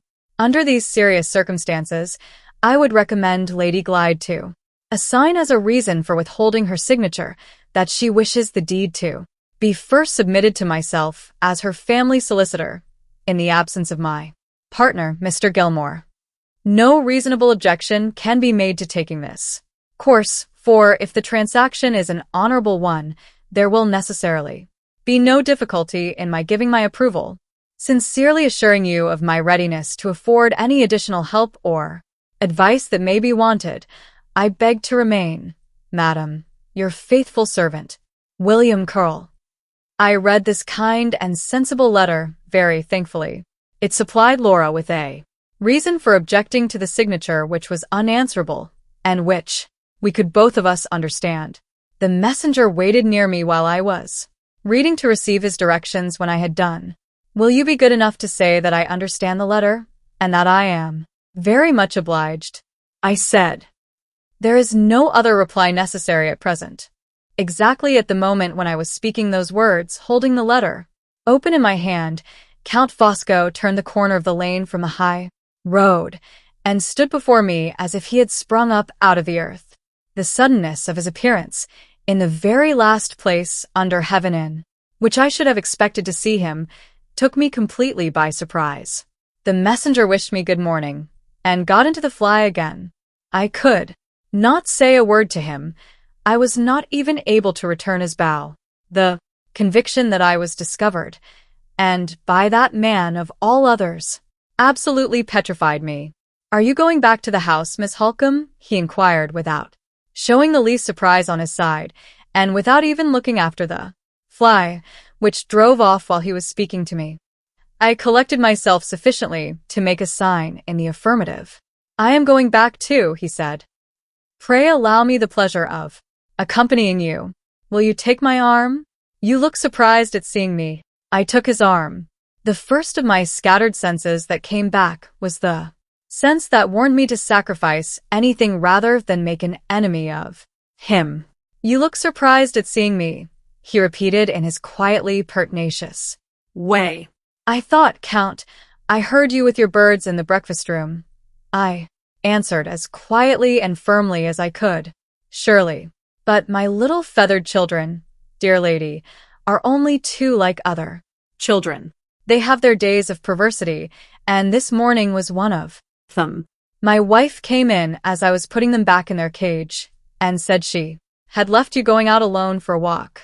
You told her so, did you not?" "Certainly." "Well, Miss Halcombe, the pleasure of accompanying you was too great a temptation for me to resist. At my age there is no harm in confessing so. Much as that, is there?" I seized my hat and set off to offer myself as your escort.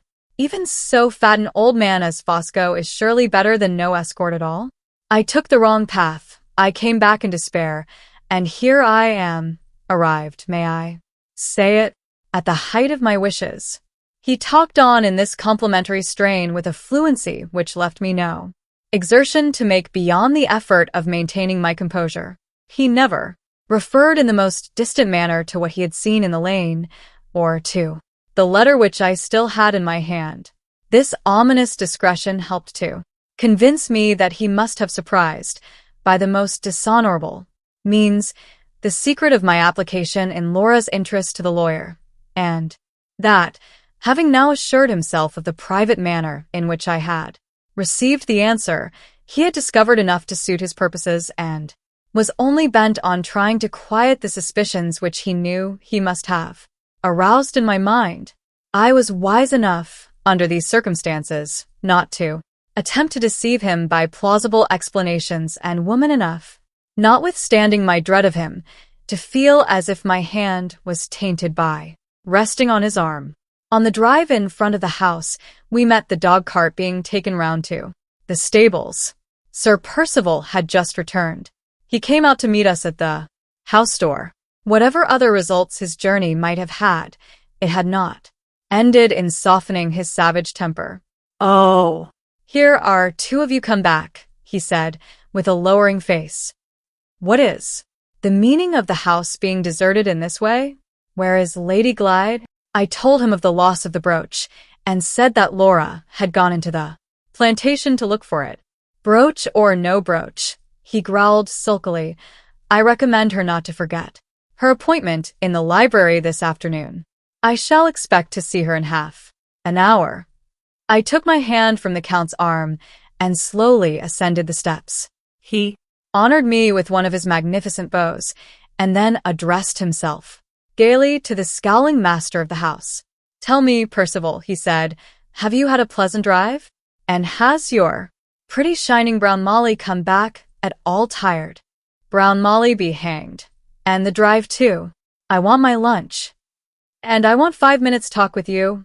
"Percival first," returned the Count.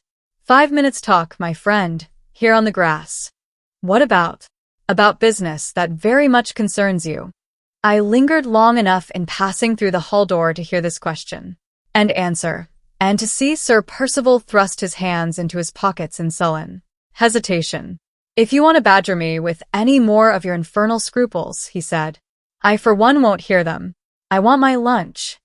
Come out here and speak to me, repeated the Count, still perfectly uninfluenced by the rudest speech that his friend could make to him. Sir Percival descended the steps. The Count took him by the arm and walked him away gently. The business, I was sure, referred to the question of the signature. They were speaking of Laura and of me beyond a doubt. I felt heartsick and faint with anxiety. It might be of the last importance to both of us to know what they were saying to each other at that moment, and not one word of it could by any possibility reach my ears. I walked about the house, from room to room, with the lawyer's letter in my bosom. I was afraid by this time even to trust it under lock and key, till the oppression of my suspense half maddened me. There were no signs of Laura's return, and I thought of going out to look for her. But my strength was so exhausted by the trials and anxieties of the morning that the heat of the day quite overpowered me, and after an attempt to get to the door I was obliged to return to the drawing-room and lie down on the nearest sofa to recover. I was just composing myself when the door opened softly, and the Count looked in. 1,000 pardons, Miss Halcombe, he said. I only venture to disturb you because I am the bearer of good news. Percival, who is capricious in everything, as you know, has seen fit to alter his mind at the last moment, and the business of the signature is put off for the present. A great relief, too.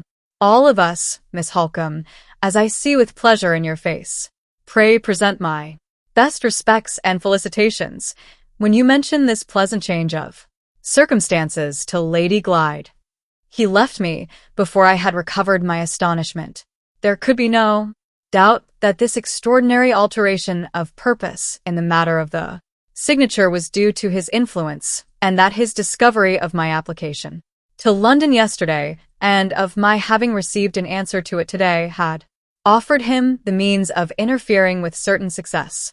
I felt these impressions, but my mind seemed to share the exhaustion of my body, and I was in no condition to dwell on them with any useful reference to the doubtful present or the threatening future. I tried a second time to run out and find Laura, but my head was giddy and my knees trembled under me. There was no choice but to give it up again and return to the sofa, sorely against my will.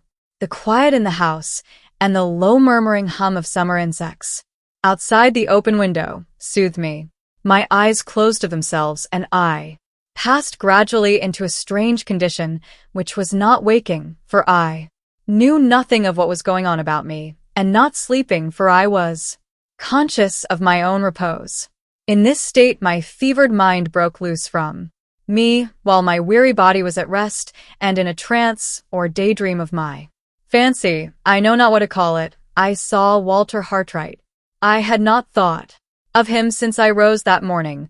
Laura had not said one word to me either, directly or indirectly referring to him, and yet I saw him now as plainly as if the past time had returned, and we were both together again at Limmeridge House. He appeared to me as one among many other men, none of whose faces I could plainly discern. They were all lying on the steps of an immense ruined temple, colossal tropical trees, with rank creepers twining endlessly about their trunks, and hideous stone idols glimmering and grinning at intervals behind leaves and stalks and branches, surrounded the temple and shut out the sky, and threw a dismal shadow over the forlorn band of men on the steps. White exhalations twisted and curled up stealthily from the ground, approached the men in wreaths like smoke, touched them, and stretched them out dead one by one in the places where they lay. An agony of pity and fear for Walter loosened my tongue, and I implore him to escape. Come back, I said. Remember your promise to her and to me. Come back to us before the pestilence reaches you and lays you dead like The rest. He looked at me with an unearthly quiet in his face. Wait, he said. I shall. Come back. The night when I met the lost woman on the highway was the night which set my life apart to be the instrument of a design that is yet unseen. Here, lost in the wilderness, or there, welcomed back in the land of my birth, I am still walking on the dark road which leads me, and you, and the sister of your love and mine, to the unknown retribution and the inevitable end. Wait and look. The pestilence, which touches the rest will pass me. I saw him again. He was still in the forest, and the numbers of his lost companions had dwindled to very few. The temple was gone, and the idols were gone, and in their place the figures of dark, dwarfish men lurked murderously among the trees, with bows in their hands and arrows fitted to the string. Once more I feared for Walter, and cried out to warn him. Once more he turned to me, with the immovable quiet in his face. Another step, he said, on the dark road. Wait and look. The arrows that strike the rest will spare me. I saw him for the third time in a wrecked ship, stranded on a wild, sandy shore. The overloaded boats were making away from him for the land, and he alone was left to sink with the ship. I cried to him to hail the hindmost boat and to make a last effort for his life. The quiet face looked at me in return, and the unmoved voice gave me back the changeless reply. Another step on the journey. Wait and look. The sea which drowns the rest will spare me. I saw him for the last time. He was kneeling by a tomb of white marble, and the shadow of a veiled woman rose out of the grave beneath and waited by his side. The unearthly quiet of his face had changed to an unearthly sorrow, but the terrible certainty of his words remained the same. Darker and darker, he said. Farther and farther yet. Death takes the good, the beautiful and the young, and spares me. The pestilence that wastes, the arrow that strikes, the sea that drowns, the grave that closes over love and hope are steps of my journey, and take me nearer and nearer to the end. My heart sank under a dread beyond words, under a grief beyond tears. The darkness closed round the pilgrim at the marble tomb, closed round the veiled woman from the grave, closed round the dreamer who looked on. I saw and heard no more. I was aroused by a hand laid on my shoulder. It was Laura's. She had dropped on her knees by the side of the sofa. Her face was flushed and agitated, and her eyes met mine in a wild, bewildered manner. I started the instant I saw her. What has happened? I asked. What has frightened you? She looked round at the half-open door, put her lips close to my ear, and answered in a whisper. Marian. The figure at the lake. The footsteps last night. I've just seen her. I've just spoken to her. Who? For heaven's sake? And Catherick. I was so startled by the disturbance in Laura's face and manner, and so dismayed by the first waking impressions of my dream, that I was not fit to bear the revelation which burst upon me when that name passed her lips. I could only stand rooted to the floor, looking at her in breathless silence. She was too much absorbed by what had happened to notice the effect which her reply had produced on me. I have seen and Catherick. I have spoken to and Catherick, she repeated as if I had not heard her. Oh, Marian, I have such things to tell you. Come away, we may be interrupted. Here, come at once into my room. With those eager words she caught me by the hand and led me through the library to the end room on the ground floor, which had been fitted up for her own especial use. No third person, except her maid, could have any excuse for surprising us here. She pushed me in before her, locked the door, and drew the chintz curtains that hung over the inside. The strange, stunned feeling which had taken possession of me still remained, but a growing conviction that the complications which had long threatened to gather about her and to gather about me had suddenly closed fast round us both, was now beginning to penetrate my mind. I could not express it in words, I could hardly even realize it dimly in my own thoughts. And Catherick, I whispered to myself, with useless, helpless reiteration, and Catherick. Laura drew me to the nearest seat, an ottoman in the middle of the room. Look, she said, look here, and pointed to the bosom of her dress. I saw, for the first time, that the lost brooch was pinned in its place again. There was something real in the sight of it, something real in the touching of it afterwards, which seemed to steady the whirl and confusion in my thoughts and to help me to compose myself.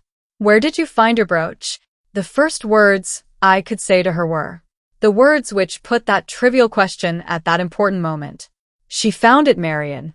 Where? On the floor of the boathouse. Oh, how shall I begin? How shall I tell you about it?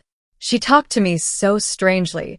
She looked so fearfully ill. She left me so suddenly. Her voice rose as the tumult of her recollections pressed upon her mind. The inveterate distrust which weighs, night and day, on my spirits in this house, instantly roused me to warn her, just as the sight of the brooch had roused me to question her, the moment before. Speak low, I said.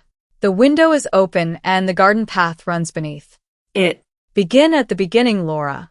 Tell me, word for word, what passed between that woman and you. Shall I close the window? No. Only speak low.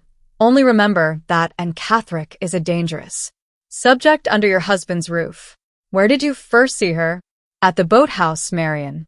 I went out, as you know, to find my brooch, and I walked along the path through the plantation, looking down on the ground, carefully at every step. In that way I got on, after a long time, to the boat house, and as soon as I was inside it, I went on my knees to hunt over the floor. I was still searching with my back to the doorway, when I heard a soft, strange voice behind me say, Miss Fairlie. Miss Fairlie. Yes, my old name, the dear, familiar name that I thought I had parted from forever. I started up, not frightened. The voice was too kind and gentle to frighten anybody, but very much surprised. There, looking at me from the doorway, stood a woman whose face I never remembered to have seen before. How was she dressed? She had a neat, pretty white gown on, and over it a poor, worn, thin, dark shawl. Her bonnet was of brown straw, as poor and worn as the shawl. I was struck by the difference between her gown and the rest of her dress, and she saw that I noticed it. Don't look at my bonnet and shawl, she said, speaking in a quick, breathless, sudden way. If I mustn't wear white, I don't care what I wear. Look at my gown as much as you please. I'm not ashamed of that. Very strange, was it not? Before I could say anything to soothe her, she held out one of her hands, and I saw my brooch in it. I was so pleased and so grateful that I went quite close to her to say what I really felt. Are you thankful enough to do me one little kindness? She asked. Yes, indeed, I answered. Any kindness in my power, I shall be glad to show you. Then let me pin your brooch on for you. Now I have found it. Her request was so unexpected, Marian, and she made it with such extraordinary eagerness that I drew back a step or two, not well knowing what to do. Ah, she said, your mother would have let me pin on the brooch. There was something in her voice and her look, as well as in her mentioning my mother, in that reproachful manner, which made me ashamed of my distrust. I took her hand with the brooch in it, and put it up gently on the bosom of my dress. You knew my mother? I said. Was it very long ago? Have I ever seen you before? Her hands were busy fastening the brooch. She stopped and pressed them against my breast. You don't remember a fine spring day at Limeridge, she said, and your mother walking down the path that led to the school with a little girl on each side of her? I have had nothing else to think of since, and I remember it. You were one of the little girls, and I was the other. Pretty, clever Miss Fairlie and poor dazed and Catherick were nearer to each other then than they are now. Did you remember her, Laura, when she told you her name? Yes, I remembered you're asking me about and Catherick at Limerick, and you're saying that she had once been considered like me. What reminded you of that, Laura? She reminded me, while I was looking at her, while she was very close to me, it came over my mind suddenly that we were like each other. Her face was pale and thin and weary, but the sight of it startled me, as if it had been the sight of my own face in the glass after a long illness. The discovery, I don't know why, gave me such a shock that I was perfectly incapable of speaking to her for the moment. Did she seem hurt by your silence? I am afraid she was hurt by it. You have not got your mother's face, she said, or your mother's heart. Your mother's face was dark, and your mother's heart, Miss Fairlie, was the heart of an angel. I am sure I feel kindly towards you, I said, though I may not be able to express it as I ought. Why do you call me Miss Fairlie? Because I love the name of Fairlie and hate the name of Glyde. She broke out violently. I had seen nothing like madness in her before this, but I fancied I saw it now in her eyes. I only thought you might not know I was married, I said, remembering the wild letter she wrote to me at Limerick and trying to quiet her. She sighed bitterly and turned away from me. not know you were married, she repeated. I am here because you're married. I am here to make atonement to you before I meet your mother in the world beyond the grave. She drew farther and farther away from me till she was out of the boathouse, and then she watched and listened for a little while. When she turned round to speak again, instead of coming back, she stopped where she was looking in at me with a hand on each side of the entrance. Did you see me at the lake last night? She said. Did you hear me following you in the wood? I have been waiting for days together to speak to you alone. I have left the only friend I have in the world, anxious and frightened about me. I have risked being shut up again in the madhouse, and all for your sake, Miss Fairlie, all for your sake. Her words alarmed me, Marian, and yet there was something in the way she spoke that made me pity her with all my heart. I am sure my pity must have been sincere, for it made me bold enough to ask the poor creature to come in and sit down in the boathouse by my side. Did she do so? No. She shook her head and told me she must stop where she was, to watch and listen and see that no third person surprised us. And from first to last, there she waited at the entrance, with a hand on each side of it, sometimes bending in suddenly to speak to me, sometimes drawing back, suddenly to look about her. I was here yesterday, she said, before it came dark, and I heard you and the lady with you talking together. I heard you tell her about your husband. I heard you say you had no influence to make him believe you, and no influence to keep him silent. Ah. I knew what those words meant. My conscience told me while I was listening. Why did I ever let you marry him? Oh, my fear, my mad, miserable, wicked fear. She covered up her face in her poor worn shawl and moaned and murmured to herself behind it.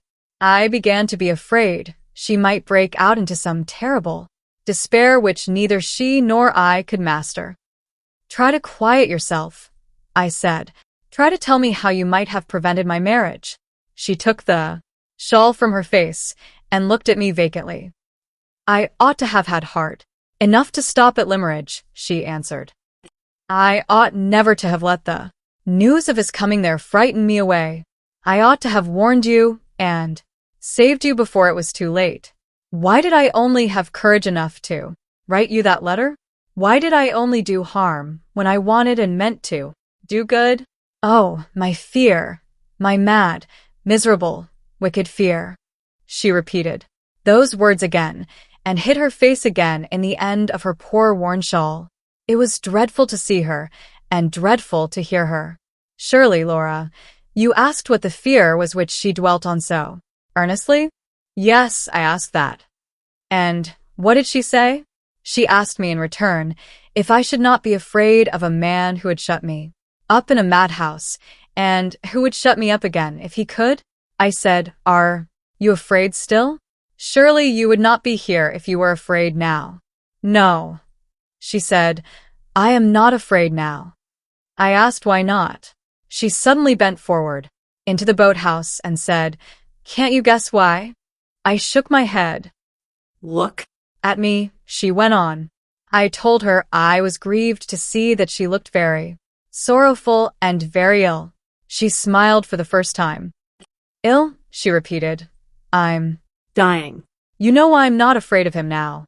Do you think I shall meet your mother in heaven? Will she forgive me if I do? I was so shocked and so startled that I could make no reply. I have been thinking of it, she went on. All the time I have been in hiding from your husband. All the time I lay ill. My thoughts have driven me here. I want to make atonement. I want to undo all I can of the harm I once did. I begged her as earnestly as I could to tell me what she meant.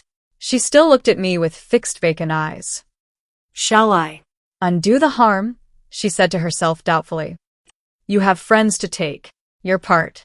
If you know his secret, he will be afraid of you. He won't dare use you as he used me. He must treat you mercifully for his own sake, if he is afraid of you and your friends. And if he treats you mercifully, and if I can say, it was my doing. I listened eagerly for more, but she stopped at those words. You tried to make her go on? I tried, but she only drew herself away from me again and leaned her face and arms against the side of the boathouse. Oh, I heard her say with a dreadful, distracted tenderness in her voice, oh, if I could only be buried with your mother. If I could only wake at her side when the angel's trumpet sounds and the graves give up their dead at the resurrection. Marian. I trembled from head to foot. It was horrible to hear her. But there is no hope of that, she said, moving a little so as to look at me again. No hope. For a poor stranger like me. I shall not rest under the marble cross that I washed with my own hands and made so white and pure for her sake. Oh, no. Oh, no. God's mercy, not man's, will take me to her, where the wicked cease from troubling and the weary are at rest. She spoke those words, quietly and sorrowfully, with a heavy, hopeless sigh, and then waited a little. Her face was confused and troubled. She seemed to be thinking, or trying to think. What was it I said just now? She asked after a while. When your mother is in my mind, everything else goes out of it. What was I saying? What was I saying? I reminded the poor creature, as kindly and delicately as I could. Yes, she said, still in a vacant, perplexed manner. You are helpless with your wicked husband. Yes. And I must do what I have come to do here. I must make it up to you for having been afraid to speak out at a better time. What is it you have to tell me? I asked. The secret that your cruel husband is afraid of, she answered. I once threatened him with the secret and frightened him. You shall threaten him with the secret and frighten him too. Her face darkened and a hard, angry stare fixed itself in her eyes. She began waving her hand at me in a vacant, unmeaning manner. My mother knows the secret, she said. My mother has wasted under the secret half her lifetime. One day, when I was grown up, she said something to me.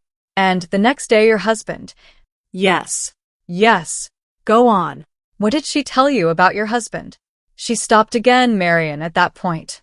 And said no more? And listened eagerly. Hush, she whispered, still waving her hand at me. Hush. She moved aside out of the doorway, moved slowly and stealthily, step by step, till I lost her past the edge of the boathouse. Surely you followed her? Yes. My anxiety made me bold enough to rise and follow her. Just as I reached the entrance, she appeared again suddenly, round the side of the boathouse. The secret, I whispered to her. Wait and tell me the secret. She caught hold of my arm and looked at me with wild, frightened eyes. Not now, she said. We are not alone, we are watched. Come here to morrow at this time, by yourself, mind by yourself. She pushed me, roughly into the boathouse again, and I saw her no more. Oh, Laura, another chance lost. If I had only been near you, she should not have escaped us. On which side did you lose sight of her? On the left side, where the ground sinks and the wood is thickest. Did you run out again? Did you call after her? How could I? I was too terrified to move or speak. But when you did move, when you came out, I ran back here to tell you what had happened. Did you see anyone or hear anyone in the plantation? No. It seemed to be all still and quiet when I passed through it. I waited for a moment to consider. Was this third person supposed to have been secretly present at the interview, a reality, or the creature of an Catherick's excited fancy? It was impossible to determine. The one thing certain was that we had failed again on the very brink of discovery, failed utterly and irretrievably, unless and Catherick kept her appointment at the boathouse for the next day. Are you quite sure you have told me everything that passed? Every word that was said? I inquired. I think so, she answered. My powers of memory, Marian, are not like yours. But I was so strongly impressed, so deeply interested, that nothing of any importance can possibly have escaped me. My dear Laura, the merest trifles are of importance where and Catherick is concerned. Think again. Did no chance reference escape her as to the place in which she is living at the present time? None that I can remember. Did she not mention a companion and friend, a woman named Mrs. Clements? Oh, yes. Yes. I forgot that. She told me Mrs. Clements wanted sadly to go with her to the lake and take care of her, and begged and prayed that she would not venture into this neighborhood alone.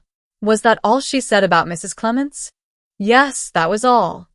She told you nothing about the place in which she took refuge after leaving Todd's Corner? Nothing, I am quite sure. Nor where she has lived since. Nor what her illness had been. No, Marian, not a word. Tell me, pray tell me, what you think about it. I don't know what to think or what to do next. You must do this, my love. You must carefully keep the appointment at the boathouse tomorrow. It is impossible to say what interests may not depend on your seeing that woman again. You shall not be left to yourself a second time. I will follow you at a safe distance. Nobody shall see me, but I will keep within hearing of your voice, if anything happens. And Catherick has escaped Walter Hartright, and has escaped you. Whatever happens, she shall not escape me. Laura's eyes read mine attentively. You believe, she said, in this secret that my husband is afraid of? Suppose, Marian, it should only exist after all in and Catherick's fancy? Suppose she only wanted to see me and to speak to me, for the sake of old remembrances? Her manner was so strange, I almost doubted her. Would you trust her in other things? I trust nothing, Laura, but my own observation of your husband's conduct. I judge and Catherick's words by his actions, and I believe there is a secret. I said no more, and got up to leave the room. Thoughts were troubling me, which I might have told her if we had spoken together longer, and which it might have been dangerous for her to know. The influence of the terrible dream from which she had awakened me hung darkly and heavily over every fresh impression which the progress of her narrative produced on my mind. I felt the ominous future coming close, chilling me with an unutterable awe, forcing on me the conviction of an unseen design in the long series of complications which had now fastened round us. I thought of Hartright as I saw him in the body when he said farewell, as I saw him in the spirit in my dream, and I too began to doubt now whether we were not advancing blindfold to an appointed and an inevitable end. Leaving Laura to go upstairs alone, I went out to look about me in the walks near the house. The circumstances under which and Catherick had parted from her had made me secretly anxious to know how Count Fosco was passing the afternoon, and had rendered me secretly distrustful of the results of that solitary journey from which Sir Percival had returned but a few hours since. After looking for them in every direction and discovering nothing, I returned to the house and entered the different rooms on the ground floor one after another. They were all empty. I came out again into the hall and went upstairs to return to Laura. Madame Fosco opened her door as I passed it in my way along the passage, and I stopped to see if she could inform me of the whereabouts of her husband and Sir Percival. Yes, she had seen them, both from her window more than an hour since. The Count had looked up with his customary kindness and had mentioned with his habitual attention to her in the smallest trifles that he and his friend were going out together for a long walk. For a long walk. They had never yet been in each other's company with that object in my experience of them. Sir Percival cared for no exercise but riding, and the Count, except when he was polite enough to be my escort, cared for no exercise at all. When I joined Laura again, I found that she had called to mind in my absence the impending question of the signature to the deed, which, in the interest of discussing her interview with and Gothic, we had hitherto overlooked. Her first words when I saw her expressed her surprise at the absence of the expected summons to attend Sir Percival in the library. "You may make your mind easy on that subject," I said. "For the present at least, neither your resolution nor mine will be exposed to any further trial. Sir Percival has altered his plans. The business of the signature is put off." "Put off?" Laura repeated amazedly. "Who told you so?" "My authority is Count Fosco. I believe it is to his interference that we are indebted for your husband's sudden change of purpose." "It seems impossible, Marian. If the object of my signing was, as we suppose, to obtain money for Sir Percival that he urgently wanted, how can the matter be put off?" "I think, Laura, we have the means at hand of setting that doubt at rest. Have you forgotten the conversation that I heard between Sir Percival and the lawyer as they were crossing the hall?" "No, but I don't remember." "I do. There were two alternatives proposed. One was to obtain your signature to the parchment. The other was to gain time by giving bills at 3 months. The last resource is evidently the resource now adopted, and we may fairly hope to be relieved from our share in Sir Percival's embarrassments for some time to come." "Oh, Marian, it sounds too good to be true." "Does it, my love? You complimented me on my ready memory not long since, but you seem to doubt it now. I will get my journal, and you shall see if I am right or wrong." I went away and got the book at once. On looking back to the entry referring to the lawyer's visit, we found that my recollection of the two alternatives presented was accurately correct. It was almost as great a relief to my mind as to Laura's to find that my memory had served me, on this occasion, as faithfully as usual. In the perilous uncertainty of our present situation, it is hard to say what future interests may not depend upon the regularity of the entries in my journal, and upon the reliability of my recollection at the time when I make them. Laura's face and manner suggested to me that this last consideration had occurred to her as well as to myself. Anyway, it is only a trifling matter, and I am almost ashamed to put it down here in writing. It seems to set the forlornness of our situation in such a miserably vivid light. We must have little indeed to depend on when the discovery that my memory can still be trusted to serve us is hailed as if it was the discovery of a new friend. The first bell for dinner separated us. Just as it had done ringing, Sir Percival and the Count returned from their walk. We heard the master of the house storming at the servants for being 5 minutes late, and the master's guest interposing, as usual, in the interests of propriety, patience, and peace. The evening has come and gone. No extraordinary event has happened, but I have noticed certain peculiarities in the conduct of Sir Percival and the Count, which have sent me to my bed feeling very anxious and uneasy about and Gothic, and about the results which tomorrow may produce. I know enough by this time to be sure that the aspect of Sir Percival which is the most false, and which, therefore, means the worst, is his polite aspect. That long walk with his friend had ended in improving his manners, especially towards his wife.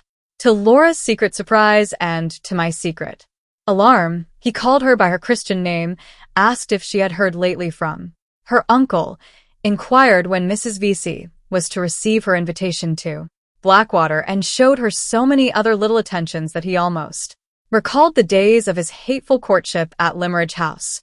This was a bad sign to begin with, and I thought it more ominous still that he should pretend after dinner to fall asleep in the drawing-room, and that his eyes should cunningly follow Laura and me when he thought we neither of us Suspected him. I have never had any doubt that his sudden journey by himself took him to Welmingham to question Mrs. Catherick, but the experience of tonight has made me fear that the expedition was not undertaken in vain, and that he has got the information which he unquestionably left us to collect. If I knew where and Catherick was to be found, I would be up tomorrow with sunrise and warn her. While the aspect under which Sir Percival presented himself tonight was, unhappily but too familiar to me, the aspect under which the Count appeared was, on the other hand, entirely new in my experience of him. He permitted me, this evening, to make his acquaintance for the first time in the character of a man of sentiment as I believe really felt, not assumed for the occasion. For instance, he was quiet and subdued. His eyes and his voice expressed a restrained sensibility. He wore, as if there was some hidden connection between his showiest finery and his deepest feeling, the most magnificent waistcoat he as yet appeared in. It was made of pale sea-green silk and delicately trimmed with fine silver braid. His voice sank into the tenderest inflections. His smile expressed a thoughtful, fatherly admiration whenever he spoke to Laura or to me. He pressed his wife's hand under the table when she thanked him for trifling little attentions at dinner. He took wine with her. "Your health and happiness, my angel," he said with fond, glistening eyes. He ate little or nothing and sighed and said, "Good Percival," when his friend laughed at him. After dinner, he took Laura by the hand and asked her if she would be so sweet as to play to him. She complied, through sheer astonishment. He sat by the piano, with his watch chain resting in folds like a golden serpent on the sea-green protuberance of his waistcoat. His immense head lay languidly on one side, and he gently beat time with two of his yellow-white fingers. He highly approved of the music and tenderly admired Laura's manner of playing, not as poor Hartright used to praise it, with an innocent enjoyment of the sweet sounds, but with a clear, cultivated, practical knowledge of the merits of the composition in the first place and of the merits of the player's touch in the second. As the evening closed in, he begged that the lovely dying light might not be profaned just yet by the appearance of the lamps. He came, with his horribly silent tread, to the distant window at which I was standing, to be out of his way and to avoid the very sight of him. He came to ask me to support his protest against the lamps. If any one of them could only have burned him up at that moment, I would have gone down to the kitchen and fetched it myself. "Surely you like this modest, trembling English twilight," he said softly. "Ah, I love it. I feel my inborn admiration of all that is noble and great and good, purified by the breath of heaven on an evening like this. Nature has such imperishable charms, such inextinguishable tenderness for me. I am an old, fat man. Talk which would become your lips, Miss Halcombe, sounds like a derision and a mockery on mine. It is hard to be laughed at in my moments of sentiment, as if my soul was like myself, old and overgrown. Observe, dear lady, what a light is dying on the trees. Does it penetrate your heart as it penetrates mine?" He paused, looked at me, and repeated the famous lines of Dante on the evening time, with a melody and tenderness which added a charm of their own to the matchless beauty of the poetry itself. "Bah!" he cried suddenly, as the last cadence of those noble Italian words died away on his lips. "I make an old fool of myself, and only weary you all. Let us shut up the window in our bosoms and get back to the matter-of-fact world." Percival. I sanction the admission of the lamps. Lady Glyde, Miss Halcombe, Eleanor, my good wife, which of you will indulge me with a game at dominoes? He addressed us all, but he looked especially at Laura. She had learned to feel my dread of offending him, and she accepted his proposal. It was more than I could have done at that moment. I could not have sat down at the same table with him for any consideration. His eyes seemed to reach my inmost soul through the thickening obscurity of the twilight. His voice trembled along every nerve in my body and turned me hot and cold alternately. The mystery and terror of my dream, which had haunted me at intervals all through the evening, now oppressed my mind with an unendurable foreboding and an unutterable awe. I saw the white tomb again, and the veiled woman rising out of it by Hartright's side. The thought of Laura welled up like a spring in the depths of my heart and filled it with waters of bitterness, never known to it before. I caught her by the hand as she passed me on her way to the table and kissed her as if that night was to part us forever. While they were all gazing at me in astonishment, I ran out through the low window, which was open before me, to the ground, ran out to hide from them in the darkness, to hide even from myself. We separated that evening later than usual. Towards midnight the summer silence was broken by the shuddering of a low, melancholy wind among the trees. We all felt the sudden chill in the atmosphere, but the Count was the first to notice the stealthy rising of the wind. He stopped while he was lighting my candle for me and held up his hand warningly. "Listen," he said. "There will be a change tomorrow. June 19th. The events of yesterday warn me to be ready, sooner or later, to meet the worst. Today is not yet at an end, and the worst has Come. Judging by the closest calculation of time that Laura and I could make, we arrived at the conclusion that Anne Catherick must have appeared at the boathouse at 2:30 on the afternoon of yesterday. I accordingly arranged that Laura should just show herself at the luncheon table today and should then slip out at the first opportunity, leaving me behind to preserve appearances and to follow her as soon as I could safely do so. This mode of proceeding, if no obstacles occurred to thwart us, would enable her to be at the boathouse before 2:30, and when I left the table in my turn, would take me to a safe position in the plantation before 3. The change in the weather, which last night's wind warned us to expect, came with the morning. It was raining heavily when I got up, and it continued to rain until 12 o'clock, when the clouds dispersed, the blue sky appeared, and the sun shone again with the bright promise of a fine afternoon. My anxiety to know how Sir Percival and the Count would occupy the early part of the day was by no means set at rest, so far as Sir Percival was concerned, by his leaving us immediately after breakfast and going out by himself, in spite of the rain. He neither told us where he was going nor when we might expect him back. We saw him pass the breakfast-room window, hastily with his high boots and his waterproof coat on, and that was all. The Count passed the morning quietly indoors, some part of it in the library, some part in the drawing-room, playing odds and ends of music on the piano and humming to himself. Judging by appearances, the sentimental side of his character was persistently inclined to betray itself still. He was silent and sensitive, and ready to sigh and languish ponderously, as only fat men can sigh and languish on the smallest provocation. Luncheon time came, and Sir Percival did not return. The Count took his friend's place at the table, plaintively devoured the greater part of a fruit tart, submerged under a whole jugful of cream, and explained the full merit of the achievement to us as soon as he had done. "A taste for sweets," he said in his softest tones and his tenderest manner, "is the innocent taste of women and children. I love to share it with them. It is another bond, dear ladies, between you and me." Laura left the table in 10 minutes' time. I was sorely tempted to accompany her, but if we had both gone out together, we must have excited suspicion.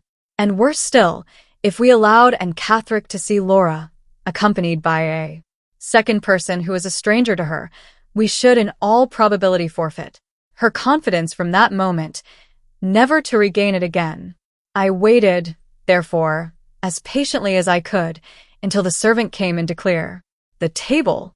When I quitted the room, there were no signs in the house or out of it of Sir Percival's return. I left the Count with a piece of sugar between his lips, and the vicious cockatoo scrambling up his waistcoat to get at it, while Madame Fosco, sitting opposite to her husband, watched the proceedings of his bird and himself as attentively as if she had never seen anything of the sort before in her life. On my way to the plantation, I kept carefully beyond the range of view from the luncheon-room window. Nobody saw me and nobody followed me. It was then 2:45 by my watch. Once among the trees, I walked rapidly until I had advanced more than half way through the plantation. At that point, I slackened my pace and proceeded cautiously, but I saw no one and heard no voices. By little I came within view of the back of the boathouse, stopped and listened, then went on, till I was close behind it and must have heard any persons who were talking inside. Still the silence was unbroken, still far and near no sign of a living creature appeared anywhere. After skirting round by the back of the building, first on one side, and then on the other, and making no discoveries, I ventured in front of it and fairly looked in. The place was empty. I called, "Laura," at first softly, then louder and louder. No one answered, and no one appeared. For all that I could see and hear, the only human creature in the neighborhood of the lake and the plantation was myself. My heart began to beat violently, but I kept my resolution and searched first the boathouse and then the ground in front of it for any signs which might show me whether Laura had really reached the place or not. No mark of her presence appeared inside the building, but I found traces of her outside it, in footsteps on the sand. I detected the footsteps of two persons, large footsteps like a man's, and small footsteps, which, by putting my own feet into them and testing their size in that manner, I felt certain were Laura's. The ground was confusedly marked in this way just before the boathouse. Close against one side of it, under shelter of the projecting roof, I discovered a little hole in the sand. A hole artificially made, beyond a doubt. I just noticed it, and then turned away immediately to trace the footsteps as far as I could, and to follow the direction in which they might lead me. They led me, starting from the left-hand side of the boathouse, along the edge of the trees, a distance I should think of between 200 and 300 yards, and then the sandy ground showed no further trace of them. Feeling that the persons whose course I was tracking must necessarily have entered the plantation at this point, I entered it too. At first I could find no path, but I discovered one afterwards, just faintly traced among the trees, and followed it. It took me, for some distance, in the direction of the village, until I stopped at a point where another foot track crossed it. The brambles grew thickly on either side of this second path. I stood looking down it, uncertain which way to take next, and while I looked I saw on one thorny branch some fragments of fringe from a woman's shawl. A closer examination of the fringe satisfied me that it had been torn from a shawl of Laura's, and I instantly followed the second path. It brought me out at last, to my great relief, at the back of the house. I say to my great relief, because I inferred that Laura must, for some unknown reason, have returned before Me by this roundabout way. I went in by the courtyard and the offices. The first person whom I met in crossing the servants' hall was Mrs. Michelson, the housekeeper. "Do you know," I asked, "whether Lady Glyde has come in from her walk or not?" "My lady came in a little while ago with Sir Percival," answered the housekeeper. "I am afraid, Miss Halcombe, something very distressing has happened." My heart sank within me. "You don't mean an accident?" I said faintly. No. Thank God, no accident." But my lady ran upstairs to her own room. in tears, and Sir Percival has ordered me to give Fanny warning to leave in an hour's time. Fanny was Laura's maid, a good affectionate girl who had been with her for years, the only person in the house whose fidelity and devotion we Could both depend upon. "Where is Fanny?" I inquired. "In my room, Miss Halcombe. The young woman is quite overcome, and I told her to sit down and try to recover herself." I went to Mrs. Michelson's room and found Fanny in a corner, with her box by her side, crying bitterly. She could give me no explanation whatever of her sudden dismissal. Sir Percival had ordered that she should have a month's wages, in place of a month's warning, and go. No reason had been assigned, no objection had been made to her conduct. She had been forbidden to appeal to her mistress, forbidden even to see her for a moment to say goodbye. She was to go without explanations or farewells, and to go at once. After soothing the poor girl by a few friendly words, I asked where she proposed to sleep that night. She replied that she thought of going to the little inn in the village, the landlady of which was a respectable woman, known to the servants at Blackwater Park. The next morning, by leaving early, she might get back to her friends in Cumberland without stopping in London, where she was a total stranger. I felt directly that Fanny's departure offered us a safe means of communication with London and with Limmeridge House, of which it might be very important to avail ourselves.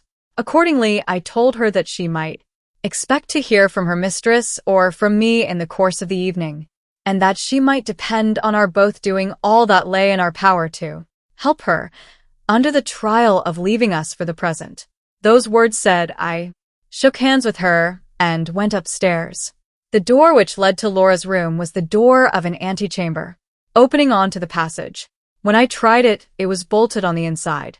I knocked, and the door was opened by the same heavy, overgrown housemaid whose lumpish insensibility had tried my patience so severely on the day when I found the wounded dog. I had, since that time, discovered that her name was Margaret Porchet, and that she was the most awkward, slatternly, and obstinate servant in the house. On opening the door, she instantly stepped out to the threshold and stood, grinning at me in stolid silence. "Why do you stand there?" I said. "Don't you see that I want to come in?" But you mustn't come in," was the answer, with another and a broader grin still. "How dare you talk to me in that way? Stand back instantly." She stretched out a great red hand and arm on each side of her, so as to bar the doorway, and slowly nodded her addle head at me. "Master's orders," she said, and nodded again. I had need of all my self-control to warn me against contesting the matter with her, and to remind me that the next words I had to say must be addressed to her master. I turned my back on her, and instantly went downstairs to find him. My resolution to keep my temper under all the irritations that Sir Percival could offer was, by this time, as completely forgotten. I say so to my shame, as if I had never made it. It did me good. After all I had suffered and suppressed in that house, it actually did me good to feel how angry I was. The drawing-room and the breakfast-room were both empty. I went on to the library, and there I found Sir Percival, the Count, and Madame Fosco. They were all three standing up close together, and Sir Percival had a little slip of paper in his hand. As I opened the door, I heard the Count say to him, "No, 1,000 times over, no." I walked straight up to him and looked him full in the face. "Am I to understand, Sir Percival, that your wife's room is a prison and that your housemaid is the jailer who keeps it?" I asked. "Yes, that is what you are to understand," he answered.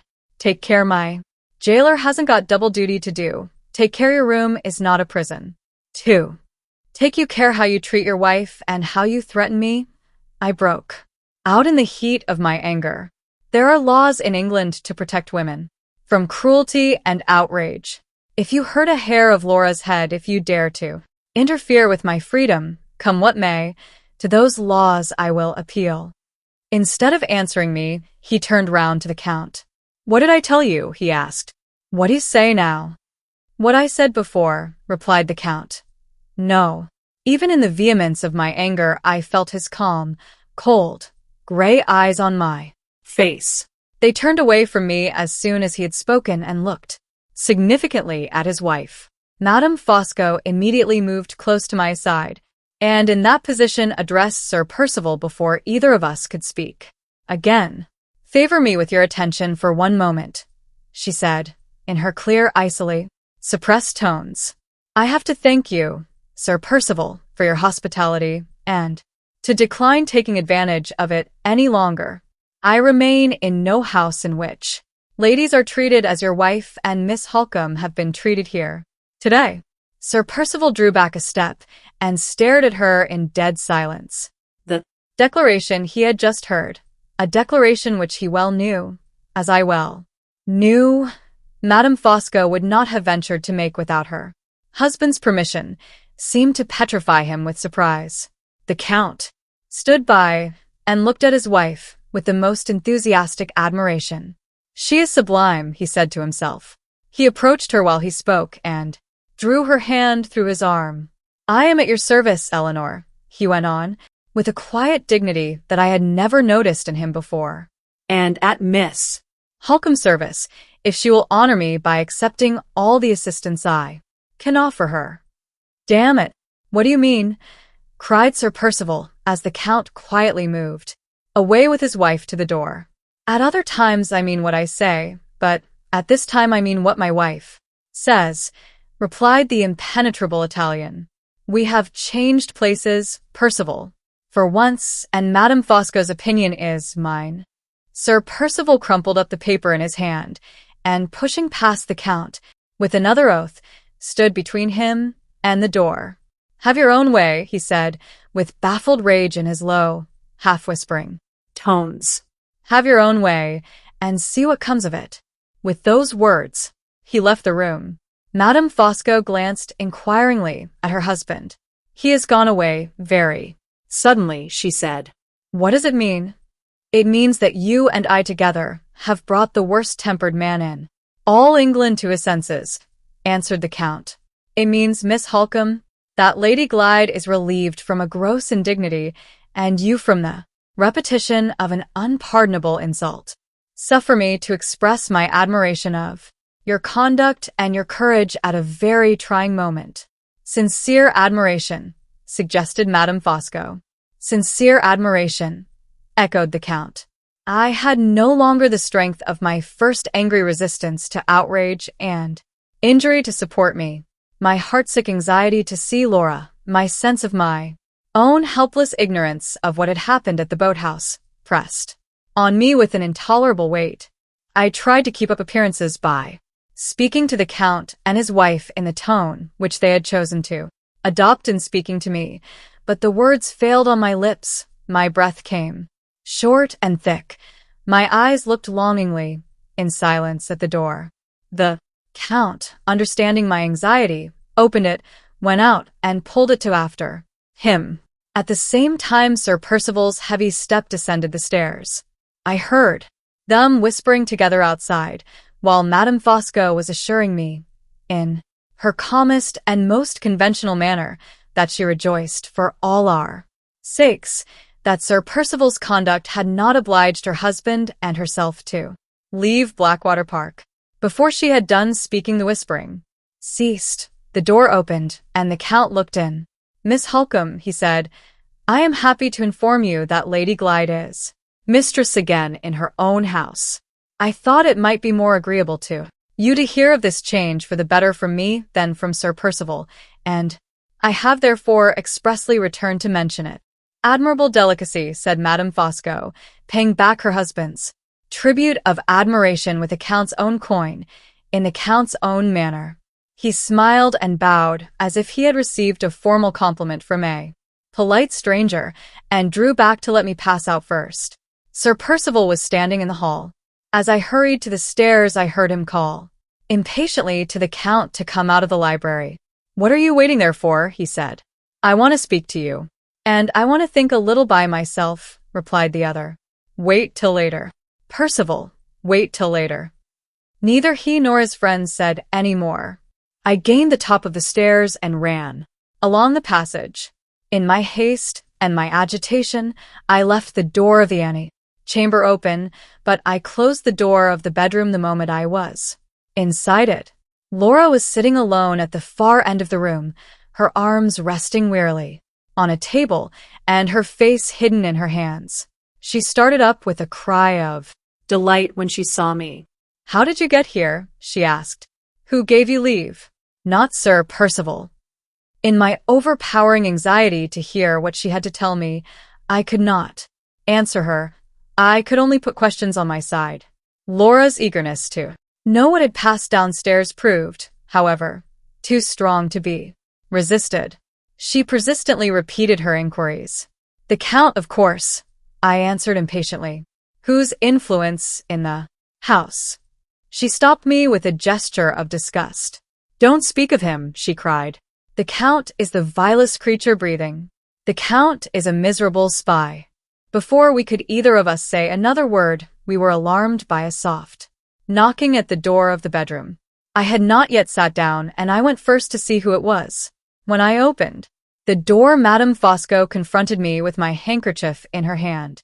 "You dropped this downstairs, Miss Halcombe," she said, "and I thought I could bring it to you as I was passing by to my own room." Her face, naturally pale, had turned to such a ghastly whiteness that I started at the sight of it. Her hands, so sure and steady at all other times, trembled violently, and her eyes looked wolfishly past me through the open door and fixed on Laura. She had been listening before she knocked. I saw it in her white face. I saw it in her trembling hands. I saw it in her look at Laura. After waiting an instant, she turned from me in silence and slowly walked away. I closed the door again. "Oh, Laura, Laura, we shall both rue the day when you called the Count a spy. You would have called him so yourself, Marian, if you had known what I know." And Catherick was right. There was a third person watching us in the plantation yesterday, and that third person dash. Are you sure it was the Count? I am absolutely certain. He was Sir Percival's spy. He was Sir Percival's informer. He set Sir Percival watching and waiting all the morning through, for and Catherick and for me. Isn't found? Did you see her at the lake? No. She has saved herself by keeping away from the place. When I got to the boathouse, no one was there. Yes. I went in and sat waiting for a few minutes. But my restlessness made me get up again to walk about a little. As I passed out, I saw some marks on the sand close under the front of the boathouse. I stooped down to examine them and discovered a word written in large letters on the sand. The word was "look." "And you scraped away the sand and dug a hollow place in it." "How do you know that, Marian?"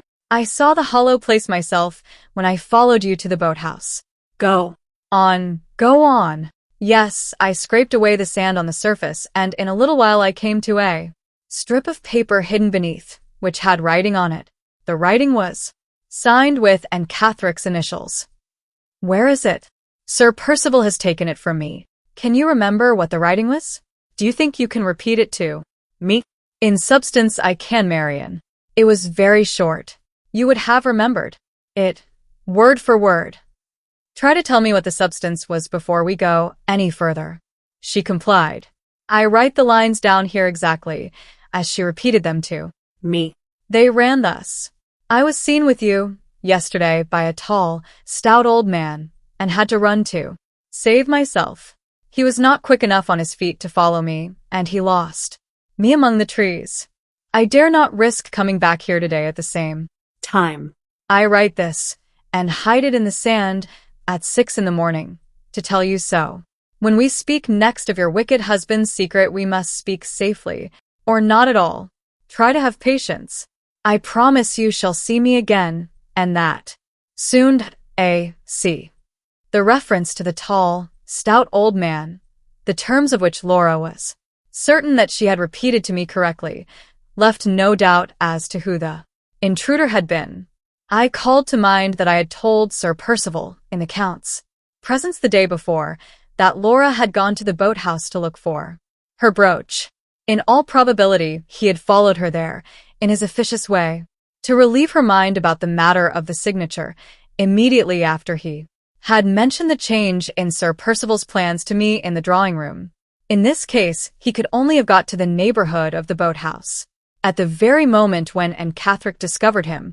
The suspiciously hurried manner in which she parted from Laura had no doubt prompted his useless attempt to follow her. Of the conversation which had previously taken place between them, he could have heard nothing. The distance between the house and the lake, and the time at which he left me in the drawing-room, as compared with the time at which Laura and Catherine had been speaking together, proved that fact to us, at any rate, beyond a doubt. Having arrived at something like a conclusion so far, my next great interest was to know what discoveries Sir Percival had made after Count Fosco had given him his information. "How came you to lose possession of the letter?" I asked. "What did you do with it when you found it in the sand?" "After reading it once through," she replied, "I took it into the boathouse with me to sit down and look over it a second time. While I was reading, a shadow fell across the paper. I looked up and saw Sir Percival standing in the doorway watching me." "Did you try to hide the letter?" "I tried, but he stopped me." "You needn't trouble to hide that," he said. "I happened to have read it." I could only look at him helplessly. I could say nothing. "You understand," he went on. "I have read it. I dug it up out of the sand 2 hours since and buried it again, and wrote the word above it again and left it ready to your hands. You can't lie yourself out of the scrape. Now, you saw Catherine in secret yesterday, and you have got her letter in your hand at this moment." "I have not caught her yet, but I have caught you." "Give me the letter." He stepped close up to me. I was alone with him. "Marian, what could I do?" I gave him the letter. "What did he say when you gave it to him?" "At first he said nothing. He took me by the arm and led me out of the boat house and looked about him on all sides as if he was afraid of our being seen or heard. Then he clasped his hand fast round my arm and whispered to me, 'What did Catherine say to you yesterday?' I insist on hearing every word, from first to last." "Did you tell him?" "I was alone with him, Marian. His cruel hand was bruising my arm. What could I do?" "Is the mark on your arm still?" "Let me see it." "Why do you want to see it?" "I want to see it, Laura, because our endurance must end and our resistance must begin today. That mark is a weapon to strike him with. Let me see it. Now, I may have to swear to it at some future time." "Oh, Marian, don't look so. Don't talk so. It doesn't hurt me now. Let me see it." She showed me the marks. I was past grieving over them, past crying over them, past shuddering over them. They say we are either better than men, or worse. If the temptation that has fallen in some women's way, and made them worse, had fallen in mine at that moment, thank God, my face betrayed nothing that his wife could read. The gentle, innocent, affectionate creature thought I was frightened for her and sorry for her, and thought no more. "Don't think too seriously of it, Marian," she said simply, as she pulled her sleeve down again. "It doesn't hurt me now. I will try to think quietly of it, my love, for your sake. Well. And you told him all that Catherine had said to you, all that you told me?" "Yes, all." He insisted on it. I was alone with him. I could conceal nothing. "Did he say anything when you had done?" He looked at me and laughed to himself in a mocking, bitter way. "I mean, to have the rest out of you," he said. "Do you hear? The rest." I declared to him solemnly that I had told him everything I knew. "Not you," he answered. "You know more than you choose to tell." "Won't you tell it?" "You shall. I'll wring it out of you at home, if I can't wring it out of you here." He led me away by a strange path through the plantation, a path where there was no hope of our meeting you, and he spoke no more till we came within sight of the house. Then he stopped again and said, "Will you take a second chance if I give it to you? Will you think better of it and tell me the rest?" I could only repeat the same words I had spoken before. He cursed my obstinacy and went on, and took me with him to the house. "You can't deceive me," he said. "You know more than you choose to tell. I'll have your secret out of you, and I'll have it out of that sister of yours as well. There shall be no more plotting and whispering between you. Neither you nor she shall see each other again till you have confessed the truth.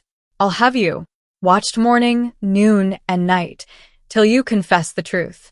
He was deaf to everything I could say. He took me straight upstairs into my own room. Fanny was sitting there, doing some work for me, and he instantly ordered her out. "I'll take good care you're not mixed up in the conspiracy," he said. "You shall leave this house today. If your mistress wants a maid, she shall have one of my choosing." He pushed me into the room and locked the door on me. He set that senseless woman to watch me outside. "Marian." He looked and spoke like a madman. "You may hardly understand it," he did. "Indeed, I do understand it, Laura. He is mad, mad with the terrors of a guilty conscience. Every word you have said makes me positively certain that when and Gothic left you yesterday, you were on the eve of discovering a secret which might have been your vile husband's ruin, and he thinks you have discovered it. Nothing you can say or do will quiet that guilty distrust and convince his false nature of your truth. I don't say this, my love, to alarm you. I say it to open your eyes to your position and to convince you of the urgent necessity of letting me act as I best can for your protection, while the chance is our own. Count Fosco's interference has secured me access to you today, but he may withdraw that interference tomorrow. Sir Percival has already dismissed Fanny because she is a quick-witted girl and devotedly attached to you, and has chosen a woman to take her place who cares nothing for your interests and whose dull intelligence lowers her to the level of the watchdog in the yard. It is impossible to say what violent measures he may take next unless we make the most of our opportunities while we have them. What can we do, Marian? Oh, if we could only leave this house, never to see it again. Listen to me, my love, and try to think that you are not quite helpless so long as I am here with you. I will think so, I do think so. Don't altogether forget poor Fanny in thinking of me. She wants help and comfort too. I will not forget her. I saw her before I came up here, and I have arranged to communicate with her tonight. Letters are not safe in the postbag at Blackwater Park, and I shall have two to write today, in your interests, which must pass through no hands but Fanny's. What letters? I mean to write first, Laura, to Mr. Gilmore's partner, who has offered to help us in any fresh emergency. Little as I know of the law, I am certain that it can protect a woman from such treatment as that ruffian has inflicted on you today. I will go into no details about and Gothic because I have no certain information to give. But the lawyer shall know of those bruises on your arm and of the violence offered to you in this room. He shall, before I rest tonight. But think of the exposure, Marian. I am calculating on the exposure. Sir Percival has more to dread from it than you have. The prospect of an exposure may bring him to terms when nothing else will. I rose as I spoke, but Laura entreated me not to leave her. You will drive him to desperation, she said, and increase our dangers tenfold. I felt the truth, the disheartening truth of those words, but I could not bring myself plainly to acknowledge it to her. In our dreadful position there was no help and no hope for us but in risking the worst. I said so in guarded terms. She sighed bitterly, but did not contest the matter. She only asked about the second letter that I had proposed writing. To whom was it to be addressed? To Mr. Fairlie, I said. Your uncle is your nearest male relative and the head of the family. He must and shall interfere. Laura shook her head sorrowfully. Yes, yes, I went on. Your uncle is a weak, selfish, worldly man, I know, but he is not Sir Percival Glyde, and he has no such friend about him as Count Fosco. I expect nothing from his kindness or his tenderness of feeling towards you or towards me, but he will do anything to pamper his own indolence, and to secure his own quiet. Let me only persuade him that his interference at this moment will save him inevitable trouble and wretchedness and responsibility hereafter, and he will bestir himself for his own sake. I know how to deal with him, Laura. I have had some practice. If you could only prevail on him to let me go back to Limeridge for a little while and stay there quietly with you, Marian, I could be almost as happy again as I was before I was married. Those words set me thinking in a new direction. Would it be possible to place Sir Percival between the two alternatives of either exposing himself to the scandal of legal interference on his wife's behalf, or of allowing her to be quietly separated from him for a time under pretext of a visit to her uncle's house? And could he, in that case, be reckoned on as likely to accept the last resource? It was doubtful, more than doubtful. And yet, hopeless as the experiment seemed, surely it was worth trying. I resolved to try it in sheer despair of knowing what better to do. Your uncle shall know the wish you have just expressed, I said, and I will ask the lawyer's advice on the subject as well. Good may come of it, and will come of it, I hope. Saying that, I rose again, and again Laura tried to make me resume my seat. Don't leave me, she said uneasily. My desk is on that table. You can write. Here. It tried me to the quick to refuse her, even in her own interests. But we had been too long shut up alone together already. Our chance of seeing each other again might entirely depend on our not exciting any fresh suspicions. It was full time to show myself, quietly and unconcernedly, among the wretches who were at that very moment perhaps thinking of us and talking of us downstairs. I explained the miserable necessity to Laura, and prevailed on her to recognize it as I did. I will come back again, love, in an hour or less, I said. The worst is over for today. Keep yourself quiet and fear nothing. Is the key in the door, Marian? Can I lock it on the inside? Yes, here is the key. Lock the door and open it to nobody until I come upstairs again. I kissed her and left her.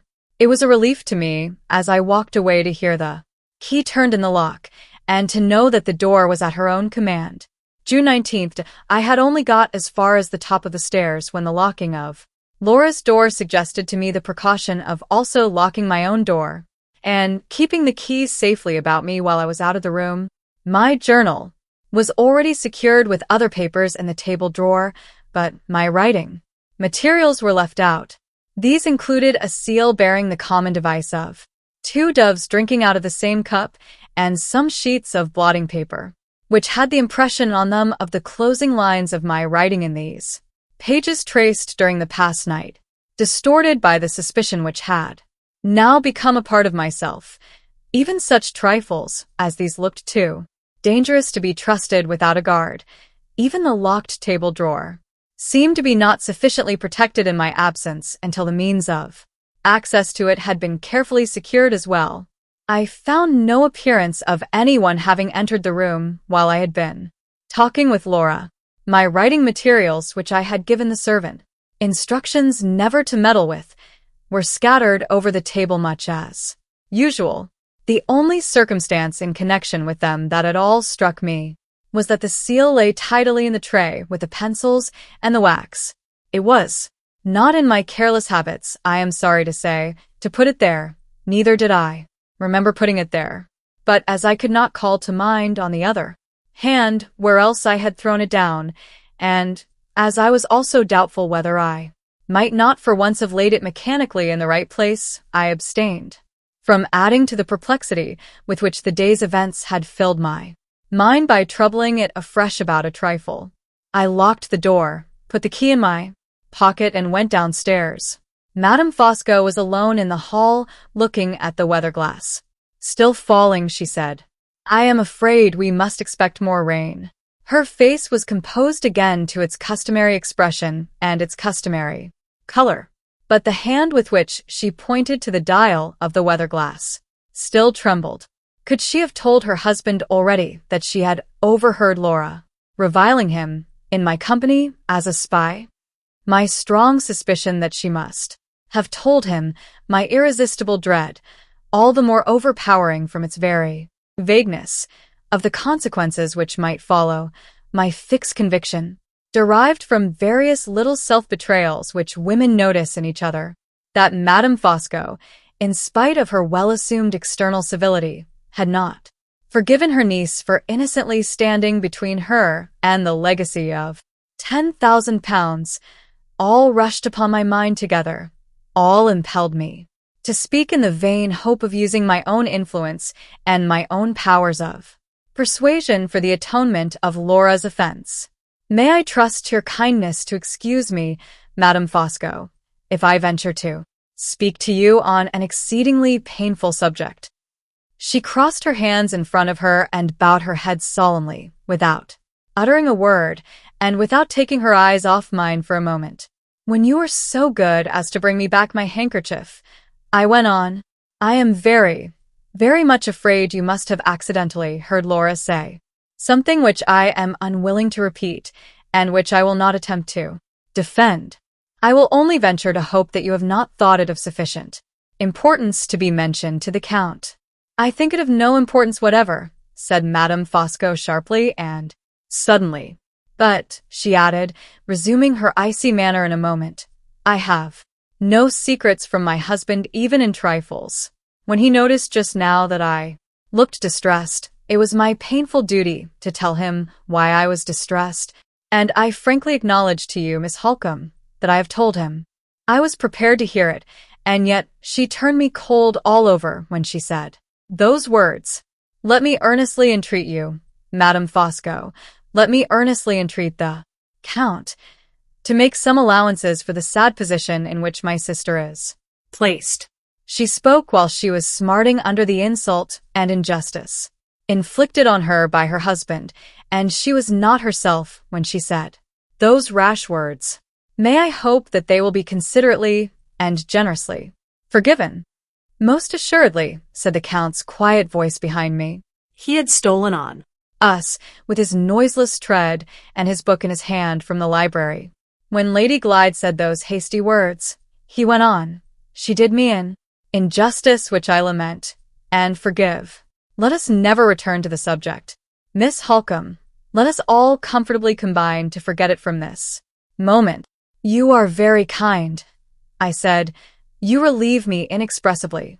I tried to continue, but his eyes were on me, his deadly smile that hides everything was set, hard, and unwavering on his broad, smooth face.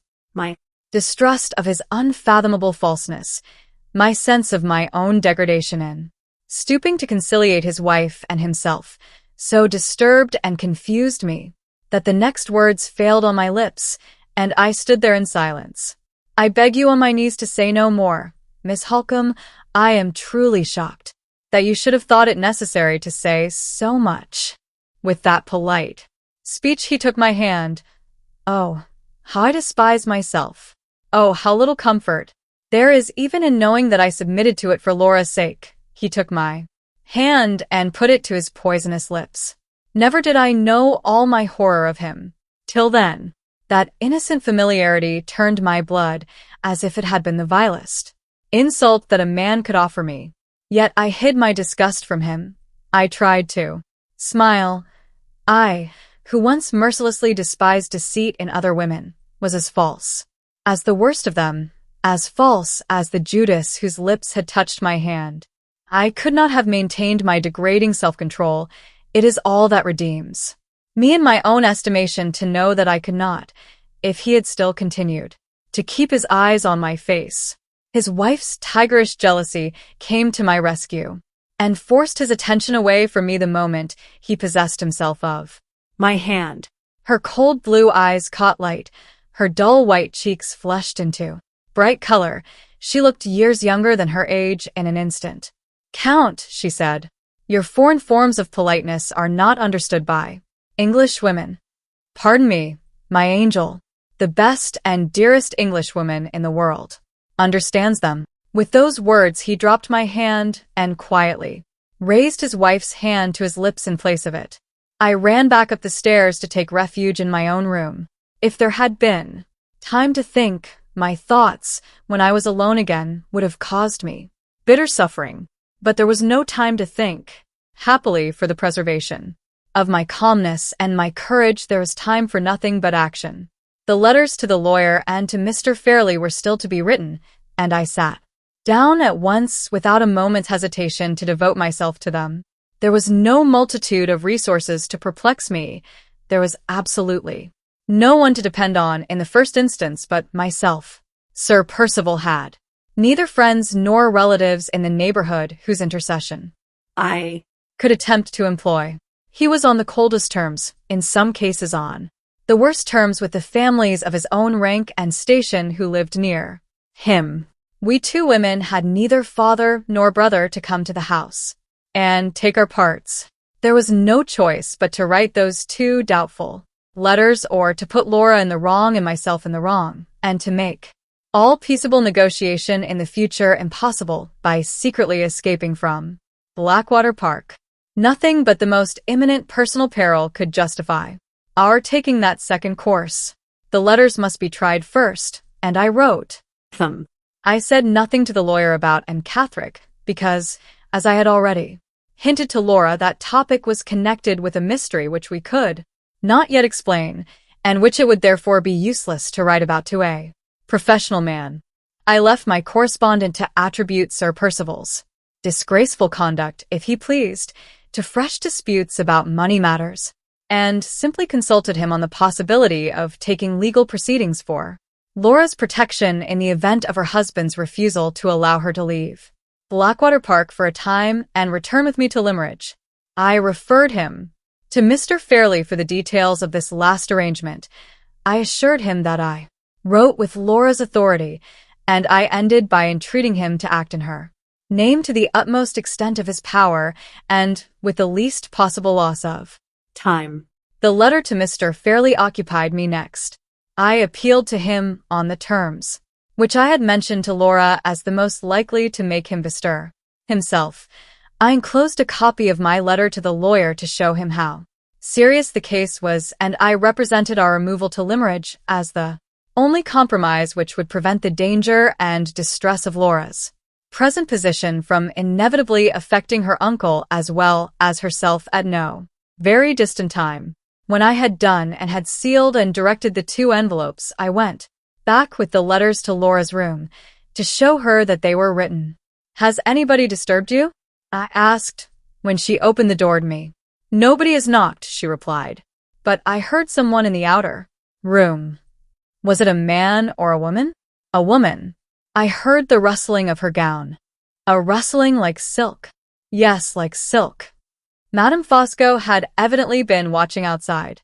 The mischief she might do by herself was little to be feared, but the mischief she might do, as a willing instrument in her husband's hands, was too formidable to be overlooked. What became of the rustling of the gown when you no longer heard it in the anteroom? I inquired. Did you hear it go past your wall, along the passage? Yes. I kept still and listened, and just heard it. Which way did it go? Towards your room. I considered again. The sound had not caught my ears, but I was then deeply absorbed in my letters, and I write with a heavy hand and a quill pen, scraping and scratching noisily over the paper. It was more likely that Madame Fosco would hear the scraping of my pen than that I should hear the rustling of her dress. Another reason if I had wanted one for not trusting my letters to the post-bag in the hall. Laura saw me thinking. "More difficulties," she said wearily. "More difficulties and more dangers." "No dangers," I replied. "Some little difficulty, perhaps. I am thinking of the safest way of putting my two letters into Fanny's hands." "You have really written them, then?" "Oh, Marian, run no risks, pray, pray. Run no risks." No fear. Let me see, what o'clock is it now? It was 6:15. There would be time for me to get to the village inn and to come back again before dinner. If I waited till the evening, I might find no second opportunity of safely leaving the house. Keep the key turned in the lock. "Laura," I said, "and don't be afraid about Me. If you hear any inquiries made, call through the door and say that I am gone out for a walk. When shall you be back? Before dinner, without fail. Courage, my love. By this time tomorrow you will have a clear-headed, trustworthy man acting for your good. Mr. Gilmore's partner is our next best friend to Mr. Gilmore himself. A moment's reflection, as soon as I was alone, convinced me that I had better not appear in my walking dress until I had first discovered what was going on in the lower part of the house. I had not ascertained yet whether Sir Percival was indoors or out. The singing of the canaries in the library and the smell of tobacco smoke that came through the door, which was not closed, told me at once where the Count was.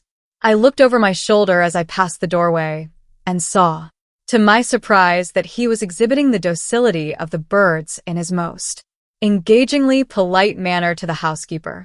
He must have specially invited her to see them, for she would never have thought of going into the library of her own accord. The man's slightest actions had a purpose of some kind at the bottom of every one of them. What could be his purpose? Here? It was no time then to inquire into his motives. I looked about for Madame Fosco next, and found her following her favorite circle round and round the fish pond. I was a little doubtful how she would meet me after the outbreak of jealousy of which I had been the cause so short a time since. But her husband had tamed her in the interval, and she now spoke to me with the same civility as usual. My only object in addressing myself to her was to ascertain if she knew what had become of Sir Percival. I contrived to refer to him indirectly, and after a little fencing on either side, she at last mentioned that he had gone out. Which of the horses has he taken? I asked carelessly. None of them, she replied. He went away 2 hours since on foot. As I understood it, his object was to make fresh inquiries about the woman named and Catherick. He appears to be unreasonably anxious about tracing her. Do you happen to know if she is dangerously mad, Miss Halcombe? I do not, Countess. Are you going in? Yes, I think so. I suppose it will soon be time to dress for dinner. We entered the house together. Madame Fosco strolled into the library and closed the door. I went at once to fetch my hat and shawl. Every moment was of importance if I was to get to Fanny at the inn and be back before dinner. When I crossed the hall again, no one was there, and the singing of the birds in the library had ceased. I could not stop to make any fresh investigations. I could only assure myself that the way was clear, and then leave the house, with the 2 letters safe in my pocket. On my way to the village, I prepared myself for the possibility of meeting Sir Percival. As long as I had him to deal with alone, I felt certain of not losing my presence of mind. Any woman who is sure of her own wits is a match at any time for a man who is not sure of his own temper. I had no such fear of Sir Percival as I had of the Count. Instead of fluttering, it had composed me to hear of the errand on which he had gone out, while the tracing of Anne Catherick was the great anxiety that occupied him. Laura and I might hope for some cessation of any active persecution at his hands. For our sakes, now, as well as for Anne's, I hoped and prayed fervently that she might still escape him. I walked on as briskly as the heat would let me till I reached the crossroad, which led to the village, looking back from time to time to make sure that I was not followed by anyone. Nothing was behind me all the way but an empty country wagon. The noise made by the lumbering wheels annoyed me, and when I found that the wagon took the road to the village, as well as myself, I stopped to let it go by and pass out of hearing. As I looked toward it, more attentively than before, I thought I detected at intervals the feet of a man walking close behind it, the carter being in front, by the side of his horses. The part of the crossroad which I had just passed over was so narrow that the wagon coming after me brushed the trees and thickets on either side, and I had to wait until it went by before I could test the correctness of my impression. Apparently that impression was wrong, for when the wagon had passed me, the road behind it was quite clear. I reached the inn without meeting Sir Percival, and without noticing anything more, and was glad to find that the landlady had received Fanny with all possible kindness. The girl had a little parlor to sit in, away from the noise of the taproom, and a clean bedchamber at the top of the house. She began crying again at the sight of me, and said, poor soul, truly enough, that it was dreadful to feel herself turned out into the world as if she had committed some unpardonable fault, when no blame could be laid at her door by anybody, not even by her master, who had sent her away. Try to make the best of it, Fanny, I said. Your mistress and I will stand your friends, and will take care that your character shall not suffer. Now, listen to me. I have very little time to spare, and I am going to put a great trust in your hands. I wish you to take care of these 2 letters. The one with a stamp on it you are to put into the post when you reach London tomorrow. The other, directed to Mr. Fairlie, you are to deliver to him yourself. As soon as you get home, keep both the letters about you, and give them up to no one. They are of the last importance to your mistress's interests. Fanny put the letters into the bosom of her dress. There they shall stop, miss, she said, till I have done what you tell me. Mind you are at the station in good time tomorrow morning, I continued. And when you see the housekeeper at Limeridge, give her my compliments, and say that you are in my service until Lady Glyde is able to take you back. We may meet again sooner than you think, so keep a good heart, and don't miss the 7 o'clock train. Thank you, miss, thank you kindly. It gives one courage to hear your voice again. Please to offer my duty to my lady, and say I left all the things as tidy as I could in the time. Oh dear, Dear, who will dress her for dinner today? it Really breaks my heart, miss, to think of it. When I got back to the house, I had only a quarter of an hour to spare to put myself in order for dinner, and to say 2 words to Laura before I went downstairs. The letters are in Fanny's hands, I whispered to her at the door. Do you mean to join us at dinner? Oh, no, not for the world. Has anything happened? Has anyone disturbed you? Yes, just now, Sir Percival. Did he come in? No. He frightened me by a thump on the door outside. I said, who's there? You know, he answered. Will you alter your mind and tell me the rest? You shall. Sooner or later I'll wring it out of you. You know where Anne Catherick is at this moment. Indeed. I said, I don't. You do, he called back. I'll crush your obstinacy. Mind that. I'll wring it out of you. He went away. With those words, went away, Marian, hardly 5 minutes ago. He had not found Anne. We were safe for that night. He had not found her. Yet. You're going downstairs, Marian? Come up again in the evening. Yes. Don't be uneasy if I am a little late. I must be careful not to give offense by leaving them too soon. The dinner bell rang, and I hastened away. Sir Percival took Madame Fosco into the dining room, and the Count gave me his arm. He was hot and flushed, and was not dressed with his customary terror and completeness. Had he, too, been out before dinner, and been late in getting back? Or was he only suffering from the heat a little more severely than usual? However this might be, he was unquestionably troubled by some secret annoyance or anxiety, which, with all his powers of deception, he was not able entirely to conceal. Through the whole of dinner, he was almost as silent as Sir Percival himself, and he, every now and then, looked at his wife with an expression of furtive uneasiness which was quite new in my experience of him. The one social obligation which he seemed to be self-possessed enough to perform as carefully as ever was the obligation of being persistently civil and attentive to me.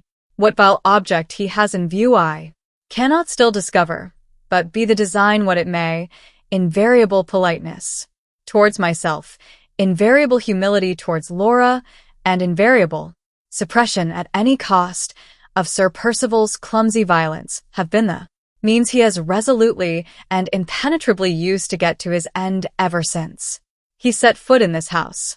I suspected it when he first interfered in our favor on the day when the deed was produced in the library, and I feel certain of it now. When Madame Fosco and I rose to leave the table, the Count rose also to accompany us back to the drawing room. "What are you going away for?" asked Sir Percival. "I mean you, Fosco." "I am going away because I have had dinner enough and wine enough," answered the Count. "Be so kind, Percival, as to make allowances for my foreign habit of going out with the ladies, as well as coming in with them." "Nonsense. Another glass of claret won't hurt you. Sit down again like an Englishman. I want half an hour's quiet talk with you over our wine." "A quiet talk, Percival, with all my heart, but not now, and not over the wine. Later in the evening, if you please, later in the evening." "Civil," said Sir Percival savagely. "Civil behavior, upon my soul, to a man in his own house."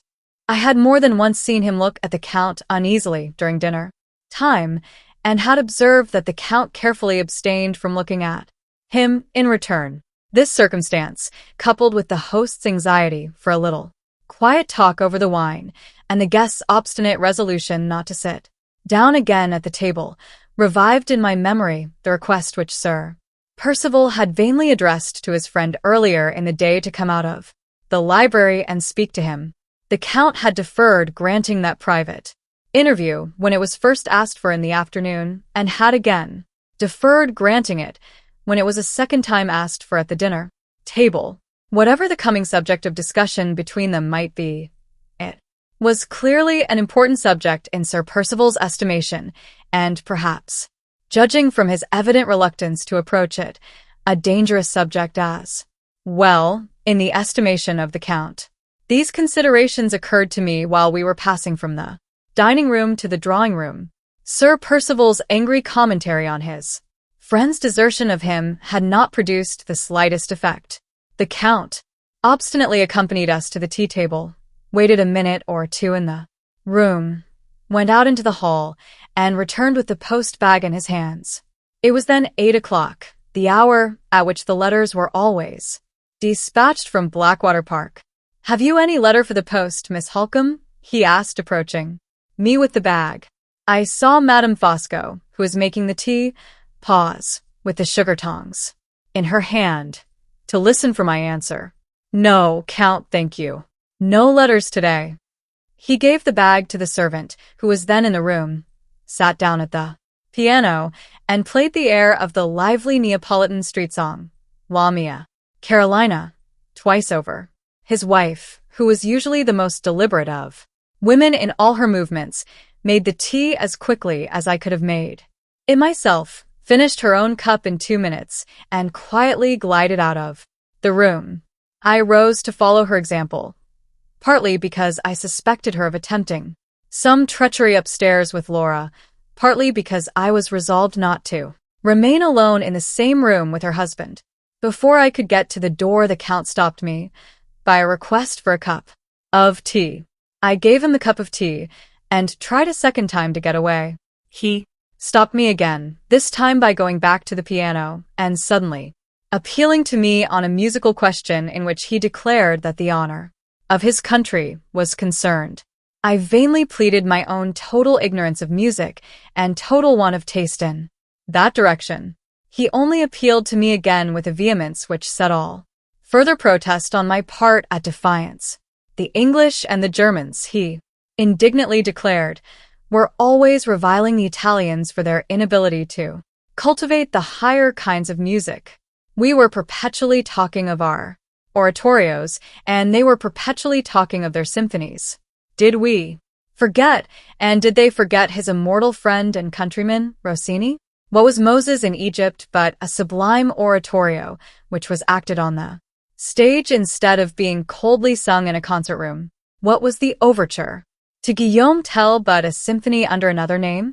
Had I heard Moses in Egypt, would I listen to this and this and this, and say, if anything more sublimely sacred and grand had ever been composed by mortal man? And, without waiting for a word of assent or dissent on my part, looking me hard in the face all the time, he began thundering on the piano and singing to it with loud and lofty enthusiasm, only interrupting himself, at intervals, to announced to me fiercely the titles of the different pieces of music. Chorus of Egyptians in the Plague of Darkness, Miss Halcombe. Recitativo of Moses with the Tables of the Law. Prayer of Israelites at the Passage of the Red Sea. Aha, aha. Is that sacred? Is that sublime? The piano trembled under his powerful hands, and the teacups on the table rattled as his big, bass voice thundered out the notes, and his heavy foot beat time on the floor. There was something horrible, something fierce and devilish in the outburst of his delight at his own singing and playing, and in the triumph with which he watched its effect upon me as I shrank nearer and nearer to the door. I was released at last, not by my own efforts, but by Sir Percival's interposition. He opened the dining room door and called out angrily to know what that infernal noise meant. The Count instantly got up from the piano. Ah. If Percival is coming, he said, harmony and melody are both at an end. The muse of music, Miss Halcombe, deserts us in dismay, and I, the fat old minstrel, exhaled the rest of my enthusiasm in the open air. He stalked out into the veranda, put his hands in his pockets, and resumed the recitativo of Moses, sotto voce, in the garden. I heard Sir Percival call after him from the dining room window, but he took no notice. He seemed determined not to hear. That long-deferred, quiet talk between them was still to be put off, was still to wait for the Count's absolute will and pleasure. He had detained me in the drawing-room nearly half an hour from the time when his wife left us. Where had she been, and what had she been doing in that interval? I went upstairs to ascertain, but I made no discoveries, and when I questioned Laura, I found that she had not heard anything. Nobody had disturbed her. No faint rustling of the silk dress had been audible, either in the anteroom or in the passage. It was then 20 minutes to 9. After going to my room to get my journal, I returned and sat with Laura, sometimes writing, sometimes stopping to talk with her. Nobody came near us, and nothing happened. We remained together till 10 o'clock. I then rose, said my last cheering words, and wished her good night. She locked her door again after we had arranged that I should come in and see her the first thing in the morning. I had a few sentences more to add to my diary before going to bed myself, and as I went down again to the drawing room after leaving Laura for the last time that weary day, I resolved merely to show myself there, to make my excuses, and then to retire an hour earlier than usual for the night. Sir Percival and the Count and his wife were sitting together. Sir Percival was yawning in an easy-chair. The Count was reading. Madame Fosco was fanning herself. Strange to say, her face was flushed now. She, who never suffered from the heat, was most undoubtedly suffering from it tonight. I am afraid, Countess, you are not quite so well as usual? I said. The very remark I was about to make to you, she replied. You are looking pale, my dear. My dear. It was the first time she had ever addressed me with that familiarity. There was an insolent smile, too, on her face when she said the words. I am suffering from one of my bad headaches, I answered coldly. Ah, indeed? Want of exercise, I suppose? A walk before dinner would have been just the thing for you. She referred to the walk with a strange emphasis. Had she seen me go out? No matter if she had. The letters were safe now in Fanny's hands. Come and have a smoke, Fosco, said Sir Percival, rising with another uneasy look at his friend. With pleasure, Percival, when the ladies have gone to bed, replied the Count. Excuse me, Countess, if I set you the example of retiring, I said. The only remedy for such a headache as mine is going to bed. I took my leave. There was the same insolent smile on the woman's face. When I shook hands with her, Sir Percival paid no attention to me. He was looking impatiently at Madame Fosco, who showed no signs of leaving the room with me. The Count smiled to himself behind his book. There was yet another delay to that quiet talk with Sir Percival, and the Countess was the impediment this time. June 19th. Once safely shut into my own room, I opened these pages and prepared to go on with that part of the day's record which was still left to Right. For 10 minutes or more I sat idle, with the pen in my hand, thinking over the events of the last 12 hours. When I at last addressed myself to my task, I found a difficulty in proceeding with it which I had never experienced before. In spite of my efforts to fix my thoughts on the matter in hand, they wandered away with the strangest persistency in the one direction of Sir Percival and the Count, and all the interest which I tried to concentrate on. My journal centered instead in that private interview between them which had been put off all through the day, and which was now to take place in the silence and solitude of the night. In this perverse state of my mind, the recollection of what had passed since the morning would not come back to me, and there was no resource but to close my journal and to get away from it for a little while.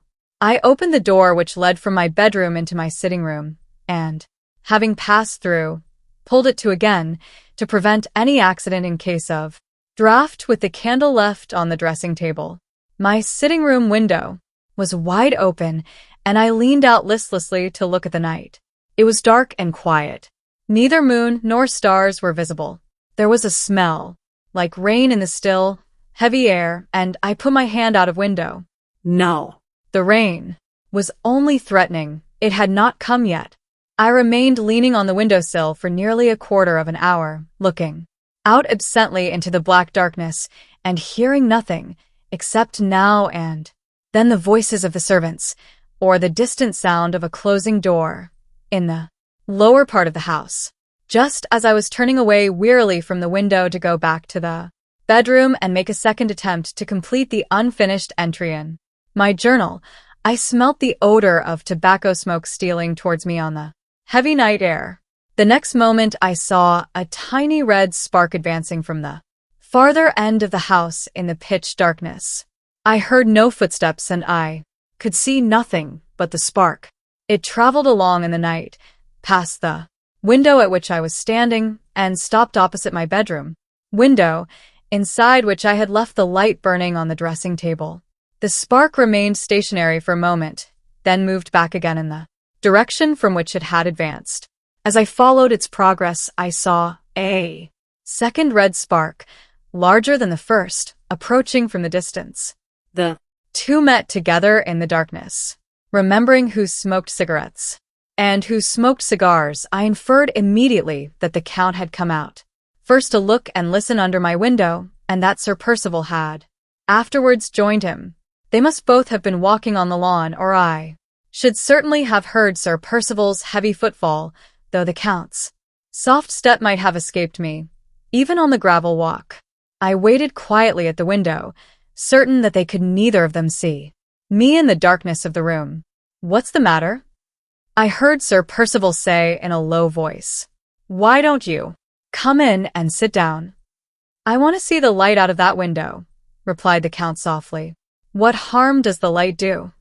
"It shows she is not in bed yet. She is sharp enough to suspect something, and bold enough to come downstairs and listen, if she can get the chance. Patience, Percival, patience." "Humbug, you're always talking of patience." "I shall talk of something else presently. My good friend, you are on the edge of your domestic precipice, and if I let you give the women one other chance, on my sacred word of honor, they will push you over it." "What the devil do you mean?" "We will come to our explanations, Percival, when the light is out of that window, and when I have had one little look at the rooms on each side of the library and a peep at the staircase as well." They slowly moved away, and the rest of the conversation between them, which had been conducted throughout in the same low tones, ceased to be audible. It was no matter.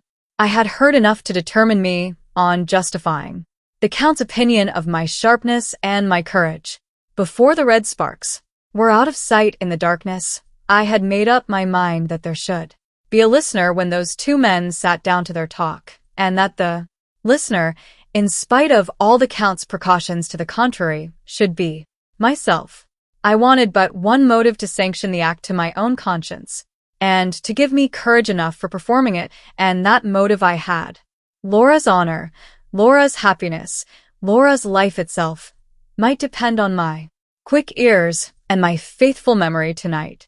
I had heard the Count say that he meant to examine the rooms on each side of the library and the staircase as well before he entered on any explanation with Sir Percival. This expression of his intentions was necessarily sufficient to inform me that the library was the room in which he proposed that the conversation should take place. The one moment of time, which was long enough to bring me to that conclusion, was also the moment which showed me a means of baffling his precautions, or, in other words, of hearing what he and Sir Percival said to each other without the risk of descending at all into the lower regions of the house.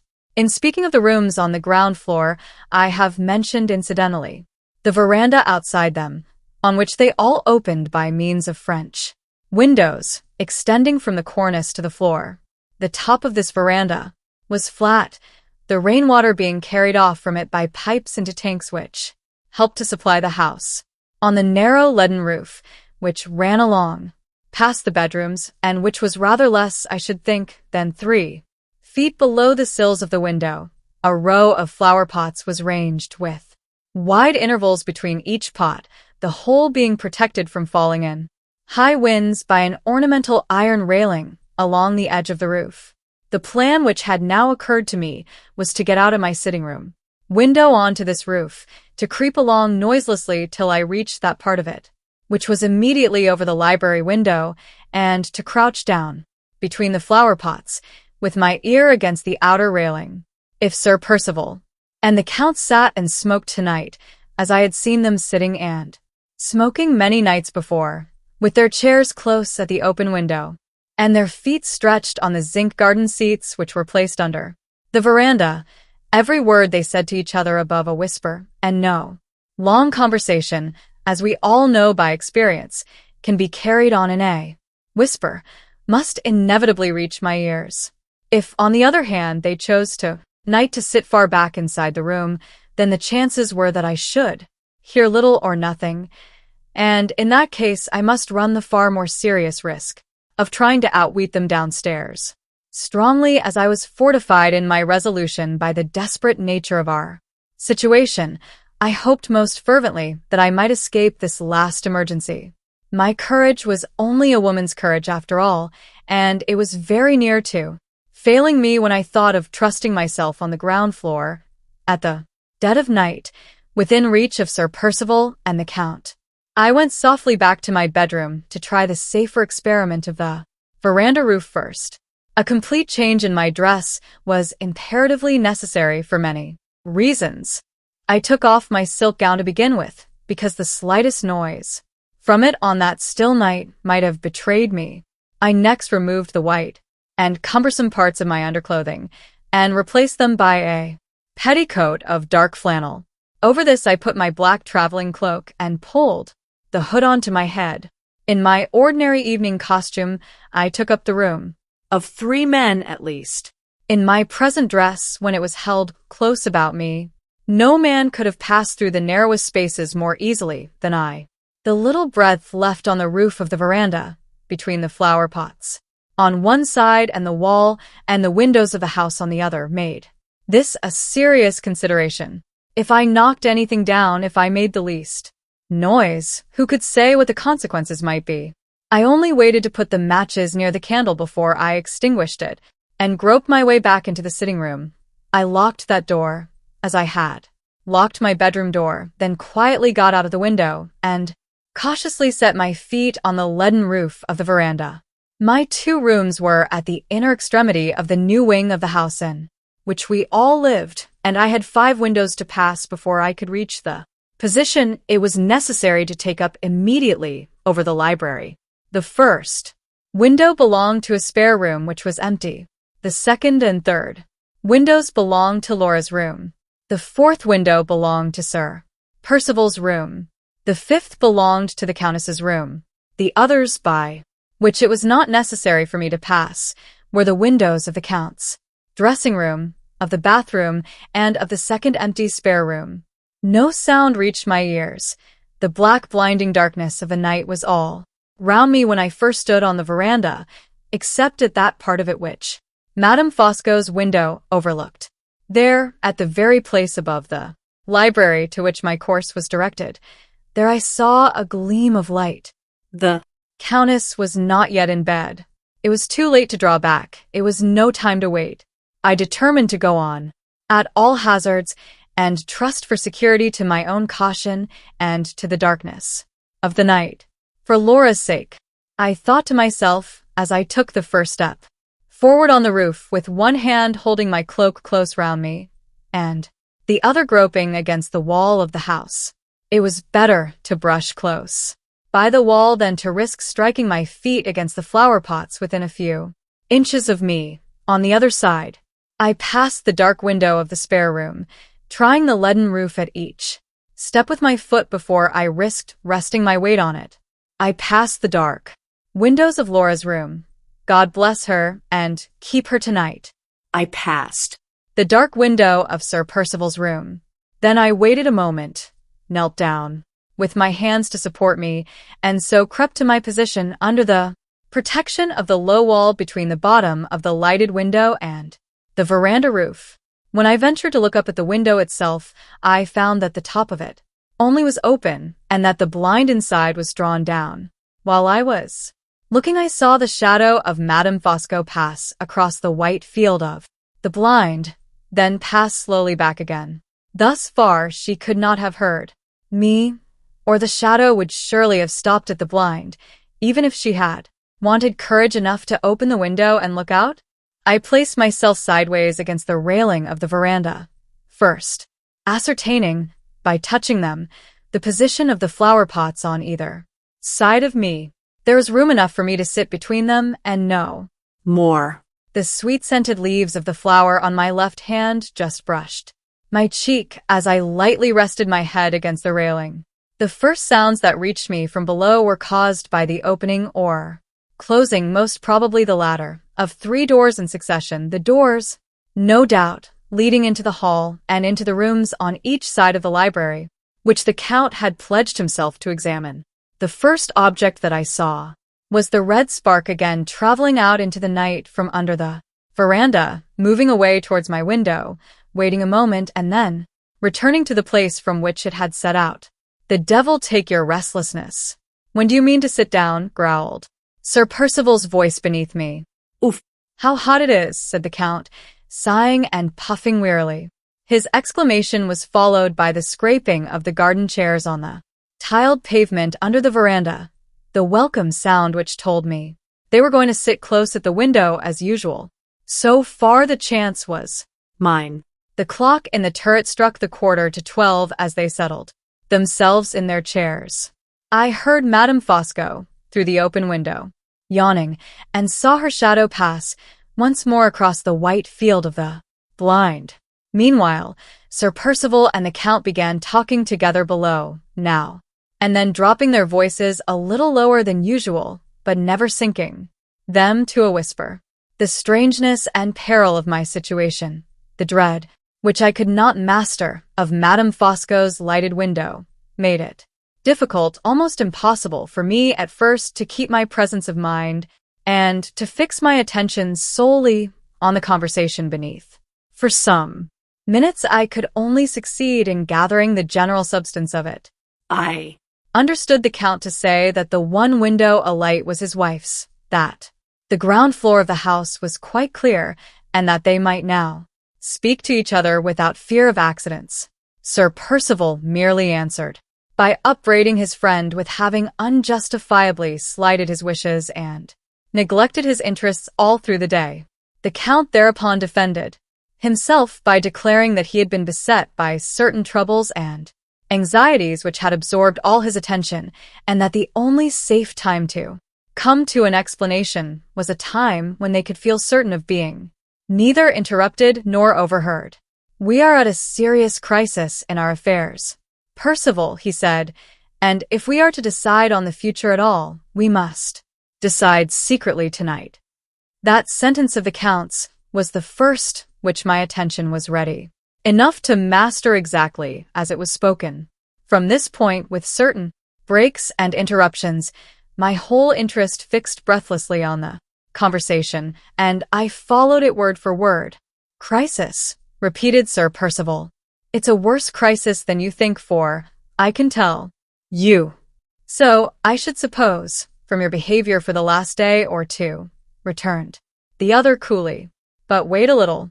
Before we advance to what I do not know, let us be quite certain of what I do know. Let us first see if I am right about the time that has passed before I make any proposal to you for the time that is to come.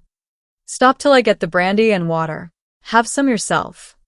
Thank you, Percival. The cold water with pleasure, a spoon, and the basin of sugar. Oh, sacré, my friend, nothing more. Sugar and water for a man of your age. There, mix your sickly mess.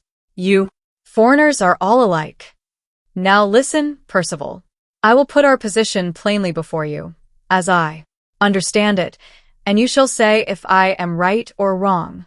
You and I both came back to this house from the continent with our affairs very seriously embarrassed. Cut it short. I wanted some thousands and you some hundreds, and without the money we were both in a fair way to go to the dogs together. There's the situation. Make what you can of it. Go on. Well, Percival, in your own solid English words, you wanted some thousands and I wanted some hundreds, and the only way of getting them was for you to raise the money for your own necessity with a small margin, beyond for my poor little hundreds, by the help of your wife. What did I tell you about your wife on our way to England? And what did I tell you again when we had come here, and when I had seen for myself the sort of woman Miss Halcombe was? How should I know? You talked 19 to the dozen, I suppose, just as usual. I said this. Human ingenuity, my friend, has hitherto only discovered two ways in which a man can manage a woman. One way is to knock her down, a method largely adopted by the brutal lower orders of the people, but utterly abhorrent to the refined and educated classes above them. The other way, much longer, much more difficult, but in the end not less certain, is never to accept a provocation at a woman's hands.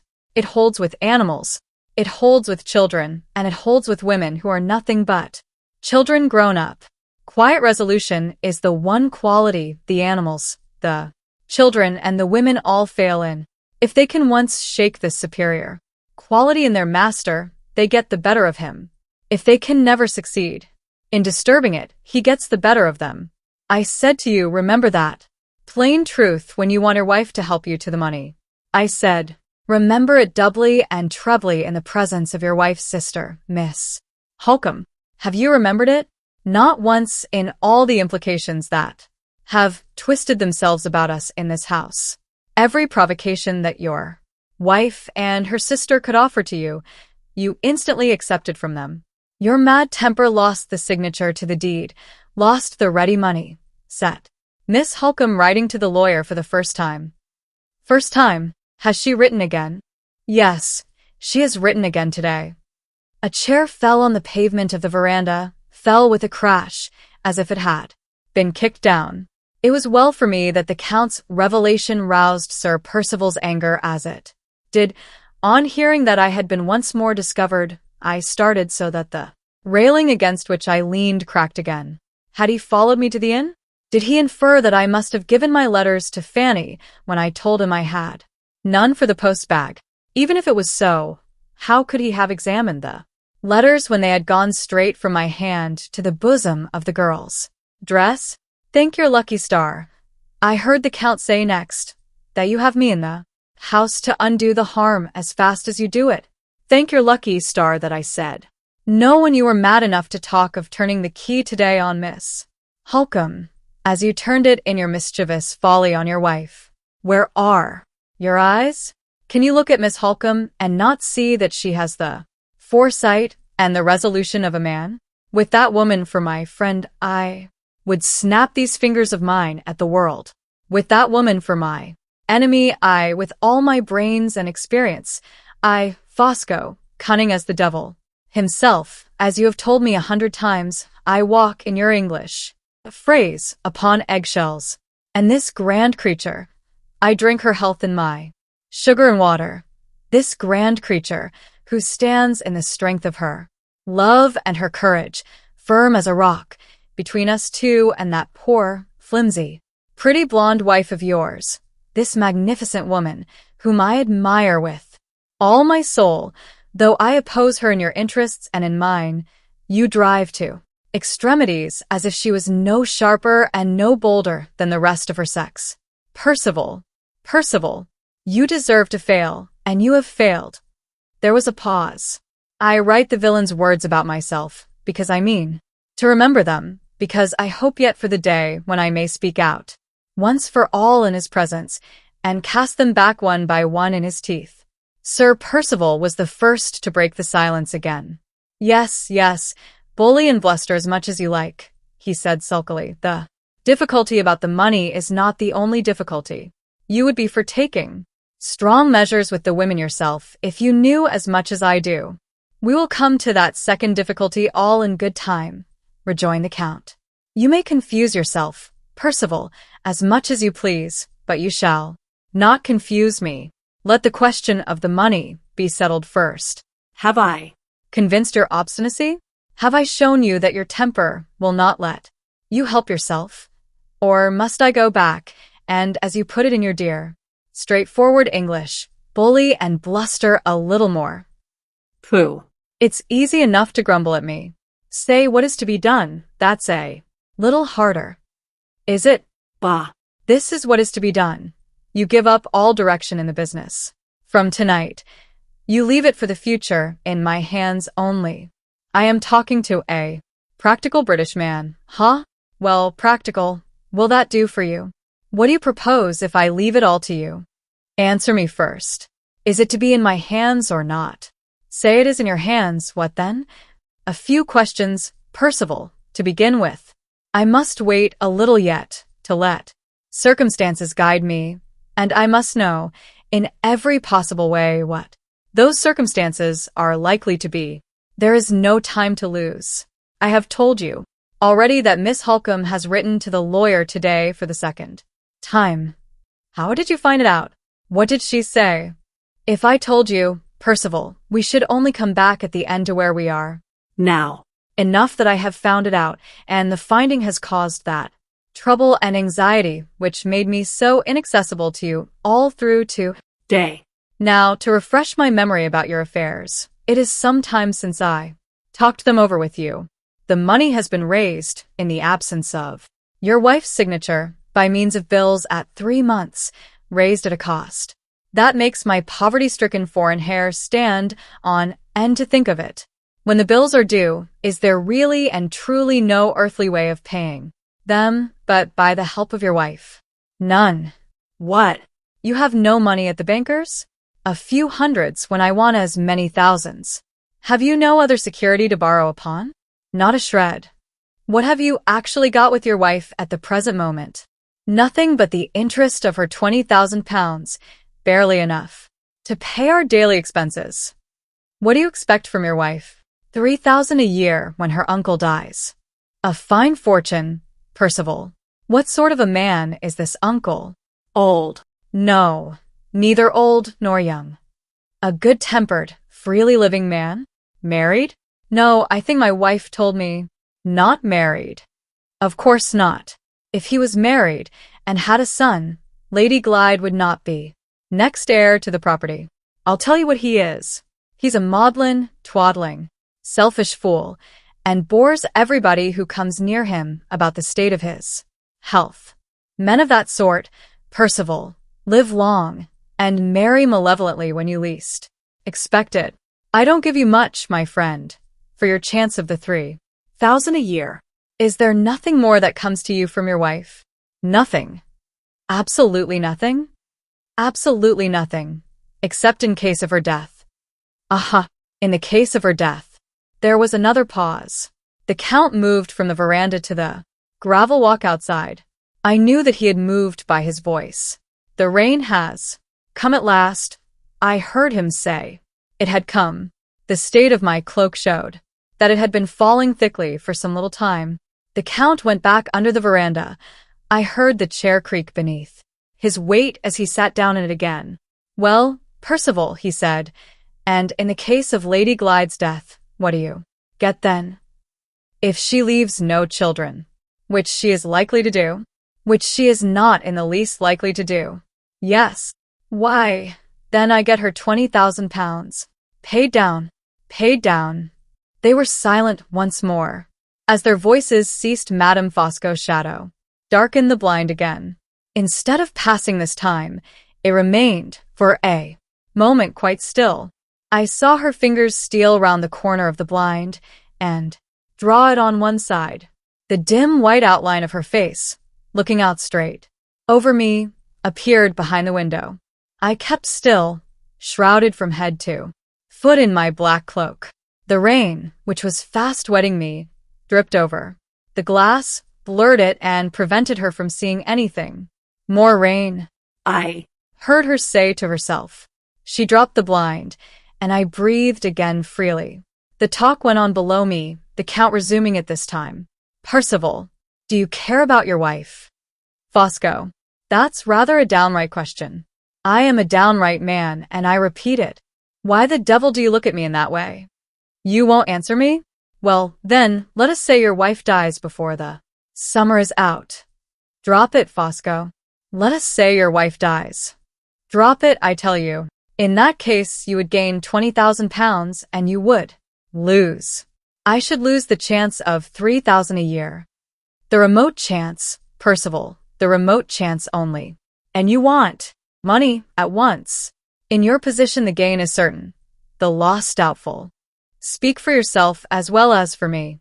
Some of the money I want has been borrowed for you, and if you come to gain, my wife's death would be £10,000 in your wife's pocket. Sharp as you are, you seem to have conveniently forgotten Madame Fosco's legacy. Don't look at me in that way. I won't have it. What with your looks and your questions, upon my soul, you make my flesh creep. Your flesh? Does flesh mean conscience in English? I speak of your wife's death as I speak of a possibility. Why not? The respectable lawyers who scrabble your deeds and your wills look the deaths of living people in the face. Do lawyers make your flesh creep? Why should I? It is my business tonight to clear up your position beyond the possibility of mistake, and I have now done it. Here is your position. If your wife lives, you pay those bills with her signature to the parchment. If your wife dies, you pay them with her death. As he spoke, the light in Madame Fosco's room was extinguished, and the whole second floor of the house was now sunk in darkness. Talk, grumbled Sir Percival. One would think, to hear you, that my wife's signature to the deed was got already. You have left the matter in my hands, retorted the Count, and I have more than 2 months before me to turn round in. Say no more about it, if you please, for the present. When the bills are due, you will see for yourself if my talk is worth something or if it is not. And now, Percival, having done with the money matters for tonight, I can place my attention at your disposal if you wish to consult me on that second difficulty, which has mixed itself up with our little embarrassments and which has so altered you for the worse that I hardly know you again. Speak, my friend, and pardon me if I shock your fiery national tastes by mixing myself a second glass of sugar and water. It's very well to say speak, replied Sir Percival, in a far more quiet and more polite tone than he had yet adopted, but it's not so easy to know how to begin. Shall I help you? Suggested the Count. Shall I give this private difficulty of yours a name? What if I call it Anne Catherick? Look here, Fosco, you and I have known each other for a long time, and if you have helped me out of 1 or 2 scrapes before this, I have done the best I could to help you in return, as far as money would go. We have made as many friendly sacrifices on both sides as men could, but we have had our secrets from each other, of course, haven't we? You have had a secret from me, Percival. There is a skeleton in your cupboard here at Blackwater Park that has peeped out in these last few days at other people besides yourself. Well, suppose it has. If it doesn't concern you, you needn't be curious about it, need you? Do I look curious about it? Yes, you do. So, My face speaks the truth, then? What an immense foundation of good there must be in the nature of a man who arrives at my age, and whose face has not yet lost the habit of speaking the truth. Come, glide. Let us be candid one with the other. This secret of yours has sought me. I have not sought it. Let us say I am curious. Do you ask me, as your old friend, to respect your secret and to leave it, once for all, in your own keeping? Yes, that's just what I do ask. Then my curiosity is at an end. It dies in me from this moment. Do you really mean that? What makes you doubt me? I have had some experience, Fosco, of your roundabout ways, and I am not so sure that you won't worm it out of me after all. The chair below suddenly creaked again. I felt the trellis work pillar under me shake from top to bottom.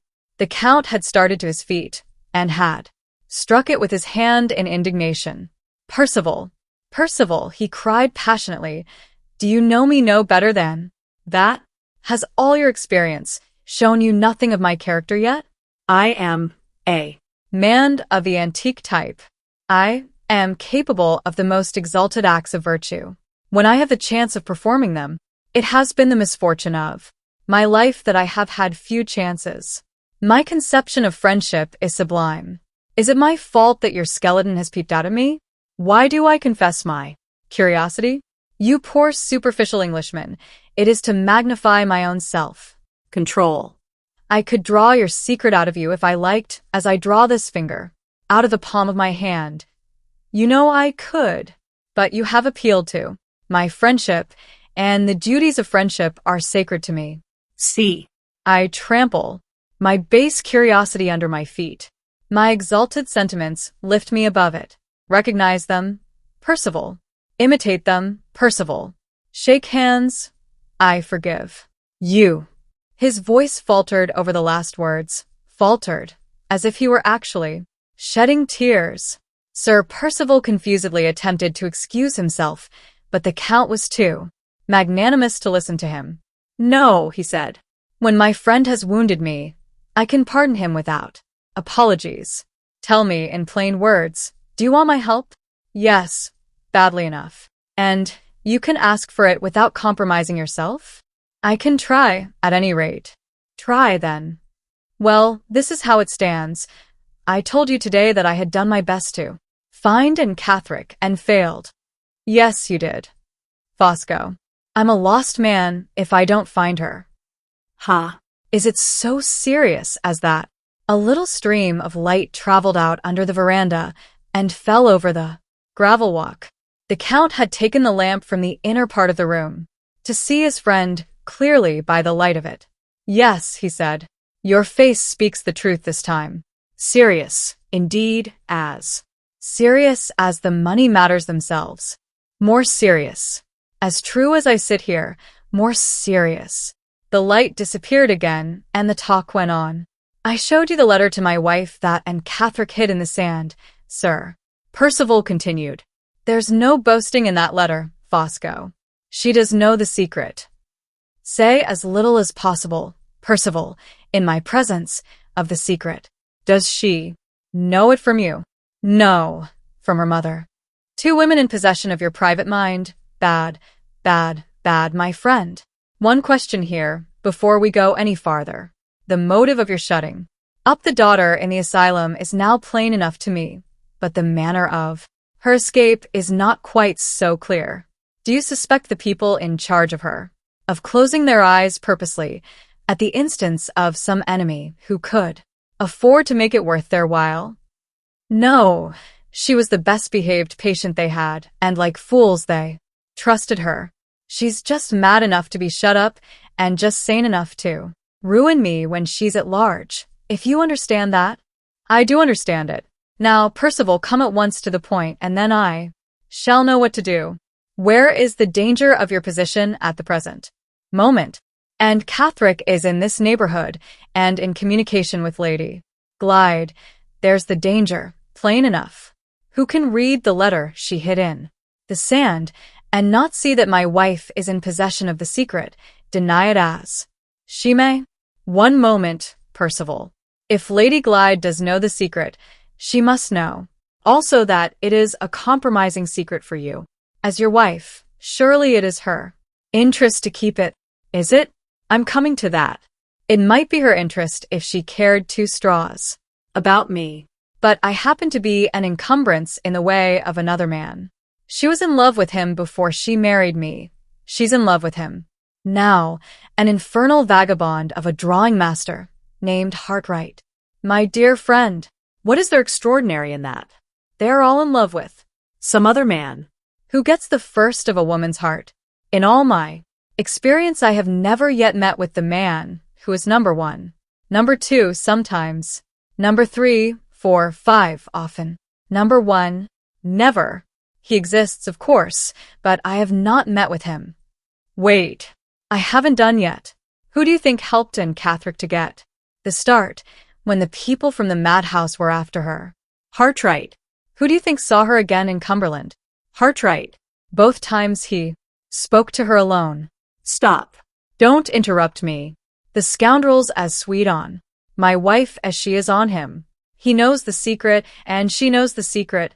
Once let them both get together again, and it's her interest and his interest to turn their information against me. Gently, Percival, gently. Are you insensible to the virtue of Lady Glyde? That for the virtue of Lady Glyde. I believe in nothing about her but her money. Don't you see how the case stands? She might be harmless enough by herself, but if she and that vagabond Hartright. Yes, I see. Where is Mr. Hartright? Out of the country.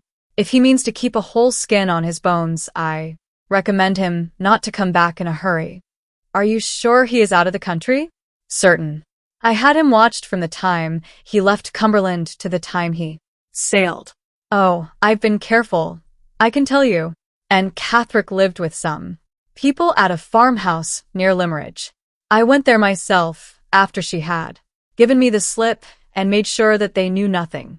I gave her mother a form of letter to write to Miss Halcombe, exonerating me from any bad motive in putting her under restraint. I've spent, I'm afraid to say how much, in trying to trace her, and in spite of it all, she turns up here and escapes me. On my own property. How do I know who else may see her, who else may speak to her? That prying scoundrel, Hartright, may come back without my knowing it, and may make use of her tomorrow. Not he, Percival. While I am on the spot, and while that woman is in the neighborhood, I will answer for our laying hands on her before Mr. Hartright, even if he does come back. I see. Yes, I see. The finding of, and Catherine is the first necessity. Make your mind easy about the rest. Your wife is here under your thumb. Miss Halcombe is inseparable from her, and is therefore under your thumb also, and Mr. Hartright is out of the country. This invisible end of yours is all we have to think of for the present. You have made your inquiries? Yes. I have been to her mother, I have ransacked the village, and all to no purpose. Is her mother to be depended on? Yes. She has told your secret once. She won't tell it again. Why not? Are her own interests concerned in keeping it, as well as yours? Yes, deeply concerned. I am glad to hear it, Percival, for your sake. Don't be discouraged, my friend. Our money matters, as I told you. Leave me plenty of time to turn round in, and I may search for and Catherine tomorrow to better purpose. Then you. One last question before we go to bed. What is it? It is this. When I went to the boathouse to tell Lady Glyde that the little difficulty of her signature was put off, accident took me there in time to see a strange woman parting in a very suspicious manner from your wife. But accident did not bring me near enough to see this same woman's face plainly.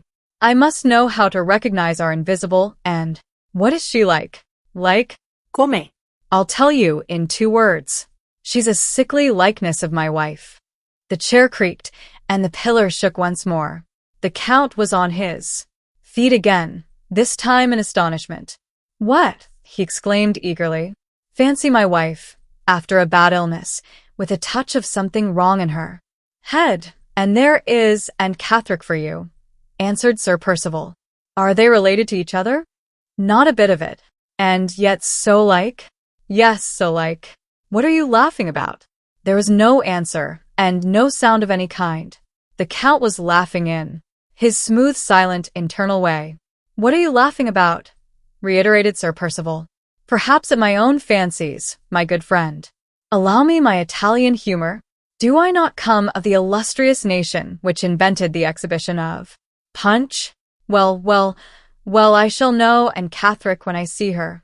And so, enough for tonight. Make your mind easy, Percival. Sleep, my son, the sleep of the just, and see what I will do for you when daylight comes to help us. Both. I have my projects and my plans here in my big head. You shall pay those bills and find in Catherick my sacred word of honor on it. But you shall. Am I a friend to be treasured in the best corner of your heart? Or am I not? Am I worth those loans of money which you so delicately reminded me of a little while since? Whatever you do, never wound me in my sentiments any more. Recognize them, Percival. Imitate them, Percival. I forgive you again. I shake hands again. Good night. Not another word was spoken. I heard the Count close the library door. I heard Sir Percival barring up the window shutters. It had been raining all the time. I was cramped by my position and chilled to the bones. When I first tried to move, the effort was so painful to me that I was obliged to desist. I tried a second time and succeeded in rising to my knees on the wet roof. As I crept to the wall and raised myself against it, I looked back and saw the window of the Count's dressing room gleam into light. My sinking courage flickered up in me again and kept my eyes fixed on his window as I stole my way back, step by step, past the wall of the house. The clock struck the 1:15 when I laid my hands on the window sill of my own room. I had seen nothing and heard nothing which could lead me to suppose that my retreat had been discovered. June 20th, 8 o'clock. The sun is shining in a clear sky. I have not been near my bed. I have not once closed my weary, wakeful eyes. From the same window at which I looked out into the darkness of last night, I look out now at the bright stillness of the morning. I count the hours that have passed since I escaped to the shelter of this room by my own sensations, and those hours seem like weeks. How short a time, and yet how long to me, since I sank down in the darkness here on the floor, drenched to the skin, cramped in every limb, cold to the bones, a useless, helpless, panic-stricken creature. I hardly know when I roused myself. I hardly know when I groped my way back to the bedroom and lighted the candle and searched with a strange ignorance at first of where to look for them, for dry clothes to warm me. The doing of these things is in my mind, but not the time when they were done. Can I even remember when the chilled, cramped feeling left me, and the throbbing heat came in its place? Surely it was before the sun rose? Yes, I heard the clock strike 3. I remember the time by the sudden brightness and clearness, the feverish strain and excitement of all my faculties which came with it. I remember my resolution to control myself, to wait patiently hour after hour, till the chance offered of removing Laura from this horrible place without the danger of immediate discovery and pursuit. I remember the persuasion settling itself in my mind that the words those two men had said to each other would furnish us not only with our justification for leaving the house, but with our weapons of defense against them as well. I recall the impulse that awakened in me to preserve those words in writing exactly as they were spoken, while the time was my own, and while my memory vividly retained. All this I remember plainly. There is no confusion in my head yet. The coming in here from the bedroom, with my pen and ink and paper before sunrise, the sitting down at the widely open window to get all the air I could to cool me, the ceaseless writing, faster and faster, hotter and hotter, driving on more and more wakefully, all through the dreadful interval before the house was astir again, How clearly I recall it from the beginning by candlelight to the end on the page before this in the sunshine of the new day. Why do I sit here still? Why do I weary my hot eyes and my burning head by writing more? Why not lie down and rest myself and try to quench the fever that consumes me in sleep? I dare not attempt it. A fear beyond all other fears has got possession of me. I am afraid of this heat that parches my skin. I am afraid of the creeping and throbbing that I feel in my head. If I lie down now, how do I know that I may have the sense and the strength to rise again? Oh, the rain, the cruel rain that chilled me last night. 9 o'clock. Was it 9 struck or 8? 9, surely? I am shivering, again shivering, from head to foot, in the summer air. Have I been sitting here asleep? I don't know what I have been doing. Oh, my God. Am I going to be ill? Ill at such a time as this. My head, I am sadly afraid of my head. I can write, but the lines all run together. I see the words. Laura, I can write Laura, and see I write it. 8. Or 9, which was it? So cold, so cold. Oh, that rain last night. And the strokes of the clock, the strokes I can't count, keep striking in my head. Note, at this place the entry in the diary ceases to be legible. The 2 or 3 lines which follow contain fragments of words only, mingled with blots and scratches of the pen. The last marks on the paper bear some resemblance to the first 2 letters L and A of the name of Lady Glyde. On the next page of the diary, another entry appears. It is in a man's handwriting, large, bold, and firmly regular, and the date is June the 21st. It contains these lines. Postscript by a sincere friend. The illness of our excellent Miss Halcombe has afforded me the opportunity of enjoying an unexpected intellectual pleasure. I refer to the perusal, which I have just completed, of this interesting diary. There are many hundred pages here. I can lay my hand on my heart and declare that every page has charmed, refreshed, delighted me. To a man of my sentiments, it is unspeakably gratifying to be able to say this. Admirable woman. I allude to Miss Halcombe. Stupendous effort. I refer to the diary. Yes. These pages are amazing.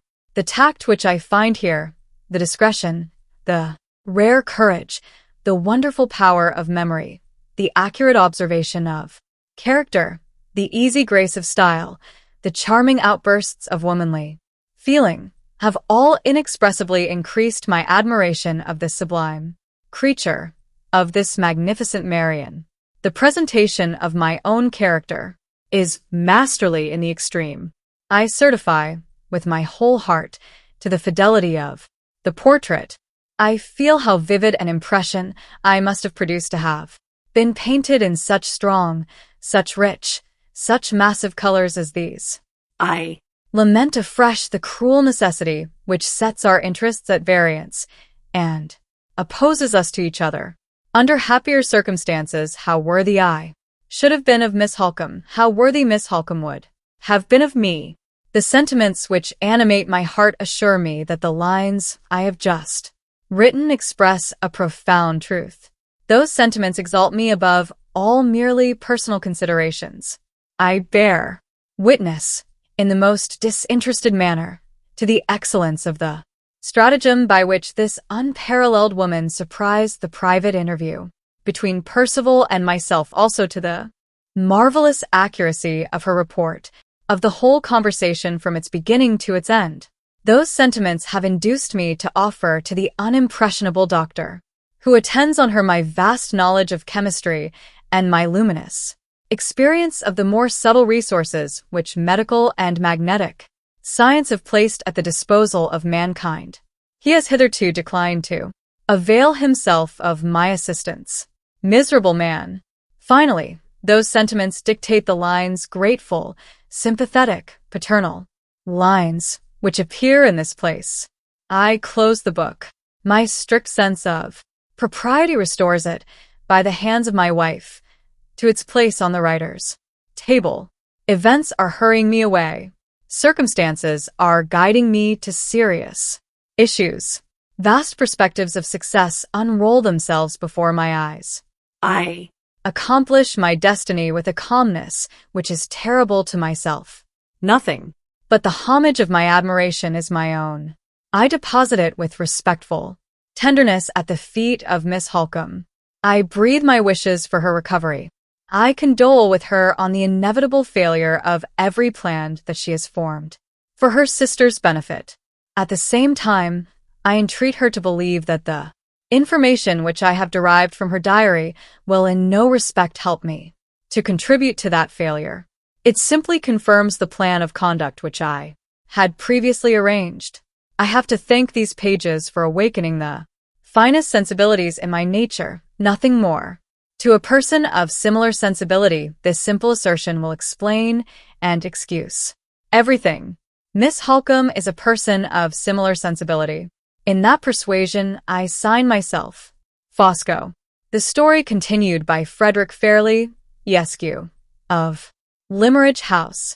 The manner in which Mr. Fairlie's narrative and other narratives that are shortly to follow it were originally obtained forms the subject of an explanation which will appear at a later period. It is the grand misfortune of my life that nobody will let me alone. Why, I ask everybody, why worry me? Nobody answers that question, and nobody lets me alone. Relatives, friends, and strangers all combine to annoy Me. What have I done? Ask myself, I ask my servant Louis, 50 times a day, what have I done? Neither of us can tell. Most extraordinary. The last annoyance that has assailed me is the annoyance of being called upon to write this narrative. Is a man in my state of nervous wretchedness capable of writing narratives? When I put this extremely reasonable objection, I am told that certain very serious events relating to my niece have happened within my experience, and that I am the fit person to describe them on that account. I am threatened if I fail to exert myself in the manner required, with consequences which I cannot so much as think of. Without perfect prostration, there is really no need to threaten me. Shattered by my miserable health and my family troubles, I am incapable of resistance. If you insist, you take your unjust advantage of me, and I give way immediately. I will endeavor to remember what I can under protest, and to write what I can also under protest, and what I can't remember and can't write, Louis must remember and write for me. He is an ass, and I am an invalid, and we are likely to make all sorts of mistakes between us. How? Humiliating. I am told to remember dates. Good heavens! I never did such a thing in my life. How am I to begin now? I have asked Louis. He is not quite such an ass as I have hitherto supposed. He remembers the date of the event within a week or two, and I remember the name of the person. The date was towards the end of June, or the beginning of July, and the name, in my opinion, a remarkably vulgar one, was Fanny. At the end of June or the beginning of July, then I was reclining in my customary state, surrounded by the various objects of art which I have collected about me to improve the taste of the barbarous people in my neighborhood. That is to say, I had the photographs of my pictures and prints and coins and so forth all about me, which I intend one of these days to present. The photographs, I mean, if the clumsy English language will let me mean anything, to present to the institution at Carlisle, Horrid Place, with a view to improving the tastes of the members, Goths and Vandals to a man. It might be supposed that a gentleman who was in a course of conferring a great national benefit on his countrymen was the last gentleman in the world to be unfeelingly worried about private difficulties and family affairs. Quite a mistake, I assure you, in my case. However, there I was, reclining with my art treasures about me, and wanting a quiet morning. Because I wanted a quiet morning, of course Louis came in. It was perfectly natural that I should inquire what the deuce he meant by making his appearance when I had not rung my bell. I seldom swear, it is such an ungentlemanlike habit, but when Louis answered by a grin, I think it was also perfectly natural that I should damn him for grinning. At any rate, I did. This rigorous mode of treatment, I have observed, invariably brings persons in the lower class of life to their senses. It brought Lewis to his senses. He was so obliging as to leave off grinning and inform me that a young person was outside wanting to see me. He added, with the odious talkativeness of servants, that her name was Fanny. Who is Fanny? Lady Glyde's maid, sir. What does Lady Glyde's maid want with me? A letter, sir. Take it. She refuses to give it to anybody but you, sir. Who sends a letter? Miss Halcombe, sir. The moment I heard Miss Halcombe's name, I gave up. It is a habit of mine, always to give up to Miss Halcombe. I find, by experience, that it saves Noise. I gave up on this occasion. Dear Marian, let Lady Glyde's maid come in, Lewis. Stop. Do her shoes creak? I was obliged to ask the question. Creaking shoes invariably upset me for the day. I was resigned to see the young person, but I was not resigned to let the young person's shoes upset me. There is a limit even to my endurance. Lewis affirmed distinctly that her shoes were to be depended upon. I waved my hand. He introduced her. Is it necessary to say that she expressed her sense of embarrassment by shutting up her mouth and breathing through her nose? To the student of female human nature in the lower orders, surely not. Let me do the girl justice. Her shoes did not creak. But why do young persons in service all perspire at the hands? Why have they all got fat noses and hard cheeks? And why are their faces so sadly unfinished, especially about the corners of the eyelids? I am not strong enough to think deeply myself on any subject, but I appeal to professional men who are. Why have we no variety in our breed of young persons? You have a letter for me from Miss Halcombe? Put it down on the table, please, and don't upset anything. How is Miss Halcombe? Very well, thank you, sir. And Lady Glyde? I received no answer. The young person's face became more unfinished than ever, and I think she began to cry. I certainly saw something moist about her eyes. Tears or perspiration. Lewis, whom I have just consulted, is inclined to think tears. He is in her class of life, and he ought to know best. Let us say tears, except when the refining process of art judiciously removes from them all resemblance to nature. I distinctly object to tears. Tears are scientifically described as a secretion. I can understand that a secretion may be healthy or unhealthy, but I cannot see the interest of a secretion from a sentimental point of view. Perhaps my own secretions being all wrong together, I am a little prejudiced on the subject. No matter. I behaved, on this occasion, with all possible propriety and feeling. I closed my eyes and said to Lewis, endeavor to ascertain what she means. Lewis endeavored, and the young person endeavored. They succeeded in confusing each other to such an extent that I am bound in common gratitude to say they really amused me. I think I shall send for them again when I am in low spirits. I have just mentioned this idea to Lewis. Strange to say, it seems to make him uncomfortable. Poor devil.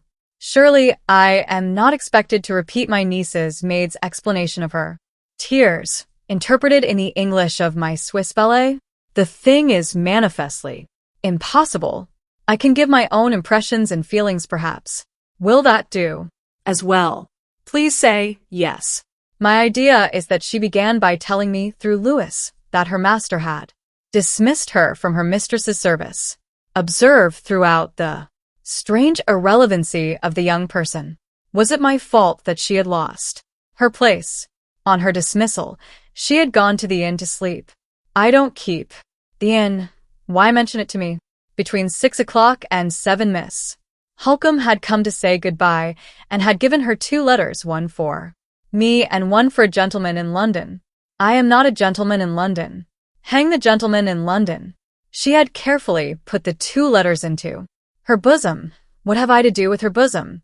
She had been very unhappy when Miss Halcombe had gone away again.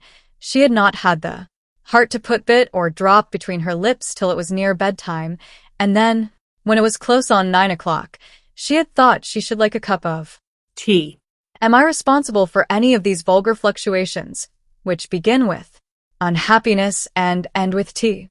Just as she was warming the pot, I give the words on the authority of Lewis, who says he knows what they mean and wishes to explain, but I snub him on principle. Just as she was warming the pot, the door opened, and she was struck of a heap, her own words again, and perfectly unintelligible this time to Lewis, as well as to myself, by the appearance in the inn parlor of her ladyship the Countess. I give my niece's maid's description of my sister's title with a sense of the highest relish. My poor dear sister is a tiresome woman who married a foreigner. To resume, the door opened, her ladyship the Countess appeared in the parlor, and the young person was struck of a heap. Most remarkable. I must really rest a little before I can get on any farther. When I have reclined for a few minutes with my eyes closed, and when Lewis has refreshed my poor aching temples with a little eau de cologne, I may be able to proceed. Her ladyship the Countess. No. I am able to proceed, but not to sit up. I will recline and dictate. Lewis has a horrid accent, but he knows the language and can write. How very convenient. Her ladyship, the Countess, explained her unexpected appearance at the inn by telling Fanny that she had come to bring 1 or 2 little messages, which Miss Halcombe in her hurry had forgotten. The young person thereupon waited anxiously to hear what the messages were, but the Countess seemed disinclined to mention them, so like my sister's tiresome way, until Fanny had had her tea.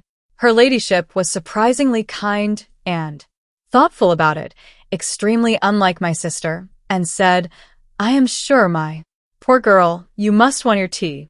We can let the messages wait till afterwards. Come, come, if nothing else will put you at your ease, I'll make the tea and have a cup with you. I think those were the words as reported excitably in my presence by the young person.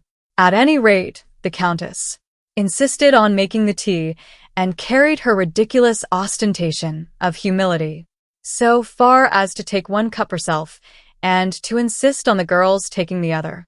The girl drank the tea and, according to her own account, solemnized the extraordinary occasion 5 minutes afterwards by fainting dead away for the first time in her life. Here again, I use her own words. Lewis thinks they were accompanied by an increased secretion of tears. I can't say myself. The effort of listening being quite as much as I could manage, my eyes were closed. Where did I leave off? Yes, she fainted after drinking a cup of tea with the Countess, a proceeding which might have interested me if I had been her medical man, but being nothing of the sort, I felt bored by hearing of it. Nothing more. When she came to herself in half an hour's time, she was on the sofa, and nobody was with her but the landlady. The Countess, finding it too late to remain any longer at the inn, had gone away as soon as the girl showed signs of recovering, and the landlady had been good enough to help her upstairs to bed. Left by herself, she had felt in her bosom, I regret the necessity of referring to this part of the subject a second time, and had found the 2 letters. They're quite safe, but strangely crumpled. She had been giddy in the night, but had got up well enough to travel in the morning. She had put the letter, addressed to that obtrusive stranger, the gentleman in London, into the post, and had now delivered the other letter into my hands as she was told. This was the plain truth, and though she could not blame herself for any intentional neglect, she was sadly troubled in her mind, and sadly in want of a word of advice. At this point, Lewis thinks the secretions appeared again. Perhaps they did, but it is of infinitely greater importance to mention that at this point also I lost my patience, opened my eyes, and interfered. What is the purport of all this? I inquired. My niece's irrelevant maid stared and stood speechless. Endeavor to explain. I said to my servant, translate me Lewis. Lewis endeavored and translated. In other words, he descended immediately into a bottomless pit of confusion, and the young person followed him down. I really don't know when I have been so amused. I left them at the bottom of the pit as long as they diverted me When they ceased to divert me, I exerted my intelligence and pulled them up again. It is unnecessary to say that my interference enabled me, in due course of time, to ascertain the purport of the young person's remarks. I discovered that she was uneasy in her mind because the train of events that she had just described to me had prevented her from receiving those supplementary messages which Miss Halcombe had entrusted to the Countess to deliver. She was afraid the messages might have been of great importance to her mistress's interests. Her dread of Sir Percival had deterred her from going to Blackwater Park late at night to inquire about them, and Miss Halcombe's own directions to her, on no account to miss the train in the morning, had prevented her from waiting at the inn the next day. She was most anxious that the misfortune of her fainting fit should not lead to the second misfortune of making her mistress think her neglectful, and she would humbly beg to ask me whether I would advise her to write her explanations and excuses to Miss Halcombe, requesting to receive the messages by letter if it was not too late. I make no apologies for this extremely prosy paragraph. I have been ordered to write it. There are people, unaccountable as it may appear, who actually take more interest in what my niece's maid said to me on this occasion than in what I said to my niece's maid. Amusing perversity.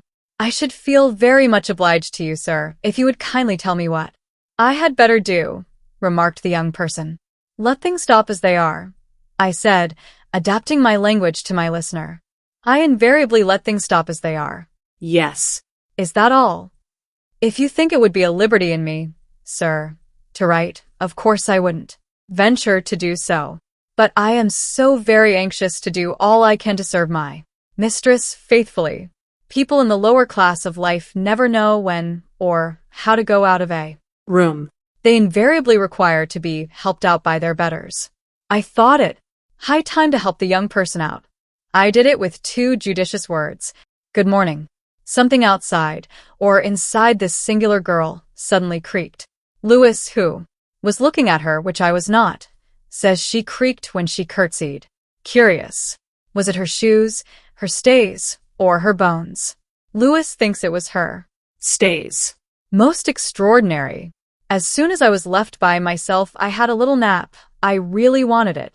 When I awoke again, I noticed dear Marian's letter.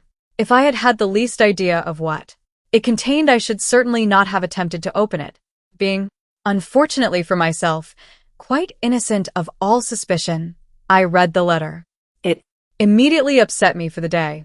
I am, by nature, one of the most easy-tempered creatures that ever lived. I make allowances for everybody, and I take offense at nothing. But, as I have before remarked, there are limits to my endurance. I laid down Marian's letter and justly felt myself, an injured man. I am about to make a remark. It is, of course, applicable to the very serious matter now under notice, or I should not allow it to appear in this place. Nothing, in my opinion, sets the odious selfishness of mankind in such a repulsively vivid light as the treatment, in all classes of society, which the single people receive at the hands of the married people. When you have once shown yourself too considerate and self-denying to add a family of your own to an already overcrowded population, you are vindicatively marked out by your married friends who have no similar consideration and no similar self-denial as the recipient of half their conjugal troubles and the born friend of all their children. Husbands and wives talk of the cares of matrimony, and bachelors and spinsters bear them. Take my own case. I considerately remain single, and my poor dear brother Philip inconsiderately marries. What does he do when he dies? He leaves his daughter to me. She is a sweet girl. She is also a dreadful responsibility. Why lay her on my shoulders? Because I am bound, in the harmless character of a single man, to relieve my married connections of all their own troubles. I do my best with my brother's responsibility. I marry my niece, with infinite fuss and difficulty, to the man her father wanted her to marry. She and her husband Disagree, and unpleasant consequences follow. What does she do with those consequences? She transfers them to me. Why transfer them to me? Because I am bound, in the harmless character of a single man, to relieve my married connections of all their own troubles. Poor single people. Poor. Human nature. It is quite unnecessary to say that Marian's letter threatened me. Everybody threatens me. All sorts of horrors were to fall on my devoted head if I hesitated to turn Limeridge House into an asylum for my niece and her misfortunes. I did hesitate, nevertheless. I have mentioned that my usual course hitherto had been to submit to dear Marian and save noise. But on this occasion the consequences involved in her extremely inconsiderate proposal were of a nature to make me pause. If I opened Limeridge House as an asylum to Lady Glyde, what security had I against Sir Percival Glyde's following her here in a state of violent resentment against me for harboring his wife? I saw such a perfect labyrinth of troubles involved in this proceeding that I determined to feel my ground, as it were.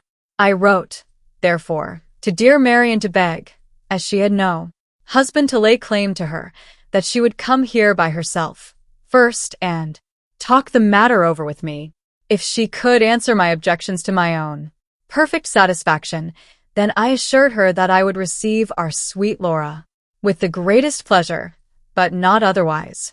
I felt, of course, at the time, that this temporizing on my part would probably end in bringing Marian here in a state of virtuous indignation, banging doors. But then, the other course of proceeding might end in bringing Sir Percival here in a state of virtuous indignation, banging doors. Also, and of the two indignations and bangings, I preferred Marian's, because I was used to her. Accordingly, I dispatched the letter by return of post. It gained me time, at all events, and, oh dear me, what a point that was to begin with. When I am totally prostrated, did I mention that I was totally prostrated by Marian's letter? It always takes me 3 days to get up again. I was very unreasonable. I expected 3 days of quiet. Of course, I didn't get them. The third day's post brought me a most impertinent letter from a person with whom I was totally unacquainted. He described himself as the acting partner of our man of business, our dear, pig-headed old Gilmore, and he informed me that he had lately received, by the post, a letter addressed to him in Miss Halcombe's handwriting. On opening the envelope, he had discovered, to his astonishment, that it contained nothing but a blank sheet of notepaper. This circumstance appeared to him so suspicious as suggesting to his restless legal mind that the letter had been tampered with, that he had at once written to Miss Halcombe, and had received no answer by return of post. In this difficulty, instead of acting like a sensible man and letting things take their proper course, his next absurd proceeding, on his own showing, was to pester me by writing to inquire if I knew anything about it. What the deuce should I know about it? Why alarm me as well as himself? I wrote back to that effect. It was one of my keenest letters. I have produced nothing with a sharper epistolary edge to it since I tendered his dismissal in writing to that extremely troublesome person, Mr. Walter Hartright. My letter produced its effect. I heard nothing more from the lawyer.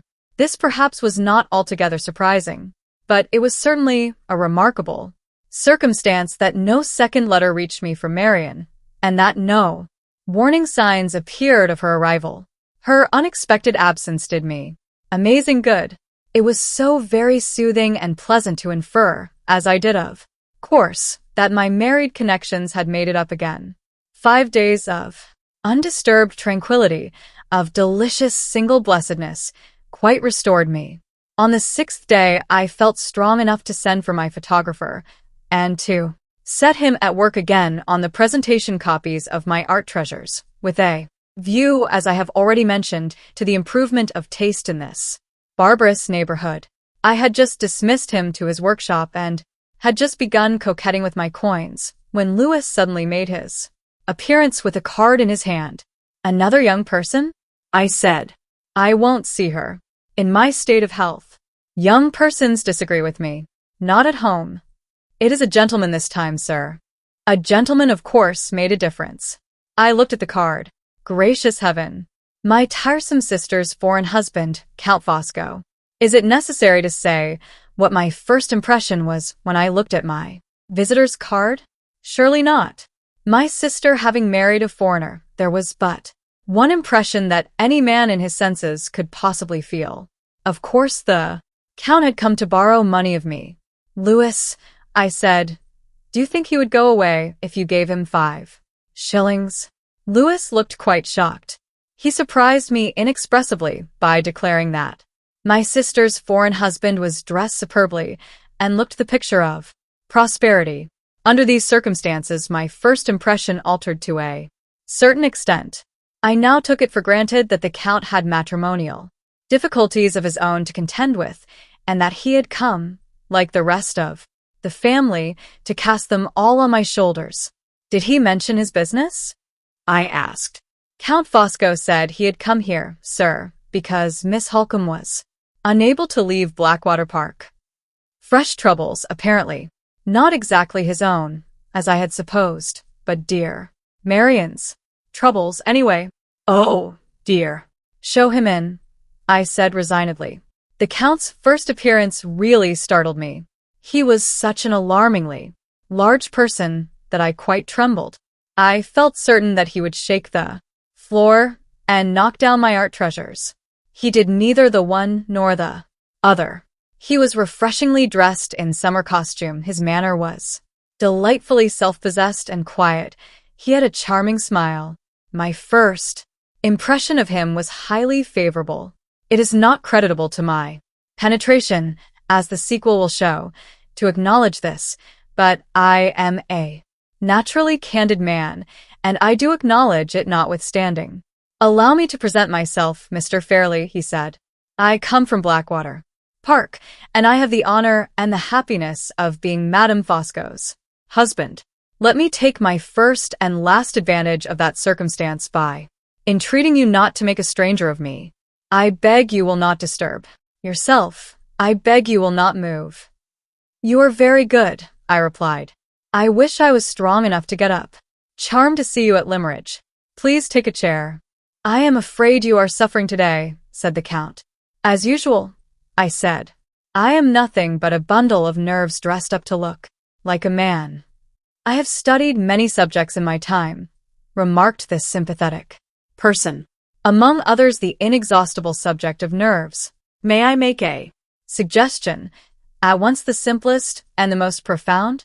Will you let me alter the light in your room? Certainly, if you will be so very kind as not to let any of it in on me. He walked to the window. Such a contrast to dear Marian. So extremely considerate in all his movements. Light, he said, in that delightfully confidential tone which is so soothing to an invalid, is the first essential. Light stimulates, nourishes, preserves. You can no more do without it, Mr. Fairlie, than if you were a flower. Observe. Here, where you sit, I close the shutters to compose you. There, where you do not sit, I draw up the blind and let in the invigorating sun. Admit the light into your room if you cannot bear it on yourself. Light, sir, is the grand decree of Providence. You accept Providence with your own restrictions. Accept light on the same terms. I thought this very convincing and attentive. He had taken me in up to that point about the light. He had certainly taken me in. You see me confused, he said, returning to his place. On my word of honor, Mr. Fairlie, you see me confused in your presence. Shocked to hear it, I am sure. May I inquire why? Sir, can I enter this room, where you sit a sufferer, and see you surrounded by these admirable objects of art, without discovering that you are a man whose feelings are acutely impressionable, whose sympathies are perpetually alive? Tell me, can I do this? If I had been strong enough to sit up in my chair, I should, of course, have bowed. Not being strong enough, I smiled my acknowledgments instead. It did just as well. We both understood one another. Pray follow my train of thought, continued the Count. I sit here, a man of Refined sympathies myself, in the presence of another man of refined sympathies also. I am conscious of a terrible necessity for lacerating those sympathies by referring to domestic events of a very melancholy kind. What? Is the inevitable consequence? I have done myself the honor of pointing it out to you already. I sit confused. Was it at this point that I began to suspect he was going to bore me? I rather think it was. Is it absolutely necessary to refer to these unpleasant matters? I inquired. In our homely English phrase, Count Fosco, won't they keep? The Count, with the most alarming solemnity, sighed and shook his head. Must I really hear them? He shrugged his shoulders. It was the first foreign thing he had done since he had been in the room, and looked at me in an unpleasantly penetrating manner. My instincts told me that I had better close my eyes. I obeyed my instincts. Please break it gently, I pleaded. Anybody dead? Dead, cried the Count, with unnecessary foreign fierceness. Mr. Fairlie, your national composure terrifies me. In the name of heaven, what have I said or done to make you think me the messenger of death? Pray accept my apologies, I answered. You have said and done nothing. I make it a rule in these distressing cases always to anticipate the worst. It breaks the blow by meeting it halfway, and so on. Inexpressibly relieved. I am sure to hear that nobody is dead. Anybody ill? I opened my eyes and looked at him. Was he very yellow when he came in, or had he turned very yellow in the last minute or two? I really can't say, and I can't ask Louis, because he was not in the room at the time. Anybody ill? I repeated, observing that my national composure still appeared to affect him. That is part of my bad news, Mr. Fairlie. Yes. Somebody is ill. Grieved, I am sure. Which of them is it? To my profound sorrow, Miss Halcombe. Perhaps you were, in some degree, prepared to hear this? Perhaps when you found that Miss Halcombe did not come here by herself as you proposed, and did not write a second time, your affectionate anxiety may have made you fear that she was ill. I have no doubt my affectionate anxiety had led to that melancholy apprehension at some time or other, but at the moment my wretched memory entirely failed to remind me of the circumstance. However, I said, yes, in justice to myself. I was much shocked. It was so very uncharacteristic of such a robust person as dear Marian to be ill, that I could only suppose she had met with an accident, a horse, or a false step on the stairs, or something of that sort. Is it serious? I asked. Serious, beyond a doubt, he replied. Dangerous, I hope and trust not. Miss Halcombe unhappily exposed herself to be wetted through by a heavy rain. The cold that followed was of an aggravated kind, and it has now brought with it the worst consequence, fever. When I heard the word fever, and when I remembered at the same moment that the unscrupulous person who is now addressing me had just come from Blackwater Park, I thought I should have fainted on the spot. Good God, I said. Is it infectious? Not at present, he answered, with detestable composure. It may turn to infection, but no such deplorable complication had taken place when I left Blackwater Park. I have felt the deepest interest in the case, Mr. Fairlie. I have endeavored to assist the regular medical attendant in watching it, accept my personal assurances of the uninfectious nature of the fever when I last saw it. Accept his assurances. I never was farther from accepting anything in my life. I would not have believed him on his oath. He was too yellow to be believed. He looked like a walking West Indian epidemic. He was big enough to carry typhus by the ton, and to dye the very carpet he walked on with scarlet fever. In certain emergencies my mind is remarkably soon made up. I instantly determined to get rid of him. You will kindly excuse an invalid, I said, but long conferences of any kind invariably upset me. May I beg to know exactly what the object is to which I am indebted for the honor of your visit? I fervently hoped that this remarkably broad hint would throw him off his balance, confuse him, reduce him to polite apologies, in short, get him out of the room. On the contrary, it only settled him in his chair. He became additionally solemn and dignified and confidential. He held up two of his horrid fingers and gave me another of his unpleasantly penetrating looks. What was I to do? I was not strong enough to quarrel with him. Conceive my Situation, if you please. Is language adequate to describe it? I think not. The objects of my visit, he went on quite irrepressibly, are numbered on my fingers. They are two. First, I come to bear my testimony, with profound sorrow, to the lamentable disagreements between Sir Percival and Lady Glyde. I am Sir Percival's oldest friend. I am related to Lady Glyde by marriage. I am an eyewitness of all that has happened at Blackwater Park. In those three capacities I speak with authority, with confidence, with honorable regret. Sir, I inform you, as the head of Lady Glyde's family, that Miss Halcombe has exaggerated nothing in the letter which she wrote to your address. I affirm that the remedy which that admirable lady has proposed is the only remedy that will spare you the horrors of public scandal. A temporary separation between husband and wife is the one peaceable solution of this difficulty. Part them for the present, and when all causes of irritation are removed, I, who have now the honor of addressing you, I will undertake to bring Sir Percival to reason. Lady Glyde is innocent. Lady Glyde is injured, but follow my thought here. She is, on that very account, I say it with shame, the cause of irritation while she remains under her husband's roof. No other house can receive her with propriety but yours. I invite you to open it. Cool.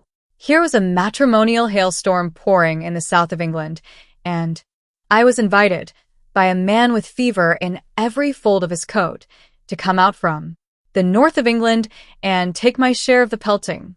I tried to put the point forcibly, just as I have put it here. The Count deliberately lowered one of his horrid fingers, kept the other up, and went on rode over me, as it were, without even the common coachman-like attention of crying, "Hi," before he knocked me down. Follow my thought once more, if you please, he resumed. My first object, you have heard. My second object in coming to this house is to do what Miss Halcombe's illness has prevented her from doing for herself. My large experience is consulted on all difficult matters at Blackwater Park, and my friendly advice was requested on the interesting subject of your letter to Miss Halcombe. I understood at once, for my sympathies are your sympathies. Why you wished to see her here before you pledged yourself to inviting Lady Glyde. You are most right, sir, in hesitating to receive the wife until you are quite certain that the husband will not exert his authority to reclaim her. I agree to that. I also agree that such delicate explanations as this difficulty involves are not explanations which can be properly disposed of by writing only. My presence here, to my own great inconvenience, is the proof that I speak sincerely. As for the explanations themselves, Fosco, I, who know Sir Percival much better than Miss Halcombe knows him, affirm to you, on my honor and my word, that he will not come near this house, or attempt to communicate with this house, while his wife is living in it. His affairs are embarrassed. Offer him his freedom by means of the absence of Lady Glyde. I promise you he will take his freedom and go back to the continent at the earliest moment when he can get away. Is this clear to you? As crystal? Yes, it is. Have you questions to address to me? Be it so, I am here to answer. Ask, Mr. Fairlie. Oblige me by asking to your heart's content. He had said so much already in spite of me, and he looked so dreadfully capable of saying a great deal more also in spite of me, that I declined his amiable invitation in pure self-defense. Many thanks, I replied. I am sinking fast. In my state of health, I must take things for granted. Allow me to do so on this occasion. We quite understand each other. Yes. Much obliged, I am sure, for your kind interference. If I ever get better and ever have a second opportunity of improving our acquaintance, He got up. I thought he was going. No. More talk, more time for the development of infectious influences in my room, too. Remember that. In my room. One moment yet, he said. One moment before I take my leave. I ask permission at parting to impress on you an urgent necessity. It is this, sir. You must not think of waiting till Miss Halcombe recovers before you receive Lady Glyde. Miss Halcombe has the attendance of the doctor, of the housekeeper at Blackwater Park, and of an experienced nurse as well. 3 persons for whose capacity and devotion I answer with my life. I tell you that. I tell you, also, that the anxiety and alarm of her sister's illness has already affected the health and spirits of Lady Glyde and has made her totally unfit to be of use in the sick room. Her position with her husband grows more and more deplorable and dangerous every day. If you leave her any longer at Blackwater Park, you do nothing whatever to hasten her sister's recovery, and at the same time, you risk the public scandal, which you and I and all of us are bound in the sacred interests of the family to avoid. With all my soul, I advise you to remove the serious responsibility of delay from your own shoulders by writing to Lady Glyde to come here at once. Do your affectionate, your honorable, your inevitable duty, and whatever happens in the future, no one can lay the blame on you. I speak from my large experience. I offer my friendly advice. Is it accepted, yes or no? I looked at him, merely looked at him, with my sense of his amazing assurance and my dawning resolution to ring for Louis and have him shown out of the room expressed in every line of my face. It is perfectly incredible, but quite true, that my face did not appear to produce the slightest impression on him. Born without nerves, evidently born without nerves. You hesitate, he said. Mr. Fairlie, I understand that hesitation. You object. See, sir, how my sympathies look straight down into your thoughts. You object that Lady Glyde is not in health and not in spirits to take the long journey from Hampshire to this place by herself. Her own maid is removed from her, as you know, and of other servants fit to travel with her from one end of England to another, there are none at Blackwater Park.